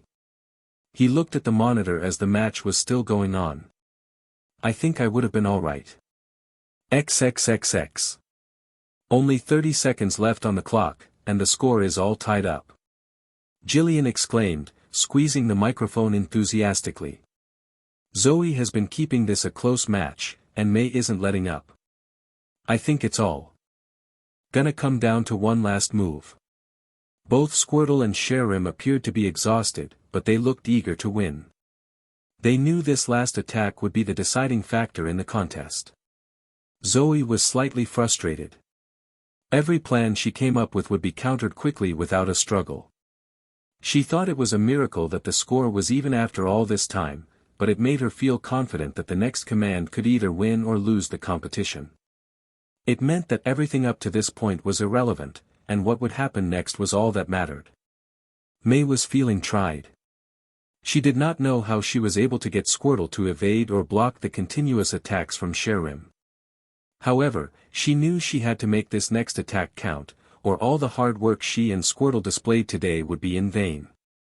Use Magical Leaf, Zoe ordered, catching May off guard. Quick, use Protect. The colorful leaves rapidly rushed towards the water type. Before they could make contact, however, Squirtle lifted her hands and projected a green sphere around her. The red-haired teen smiled. You fell for the decoy, May, she expressed proudly. Fire the solar beam. The magical leaf attack had given Cherim enough time to charge the powerful move. It opened its mouth and intensely discharged the beam towards a still Squirtle. No, you don't, May stated passionately. Go under the solar beam and close the distance for an ice beam. Squirtle broke the protect and quickly withdrew herself in her shell, dodging the solar beam.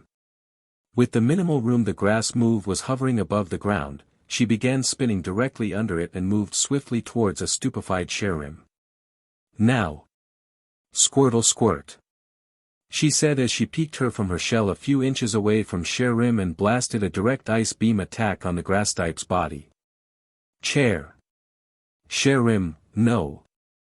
Bing. And that's time, Jillian shouted, breathing heavily from anticipation. Let's take a look at the big screen to see who won the Jubilife City Pokemon contest. Everyone in the audience glared at the 2-point gauges to determine which coordinator won. As they viewed the results closely, they could see both gauges almost completely depleted, but they noticed that the Hoenn native had slightly more points. And the winner is, May. The crowd erupted in cheers and applauded happily. May was surprised at first, but her expression changed to a joyful smile. She raced to Squirtle and gave her a big hug. We did it. We won our first contest in the Sinnoh region. Zoe watched as her opponent cheered and grinned. She returned her Pokemon into the Pokeball and walked off the stage with a proud demeanor. Congratulations on winning the contest, Mr. Contesta said to May, interrupting her celebration. The other judges were behind him smiling at the brunette. On behalf of everyone in Jubilife City and the Pokemon Contest Committee, we'd like to present this ribbon as a token of your victory here today. He presented a box holding a light blue ribbon with golden, diamond-shaped crest. May gladly accepted it and posed with it towards the audience, causing them to applaud more. Well, that's it for today, Jillian said to the camera. Join us next time in Floaroma Town for the next contest. We'll see you then. XXXX. The sun was beginning to set as the group walked down a path headed east from Jubilife City. They wanted to find a good camping spot before it became too dark to see, which was a problem for two of the teams. Why couldn't we have stayed the night at the Pokemon Center? Dawn complained. Yeah, we weren't in a rush, May added as she forced herself to walk. Be my guest, Ash replied while shrugging. I'll be in Orberg town by the time you guys wake up in the morning, though.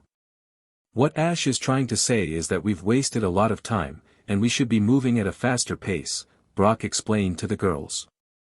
I think he has a point, too. Dawn pouted.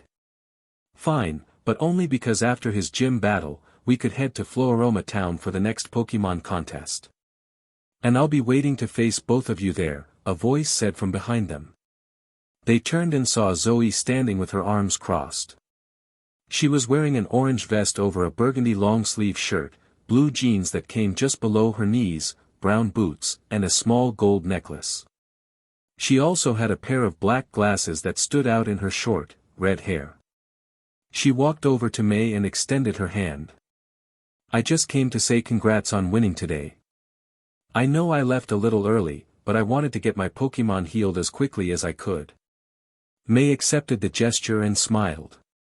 It's okay. I understand. So, we'll see you in the next contest? Dawn asked, joining the conversation. Yeah, I'll be there. I'll be ready for a rematch with both of you, Zoe said assertively. She looked past them and noticed a familiar face. She slowly moved them aside and roamed to the trainer. Hey, I know you. Yeah, we met earlier, Ash said smiling. How do you know each other? May asked curiously. He didn't mention this when we talked earlier. He just said that people were talking about her. Oh, I sorta bumped into him, and he caught me before I could fall, Zoe clarified to the brunette. She focused on the trainer and continued. I didn't catch your name before. I'm Ash from Pallet Town, he stated proudly. And this is my buddy Pikachu. Pikachu. The electric type said waving to her. Hey, Pikachu. I'm Zoe, she giggled and scratched his head. I'm guessing he's around my age, then. You did great in the final match, Ash said, interrupting her thoughts. It was so close I didn't know who'd win in the end. Well, May got the best of me today, but it won't happen again. We'll see about that. May competitively replied. Zoe smirked. I should be making my way, then, she said turning around.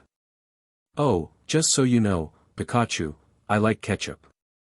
With that, the coordinator made her way back in the direction of Jubilife City. Pikachu slowly smiled brightly before slapping Ash across the face as if saying, I told you so. May and Dawn both steadily focused their attention on Ash. Is there a problem? He asked them cautiously while rubbing his cheek. No, but you should have told us you knew Zoe when we talked, Dawn said angrily. I thought it wasn't a big deal and unimportant. Well, you thought wrong. Ugh, I'm totally jealous of you. Brock said heartbroken, falling to the ground dramatically. She's totally into you. What? May and Dawn yelled. I think you got the wrong idea, Brock, Ash tried to defend. I know this stuff. I'm the love doctor. Says who? Dawn suddenly smacked both Brock and Ash on the arm, causing them to flinch. Let's just go and find a place to camp, she said frustratingly. She then grabbed Brock by the ear before dragging him away. And you, we need to have a talk about this little habit of yours. Ah, not the ear, the breeder responded in agony. I thought they were gonna be safe in this region. Pikachu followed them just in case there was danger. Ash was about to follow them when he noticed May was not moving. She held her hand across her chest and was lost in thought. Is something wrong, May? Huh? She said, breaking out of her thoughts and smiling. And no, nothing's wrong. Everything is fine. Ash glanced at her before continuing. All right, if you say so. May was about to start walking when she saw something out of her peripheral vision. To her surprise, Ash was extending his hand to her. "Come on," he began in soft voice. "It's getting dark, and we don't want to lose the others." This caused May to blush and gently place her hand in his. They slowly made their way to their friends, still holding hands as the sun set. "I forgot to tell you earlier that you looked beautiful in your contest outfit today. A lot of people were admiring you." "Thanks for letting me know," she replied softly. "All I cared about was what you thought, though." Chapter 16. The group of Ash, Pikachu, Dawn, May, and Brock had exited a cave leading to Orberg City, the next destination in their journey. They had awakened early in the morning in hopes of arriving in the city before it was time for breakfast. To Ash's delight, the sun was barely shining over the mountains, so he felt they were making good time. Contrarily to the trainer's thoughts, though, May and Dawn were greatly upset they had to wake up early. It took Ash roughly 10 minutes to fully wake them up, and when he did, he received an earful from each girl saying some very unpleasant things. However, the girls were glancing at the city in front of them with admiring eyes, thinking they would not have seen this view if they had slept in. Even though it was early in the morning, Orberg looked so lively with workers in comparison with Jubilife City, which was a tourist attraction. Ash remembered his first time seeing Orberg City.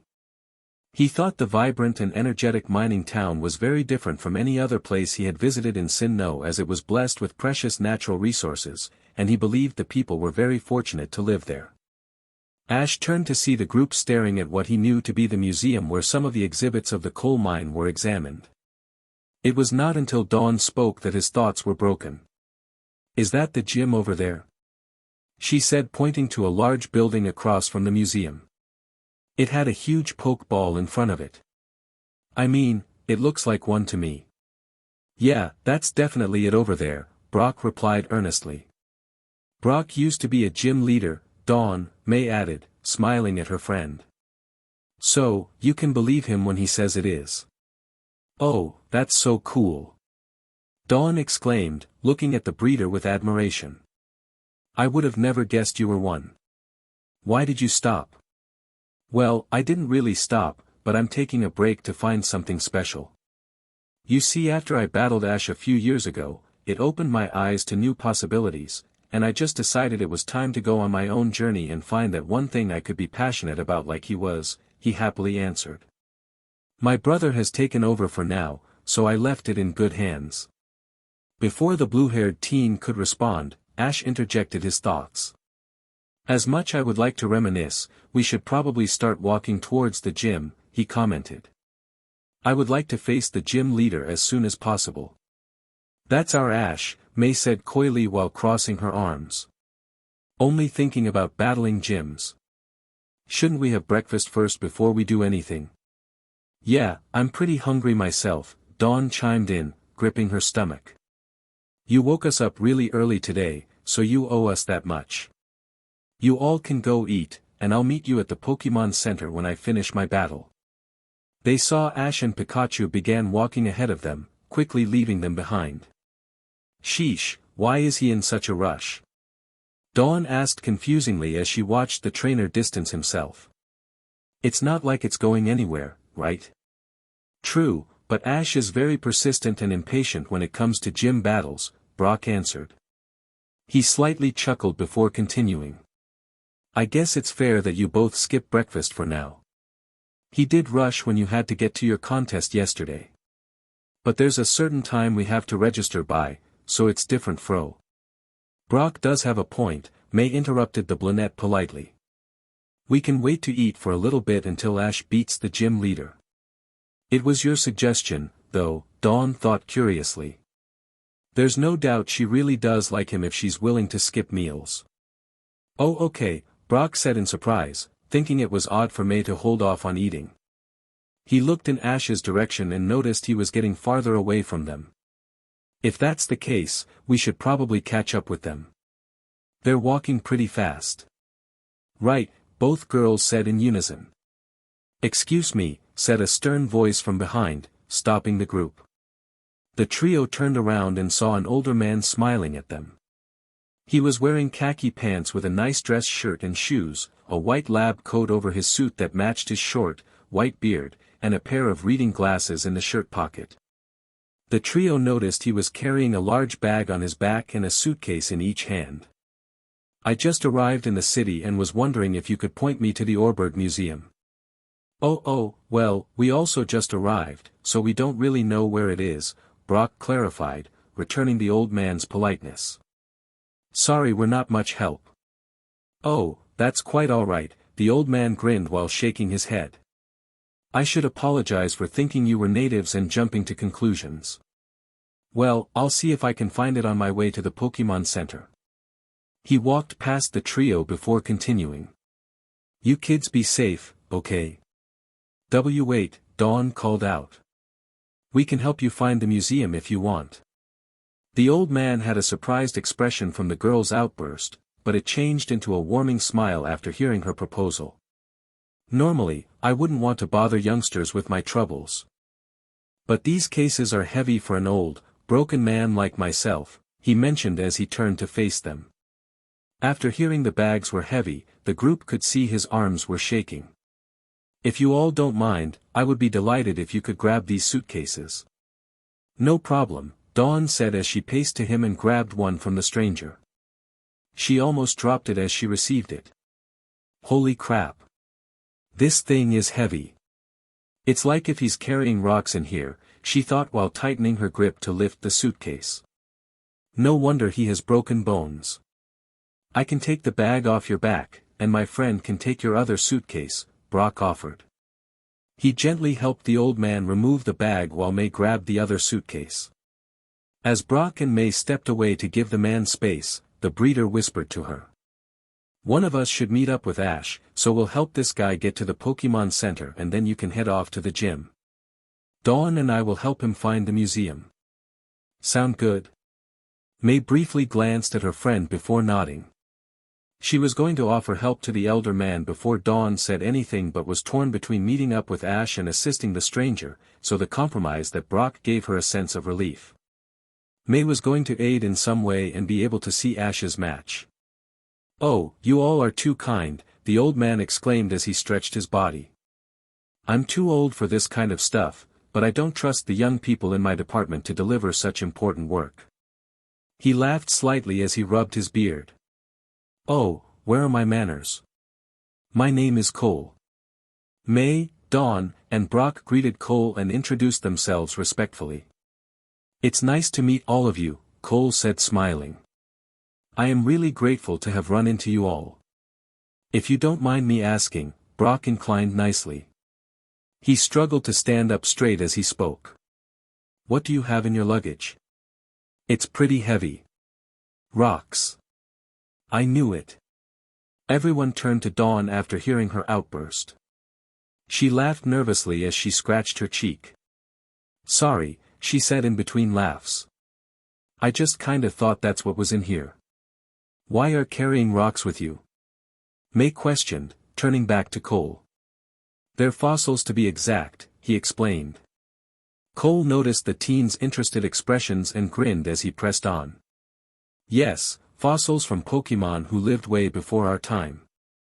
I'm supposed to deliver them to a man named Rourke in the museum, so he could study them.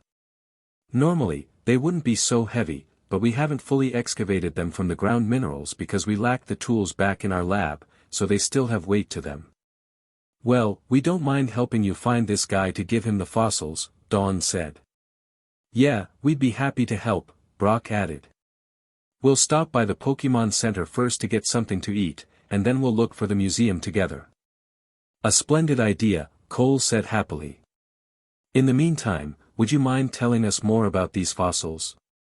"Not at all, young man. I was thinking it was the least I could do since you're being so nice."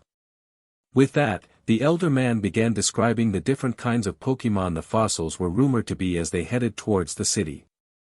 XXXX. Ash and Pikachu slowly approached the doors to the gym after leaving their friends behind. They noted they were not being followed and thought they should just face the gym leader. They did not want to waste any more time. "It shouldn't take long to win, Pikachu." "Hi Pika." "Yeah, I only want to use one Pokemon, so we can meet up with everyone else quickly. Just as the gym doors opened, Ash and Pikachu opened their eyes slightly in surprise when they saw Rourke walking with Paul in their direction. Paul saw the duo and walked ahead of the gym leader to meet them. He had a serious expression as he stood in front of Ash and Pikachu. "Are you here to challenge the gym?" he asked bluntly. "It's nice to see you, too, Paul," Ash responded, ignoring his initial question. He grinned at the purple-haired teen when he spoke. "And yeah, we are. I'm guessing you've already won. It wasn't too hard." "I had you sweating there for a second," Rourke said, interrupting their conversation. Ash saw he was wearing his usual mining outfit and wondered if everyone he met wore the same clothes every day. It would not be unusual since he did the same thing. "You must be one of Paul's friends." "I'm Rourke, the Oreburgh gym leader." "We're not friends," Paul stated, watching Ash introduce himself and shake hands with Rourke. "And I was only sweating because it was hot in there, not because you had me on the ropes." "If you say so," the gym leader replied. He turned to Ash and smirked.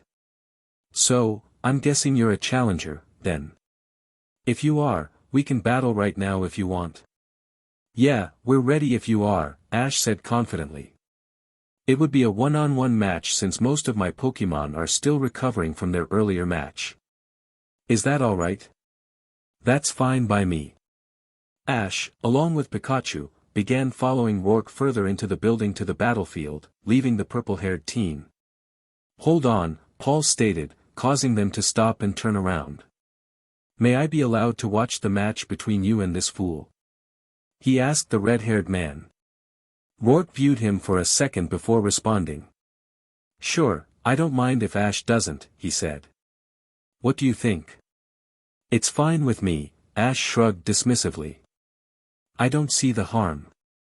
"Good," Paul smirked. "I just want to see if your win against me was a fluke."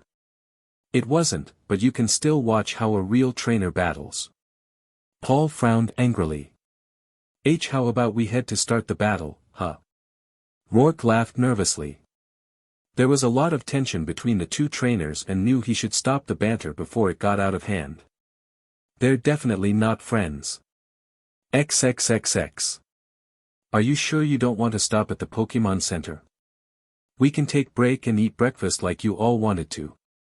We're okay, Professor Cole, May declined politely. She addressed him respectfully after he had mentioned he was well-known geology professor from the Johto region. After asking a couple of people where the museum was, the group discovered it was a few blocks past the Pokémon Center and right across from the Pokémon Gym. May thought she would be able to help Cole with everything, then head straight to the gym. We can eat after we help you get to the museum. Okay, if you insist.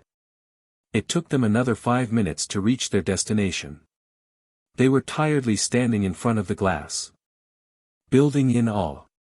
It was very tall, and the windows were glistening from the sun's reflection. Professor Cole put his hands on his hips and smiled. Here we are, youngsters, the professor said, still glancing at the building in triumph. I can't thank you enough for your assistance today. Not a problem, Brock said while catching his breath. Carrying both Cole's bag and his own were challenging. Glad we were able to help you in some way. Yeah, we're just happy you got here without any problems, Dawn huffed, wiping away some sweat from her forehead. The old man laughed heartedly. You're all too modest, he commented. He then walked over to each of them and took his luggage from each of them. Cole shook each of their hands and stepped away. Thank you very much for all your help. I can handle it from here. I owe you all a great deal that I promise I will repay one day. May, Dawn, and Brock gently smiled and watched the elder man walk through the open glass doors into the building. They rested for a couple minutes while they admired the museum furtherly. They noticed that the entire place was essentially glass, which they believed to have a purpose but could not figure out what. Dawn broke the silence after another minute of resting. Well, we did our good deed for the day, she exclaimed happily as she gave her friends a thumbs up. And it only cost us breakfast, sadly.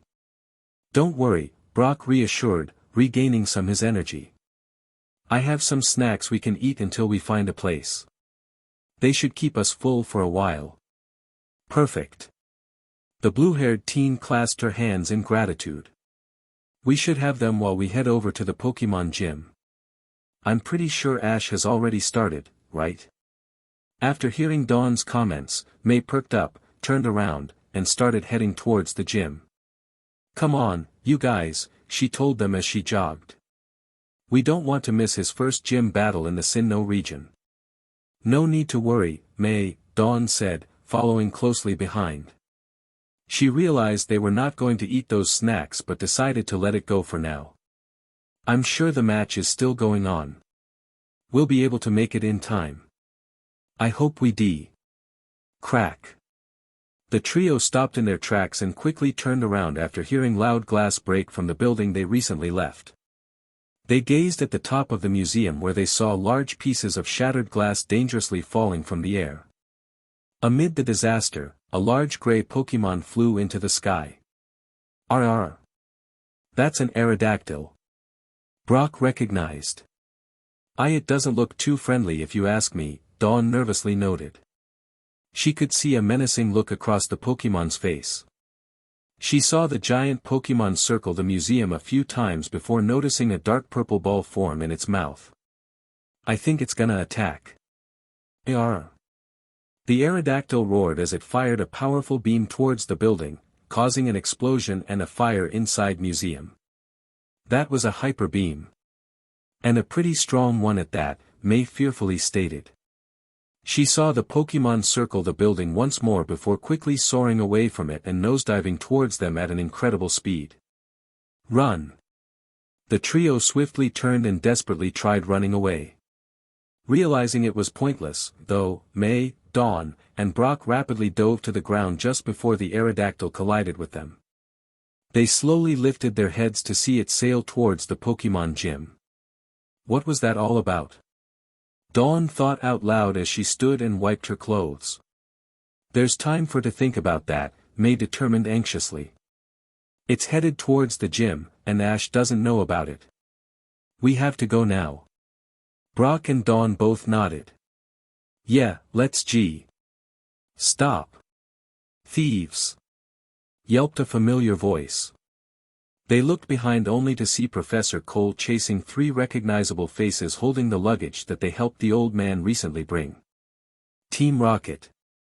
Brock called out, stopping Jesse, James, and Meowth in their tracks. We should have known you were behind this. May said angrily. The three criminals were surprised at first, but they simply smirked as they viewed them. Jessie briefly brushed her hair before she began their motto. Listen, is that a voice I hear? She said cockily. It's speaking to me loud and clear, James chimed in coolly. On the wind. Past the stars. In your EAAH was all Meowth could get out before being tackled by Professor Cole. Someone get this geezer off me. Give me back the fossils you stole, Cole demanded. He wrestled with Meowth until James pulled him off and threw him to the ground. I told you we should have tied him up, Jessie said crossing her arms. He interrupted our new motto in front of the twerps. But he seemed like a defenseless old man, James stated innocently. How was I supposed to know he was so violent? Never mind that, Meowth said while wiping himself. We got to get out of here before Officer Jenny shows up with backup. Not to mention that nasty Aerodactyl could come back any minute, too, James said a little scared. They're the people Ash was talking about. They're the ones that hurt Pikachu, Dawn deduced. So, you're the ones who let out that Aerodactyl that's causing destruction. Meowth, Jessie, and James just turned and stared at the brunette in confusion. Oh, great, another one, you must be a new twerp 'cause I've never seen you before, Jessie concluded frustratingly. She then gave Dawn an irritated expression as she spoke. And don't go blaming us for criminal stuff we didn't do. Yeah, we only stole the fossils from this old man, James added in defense. Not that we weren't gonna try to steal Aerodactyl, Meowth interjected simply. But someone else beat us to it. Who did? Like we'd tell you, Jessie replied coldly to Brock. Yeah, and we couldn't tell you if we wanted to, James grinned and shrugged. She disappeared before we could get a good look her. She? Brock questioned. Liars. No, I'm sad to say he's right, May, Professor Cole said as he struggled to get up from the ground. I had just entered the building when these three, disguised as guards, ambushed me. I chased them all the way down to the Pokemon laboratory where we found all the researchers out cold on the floor. He coughed slightly before continuing. We watched quietly as a woman with a Jengar confused the Aerodactyl. That's why it went on a rampage. May, Dawn, and Brock were in disbelief from what they were hearing. And just before I could confront her, she teleported with his Jengar. That's when we decided to get out of there, Jesse decided to finish. We knew it was gonna get crazy, so we ran out of there as fast as we could. Sure enough, that fossil monster attacked the museum without a care in the world. Now, Meowth announced after Jesse finished. We're just gonna head out with these fossils that we stolen. No. Please stop them, youngsters, Professor Cole pleaded to May, Dawn, and Brock. They're important relics of history that we need to conserve. I beg you to stop them before they get away. Don't worry, Professor, Brock reassured as he clenched his fists. We weren't going to let them leave with anything they stole. Yeah, leave it to us, Dawn stepped forward and pulled out a Pokeball. She briefly turned to May and whispered. Ash can take care of himself. Right now, we have to focus on stopping Team Rocket. May glanced at Dawn and nodded. I know, but something doesn't feel right, the brunette responded uneasily. Do you think it's a coincidence that Aerodactyl just happened to fly towards the Pokemon gym when there was a city nearby, or attack us for that matter? I don't know, Dawn replied honestly. She looked towards Team Rocket and the museum's fire getting bigger.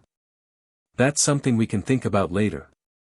We need to beat them and try putting out that fire until help arrives. There's people out cold in that building that need help. Suddenly, they noticed the clear blue skies slowly being covered by dark, ominous clouds. The once bright, sunny, day was now gray and dull in a matter of seconds. The wind had picked up immensely, which caused everyone to shield their eyes from the dust it was picking up. Rain began to pour fiercely, and loud thundering could be heard close by. This scene seemed very familiar to the heroes. It quickly occurred to May where they had witnessed something similar. Guys! She screamed, realizing that the difficult weather would make it harder to hear. This is the same thing that happened when we were waiting for Ash to come back from the port. Stop your jabbering, Jessie yelled to them as she threw a Pokeball in the air. Go, Dustox. Go, Cacnea. James followed suit. I choose you, Fortress. Go, Piplup. Help us out, Squirtle. May called out lastly. She briefly looked towards the gym before focusing on Team Rocket. I can't shake this uneasy feeling. XXXX. Rampardos, use head smash before it can recover. Nice try, Rourke, Ash complimented. But it's not gonna be enough. Dodge and use focus blast, Scraggy. Scrag, the little Pokemon said as it pulled up its pants. It saw Rampardos charging at an incredible speed and waited until the last second before jumping over the rock type. As Scraggy was flipping, it brought its hands together to form a small yellow orb that began growing bigger with each second. When the ball was larger than Scraggy's body, it brutally launched it towards Rampardos' back for a direct hit. Par! Cried the Pokemon in pain. It fell to its knees before falling to the ground with swirls in its eyes. No, Rampardos. Rourke exclaimed concerningly. The referee noticed the Pokemon had fainted and called the match. Rampardos is unable to battle. The winner of the match is Ash Ketchum and his Scraggy. Rourke sighed in disappointment as he recalled his fallen Pokemon. Losing 2 matches in a row did not give him a good feeling. He shook off his initial thoughts and walked to Ash, who was petting his victorious Pokemon.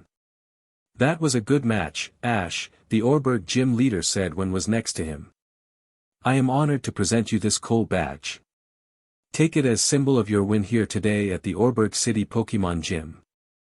Ash graciously accepted the badge from Rourke and showed it to Scraggy. The fighting type lifted its arms in excitement, which caused its baggy pants to fall. It quickly lifted them up and smiled sheepishly. Ash laughed before speaking. I'm happy for you, too, he said while pulling out a Pokeball. You deserve nice rest. Scraggy stated happily before it disappeared. You were smart to use a fighting move against Rampardos, Paul said, approaching Ash and Rourke. I'll admit I did something similar during my match. He stood with his hands in his pockets in front of Ash. I've never seen that Pokemon before, but I can tell it was trained well.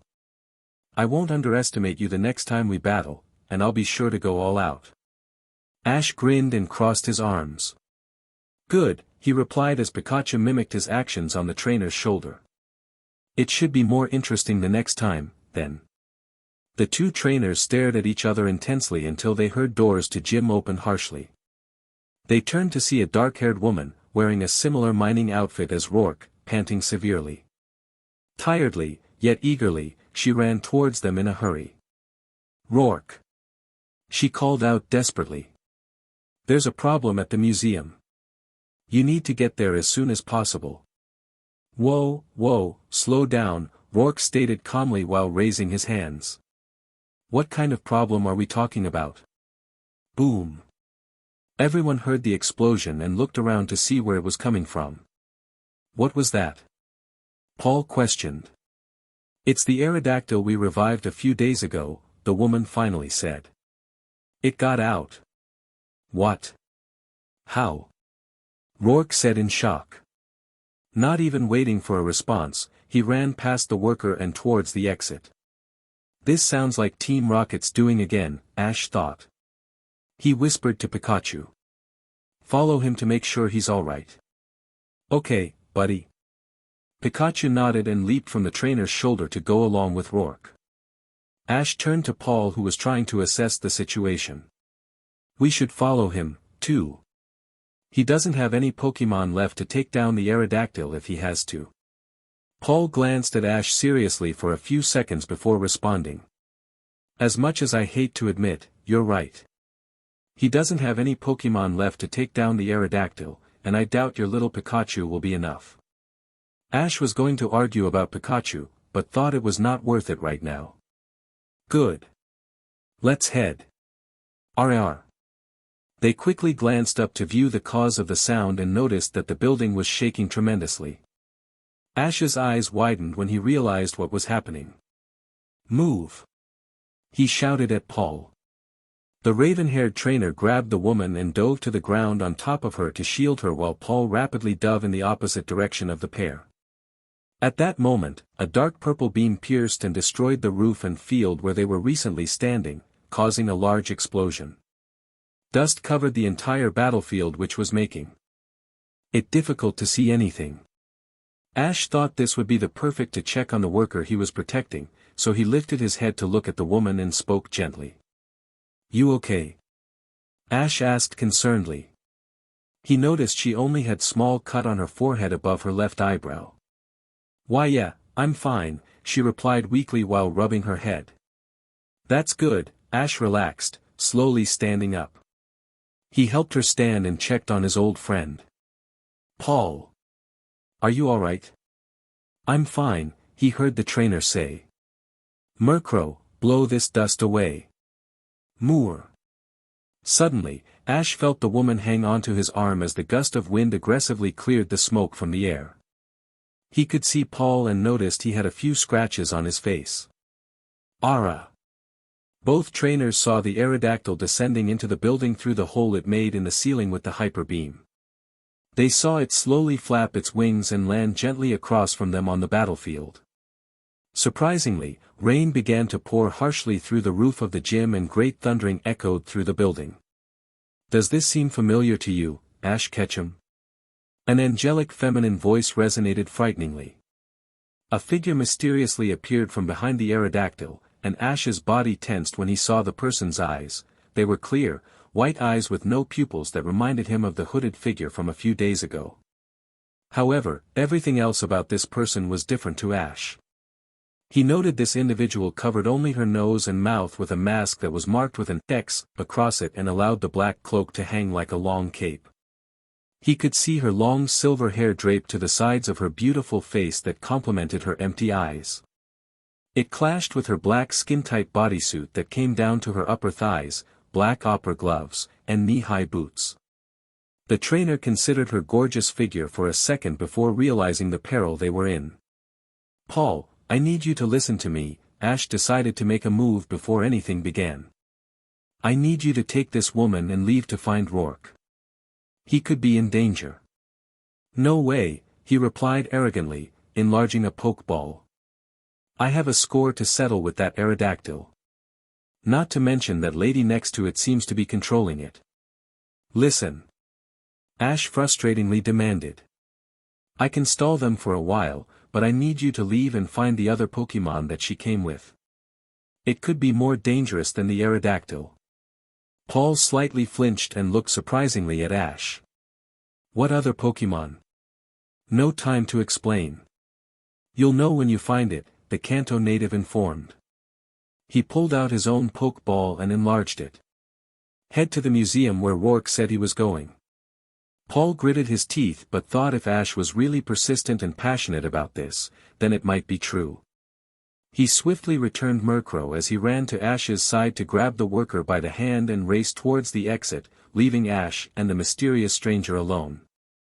"Ha ha ha ha," the mysterious woman audaciously laughed while gripping her face, blushing deeply. "You're even more incredible than I remember." "Did she say, remember?" Ash noted. "Why did you send away your Jengar?" "Oh, he's just a present for your friends at the museum," she exclaimed innocently, still gripping her flushed face with her right hand. She then pulled out a dark Pokeball with a black aura around it that Ash remembered the other trainer had. She casually threw it at Aerodactyl and instantly caught it. "It's going to be so much fun erasing you from existence. I need to stop this woman right now. That would be one less trainer after us," Ash concluded in his head. "She did say, remember, and there's something about her that's really familiar, too. I can't wrap my head around it, but I know her." He shook his thoughts because now was not the right time to think about that. "Sorry, but I'm not going anywhere today." "Ooh, please keep resisting. It's so enticing and exciting to me." "You have issues." "Maybe." She replied honestly, smiling seductively as she threw the dark ball in the air. "But you won't have to worry about me when you die. Attack, Aerodactyl." "Rah!" said the Pokémon when it appeared. It quickly engulfed itself in a light purple aura and swiftly raced towards Ash. "Stop it, Greninja!" the trainer commanded as he released the water Pokémon. The blue frog appeared and hastily formed a water shuriken in each hand before aggressively firing them at the Aerodactyl, colliding and putting a stop to the Giga Impact. "Rawr!" the fossil Pokémon said while backing away to its new trainer. The mysterious figure giggled. "How about we get a little crazier?"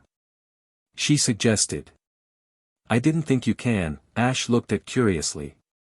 "Ha ha ha," she laughed while taking off one of her gloves. The silver-haired woman revealed a ring on her middle finger with a keystone attached to it. "It's a shame this will be our last meeting. We could have had so much fun together. Oh well, I guess it's time to end this. Mega Evolve, Aerodactyl." Suddenly, a golden connection formed between the woman's stone on her finger and the fossil Pokémon's stone around its tail, which Ash barely observed when he saw the link. Aerodactyl yelled as it glowed and began transforming. Large, dark spikes developed along its tail and upper portions of its wings. They also extended to its ears, chin, and back where its original spine was. As the transformation finished, the Mega Aerodactyl roared loudly for everyone to hear to intimidate its opponents. Ash and Greninja did not flinch from the noise. "I love your confidence, but it's pointless when you're not alive," the woman declared, lightly blushing. "Full power Giga Impact." Without hesitation, Mega Aerodactyl covered itself in the same light purple aura as before but surrounding a larger area. It closed its wings and quickly dashed again towards Ash, who was staring directly at it with a serious expression. Just as the attack was a few feet away, Greninja appeared unexpectedly in front of it and repelled the Mega Aerodactyl by immersing himself in a water vortex. This caused the flying Pokémon to back away. "That's twice someone has tried attacking me with their Pokémon," Ash stated calmly. "I have to say I'm not a fan of it, so I'm gonna put an end to this right now. Don't you agree, Greninja?" In that moment, the water vortex around the water type increased in size and was spinning faster. The water then began surrounding only Greninja as the fin on its forehead turned a bright red. To the mysterious woman's surprise, the water shaped into a massive water shuriken on Greninja's back, which finished the transformation. Like I said, Ash started as he clenched his fist in front of his face and smirked. Not today. Chapter 17. Dustox, use Psybeam. Stop it with Bubble, Piplup. Oh no you don't. Cacnea, use Pin Missile. Forretress, you use Pin Missile, too. Ice Beam the Dustox, Squirtle. The Pin Missile from Forretress collided against Cacnea, stopping the grass type from launching its own attack and falling to the ground. The bubbles crashed against the Psybeam, and Squirtle took advantage by striking a distracted Dustox with strong Ice Beam on its body, causing the bug Pokémon to drop in pain. Team Rocket saw their Pokémon fainted on the floor and frighteningly flinched. "That didn't last as long as like I thought it would," James grimaced. "I think it's time we make our getaway, Jess." "I think you're right," the woman compliantly replied, extending her Pokeball. "Return, Dustox. You, too, Cacnea." The heroes were shielding their eyes to block the rain from the harsh winds. May saw Team Rocket trying to make their move and decided to act. She began sprinting at full speed towards Meowth. Jessie and James saw the brunette and were going to stop her when Dawn called for an attack. "Use Bubble once more." "Piplup, Piplup said while firing the water move. The bubbles struck Jessie and James' eyes, causing them to stop in their tracks and scream in agony. May continued on and quickly stole the bag from a stunned Meowth, who was looking at his companions after the bubble attack. May then raced to help Professor Cole up and moved him away from the area. Brock knew she gave him an opening and did not want to miss it. "Alright," the breeder said as he ran towards his Pokémon. He swiftly grabbed Forretress before winding back and fiercely throwing it in Team Rocket's direction. "Explosion!" Brock commanded. Forretress brightly glowed white as it headed towards its target. When it was inches away, the bagworm Pokémon powerfully erupted that caused a severe blast and Jessie, James, and Meowth to fly towards the dark clouds in the sky. The group could faintly hear their voices. "We're blasting off again." The strong winds were still raging hard against the hammering rain as May walked with Professor Cole and the bag of fossils back to her friends. She briefly turned back to the museum only to see smoke still coming from the building. Brock and Dawn had met May halfway as she spoke up. "Take care of the professor," she gently gave him to Brock and put the bag on the floor. She moved her soaked hair from her face as she continued. "Dawn and I will try to get everyone out of the building." "That's too risky, May," Brock argued. "The fire isn't letting up." "We have to," May replied. "Help hasn't arrived yet, and we're the only ones with water Pokémon." "No need to worry," Dawn interjected before Brock can reply. "We'll be okay. We can do it until help shows up, just tell them there's people stuck in the building." The breeder wanted to argue but knew they were right. "Fine," he conceded. Brock returned Forretress as he spoke. "But be very careful." Both girls nodded before racing towards the museum, their Pokémon quickly following behind. Brock saw them enter the building inside. He gently put the professor down, who had lost consciousness when May handed him over, and moved the bag of fossils next to him. Suddenly, from the corner of his eye, Brock noticed a dark shadow in the ground heading towards the museum. What was that? Hey! A voice called out from behind. Are you alright? Brock turned and saw a man in a mining outfit running in his direction. Why yeah, we're okay. The man approached the breeder and Cole and spoke. Professor Cole. The miner called out, recognizing the older man. This caused Cole to stir awake. Rourke, Cole said weakly. Thank goodness. Something terrible has happened. I know, Rourke replied. I don't know all the details, but I saw Aerodactyl flying towards the gym. I saw smoke coming from the museum, so my priorities shifted to everyone's safety. And Aerodactyl? I faced 2 trainers earlier that were at the gym, Rourke stated.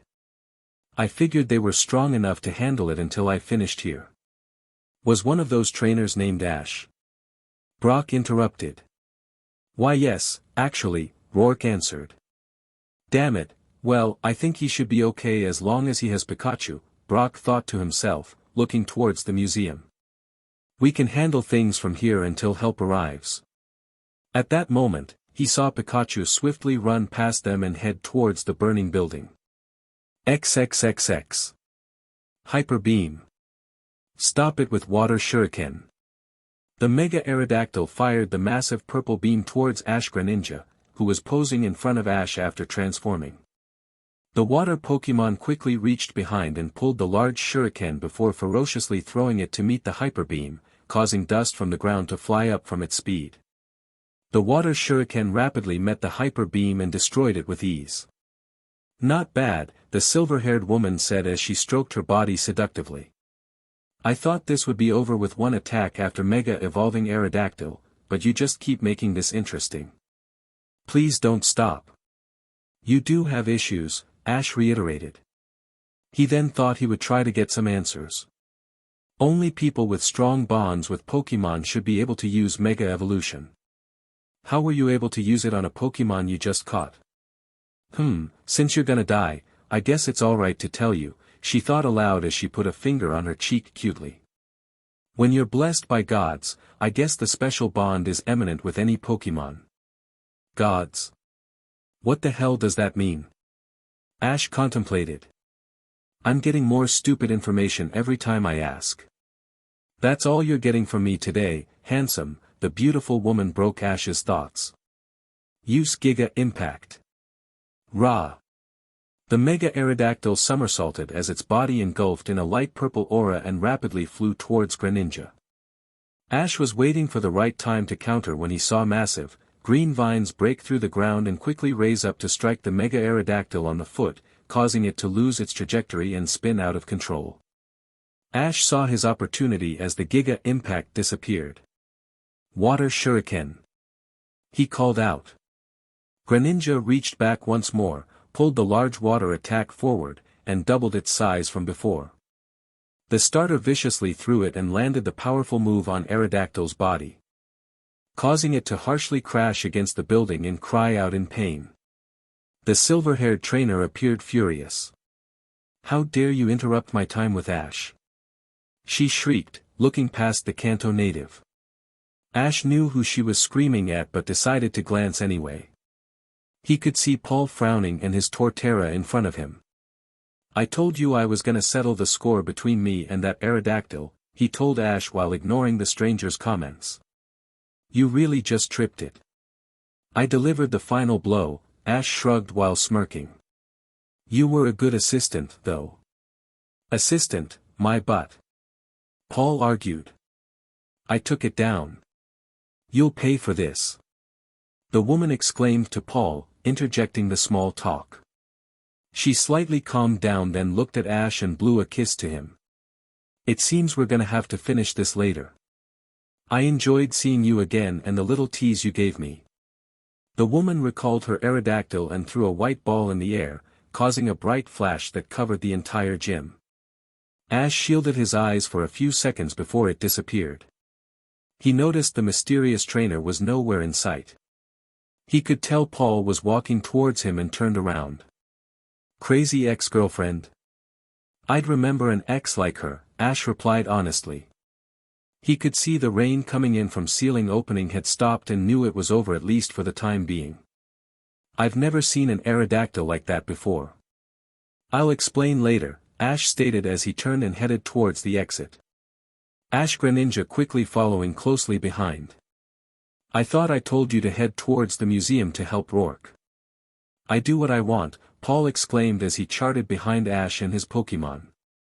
I got the woman to safety and decided to come back. If Rourke can't handle the situation on his own, he shouldn't be a gym leader regardless if his Pokémon are hurt. Ash sighed. At least I sent Pikachu, he thought. He should be able to take care of things until I get there. XXXX. We should head towards the Pokémon laboratory the professor was talking about, Dawn suggested. They had just entered the building and could see many items were destroyed. Additionally, the equipment that was not destroyed was being burned by fire. Squirtle and Piplup were watering everything they could as soon as they entered the building. We can leave Piplup and Squirtle here to finish putting out the fire, and we'll try to bring everyone from laboratory.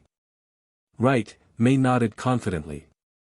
She turned to the Pokémon before continuing. We're leaving everything here to you. Is that all right? They stopped their water moves and spoke.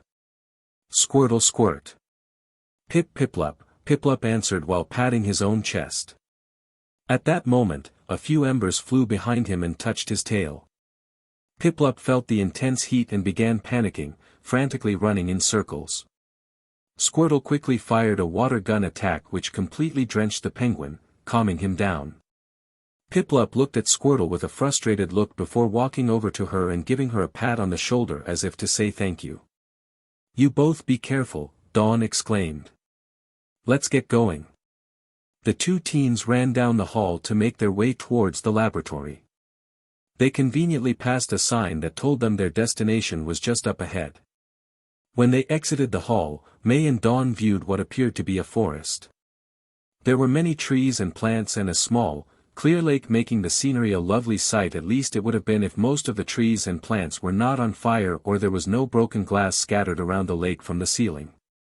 In addition, intense rain and wind was entering through the opening. However, to the teens' surprise, a few scientists were awake and commanding some water Pokémon to put out the fire.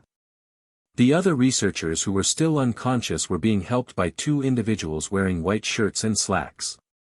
May and Dawn thought they were the two guards Jesse and James must have robbed for their disguises. They shook off their initial thoughts and ran to aid the hurt people. After a few minutes, most of the fire was withered down. Squirtle and Piplup had arrived a couple of minutes before to help reduce the flames faster. To the scientists' and guards' dismay, they returned the Omanite, Omastar, Kabuto, and Kabutops that were helping as they were exhausted. May and Dawn had instructed everyone to leave, so they would not inhale any more smoke than what they already had.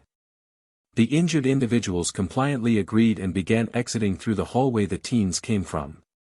After a couple of minutes, the coordinators were alone with their Pokémon putting out the last of the fire.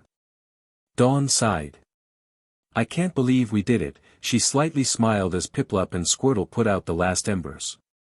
I think we got lucky that everyone was waking up and got the Pokémon to start putting out the fire, May commented. She looked up to see the rain pouring harshly into the building, hitting the scorched plants. She could feel the freezing winds entering the opening which caused her to shiver. I wonder what's with this dash. Squirt. Pip. May quickly glanced after hearing the Pokémon only to see their bodies floating high the air and covered in a blue light. In horror, she watched as they were ferociously slammed against the ground, causing a small crater on the floor. Swirls were seen in their eyes as the dust cleared. Piplup. Squirtle. May and Dawn began running to their Pokémon's direction when a dark shadow in the floor blocked their path. They stepped back hesitantly and watched frighteningly as a Gengar menacingly emerged from ground. Gengar. It announced as it picked up its hands in the air, scaring the teens. The brunette had reached back to pull out a Pokeball when she froze. I can't move, May dreadfully said. She noticed she was surrounded by a similar blue light as Squirtle was. This must be the one the professor was talking about.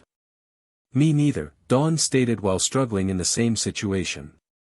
Suddenly, Dawn and May felt their bodies being lifted from the ground and knew what was coming. It was the same move Jengar had just used on their Pokémon. Fearing the worst, Dawn closed her eyes while May continued to fight to grab her Pokeball. Jengar! The ghost type exclaimed as it threw its hands down, causing the teens to drop at a tremendous speed. Pika! Jengar abruptly stopped the attack, freezing May and Dawn just before they crashed into the ground and landing softly. They opened their eyes to see Pikachu slam a strong iron tail against Jengar's body, hurtling it onto the floor. Pikachu! May said happily. She quickly got up and ran towards the mouse. Dawn followed after her. Pika Pika Pie, Pikachu hastily said to his friends while pointing at the hallway. You want us to stay and help you beat Jengar? Dawn asked. Pikachu stared dumbly at his friend for a few seconds before rubbing his head in frustration. Pika! He said, pointing the hallway once again. I don't think that's what he said, May commented. I think he wants us to escape through the hallway we came from. Dawn looked at the mouse's finger and realized he was pointing towards the hallway. Oh, she said sheepishly while scratching her chin. I guess my Pikachu translating still needs work, huh? They quickly recalled Squirtle and Piplup before rushing towards the hallway. May did not want to leave Pikachu behind, but she knew he had a reason for his request. The Jengar did attack me and Dawn. Was he worried that it would go after us again? Pikachu watched them disappear and quickly turned to face the ghost type. To his surprise, Jengar was nowhere in sight. He then noticed the intense rain and winds had stopped. He sighed in relief. This was another quick confrontation. XXXX. May and Dawn had exited the building to see firefighters with their water Pokémon heading towards their direction. Are you girls alright? A firefighter worryingly asked as her coworkers passed her. We're fine, Dawn answered a little exhausted. Most of the fire from the main hallway and laboratory is put out. I don't know about the other rooms, though. Great, she said. That information helps us out a lot. You both head over to Officer Jenny where it's safe. Both girls nodded and continued walking. They found Brock with Cole and Rourke, the gym leader as Brock introduced, being checked by paramedics. May was going to ask about Ash when she saw him approaching. She ran and quickly gave him a tight hug. Ash grunted from the impact. Are you alright? May began worryingly. I heard the Aerodactyl attacked the gym. Yeah, but I'm fine, he said as he hugged her back. Are you all alright? I heard what happened and came as fast as I could. We're fine, too, she said hastily while pulling away. But we gotta help Pikachu. He's fighting a powerful Jengar inside the museum. No need to worry, Ash calmingly said. He looked past her and continued. See? May turned around to see Pikachu jump in her arms. Pikachu, you're okay. Pika Pika. He happily replied while raising his paw. Yes, I was worried about you. May giggled as she cuddled the Pokémon. So, you were talking about a Jengar back there, a voice said behind Ash. May stopped playing with Pikachu and gasped when she saw Paul. What is he doing here? I live here, Paul replied nonchalantly. Oh, I didn't know that. I actually don't, but that's how gullible you are. May could feel her rage building and was about to head towards him when Ash stopped her. Don't listen to him, he encouraged. He turned to Paul and spoke. You're but must be jealous of all the crap that comes out your mouth, huh? Paul could not think of anything, so he just turned his head. Whatever, he finally said after a few seconds. He began walking away when he called out once more. We'll talk about that Aerodactyl the next time we meet, and you can tell me more about that crazy ex-girlfriend of yours as well. May slowly looked at Ash with a surprised expression. What's he talking about? She nervously asked. You have an ex-girlfriend? He's just messing with me. We ran into someone who knew me, but I didn't know her, Ash explained, still not convincing May by her expression. We'll grab Brock and Dawn, so we can go to the Pokemon Center to talk about what happened with you guys. I'll also talk about what happened with me. After a few minutes of settling everything with Officer Jenny and Rourke, the heroes regrouped and headed towards the Pokemon Center. The radiant sun was quickly drying their clothes as it did when Ash first got wet. May, Dawn, and Brock said goodbye to Professor Cole, who could not thank them enough for saving him and the fossils. He vowed to repay them one day when he was healthy. The teens had mentioned it was unnecessary, but Cole said it was not an option. He would reward them in time after he thought of something that would be worthy of what they had helped with.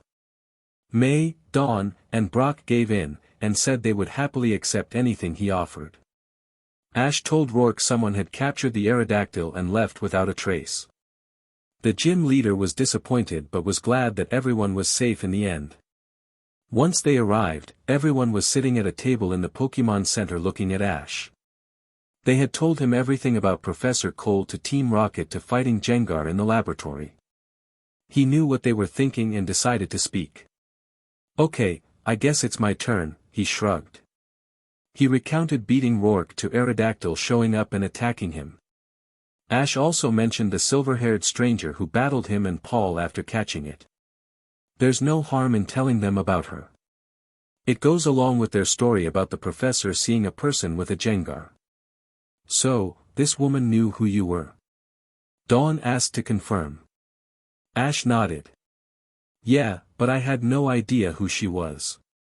"If she knows you, there must be a chance that she knows me, too," Brock thought aloud. Dawn smacked him on the arm. "Ow. What was that for?" "For thinking about girls when we have a serious matter to attend to. I was just saying that I have traveled with Ash since the start of his journey that she might know me, too." Oh, Dawn replied lowly. She then smiled at the breeder. "Then that makes perfect sense. Nice cover story, love Doctor," Brock thought happily. Ash noticed May was fidgeting with her hands and spoke up.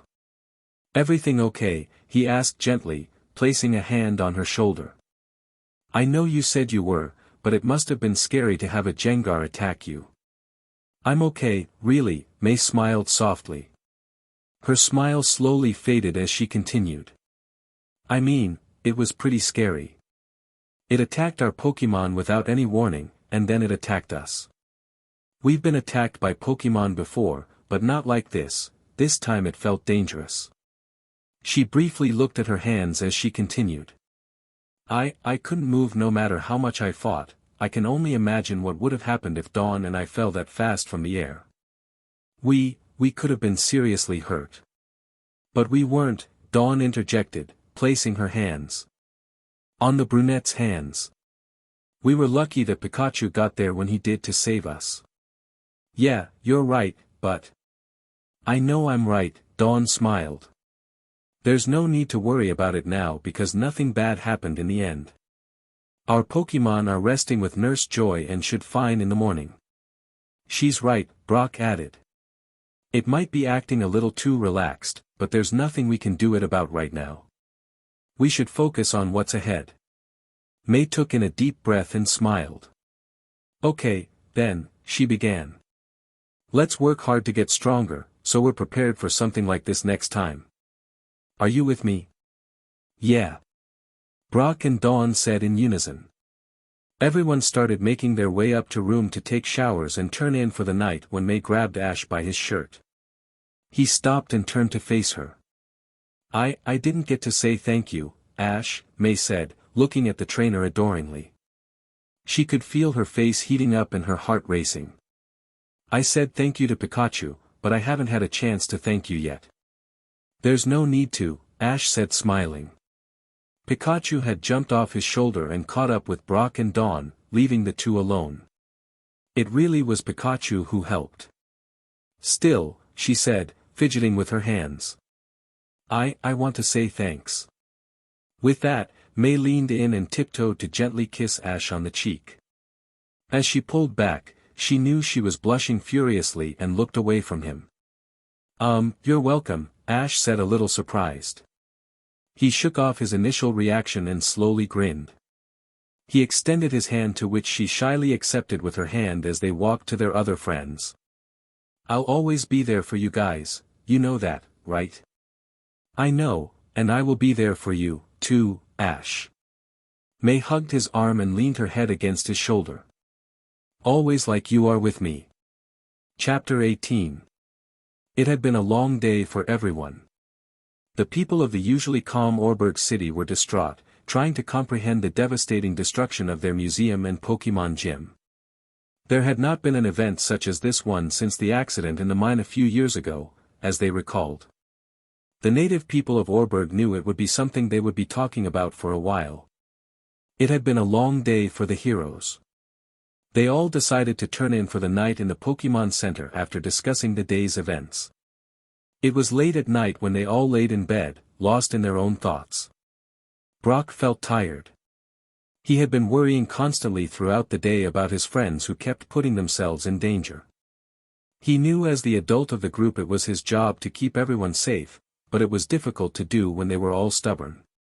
He also thought these events could not have been a coincidence with the incident that happened a few days ago in Twinleaf. However, at the moment, all he knew was the journey through Sinnoh would only get tougher. Dawn had similar thoughts as she laid in bed. She did not know traveling with friends could be this adventurous, yet dangerous. A part of her was excited to see what would happen next while another part of her was scared. Never did her mom mention anything about being threatened by Pokemon or burning buildings, so Dawn was glad she made friends before setting off on her journey. It seemed like becoming a coordinator was more than just participating in contests. May's mind was racing.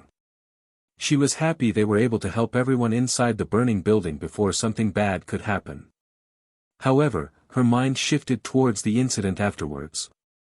She shivered as she thought about the severe danger she and Dawn were in when the Gengar arrived. The Pokemon had a menacing glance and threatening intent. If Pikachu had not shown up when he did, May was not sure what would have happened. She was afraid to think about it. Her thoughts shifted towards her raven-haired friend, and she smiled slightly. I kissed Ash, she blushingly thought. May did not know if Ash knew what had happened, but it made her happy that he did not say anything. They just held hands as they walked to their room. I guess I just have to keep up what I'm doing and go slow, she thought as she drifted asleep. I wonder what he thought about it. Now, I'm mad, Ash thought as he laid in bed, staring at the ceiling. Everyone was in danger, and I wasn't around to help. I mean, I'm glad I had Pikachu go on ahead, but I got lucky this time. What if more than one shows up, and I don't know about it until it's too late? I'm tired of being kept in the dark. I need answers. Ash relaxed in bed for another hour. He waited until he knew everyone was sound asleep before slowly getting up and dressed. He woke up Pikachu and quietly headed out the door. The duo decided to head towards the mine as it was a secluded location to call for Shalebi. As they were walking, Ash and Pikachu noticed that the streets were empty. Pika Pika. Well, it is pretty late, so it only makes sense no one is around, Ash said. He looked up and saw the moon shining brightly in the clear sky. Let's get going. After a few minutes, they were standing in front of the gym, which had caution tape concealing the front door. The destruction to the building was very evident and it only made Ash think about the woman from earlier. He realized something as he turned to Pikachu. I forgot to tell you that the person I met today said she knew me. Pika Pika Pie, Pikachu replied. Yeah, I did tell everyone at the table, but I didn't give them any details. Pika. Like she had long silver hair and was wearing a skin-tight bodysuit. Does that ring a bell to you from our timeline? Pikachu thought about it for a second before replying. Pikachu Pika Pika. No, I don't think I mated with her before. Why was that your first thought? Pika Pie Pika, Pikachu shrugged. I'm not gonna repeat that, Ash said shaking his head. You've got issues just like her. You guys. Ash and Pikachu turned around after hearing a mysterious sound from behind. They could determine whose voice it was but could not see her. Where are you? Ash asked impatiently. Keep going towards the mine. The time travelers made their way to the mining area. They could see an entrance to an underground cave and decided to head down. However, before they could enter, a bright flash appeared before them and Celebi revealed herself. Hi, you guys. She cheered.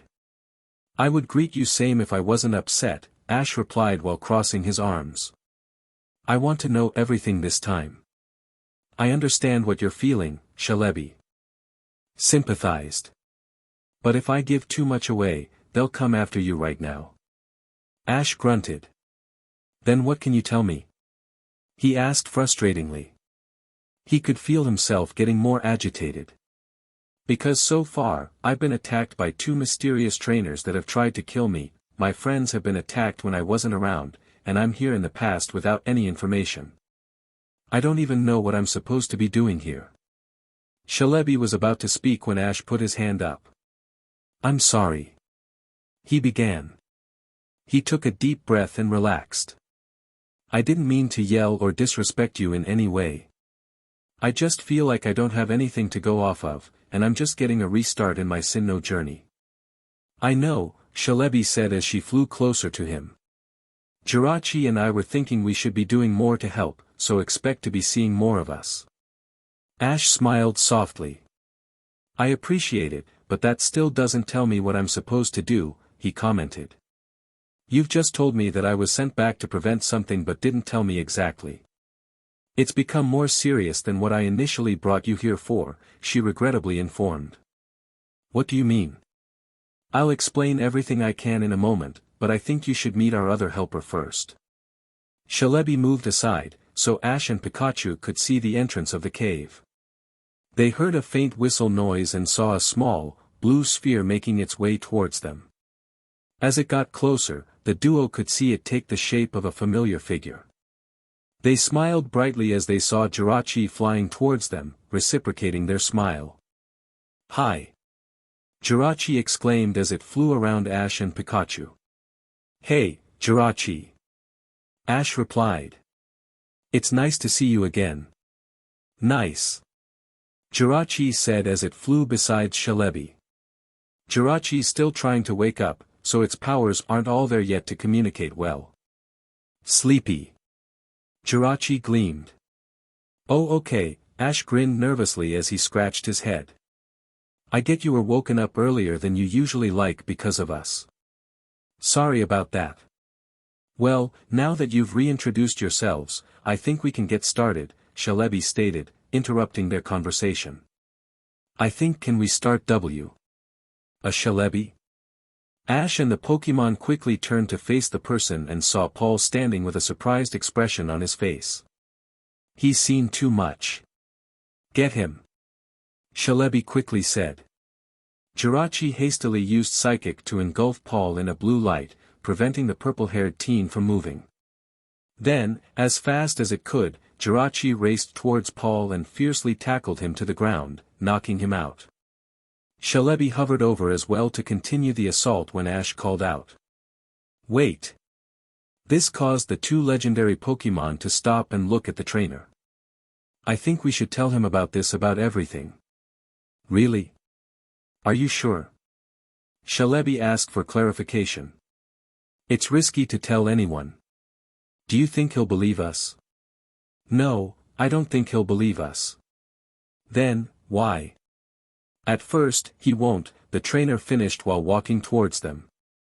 But I think after everything that's happened today and with a little more evidence, he'll understand.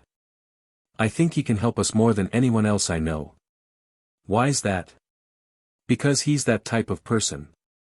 After thinking about Ash's decision, Celebi told Jirachi to back away from the purple-haired trainer. They let Ash and Pikachu move closer to Paul and saw them kneel next to him. Ash briefly searched the area to see if anyone was around before dragging the unconscious Paul towards the cave. They entered it and found it was surprisingly lit the further you went in. Ash dragged Paul a few more feet before stopping behind a large rock. You know, we could have easily levitated him here, Celebi insinuated while giving Ash odd look. Yeah, but he deserved it for something he did to my friend, Ash replied. He looked towards Pikachu before continuing. Would you wake him up, buddy?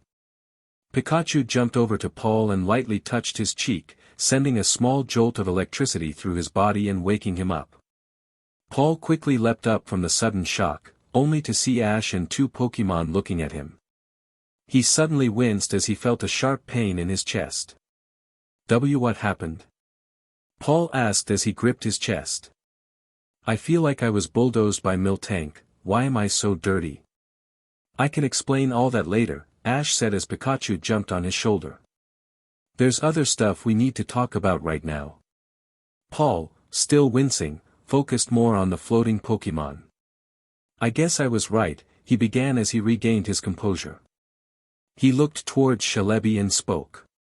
It was Celebi that I saw you were talking to, and who's the other one? This is Jirachi, Ash replied while gesturing to the little Pokémon. Another legendary Pokémon. You deserved it. Jirachi exclaimed happily. Right. Paul gave it an odd look, surprised it could talk. He wiped himself as much as he could before speaking back to Ash. So, how does a loser like you know two legendary Pokémon? It's a long story. Never mind, then.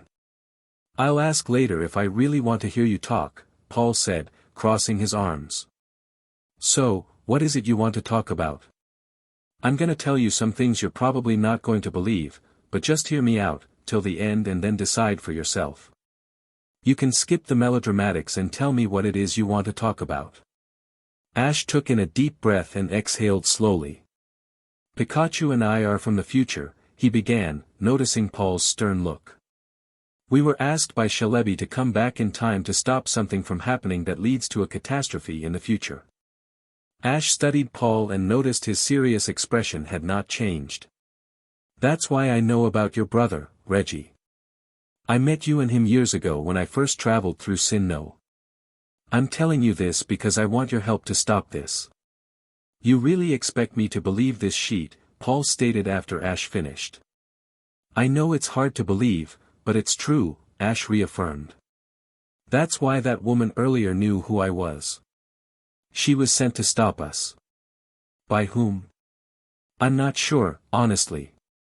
Your ignorance is making this even less believable than it already is.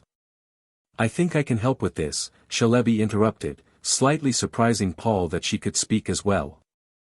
She apologized before continuing. He doesn't know because if he learns too much, it will become a severe inconvenience in the timeline, so they would get rid of his existence in that instance. Using the trainers to take down Ash would be less severe and not influence the world as much then. Not having him exist at all. Trainers? Paul questioned. There's more than one. Yes, there's 5 to be exact, Celebi answered. Jirachi and I are trying to find out their identities to take them out before they get to Ash, but they're making it hard to know who they are. Paul still looked at everyone with a serious gaze. I still don't believe it, he commented. Prove to me that this is true. I told you I've known about you and Reggie from before, Ash said, while thinking of something that could convince him. I know your brother couldn't beat Brandon, so you're looking for him to face him. Anyone could figure that out. My brother's a loser if they look up records. I know you release Pokemon you think are weak. That's what smart trainers do. Torterra is your first Pokemon. Lucky guess. I beat you in the Lily of the Valley conference. Now, I really don't believe you. How about I try convincing him, Celebi said nervously, disrupting the teen's banter. Ash merely shrugged as she walked over to Paul and placed her head on his head. Celebi's eyes began to glow as Paul felt an odd sensation through his body. His eyes widened as he began to see different images of himself young and old. After a few seconds, Celebi pulled away and smiled. What was that? Paul asked curiously, rubbing his head. I showed you significant events of your life from Ash's timeline, Celebi explained. I can travel through any time I want, but I can go further and show a person their timeline when I touch them. Although I can't show you exact memories, I can show you images of important times in your life. Don't you think that would have been easier to do from the beginning? Ash inquired. You seem so confident you can convince him, though, Celebi replied happily, flying in circles. Not to mention there's some side effects that you should know of. Ash let Paul regain his composure before speaking. So, he started, getting the purple-haired teen's attention. What do you think? Paul began, I think you're all crazy. Ash nodded and looked the Pokemon to see that they were all agreeing. But I believe you. Paul stared at his hands curiously before looking back at Ash. I still don't like you. I'm okay with that, Ash said. So, are you willing to help us? Paul was quiet for a few seconds before replying. I'll help on one condition, he said, looking at Celebi and Jirachi. I'm not going into this blind. You're gonna give more information than you've given these idiots, he said, pointing at Ash and Pikachu. Ash and Pikachu were going to defend themselves, but Celebi spoke first. The same rules apply to you, too, Paul, she commented disappointedly. If you, or anyone for that matter, learns too much about the situation, it could be the end of their existence. Jirachi and I are exceptions as we're legendary Pokemon. Fine, Paul moved on. Then tell me what would happen if we defeat these 5 trainers that keep showing up for these idiots. That is what I was going to explain to Ash before you showed up earlier, she said, looking to the 2 time travelers. I said it was more severe than I initially brought you here for. Celebi's expression turned more serious. The more these trainers appear, the more the timeline changes to incomprehensible events. But I thought you said it was okay to make changes to the timeline anyway because that was the goal. Ash asked, thinking she was contradicting herself. Yes, I did, Celebi clarified. But the changes you made are being altered as these trainers keep showing up, meaning the progress you think you're making is being changed, for better or worse, by these unanticipated events. I can't tell if they're good or bad because they're messing with the distortion of time itself, and that is not within my power of time. Let me get this straight, Paul intervened, frowning angrily. We're pretty much starting at square one because these people showed up and are reckoning everything, or they could also be helping without knowing it. Yes. Celebi replied happily. That's exactly it. So, even if I did change the event from before that you told me about, Ash began, it probably doesn't matter anymore, does it? Yup. I think you're happier about this than you should be, Ash commented sternly. Sorry, she said.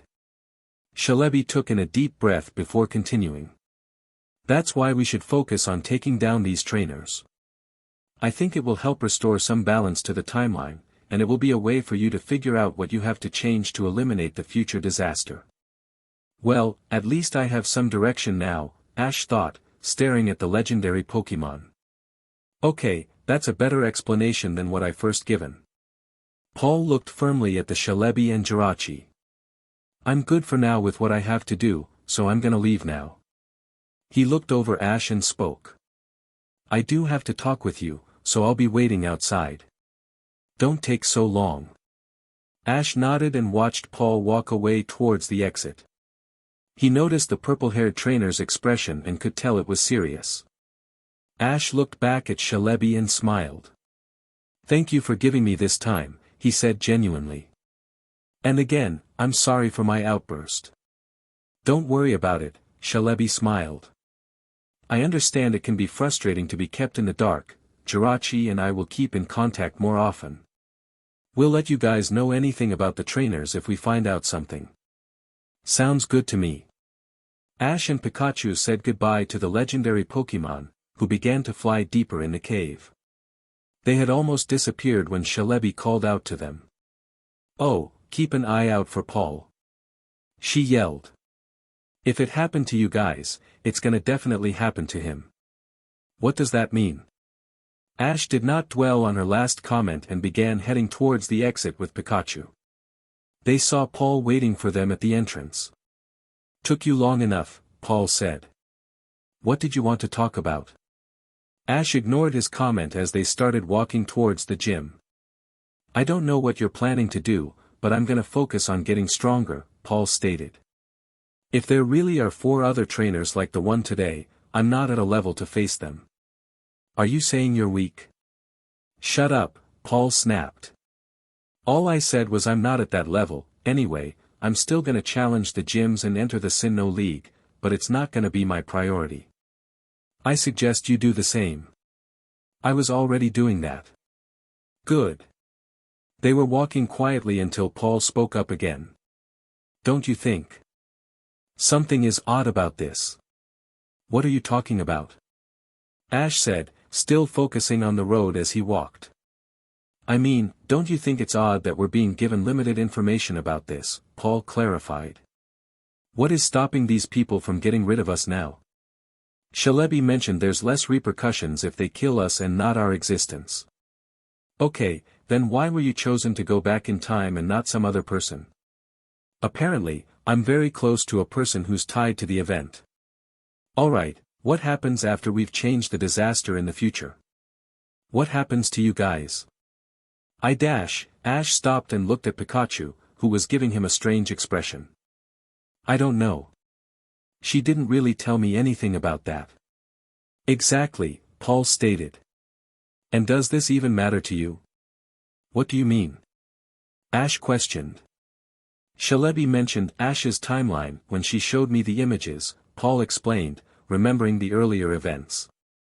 Does that mean you guys aren't from this time from this world? And if that's so, changing this timeline will do nothing for yours. Is that true? Ash thought.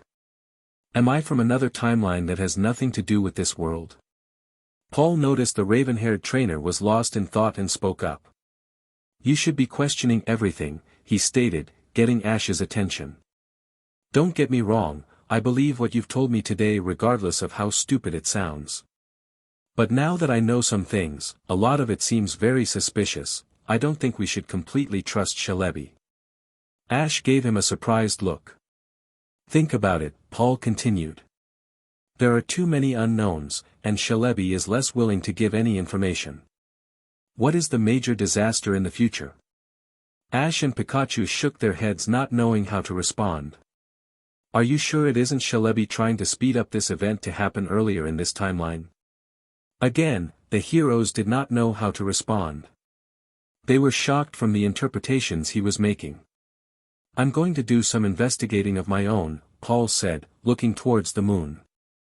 It sounds stupid, 'cause the only clues are these trainers, but it's worth looking into anything unnatural happening around Sinnoh, too. He glanced back at Ash seriously. You keep doing what you're doing. These trainers are bound to appear for you, so there's no need to change your habits. I can tell you want to protect friends. If I had weak friends, I'd have to protect them, too. He's right, Ash mentally commented. We've gone into this too blindly, we don't even know if Shalebi is really telling us the truth. They walked past the gym when they stopped. We'll go our separate ways here, Paul said as they reached an intersection. I'll inform you of what I find when we meet again. Okay, Ash said. Thanks for believing in this and for agreeing to help. Don't thank me. I just didn't think a weakling like you could handle this alone. Ash grinned. Even if I'm not from this timeline, or world for that matter, at least some things haven't changed. Like? You're still an a-hole. Sounds about right. With that, Paul turned away and began walking down the road outside the city. I'm glad he's helping us, buddy, Ash said. It'll make things a little easier. Pika pika pie pika, Pikachu replied. Well, even if he's not strong now, he'll still serve as a good diversion during battle. Pikachu nodded agreeingly. Suddenly, they saw Paul begin to badly wobble before falling harshly over to the side of the road. The duo ran quickly to see what happened and noticed the trainer was trying hard to stay awake. My body feels heavy all of a sudden, Paul weakly stated. If it happened to you guys, it's gonna definitely happen to him. Shalebi's words echoed in Ash's mind. Is this what she was talking about? Ash thought, noticing Paul had fallen asleep. It must be a side effect from experiencing her powers like that, but she didn't do this to me. He started to drag Paul by the arm to the Pokemon Center as he continued thinking. We've time traveled before and didn't pass out then, so I wonder what could have caused it to happen to us. I deserved it. Ash heard Paul mumble. Pika Pikachu Pika, Pikapi. You're right, buddy. This was a pretty good night to a bad day. XXXXXX. Come on. We have to register for contest. Dawn exclaimed as she ran ahead of her friends down the dirt path. I'm right behind you. May added excitingly. She looked back at Ash, Pikachu, and Brock who were treading behind. You guys need to hurry up, or we're gonna be late. Brock turned to Ash and whispered. This is coming from the girls who didn't want to wake up this morning. Ash nodded knowingly. He had gotten a room in the Pokemon Center for the tired Paul last night before heading towards his own room to get some rest. It was well late in the night when he finally closed eyes, but he thought it would be good for Pikachu and him to get some kind of rest. Brock had woken them up early to get a head start to Floaroma Town, where May and Dawn's next contest would be. Even with little rest, Ash and Pikachu were able to wake up with ease in comparison to the two coordinators who argued with the breeder. May and Dawn had complained about it for a couple of hours, but as they were closing in on their destination, they were full of energy. I think we've made really good progress that we can take a break, Brock told the two girls ahead. I'll make us a nice breakfast, so we can just head to the contest hall when we get there. Okay. Both teens agreed happily. This'll give me time to practice a couple of moves before the contest, May said, placing a finger on her cheek. She then began to head towards the trees off the path. I'll be back. I'm gonna go get some firewood. Well, at least they're not thinking about what happened yesterday, Ash thought to himself. He then looked towards Dawn and noticed her demeanor had changed from a few moments ago. She folded her arms across her stomach, and the trainer could tell what was going on. I better do something before we get to the contest. Hey, Dawn, Ash called out. Yeah, she said, pretending to be cheery. Can you help me look for some firewood? He asked. I'm pretty sure May is gonna take a while, and Brock said he needs some right away. Sure, I can help. Ash told Brock they would be back in a few minutes and he was going to leave Pikachu behind. He and Dawn had been walking for a couple minutes when Ash decided to speak. Is everything all right? He asked worryingly. Dawn was surprised by the question. Why yeah, I'm fine. No need to worry. I can tell something is off, so you might as well tell me. Dawn glanced at Ash only to see a warm smile on his face. Why do I feel so comfortable around him? So, you want to tell me? Ash asked again after noticing she was staring at him creepily. I guess I'm worried about the contest, she finally said. Dawn looked away from the trainer as she continued. I made such rookie mistake during the last contest, after everything my mom taught me, it was so embarrassing, I should probably skip this contest and train a little more, right? Ash placed a hand on her shoulder and turned her to face him. I know we said it's not easy to get over losses, so I'm not gonna tell you sign up for the contest, he commented, staring intently in her eyes. But, I will say that we learn more from losses than we do wins, don't you think? What do you mean? Well, whenever I lost, I would always be able to figure out why I lost and improve on that weakness, so I wouldn't lose that way the next time, Ash clarified to his friend. That's how I grew strong as a trainer. Think about what happened in your last battle and try to figure out exactly what went wrong. Dawn thought about the trainer's words, trying to interpret them to her situation. I guess I forgot about the sunny day, which is why the solar beam charged so quickly, Dawn mumbled to herself. I think I need to be more focused in the match, not taking any move my opponent uses for granted. Ash smiled. I think you're ready for this contest if you ask me, Dawn, he stated confidently. Ash realized something as he looked at the brunette. He dug into his pocket and pulled out a pokeball, extending it to her. You reminded of something I wanted to give you. You wanted to give me a pokeball? Dawn said, giving him a questionable expression. Thanks, but I think Professor Rowan gave me enough when I got Piplup. Ash chuckled. There's a Pokemon inside. Whoa, are you serious? Dawn's eyes lit up after hearing him. Are you giving me one of your Pokemon? Why? I think she'd be happier with you than with me, Ash answered truthfully. She really likes contests, so I was gonna give her to you as present for starting your Pokemon journey. Go ahead and let her out. Oh okay. Dawn pointed the Pokeball towards the ground and opened it. A small flash took the shape of small purple Pokemon that smiled brightly at Dawn. Apom. The Pokemon said as it jumped towards Dawn. The coordinator giggled as the Pokemon snuggled into her chest. That's Apom, Ash intervened their reunion, at least in his mind. I told you she would like you. No kidding, Dawn said happily, still looking at the Pokemon. She was silent for a few seconds before looking towards Ash. Are you sure about this? Definitely. Dawn smiled brightly. If Ash says it's okay, then welcome to Team Dawn, Apom. The name could use work, but I'll let her know later, Ash mentally noted. Well, I'll finish gathering the firewood while you practice some moves with your new Pokemon. Are you sure? I can still help. It's alright, Ash grinned while waving her off. I'm pretty sure you're changing your mind about the contest later, so go practice a little. You're gonna notice that Apom's a natural at it. Before he could do anything, Ash was hugged tightly by Dawn. He was surprised at first, but he eventually hugged her back. Ash quickly looked up to Apom, who had jumped on his head when Dawn initiated the embrace. Apom patted his head as if saying thank you. No problem. XXXX. Hello, and welcome to the Floaroma Town Pokemon Contest.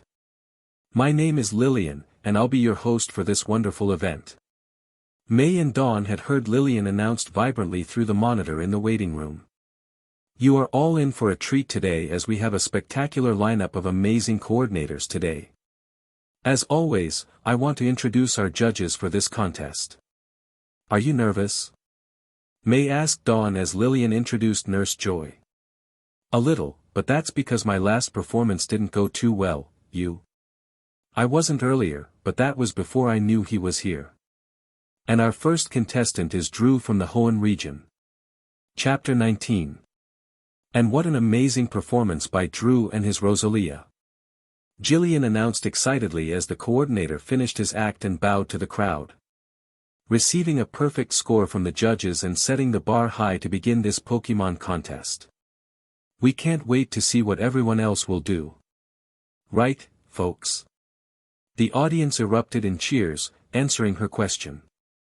Alright, she continued as the noise slowly disappeared. Let's get this show on the road. XXXX. Wow, that was great, May said nervously while staring at Drew's perfect score. She looked at his performance attire and noticed it complemented his green hair. Drew was wearing a lightly fitted collared dark green V-neck that played well with the lightly green tights on his legs. May noticed the obvious pieces of clothing were his light brown slip-ons and red feather in the green hat on his head. It seems like he's been practicing. No need to worry, May, Dawn comforted. You're gonna do fine, so just relax. It's not like we've been taking it easy either. Yeah, May seemed to breathe a little easier after hearing that. You're right. We're just gonna have to give it our best and see who comes out on top today. That's the spirit. Dawn exclaimed, clenching her fist in determination. Will contestant Dawn report to the stage for the next performance? That's my cue, Dawn said as she heard her name through the intercom. She began making her way when she turned to give May some last words of inspiration. Remember, it should be us in finals today. May smiled. Right. XXXX. It doesn't seem like Drew has been slacking off in his training. That's what it looks like, Ash agreed with Brock as they watched Drew walk off the stage.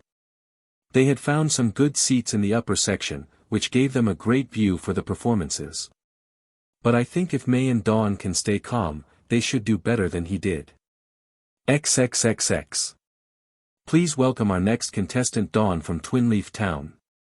Dawn ran onto the stage and twirled in her pink dress before throwing her pokeball. A-Palm, Spotlight. Palm.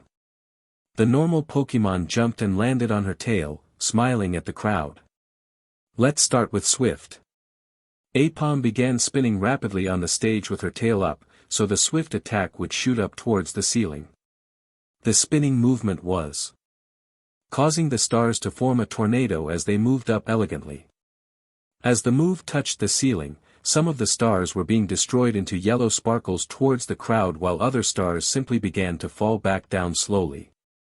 Amazing! Jillian commented as the crowd awed. Half of the Swift is breaking apart into tiny sparkles and the other half is falling gently. It's like watching a beautiful display of falling stars, and A-Palm is in the middle of it all. Alright, let's wrap this up, Dawn announced. Use Double Team followed by Focus Punch. A-Palm stopped the Swift and rapidly formed another 4 clones of herself. They each leaped onto their tails and jumped into the air. Each clone found a falling star as their tail began to glow a light blue. Let's do it. A-Palm. Each A-Palm said, hitting the corner of their respective stars which caused them to spin and shoot away like a shuriken. The speeding stars began hitting the other floating Swift, causing more yellow sparkles to fall into the crowd. Time for the grand finale. Dawn said smiling to her Pokemon. After her announcement, the Swift Shuriken began making their way to the A-Palms. They readied another Focus Punch and simultaneously collided the attack. The Swift and the clones were immediately destroyed, leaving only A-Palm to land on the stage and strike a happy pose towards the crowd.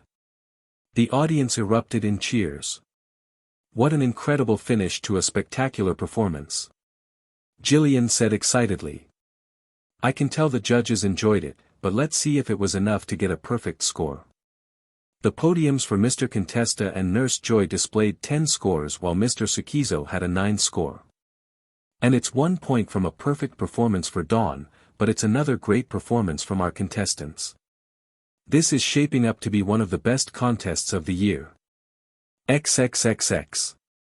I still couldn't believe you gave Dawn A-Palm, Brock said, looking at the brunette and her Pokemon enjoy the praise from the crowd. But it seems like A-Palm didn't mind at all. She looks very happy to be up on stage. Yeah, Ash began while smiling. I think it was for the best. I noticed she would strike a pose or make her moves look flashy when I was training her before. I never noticed anything like that. It was during my time off before coming to Sinnoh, Ash explained. I thought I'd try her out in a contest if I could, but then I saw Dawn and knew A-Palm would be great for her. Sure, I could have given her to May, but Dawn is still starting out, and I thought it'd be good for her to have a Pokemon with battling experience. It must have been hard to give up one of your Pokemon, Ash. I know it is for anyone to do, but I've seen how much it hurts you. It was, but I would do anything for my friend's happiness. XXXX. That was amazing, Dawn, May cheered to her friend. She was waiting backstage to be called when she arrived. You almost got a perfect score. Yeah, Dawn replied bashfully. I'd be lying if I said I wasn't nervous, though. I have to give all the credit to A-Palm for being so confident. I doubt anyone noticed the way you performed right now, May said. I have to ask Ash about A-Palm later. There was a small silence between the two girls as they looked at the monitor. The next performance had begun, and the person seemed to be doing well. Did they tell you when you'd be going on? Dawn spoke up. No, May sighed. That usually means I'll be one of the last performers today. No need to worry, Dawn said as she put an arm on her shoulder. They always save the best last, don't they? I disagree. The best went first today, a familiar voice interrupted before May could finish. The teens turned around and saw Drew, in his tight outfit, smirking at them. But I'd agree with your friend, he continued, looking directly at May. You are really good, so you shouldn't be worried. I guess it was only a matter of time before I ran into him, May thought as she thanked him. She was able to quickly shake off her initial surprise of seeing him and realized something. Oh, this is Dawn, Drew. She's a new coordinator starting out in Sinnoh. Drew looked over to Dawn and smirked. It's nice to meet you, Dawn, he said while extending his hand. I never would have guessed you were new based on your performance. Dawn smiled while rubbing her cheek with her index finger. I appreciate the compliment, she said shyly. I owe it all to my Pokemon, though. That's true, too. Oh, I almost forgot. Drew put his right hand behind his back before pulling 2 roses towards the teens. One for each beautiful girl. Both May and Dawn blushed as they accepted the rose. The green-haired teen noticed their reaction before continuing. Well, I should go to prepare for the next round, Drew said as he turned to walk away.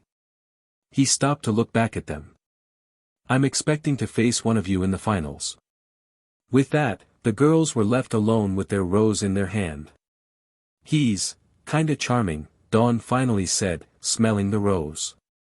Yeah, but don't let your guard down, May warned. He's a really good coordinator. Dawn nodded. I did see his performance and battle against you in the Grand Festival, the brunette said. I'd say he isn't someone to take lightly, but he's not the one I'm facing in finals, right? May turned and saw Dawn smiling confidently. The brunette could see the determination in her friend's eyes. She's right. I'm too worried about Drew when I shouldn't be, May thought. All the competitors are my rivals today. I should be doing my best against everyone. Anyone can win this Pokemon contest if they give it their best. May nodded boldly to Dawn, who kept her strong gaze. Will contestant May report to the stage for the next performance? That's my cue, May said. It's my turn to shine on the stage. XXXX. Our next contestant is May from the Hoenn region. May ran onto the stage and smiled lovingly towards the crowd. Munchlax, take the stage. She exclaimed, throwing her Pokeball. Munch. The Pokemon said as he raised his arms excitedly. After a few seconds, he put his hands down and placed them on his belly. Alright, let's start this off with a surprise, May announced. Use metronome. Munchlax began waving his 2 fingers after hearing his trainer. His motions were slow at first, but they quickly began to pick up as he continued. Talk about a gamble, Jillian commented. Munchlax's metronome could be any move, which can either be really great or hurtful for May.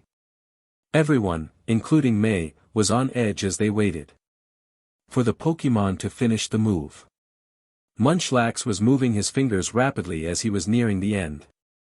Munchlax, he said as he stopped moving, causing a bright flash that blinded the crowd. Everyone shielded their eyes for a few seconds until the light dispersed. When they looked back to the stage to see the move Munchlax had conjured, everyone simply saw Munchlax in the same spot as he was before with a blank expression on his face. May looked at her Pokemon and felt slightly nervous. I probably shouldn't have gone for such a big risk for the appeals, she regretted to herself watching Munchlax. To her surprise, he turned and nodded to her confidently. May suddenly felt more positive that Munchlax was ready to continue. I guess there's only one way to find it out if it pays off. I believe in you. May extended her hand towards Munchlax and spoke. Do it now. She yelled. Contrarily to his trainer's enthusiastic command, Munchlax slowly began heading towards the edge of the stage to get closer to the audience. Everyone nervously flinched, not knowing what he was going to do. As Munchlax approached the end of the stage, he stopped and dramatically lifted his arms. Suddenly, he began to flex his arms vigorously. He looked to the left of the audience and flexed his left arm, looked to the right and flexed his right arm, and finally looked to the center and flexed his arms while giving the audience a determined smile. This caused everyone's initial feared reaction to change to an adored expression. Some people were even laughing at the Pokemon. What seemed like a scary moment for everyone turned out to be a cute display of workup from Munchlax. Jillian clarified as she adoringly looked at the Pokemon. For those who don't know, Workup powers up the attack and special attack of a Pokemon as it shows off its muscles. He's enthusiastically showing off his body, and the audience is loving it. As on cue, the crowd cheered loudly. I've never heard of Workup until Jillian just mentioned it, so I'm glad she also explained it, May thought. She regained her focus as she knew what to do now. Alright, let's continue with Body Slam. Munchlax turned around and jumped high in the air before crashing onto the stage, causing a crater and 2 large boulders to be launched in the air. Finish with Focus Punch. May commanded. Lax. The Pokemon said while launching his glowing fist towards the falling boulders. On collision, the rocks were completely shattered by Munchlax's powerful attack. He was left standing in the crater he made as the dust cleared on the sides. He posed with one fist to the sky, causing the audience to cheer. Such an incredible display of power after what seemed to be an adorable appeal, Jillian said when crowd quieted a bit. Let's see what our judges have to say about this performance. The podiums for Mr. Contesta and Nurse Joy displayed 9 scores while Mr. Sukizo had an 8 score. It seems like May's gamble paid off with a score of we'll see if it's enough to get her through to the next round with all these amazing performances. A person from backstage came up to Jillian and whispered in her ear, to which she nodded in understanding. It looks like we'll be taking a short break to fix the stage before we finish the rest of the appeals, she said, looking at the TV camera. But don't go anywhere because there's still more to come after these messages. XXXX. You did great, May. Dawn said happily as they waited backstage. Thanks, but I kinda destroyed the stage in the process, the brunette replied while stroking her right shoulder shyly. I'll admit I was nervous about metronome, but I guess it's somewhat worked out. I probably could have done a lot better instead of relying on luck. But yo. That's exactly what I was thinking, Drew again interrupted the 2 girls talking. I told you just a few moments ago that you were good, yet you relied on luck to get you through the appeals. You could have easily gotten a better score if you came up with a plan. May was a little shocked at being scolded by the green-haired teen. She knew he was right, but this is what she decided to do for the contest. She was going to reply when Dawn spoke up. Excuse me, but you have no right to criticize May, she said angrily, placing her hands on her hips. If I remember correctly, you lost to her in the last Grand Festival, so you have no right to judge her. I'm sure this is what she wanted to do, and she trusts her Pokemon to give it their best. That was in the past, newbie, Drew confidently said while flicking his hair. I'm not the same coordinator I was before, but I can see you won't believe me unless I prove it to both of you. I hope to face both of you in the next round, that is if both of you make it. He looked at May when he finished. He turned and walked away from them. Both girls showed distaste to his arrogance. I take that back, Dawn began, looking at Drew distance himself. He isn't that charming. Yeah, he can be like that sometimes, May explained. She sighed as she continued. I know he just really wants me to bring the best out of my Pokemon for contests, but it can be a little degrading sometimes. A little? Dawn thought to herself, not wanting to say anything that would put May between friends. The brunette sighed in disbelief. I guess we'll just have to show him he's wrong in the battle rounds. May nodded. She felt a little better that Dawn did not press on the issue. It took another 10 minutes after the confrontation with Drew for the appeal round to continue. There were a few more contestants left to give a performance before the judges determined who would be moving on to the next round. The faces of each coordinator going through were shown on the monitor, and Dawn and May, who was hesitant, could see their images. Unsurprising and to the girls' dislike, they saw Drew's image at the top. Alright, because we had that break in between the appeal round, we'll jump right into the battle round. May blushed in embarrassment from Jillian's statement. Your final 8 contestants will be randomly matched up, and these are your results. Dawn was on the left paired with another contestant while May was on the right side of the bracket and, to her dismay, paired up with Drew. Jillian had continued speaking about the rules, but the teens had stopped listening. Well, May started. I was bound to face him at some point. No need to worry, Dawn encouraged. You got this.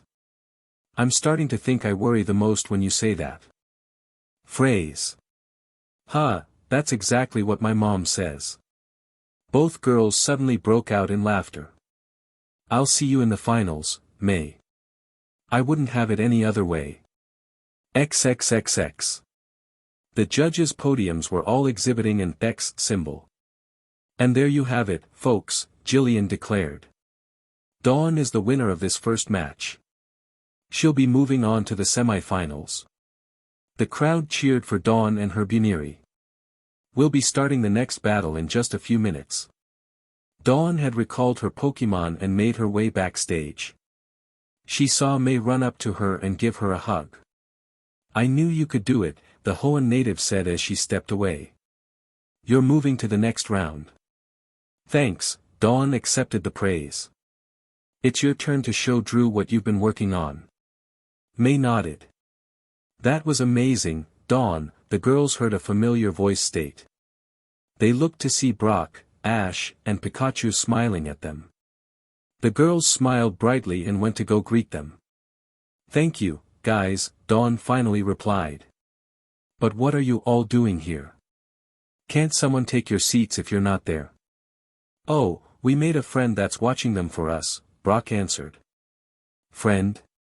Yeah, the breeder looked to May, who asked the question. He was sitting next to us when he heard you were our friends, and after talking for a bit, he seems to be a really nice guy. Brock took in a breath before continuing. He said he's watching his first contest to see if he wants to be a coordinator or participate in gym battles, so he thought he'd get our opinion. Really? Dawn said curiously. Yeah, but you'll get to meet him later, Brock waved them off. Let me take a look at Buniri.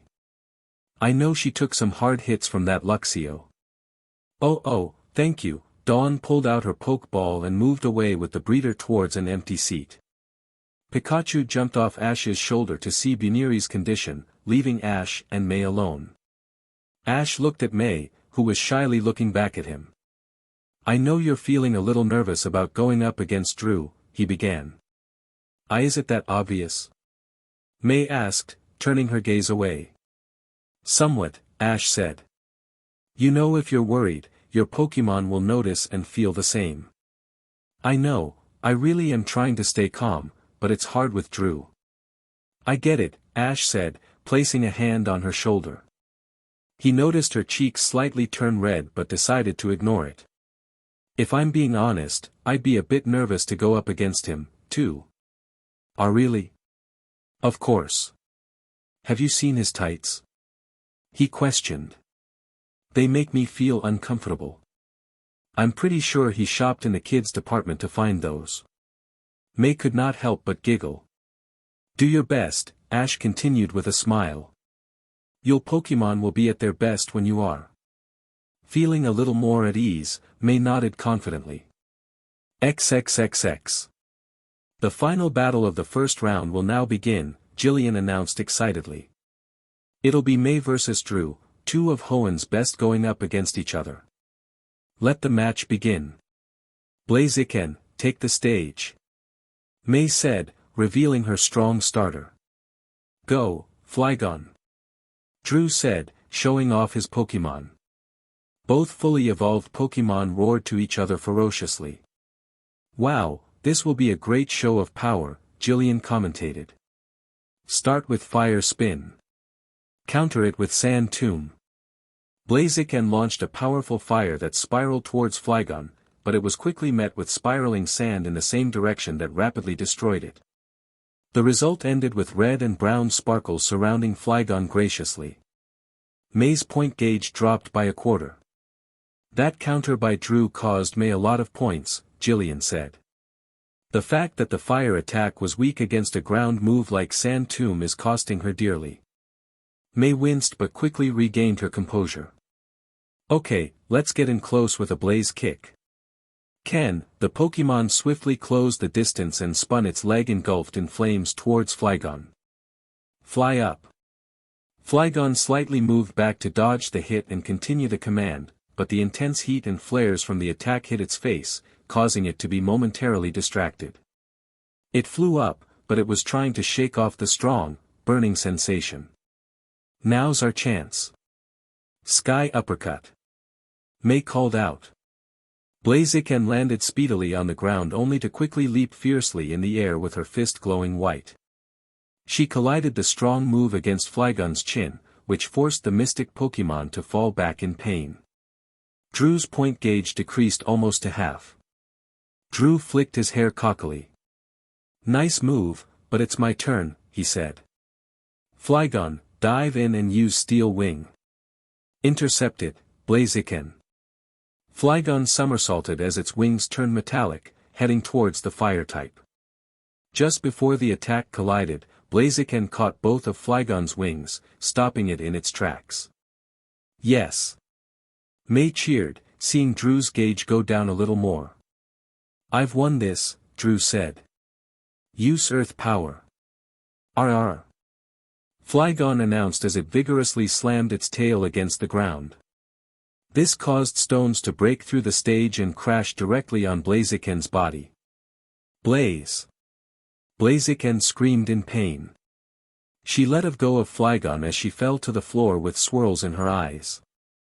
The judges' podiums each showed an X for the battle. That's it, Jillian said, waving off any more attacks. Since Blaziken can no longer battle, the winner of this match is Drew and Flygon. The crowd clapped for a great performance. Mei, who was in disbelief from the attack, recalled Blaziken before slowly making her way backstage. As she was slowly treading, she thought about how quick the battle was to what it actually felt like. It took one move to take out Blaziken, Mei thought disappointingly. Why was that attack able to do so much damage? Did he get that strong in a short amount of time, or did I not train enough? She entered the back room when she saw Dawn running towards her. It's my turn to be the supportive friend. Mei, Dawn called out worriedly. She was standing in front of the brunette when she continued. You were so close. Yeah, Mei smiled as to not show any distress. I didn't see that move coming, if I'm being honest. I had never heard of it until today, either. Dawn was trying to think of words to encourage her but could not think of anything. I told you I wasn't the same coordinator as before, Drew said, walking past the girls. He stopped and briefly glanced back. You did good, Mei, but today is my day to win. I hope to face you today as well, Dawn. With that, he turned and continued walking. Mei viewed Drew walk away before speaking to Dawn. Come on, she said. Let's rest a bit before your next match. XXXX. After a long day, we're at the final round of the contest. Our last two competitors are Dawn and Drew. Let's finish this with a grand performance. Mei sighed deeply. She had changed back into her traveling clothes and was watching the finals in the back room.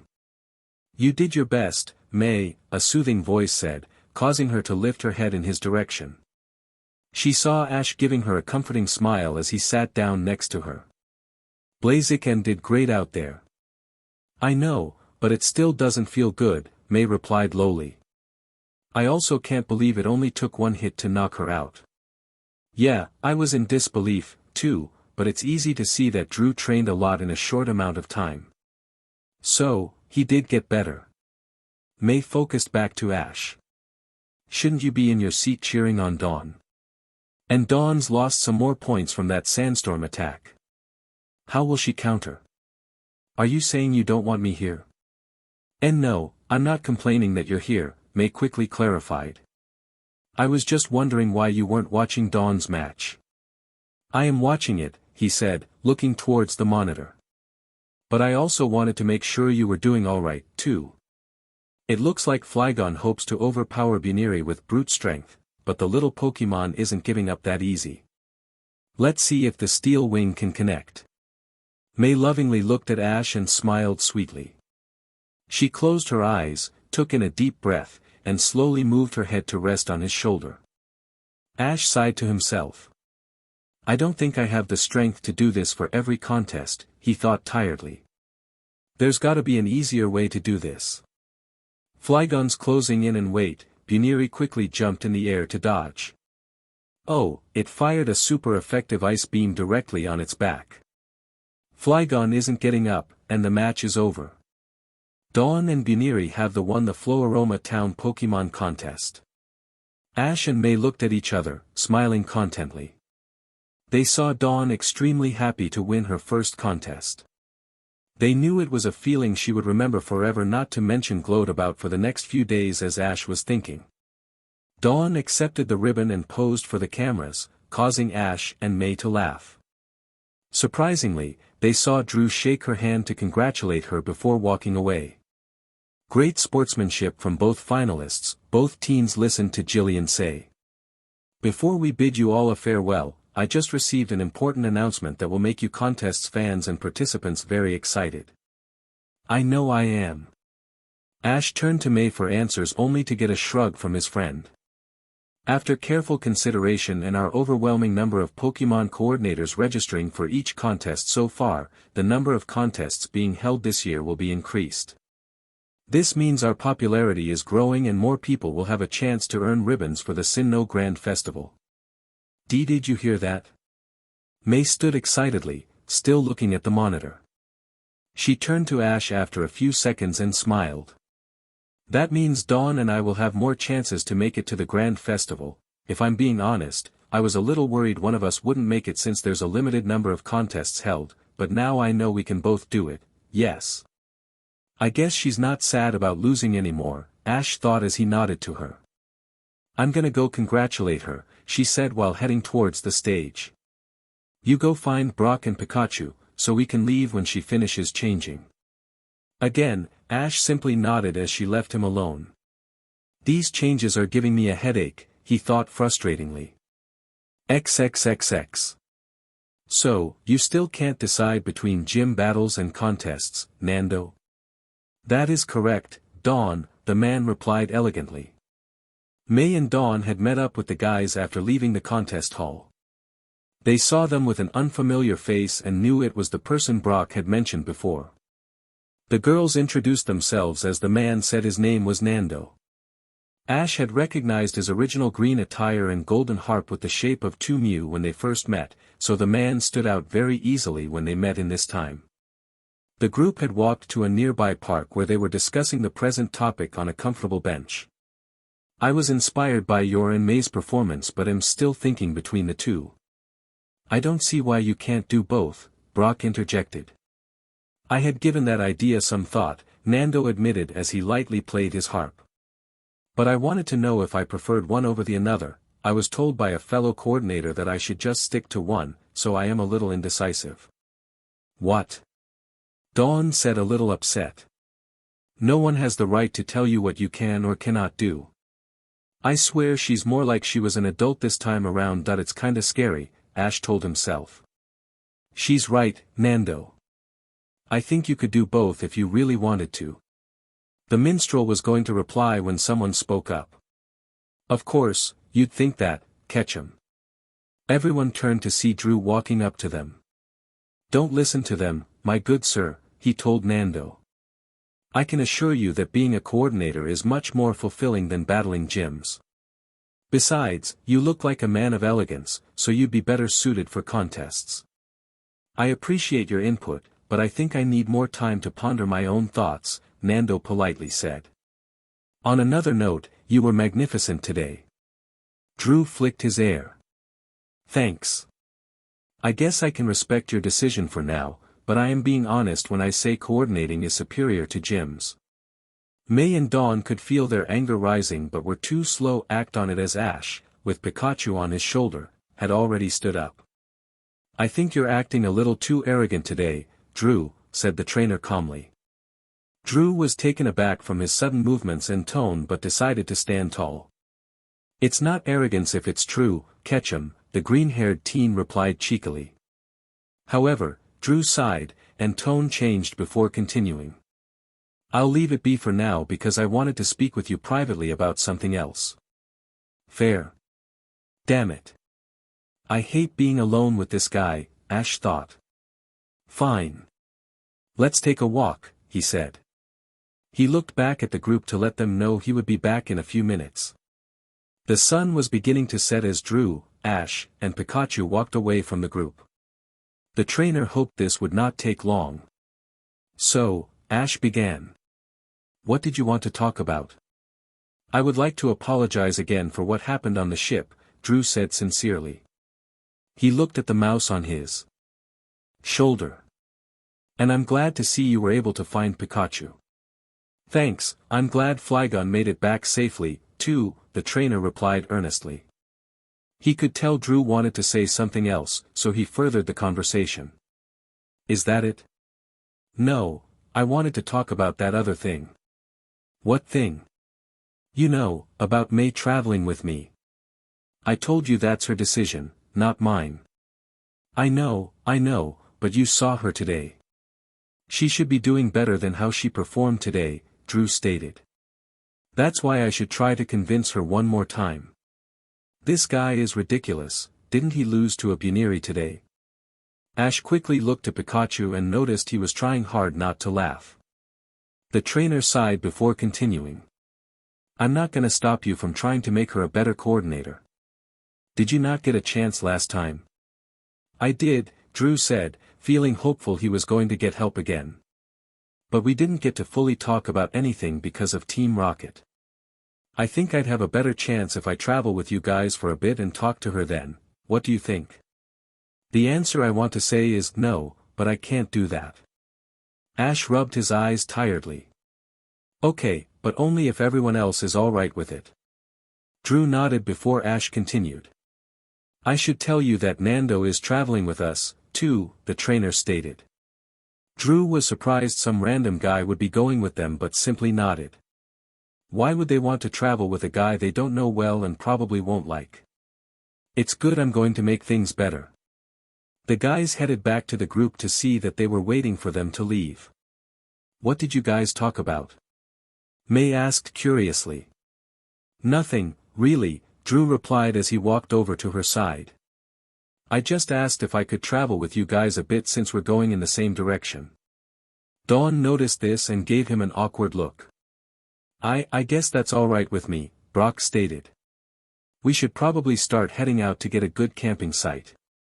Ah, wonderful, Nando spoke up, strumming his harp gracefully. If you don't mind, I could play some music to make everyone feel at ease.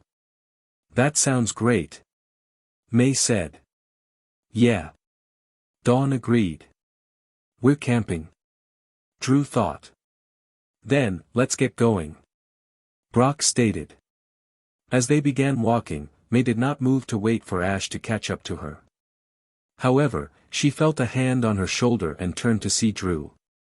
Come on, he said softly. We don't want to be left behind. Oh, okay, she replied as she started to walk with him. She glanced back briefly to Ash before turning her attention to the road again. Dawn noticed Drew's behavior again and could not help but feel uneasy. What's wrong? She turned to see Ash and Pikachu looking at her worriedly. And nothing, Dawn said quickly. She turned back to Drew before continuing. I just get this weird feeling about him. There's something wrong with him, but I can't put my finger on it. Everything is wrong with him. Ash chuckled. He rubbed her head, messing up her hair. Let's go before they leave us. Hey! You ruined my hair, Dawn yelled. Didn't your mother ever tell you not to mess with a girl's hair? That was my gift to you for winning your first contest, Ash said running away from the brunette. Now, you'll really remember this day for the rest of your life. It's too bad you won't live to see another one. Get back here, Ash. Chapter 20. The beautiful, bright sun was shining just enough so the weather felt nice and warm on the heroes today. They had visited the Valley Windworks yesterday, and the weather had been cooler with a strong, cold breeze, but the heroes agreed that the past 2 days were great days. At least they would have thought that if it were not for a certain green-haired coordinator. He hasn't shut up for 2 days, Ash tiredly recalled, walking in the back of the group with Pikachu. They were currently heading to the Eterna Forest to arrive at their next destination in Eterna City by the afternoon. The problem was Drew had kept talking to Nando since joining the group about his past coordinating experiences and boasting about how great it was to be a coordinator. This had continued today to Ash and most of the others' dismay. I guess he's really trying to convince Nando to be a coordinator, but, man, is this guy arrogant. I don't even remember him being like this before, at least not this much. Ash looked towards May to see her glancing at Drew. He's probably trying to impress her, too. If this is what he meant by trying to convince her, he's really an idiot. Pika Pika, Pikapi. Pikachu whispered to Ash. Yeah, I remember the bridge up ahead, Ash replied in the same tone. He thought there was no point in whispering since no one was close to them or could understand Pikachu, but he just played along. It wasn't too long ago that we were here. Pi Pika Pika. We can get rid of Drew there. Pikachu nodded. Alright, I'll bite. How? Pikachu Pi Chu Pick. No, we're not doing that, Ash had interrupted as he saw his buddy perform a pushing motion with his paws. That's like a 30-meter steep fall with boulders under the stream. He wouldn't survive that, and I'm not about to commit a crime. The mouse merely shrugged. Anyway, it doesn't matter since he said he'd only be with us until we get to Eterna City. The group had walked for another 5 minutes before stopping for a quick break. They set up under a large tree to relax in the shade, and Brock had pulled a basket from his bag full of sandwiches he made the day before to give to everyone. Everybody was eating peacefully when Dawn spoke up. So, you're gonna go your own way when we pass the forest, right? She bluntly asked Drew. Brock and May choked on their food and started coughing from the question.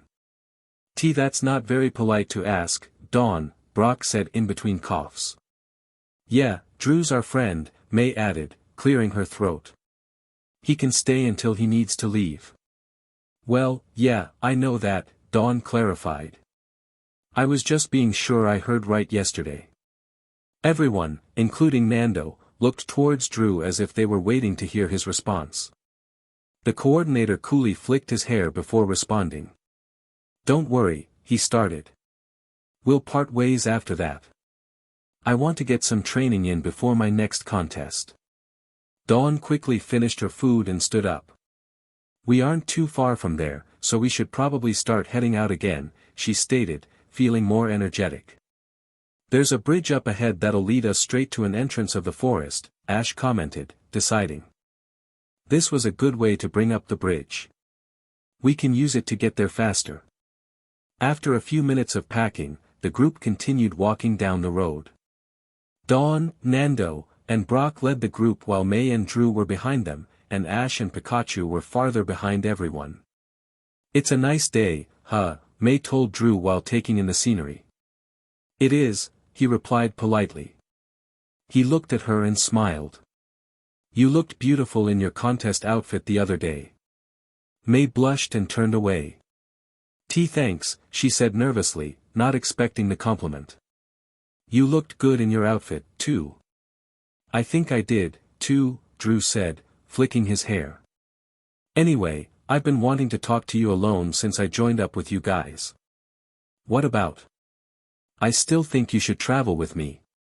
May flinched slightly surprised. Hear me out before you say anything, Drew continued. I know what you told me before, and I respect your decision. But, I think your performance in the contest the other day proves that you're not taking this seriously as you should be. He glanced forward and spoke. Dawn beat me because she was determined to win that day. I won't say I wasn't, but she just had the upper hand in that match. I don't regret losing to her, 'cause I know what to work on now to improve.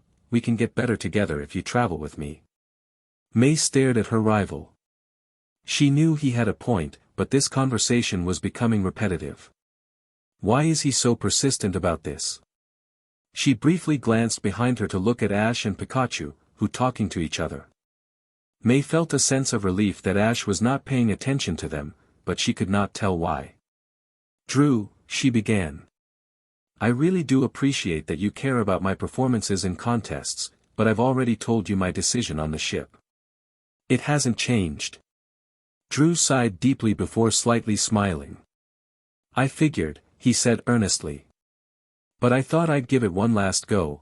I expect to see you performing better, though. Dawn is looking to be a great coordinator. You don't want her to take your spot as my rival, right? Not a chance, May replied with determined look. I won't lose to you next time. We'll see. Unknowingly to the coordinators, they did not know the pair behind them heard their conversation. So, his plan backfired. Pika Pika. I'm not surprised either. Pika Pika Pie, Pikapi. Yeah, I think he likes her. If I remember correctly, Max told me a few years later that he stopped Drew from hitting on her. He said it just felt wrong. Pie Pika Pika Pikachu. What happened after? Not really sure. I didn't really care back then to ask about the details, and if I'm being honest, I still don't care. It's their business. Pikachu nodded in understanding. The group continued treading down the path for another 5 minutes when they finally saw the bridge in the distance. To their surprise, they saw a friend standing next to it looking over the edge. Dawn and May recognized the girl and ran towards her. Zoe. Dawn called out, grabbing the coordinator's attention. Oh, hey, Zoe said, putting on a smile as the teens approached her. I never thought I'd run into you guys here. That's what I was gonna say to you, May retorted, returning the smile. Are you heading towards Eterna City? Yeah, I was just taking a little break before I go through the forest. Great. How about traveling with us for a bit? Dawn suggested. Are you guys headed to Eterna City, too? Yup, May nodded eagerly. It'll be fun, what do you say? Zoe was going to reply when she looked past May and Dawn to see some other familiar faces. She smiled brightly when saw the trainer.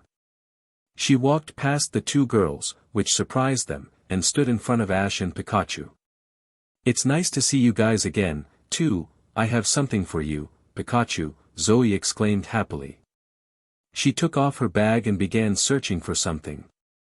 After a few seconds of looking, she pulled out a bottle of ketchup and kindly offered it to the mouse. I knew I'd run into you at some point, so I thought I'd get you a little gift, here. Cha, Pikachu accepted it and hugged the bottle adoringly.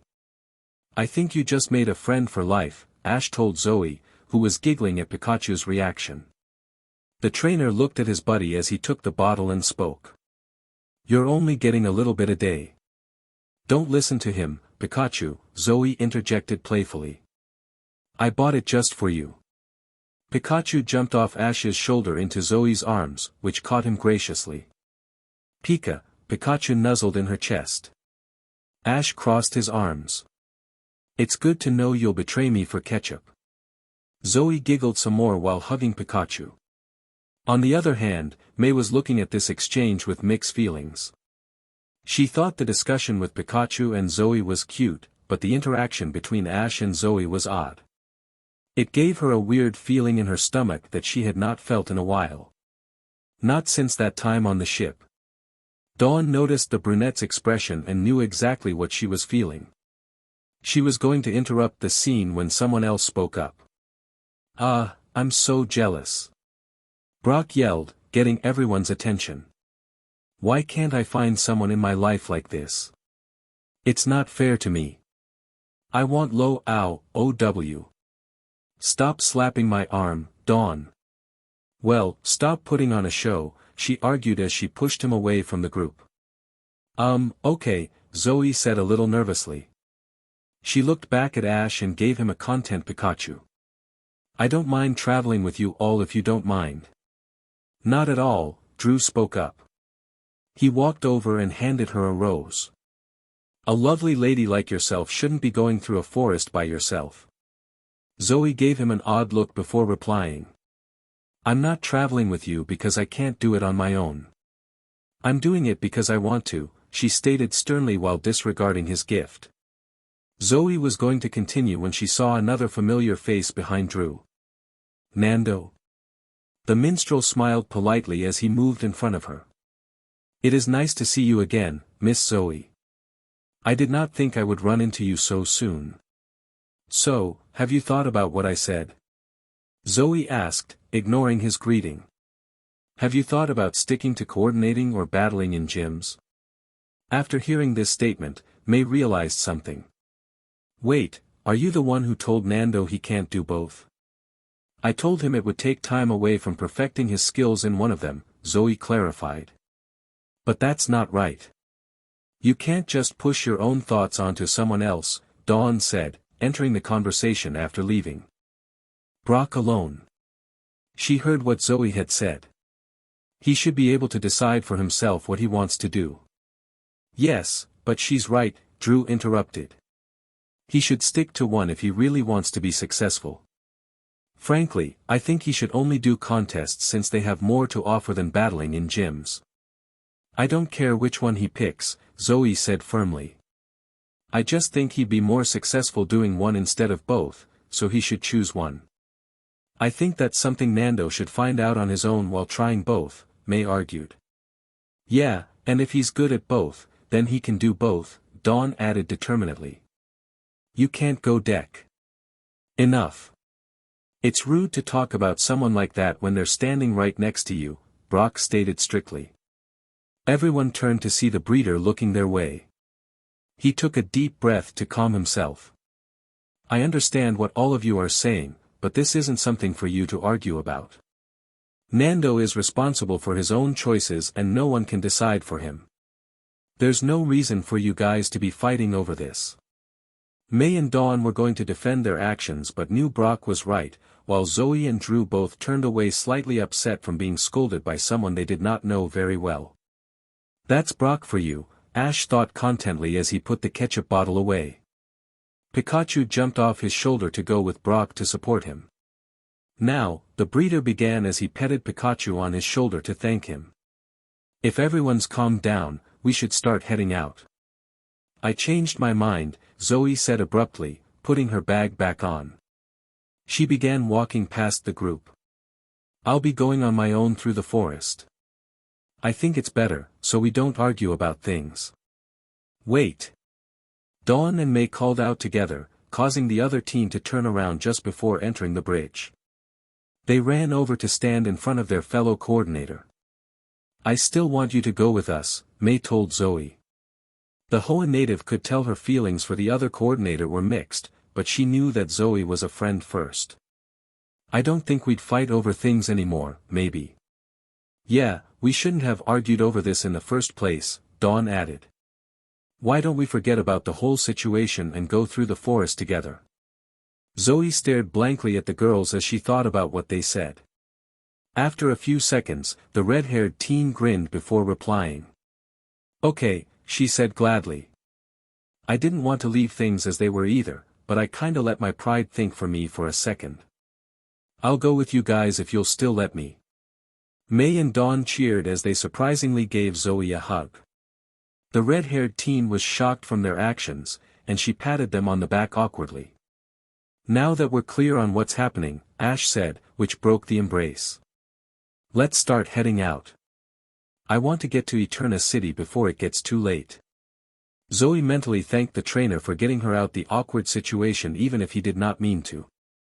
Ash was going to continue when he suddenly heard a familiar, faint sizzling sound growing louder in his ear. His eyes widened briefly when he spotted numerous bombs falling from the sky. Quickly assessing the situation, he threw a pokeball in air and sprinted as fast as he could to the girl's location. Look out! He yelled as he grabbed and shielded them. Pikachu! Pikachu said, jumping off Brock's shoulder to fire a thunderbolt at the bombs still in midair. He had heard the noise and knew what to do when he heard Ash yell. Boom! Pikachu promptly demolished all the bombs before they could hit the ground, but the powerful force from the explosion was too much for Ash to maintain his balance, pushing him and the three girls over the cliff. Ah! Ash could hear May, Dawn, and Zoe scream loudly as they were dropping fast. He held on to them tightly when he saw they were rapidly closing in on the stream. He forcefully turned around, so his back was facing the ground and after a few seconds, collided harshly against the rushing water. Ash winced from the extreme pain. I have to stay focused, the trainer thought desperately in the water. He kept his grip on his friends as the stream began to take them. To add to his dismay, Ash suddenly felt a severe scrape on his back and knew he struck a sharp boulder. He could feel the water sink into his wound. Damn it. Just a little longer. After a few more seconds, the strong pull in the stream had simmered down, and Ash realized they were in the clear. He fiercely threw the girls up and used his remaining strength to swim behind them. All three girls broke the surface and began coughing.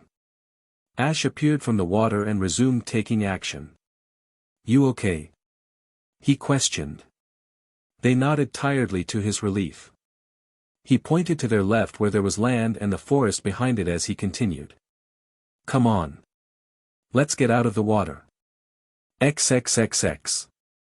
No. Brock yelled as he saw his friends go over the cliff. He was being held back by Snorlax, who Ash released before the massive explosion. He figured Ash knew this would happen and had the sleeping Pokémon block Nando, Drew, and him from taking the effect from the eruption. Suddenly, he heard laughter from the sky, where they could see a Meowth air balloon and three familiar faces. Listen, is that a voice I hear? Jessie said. It's speaking to me loud and clear, James continued. On the wind. Past the stars. In your ear, Meowth chimed in. Bringing chaos at a breakneck pace, Jessie stated. Dashing hope, putting fear in its place, James added. A rose by any other name is just as sweet. When everything's worse, our work is complete. Jessie. And it's James. And Meowth, now that's a name. Putting the do-gooders in their place. Jessie started. We're Team Rocket. James pressed. And we're in your face, they all exclaimed. Wrapup. Mime. Team Rocket, Brock said angrily. I knew it had to be you. What do you think of our new motto? We put a lot of hard work into it, Jessie stated proudly. Well, it doesn't matter right now, we'll be taking Pikachu off your hands now. Not you losers again, Drew commented. That's odd. I was thinking the exact same thing when I saw you guys, Meowth countered. You know, I have to say I don't recognize half the twerps that were here, James said while putting a hand to his chin. Don't stress about the small details, and stay focused, Jessie reminded her teammates. She pulled out more bombs before she spoke again. Let's continue with the plan. Right. Both James and Meowth followed suit. SNR. Snorlax quickly fired a powerful hyper beam attack before the trio could do anything, which instantly blew up the balloon and caused a huge blast. Team Rocket had their arms crossed as they flew across the sky. I told you not to stress the little stuff, Jessie hissed. See what happens when you lose focus. And we were doing so good, too, James whimpered. Hey, give us some credit, Meowth said. We lasted longer than last time. I'd say that's a win, right? They all slowly smiled at the revelation. We're blasting off again. Brock sighed in relief that they got rid Team Rocket so quickly. He looked over to Snorlax, who was talking with Pikachu. Thanks a ton, Snorlax, he said grabbing the Pokémon's attention. I'll be sure to whip up some good food for you later. Lax. He cheered happily. Brock recalled Snorlax into his Pokeball that he found on the floor. He looked over to Drew and Nando who were glancing over Cliff. I don't see them anywhere, Drew stated frustratingly. I'll send Flygon to search for them. Wait, Nando interrupted. There's no need for that. Did you not see they fell over this cliff into the raging current? I did, and if you paid attention, you would have noticed Ash knew this would happen. What? He's right, Drew, Brock joined in calmly with Pikachu on his shoulder. Ash sent out Snorlax to help us while he helped the girls. I think he knew the blast would be too strong for us to stand our ground, so he did what he could to keep us safe. I agree, Nando added elegantly. The way he held onto to them as they went over the edge says he was prepared for this. Drew grunted.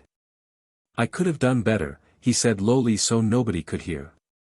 We should continue to the forest, Nando suggested. The stream opens up to it, so there's a good chance they will make their way to reach the city. They fell off a cliff, Drew argued. They could be hurt, and you're saying we shouldn't go looking for them. I do agree with what you're saying, but look at Pikachu, Brock gestured to the mouse on his shoulder. Both Drew and Nando could see Pikachu steadily looking at them. If they were in danger like we're assuming they are, Pikachu wouldn't be this calm. He'd want to go find them as fast as possible. Drew resigned knowing he had a point. In that case, now we really should go through Eterna Forest and wait for them at the exit, Nando advised. There are many entrances to the forest, but there's only one exit to the city. Dawn and Zoe, at least, should know this and will start heading there when they can. Besides, if we start looking for them while they make their way to exit, we'll just be going in circles. Brock nodded. Good, the breeder said confidently. Then let's get going. XXXX. May, Dawn, and Zoe were each leaning against a tree tiredly. They were feeling stressed, anxious, and fear from the experience they just had and could not bring themselves to relax. Not to mention they were shivering from their clothes being drenched. They questioned how they survived the life-threatening incident with only bruises on their arms. If they had to guess, the teens would say that they were lucky. However, they knew they would be wrong to assume it was something as ridiculous as luck. The teens knew why they survived such an experience and saw him walking back from the stream. If there was luck involved, they knew they were lucky he was around to act the way he did. Are you feeling a little better now? Ash asked worryingly. The girls nodded slowly.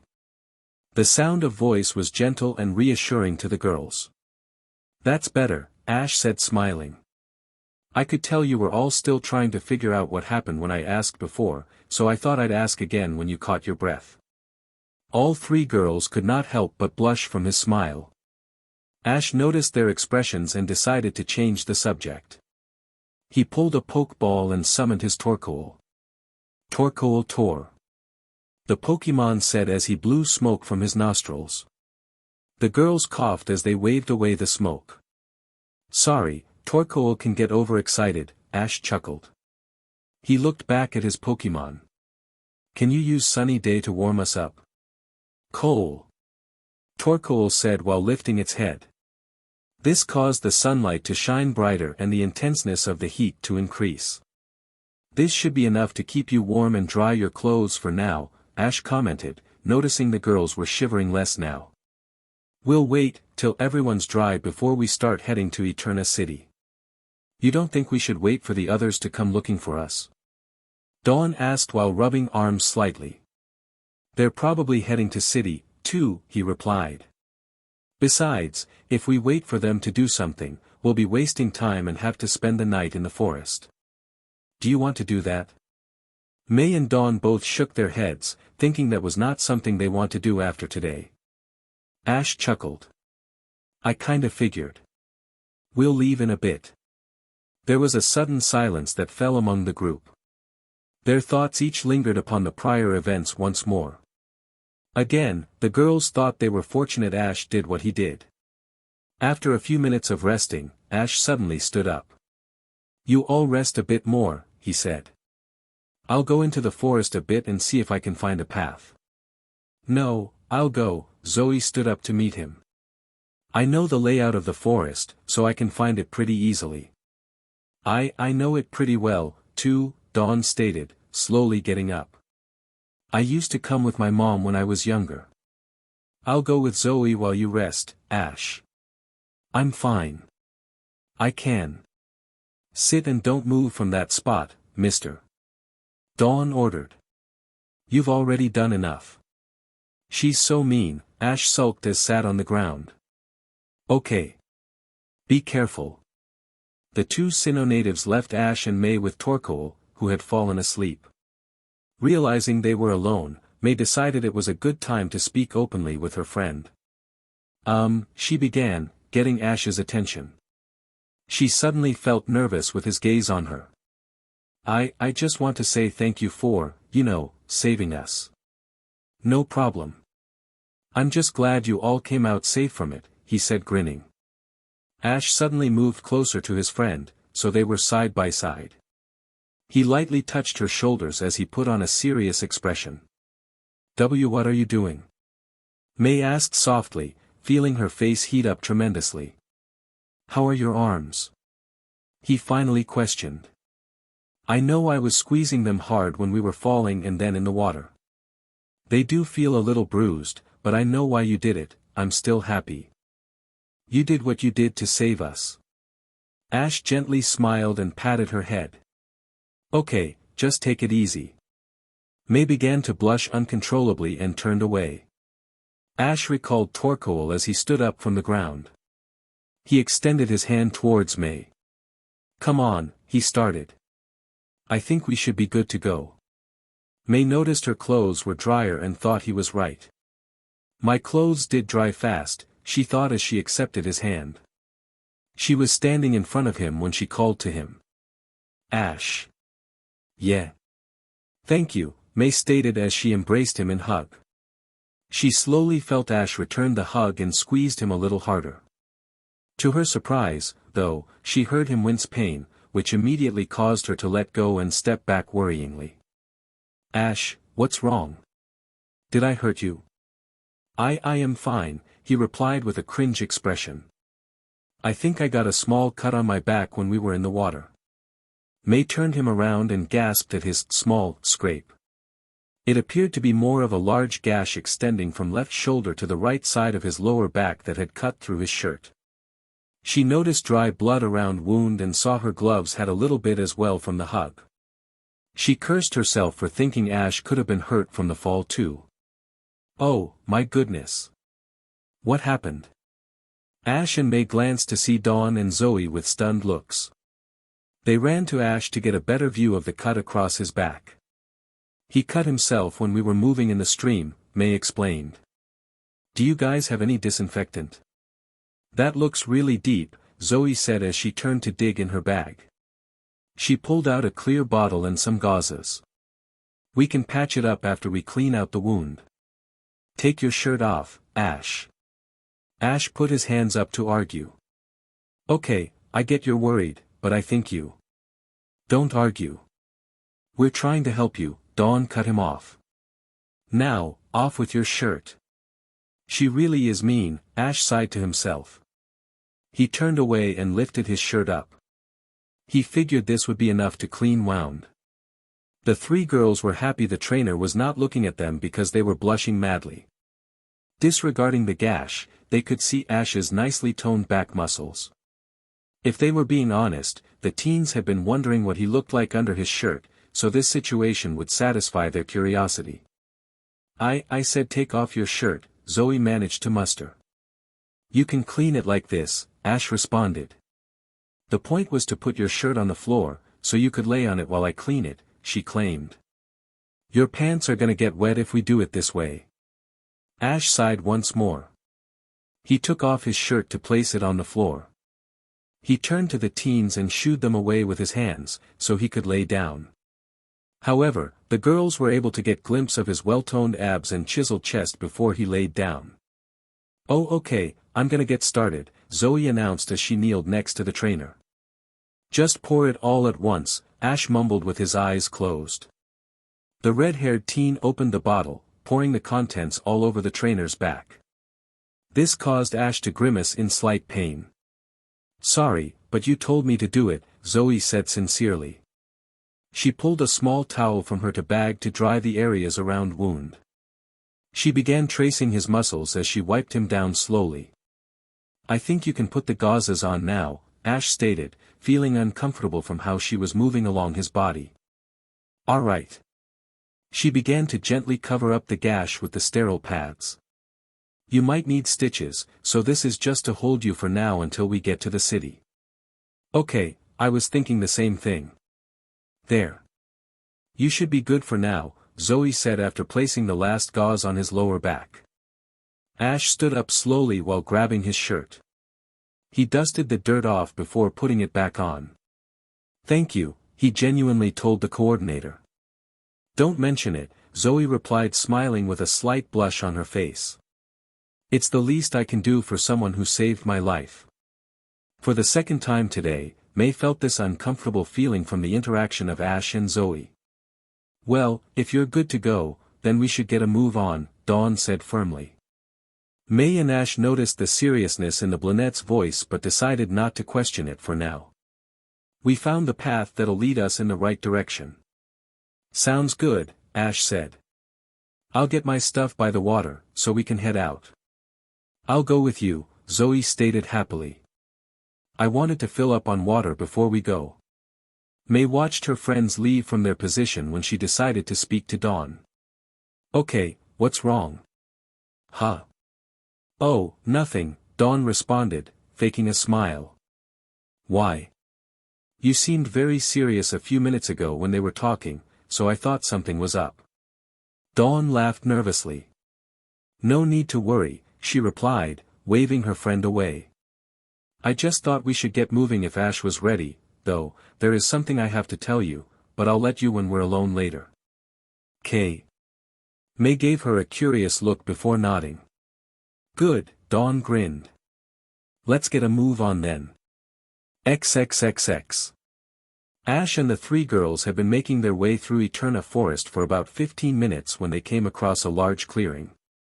The forest was surrounded by trees, so it was surprising to see a large, clear opening. They noticed a huge boulder in the middle covered in a green substance. "My mom told me about these places," Dawn spoke up. "She said there are a few spots in the forest like this one. I never got around to asking her why, but it has to do with that rock." "It's a moss rock," Zoe explained. "I think it makes a certain Pokemon evolve, but I'm not sure which one if I'm being honest." "Well, let's go get a closer look," May suggested happily. "I think we have a bit of time." "It wouldn't hurt," Zoe added. "We have to pass it to start going uphill to hit the main road." The three girls started sprinting towards the boulder while Ash remained in his position, looking around aimlessly for something. "Something doesn't feel right," he thought frustratingly. Ash kept scanning the area and felt something wrong with the atmosphere. "Damn it, I can't put my finger on it." Ash decided to follow the others, who were already studying the rock. He took a few steps into the clearing and his eyes widened when he realized what felt wrong. "Come back this way." "We're in a," was all the trainer could get out before he was fiercely struck in the stomach by a flying, brown object. May, Dawn, and Zoe had turned around when they heard Ash yell, only to see him get fiercely hit. "Ash!" they all called out.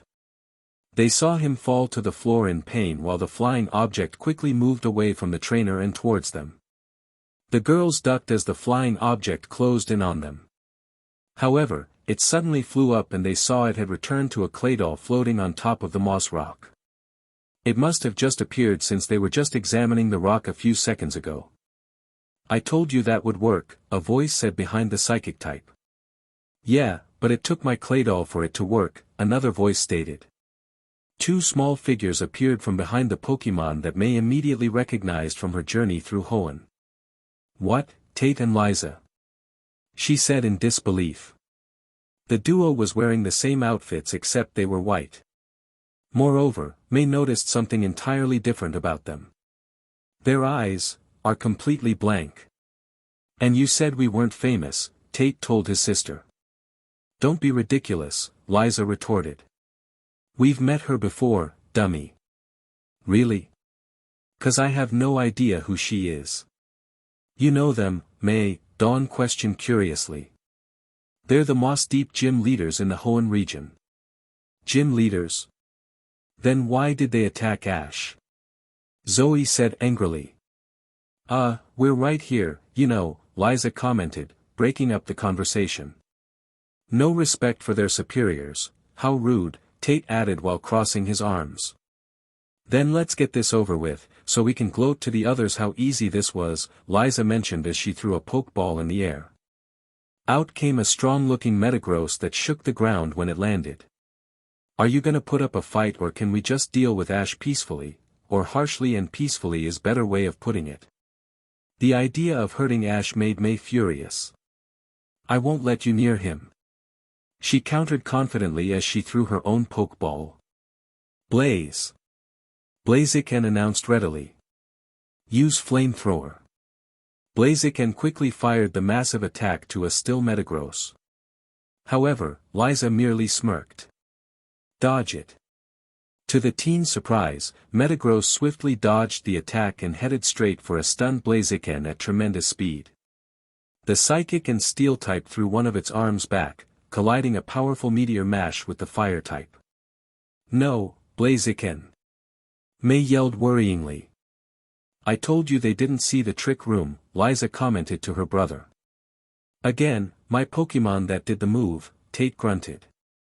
Yeah, let's just get this over with. They were going to continue when the ground started shaking immensely. What's going on?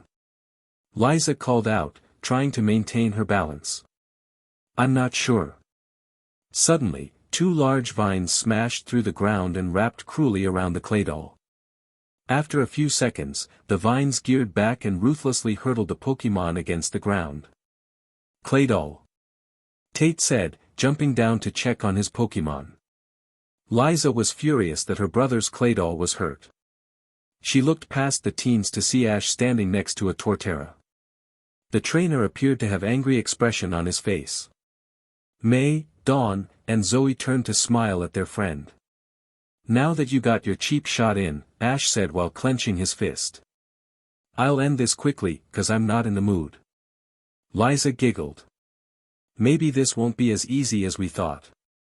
Chapter 21. The three teen girls could not believe what was happening. For the last few minutes, Ash's slow Torterra, as Dawn and Zoe quickly described to May who'd never seen one before, and Liza's heavy Metagross were exchanging strikes while moving at tremendous speeds. They did not know how the Pokemon were doing it, but they thought it was incredible and scary at the same time. The teens also thought of intervening, but they did not want to interrupt Ash's momentum by doing something rash. He seemed to be having the upper hand. Meteor Mash. Liza commanded. She could not find an opening with the previous moves and knew Metagross was getting tired. She knew this needed to end quickly. Meta. The pseudo-Pokemon fiercely dashed towards a still Torterra. As it moved within range, Metagross' steel arm geared back and viciously launched its signature move. Superpower. Ash retaliated quickly. Terra. Torterra yelled as its body engulfed itself in a bright, orange color. It stomped its front right foot, causing the ground to break and a large boulder to crash into a stunned Metagross. Then, Torterra's body bulked up before aggressively hurling itself onto the Steel and Psychic type, crashing it harshly against the ground. Everyone could see Metagross fainted underneath Torterra. No! Liza exclaimed worryingly. Tate, who was watching as he cared for Claydol, grunted from not being able to help. Now, Ash began. He had his right arm across his stomach, feeling immense pain from Claydol's earlier blow. You're gonna tell me what's going on, and who did this to you? The gym leaders both looked at each other briefly before snickering. Wouldn't you like to know? Tate responded sassily. Just because you won the battle doesn't mean we'll tell you anything, Liza added.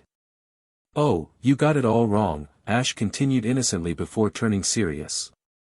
I wasn't asking.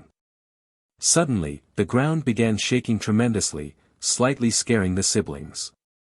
They recognized the sensation from earlier and saw large, green vines break through the ground.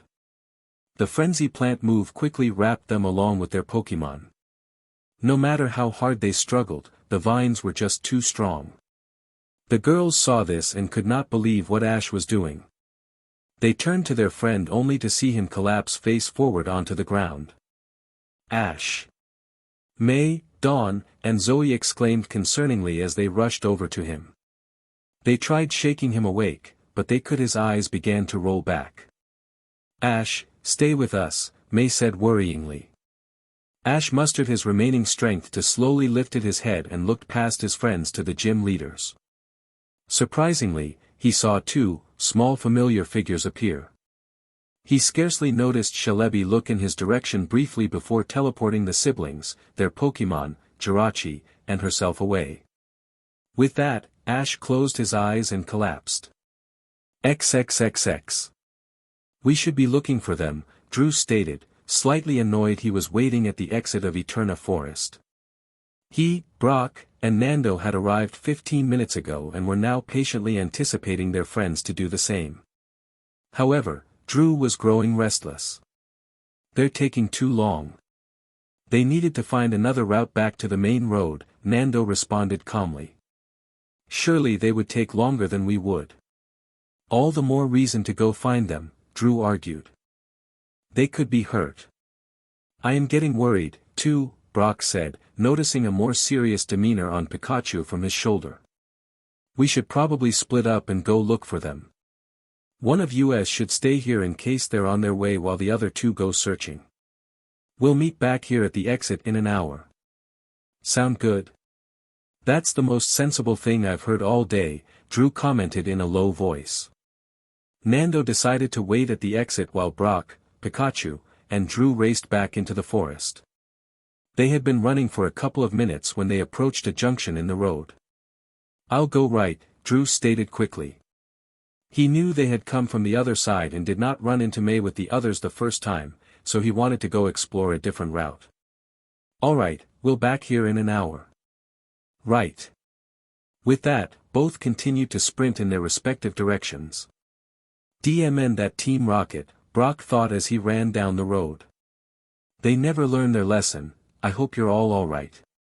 Suddenly, Pikachu jumped off the breeder's shoulder and began charging into the forest on his left. Hey, wait for me. Brock yelled, closely following behind. XXXX. Is he gonna be alright, Cheryl? May asked worryingly. She looked at the older teen, who had appeared out of nowhere a few minutes ago. She had long, dark green hair that was tied in a segmented ponytail, wearing a light green and white long-sleeved semi-jacket, brown undershirt, long dark green pleated skirt and tall brown boots with slight heels to match. May thought it was mysterious of her to just show up suddenly but was grateful since she offered to help Ash. I can't say for sure, Cheryl replied honestly, her gray eyes meeting May's blue eyes. I was able to use my Chansey's heal pulse on him, but it doesn't affect people the same way it does Pokemon. I was only able to ease the pain a little and stop the bleeding from the cut on his back that reopened. He still needs some medical attention. Right, so we just need to find the exit to this place, Zoe said hurriedly, feeling they were wasting time. Okay, so where do we go? Dawn asked. I'll lead you out of the forest, Cheryl said as she slowly stood. It'll be the fastest thing to do. The three teens thanked the mysterious girl before turning their attention back to an unconscious Ash. May had Blaziken, who Chansey had healed with heal pulse as well, carefully lift him onto her back. The fire type was more than willing to carry the trainer after not helping much in the battle. Alright, let's get going, Zoe stated eagerly. You can lead the way, Cheryl. We'll follow. Hey, you guys. Aside from the green-haired woman, everyone turned around happily after recognizing the voice. They could see Pikachu and Brock running towards them. Brock. Dawn and May gladly called back. The breeder approached them as he tried to catch his breath. Are you all alright? He asked in between breaths. He then noticed an injured Ash on Blaziken's back and became worried. What happened? It's a long story, but we'll tell you when get Ash some help, Dawn explained. Alright. That should be our priority right now, Brock resigned. He then saw an unfamiliar beautiful face behind the younger teens and could feel his heartbeat pound faster. Ah, be strong, Brock. Now is not the time, first is safety, then come the matters of the heart. Following quick introductions, Cheryl and Brock both began to lead the group out of the forest. After finding Torterra's Pokeball and recalling him, May grabbed Pikachu as they began making their way. After 20 minutes of treading the forestry, the group could see the exit of the woods and felt a sense of relief. They also noticed Drew and Nando rapidly approaching them. The girls explained the situation similarly to them as they did with Brock. Surprisingly, however, Drew walked over to May and gave her a hug, which caused her to flinch slightly. Brock and Dawn also were taken back from the coordinator's actions. He stepped back a little and spoke. "Are you alright?" he asked genuinely. Drew had quickly described he went searching as well but hit a dead end and decided to return to the exit. "Why yeah," May said, still trying to comprehend what just happened. "Ash is the one who got injured saving us." Drew briefly glanced at the unconscious trainer before turning back to May. "I'm glad to hear you're okay," he replied. Thanks. I'm fine." "You can act all lovey-dovey later," Zoe interrupted sharply.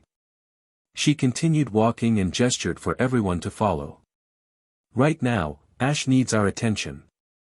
"No, but it's not." "I'm sorry, but I have to agree," Cheryl said sincerely, cutting May off. "Your friend still needs help with his injuries." As everyone continued towards Eterna City, May felt somewhat irritated looking at Zoe. The Hoa native did not like that the other coordinator assumed she and Drew were acting lovey-dovey, and wanted to defend herself. For some reason, it frustrated May thinking that was how Zoe viewed her relationship with Drew. May was also irritated with Drew. "Why did he hug me like that?" she questioned. Suddenly, a thought occurred to her which she believed to explain everything that has happened with him. "Does he, like me?" May could not help but slightly blush thinking that someone saw her in that manner. "It would make total sense if this is true, but I don't know how to prove it, and what should I do if he does? I mean, I like." She looked towards Ash and could feel her face flush greatly. She sighed. "I'm not sure what to do about this." It took the group another 10 minutes to reach the Pokemon Center. They thought this was the only place they knew that could help Ash. They quickly informed Nurse Joy of the situation, and she said she would do her best aiding the trainer while she called for assistance from a doctor for humans. The group just watched worryingly as Joy and Chansey carted Ash into the back room, disappearing from their sight. After waiting patiently another 15 minutes, the heroes saw Joy appear from the back, and they briskly paced to close the distance. This slightly startled the nurse, but May disregarded her reaction to speak. "How is he doing?" Nurse Joy regained her composure and smiled softly. "He should be fine after a long rest," she said. "I was able to stitch up the big cut on his back and will continue care on his stomach. Whatever hit him there, must have been very forceful." Dawn, May, and Zoe briefly glanced at each other as they omitted details about Claydol attacking Ash. "It was tremendously helpful for you to help Ash when you did," Joy commented graciously to Cheryl. "It was very lucky you were there." Oh, it was nothing," Cheryl sheepishly replied while blushing. "I'm glad I was able to do something." "Wow, such an amazing woman," Brock said as he unexpectedly knelt and grabbed the green-haired woman's hand elegantly. "Do you also happen to have a band-aid? 'Cause I scraped my knees falling for you. Maybe you can cure this broken man's OW. Not again. Is this gonna be regular thing with you?" Dawn irritatingly stated as she smacked the breeder on the arm. She began pushing him away from the group. "Besides, Nurse Joy is the healer, not Cheryl." "Ah, you're right." Brock sulked, letting himself be hauled away. "I missed my chance at Nurse Joy." "I don't think it would have worked with her either," the rest of group could faintly hear Dawn reply. The group laughed lightly before May approached Cheryl. "Nurse Joy is right, though," she stated. "I'm glad you showed up when you did." "Yeah, I was lucky to be passing through," Cheryl replied honestly. "Why were you in the forest alone?" "Well, I was searching for the Amber Castle." "Amber Castle? I've never heard of that before," Zoe stated. "It's a rumored place to have hidden treasures," Cheryl told the red-haired teen. "I know not many people know about it and no one's been able to find it, but I believe it exists. My grandfather was a treasure hunter, and he would say, if there's a rumor about it, then there's a chance it exists. I want to find Amber Castle and become a treasure hunter like he was. Wow, I want to help you if you'd let us, Dawn said excitedly, making her way back to the group. She heard the conversation faintly but was interested in it. What's in it that you want to find? Enchanted honey. Honey? That doesn't like treasure to me, Drew chimed in. No, it's enchanted honey, Cheryl clarified. It's a very rare substance said to be made only in this place, and I want to find it for my very first adventure. Now, I really want to help, Dawn reiterated. Can I help? Yeah, can we?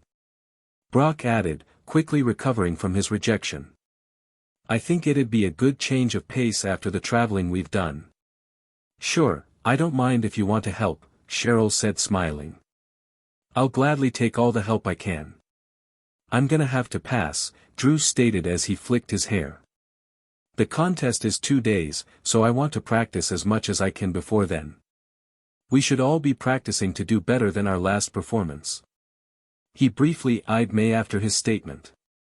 May noticed his actions and felt slightly depressed, squeezing Pikachu a little harder in her arms.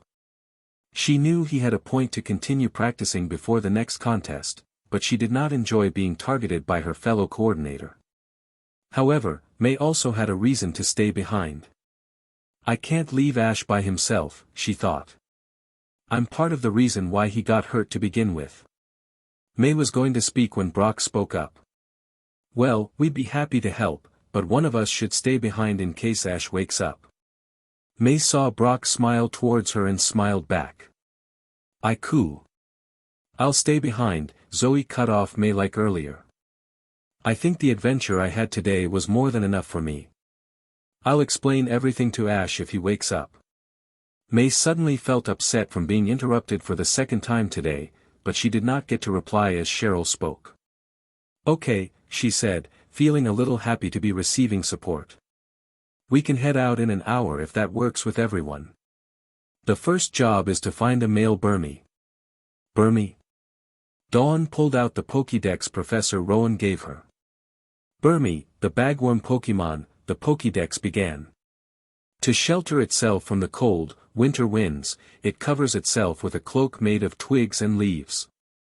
Why do you need this Pokémon? Dawn asked. Well, I don't really need it, but I need the Mothim it evolves into, Cheryl explained. Dawn once again searched her Pokédex. Mothim, the moth Pokémon, the Pokédex said. It loves the nectar of flowers and steals nectar collected by Combi. Combi? Brock questioned. Yes, Cheryl continued. The legend says the Amber Castle was created by the Combi to house their incredible honey, and it became so rich in flavor that it is now a treasure worth seeking. I think having a Mothim would help locate it because of its natural instinct to take honey from the Combi. That's a great idea, Dawn encouraged. How about we have something to eat before heading out back into the forest? I think I'll stay behind, too, in case Ash wakes up, May finally stated. She could feel Zoe giving her an odd look but did not bother turning in her direction. I don't want him to think we all just went on another adventure without him. Not that he'd be upset, but I think it'd be nice if he had a familiar face around. I agree, Brock chimed in.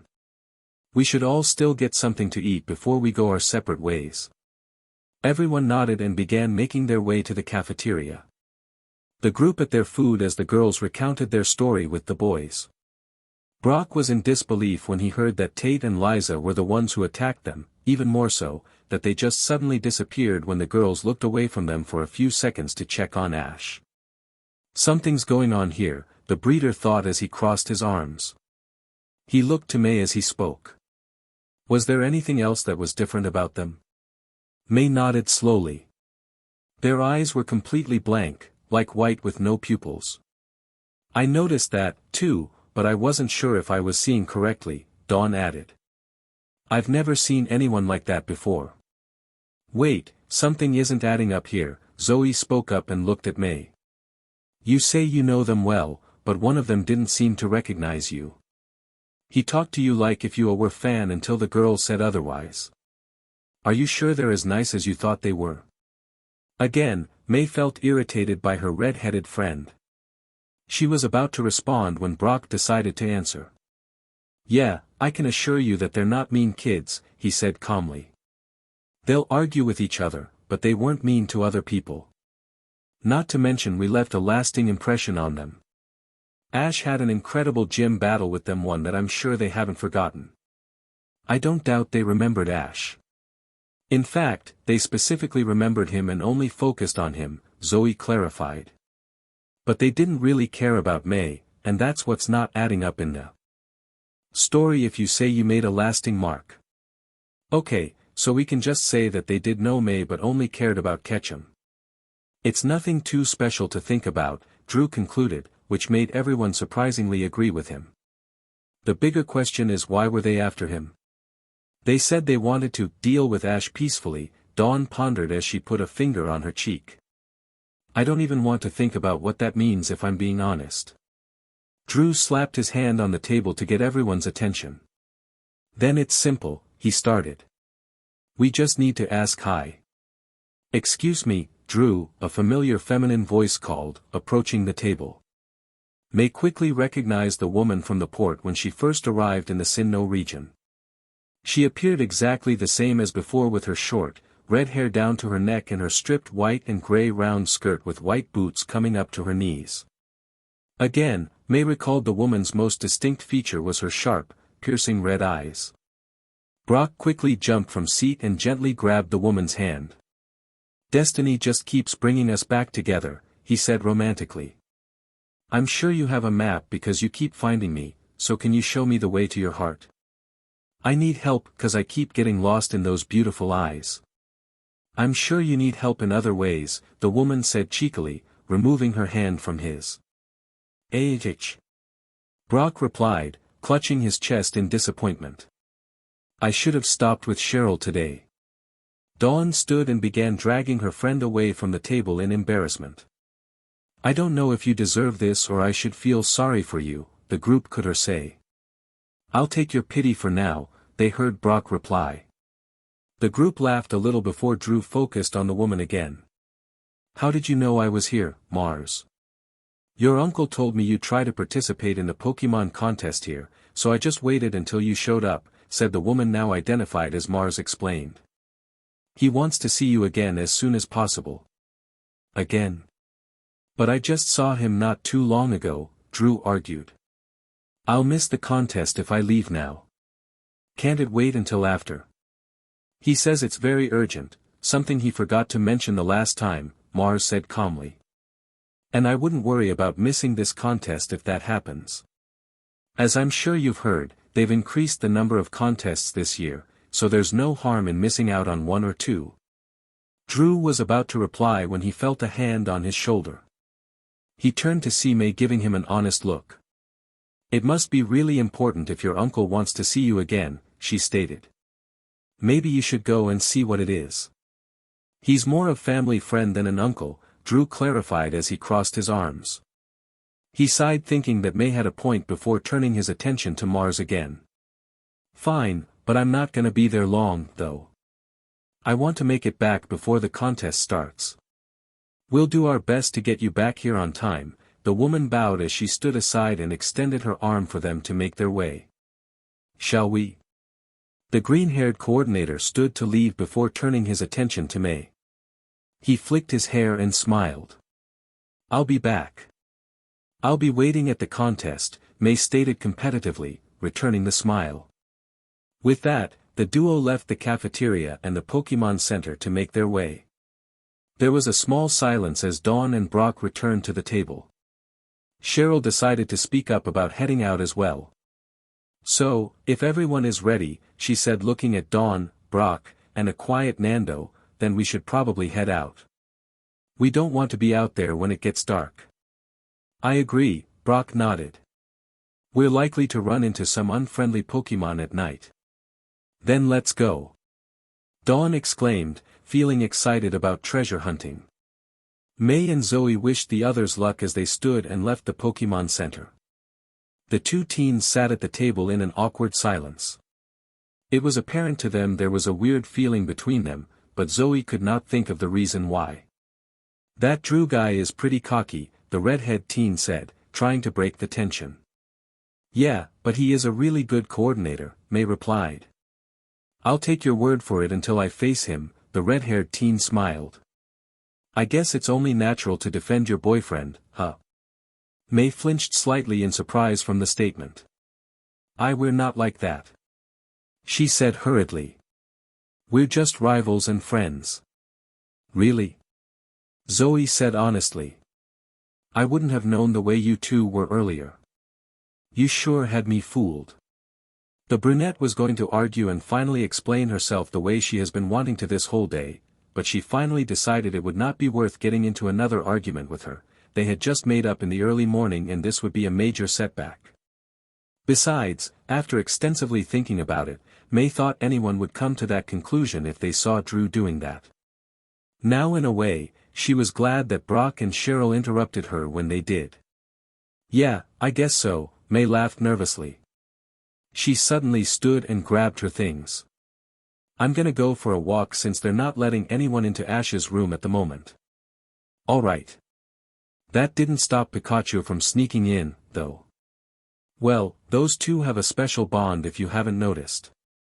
I have, Zoe replied smiling while looking away. It's kinda cute. May felt a little nervous from her expression and decided to leave before her friend could notice. She quickly exited the facility and took a deep breath. I guess she really does like Ash, May admitted as she began walking away from the center. She decided to look around the city to find a contest hall to clear her mind. I'm not sure what to do about that, should I even do something about it? Nya. May stopped as she heard a soft, crying sound from a nearby bush. She slowly walked over to it and saw a small, blue Pokemon slightly injured lying on the grass. She approached it cautiously to not scare it, but the Pokemon quickly noticed May coming closer to it, which caused it pick up its guard. Naya. The Pokemon said, trying to intimidate the stranger, but it did not work as she still came closer.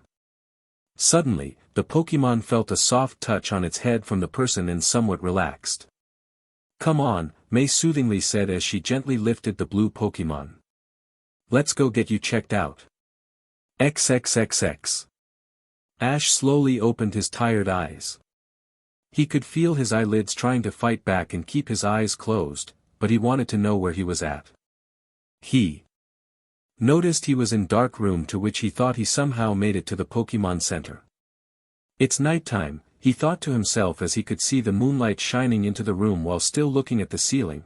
There was a small night light to his right, but it was not incredibly strong to illuminate the room. He grunted as he slowly lifted his head. He could feel immense soreness from all of his muscles and some pain from his stomach. Feeling an odd sensation, Ash looked to see a small, blue Pokemon sleeping on his stomach. Pikachu is looking a little blue today. The trainer heard a giggle to his left and saw May sitting on a chair with Pikachu. She was rubbing her eyes like she just woke up, to which Ash deduced was probably from the noise he made. That's not Pikachu, she said as she moved closer to the bed. Pikachu jumped on the bed as she leaned her arms next to Ash. That's Shinx.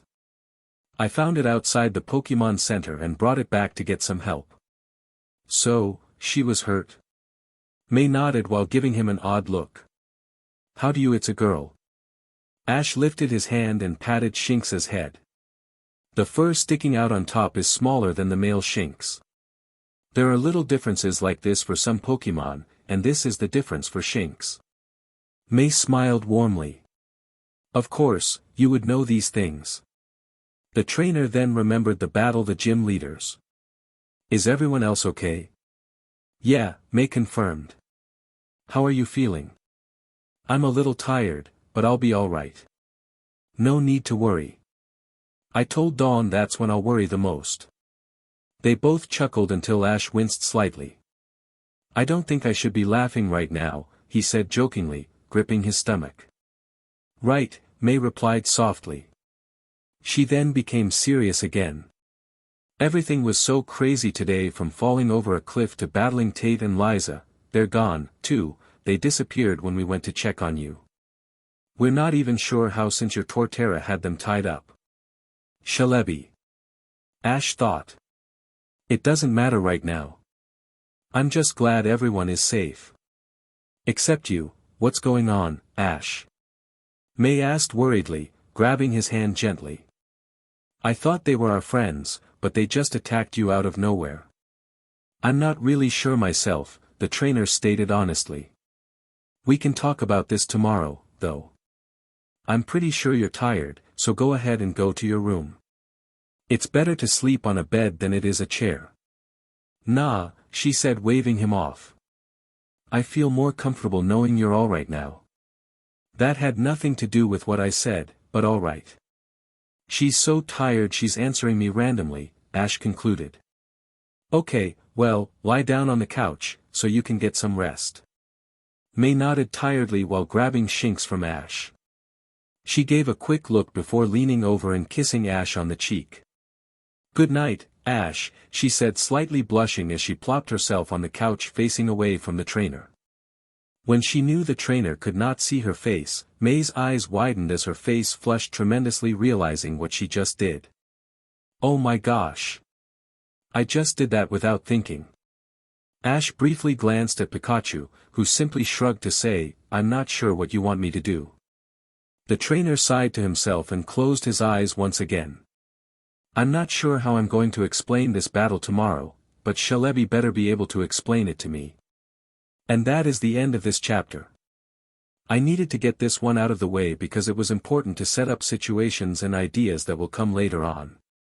I promise it won't take another year to post another chapter. I was disappointed about that myself. Let me know what you think, what directions you think this is going, etc. Did you like it? Dislike? I welcome all criticism. Red Hood 06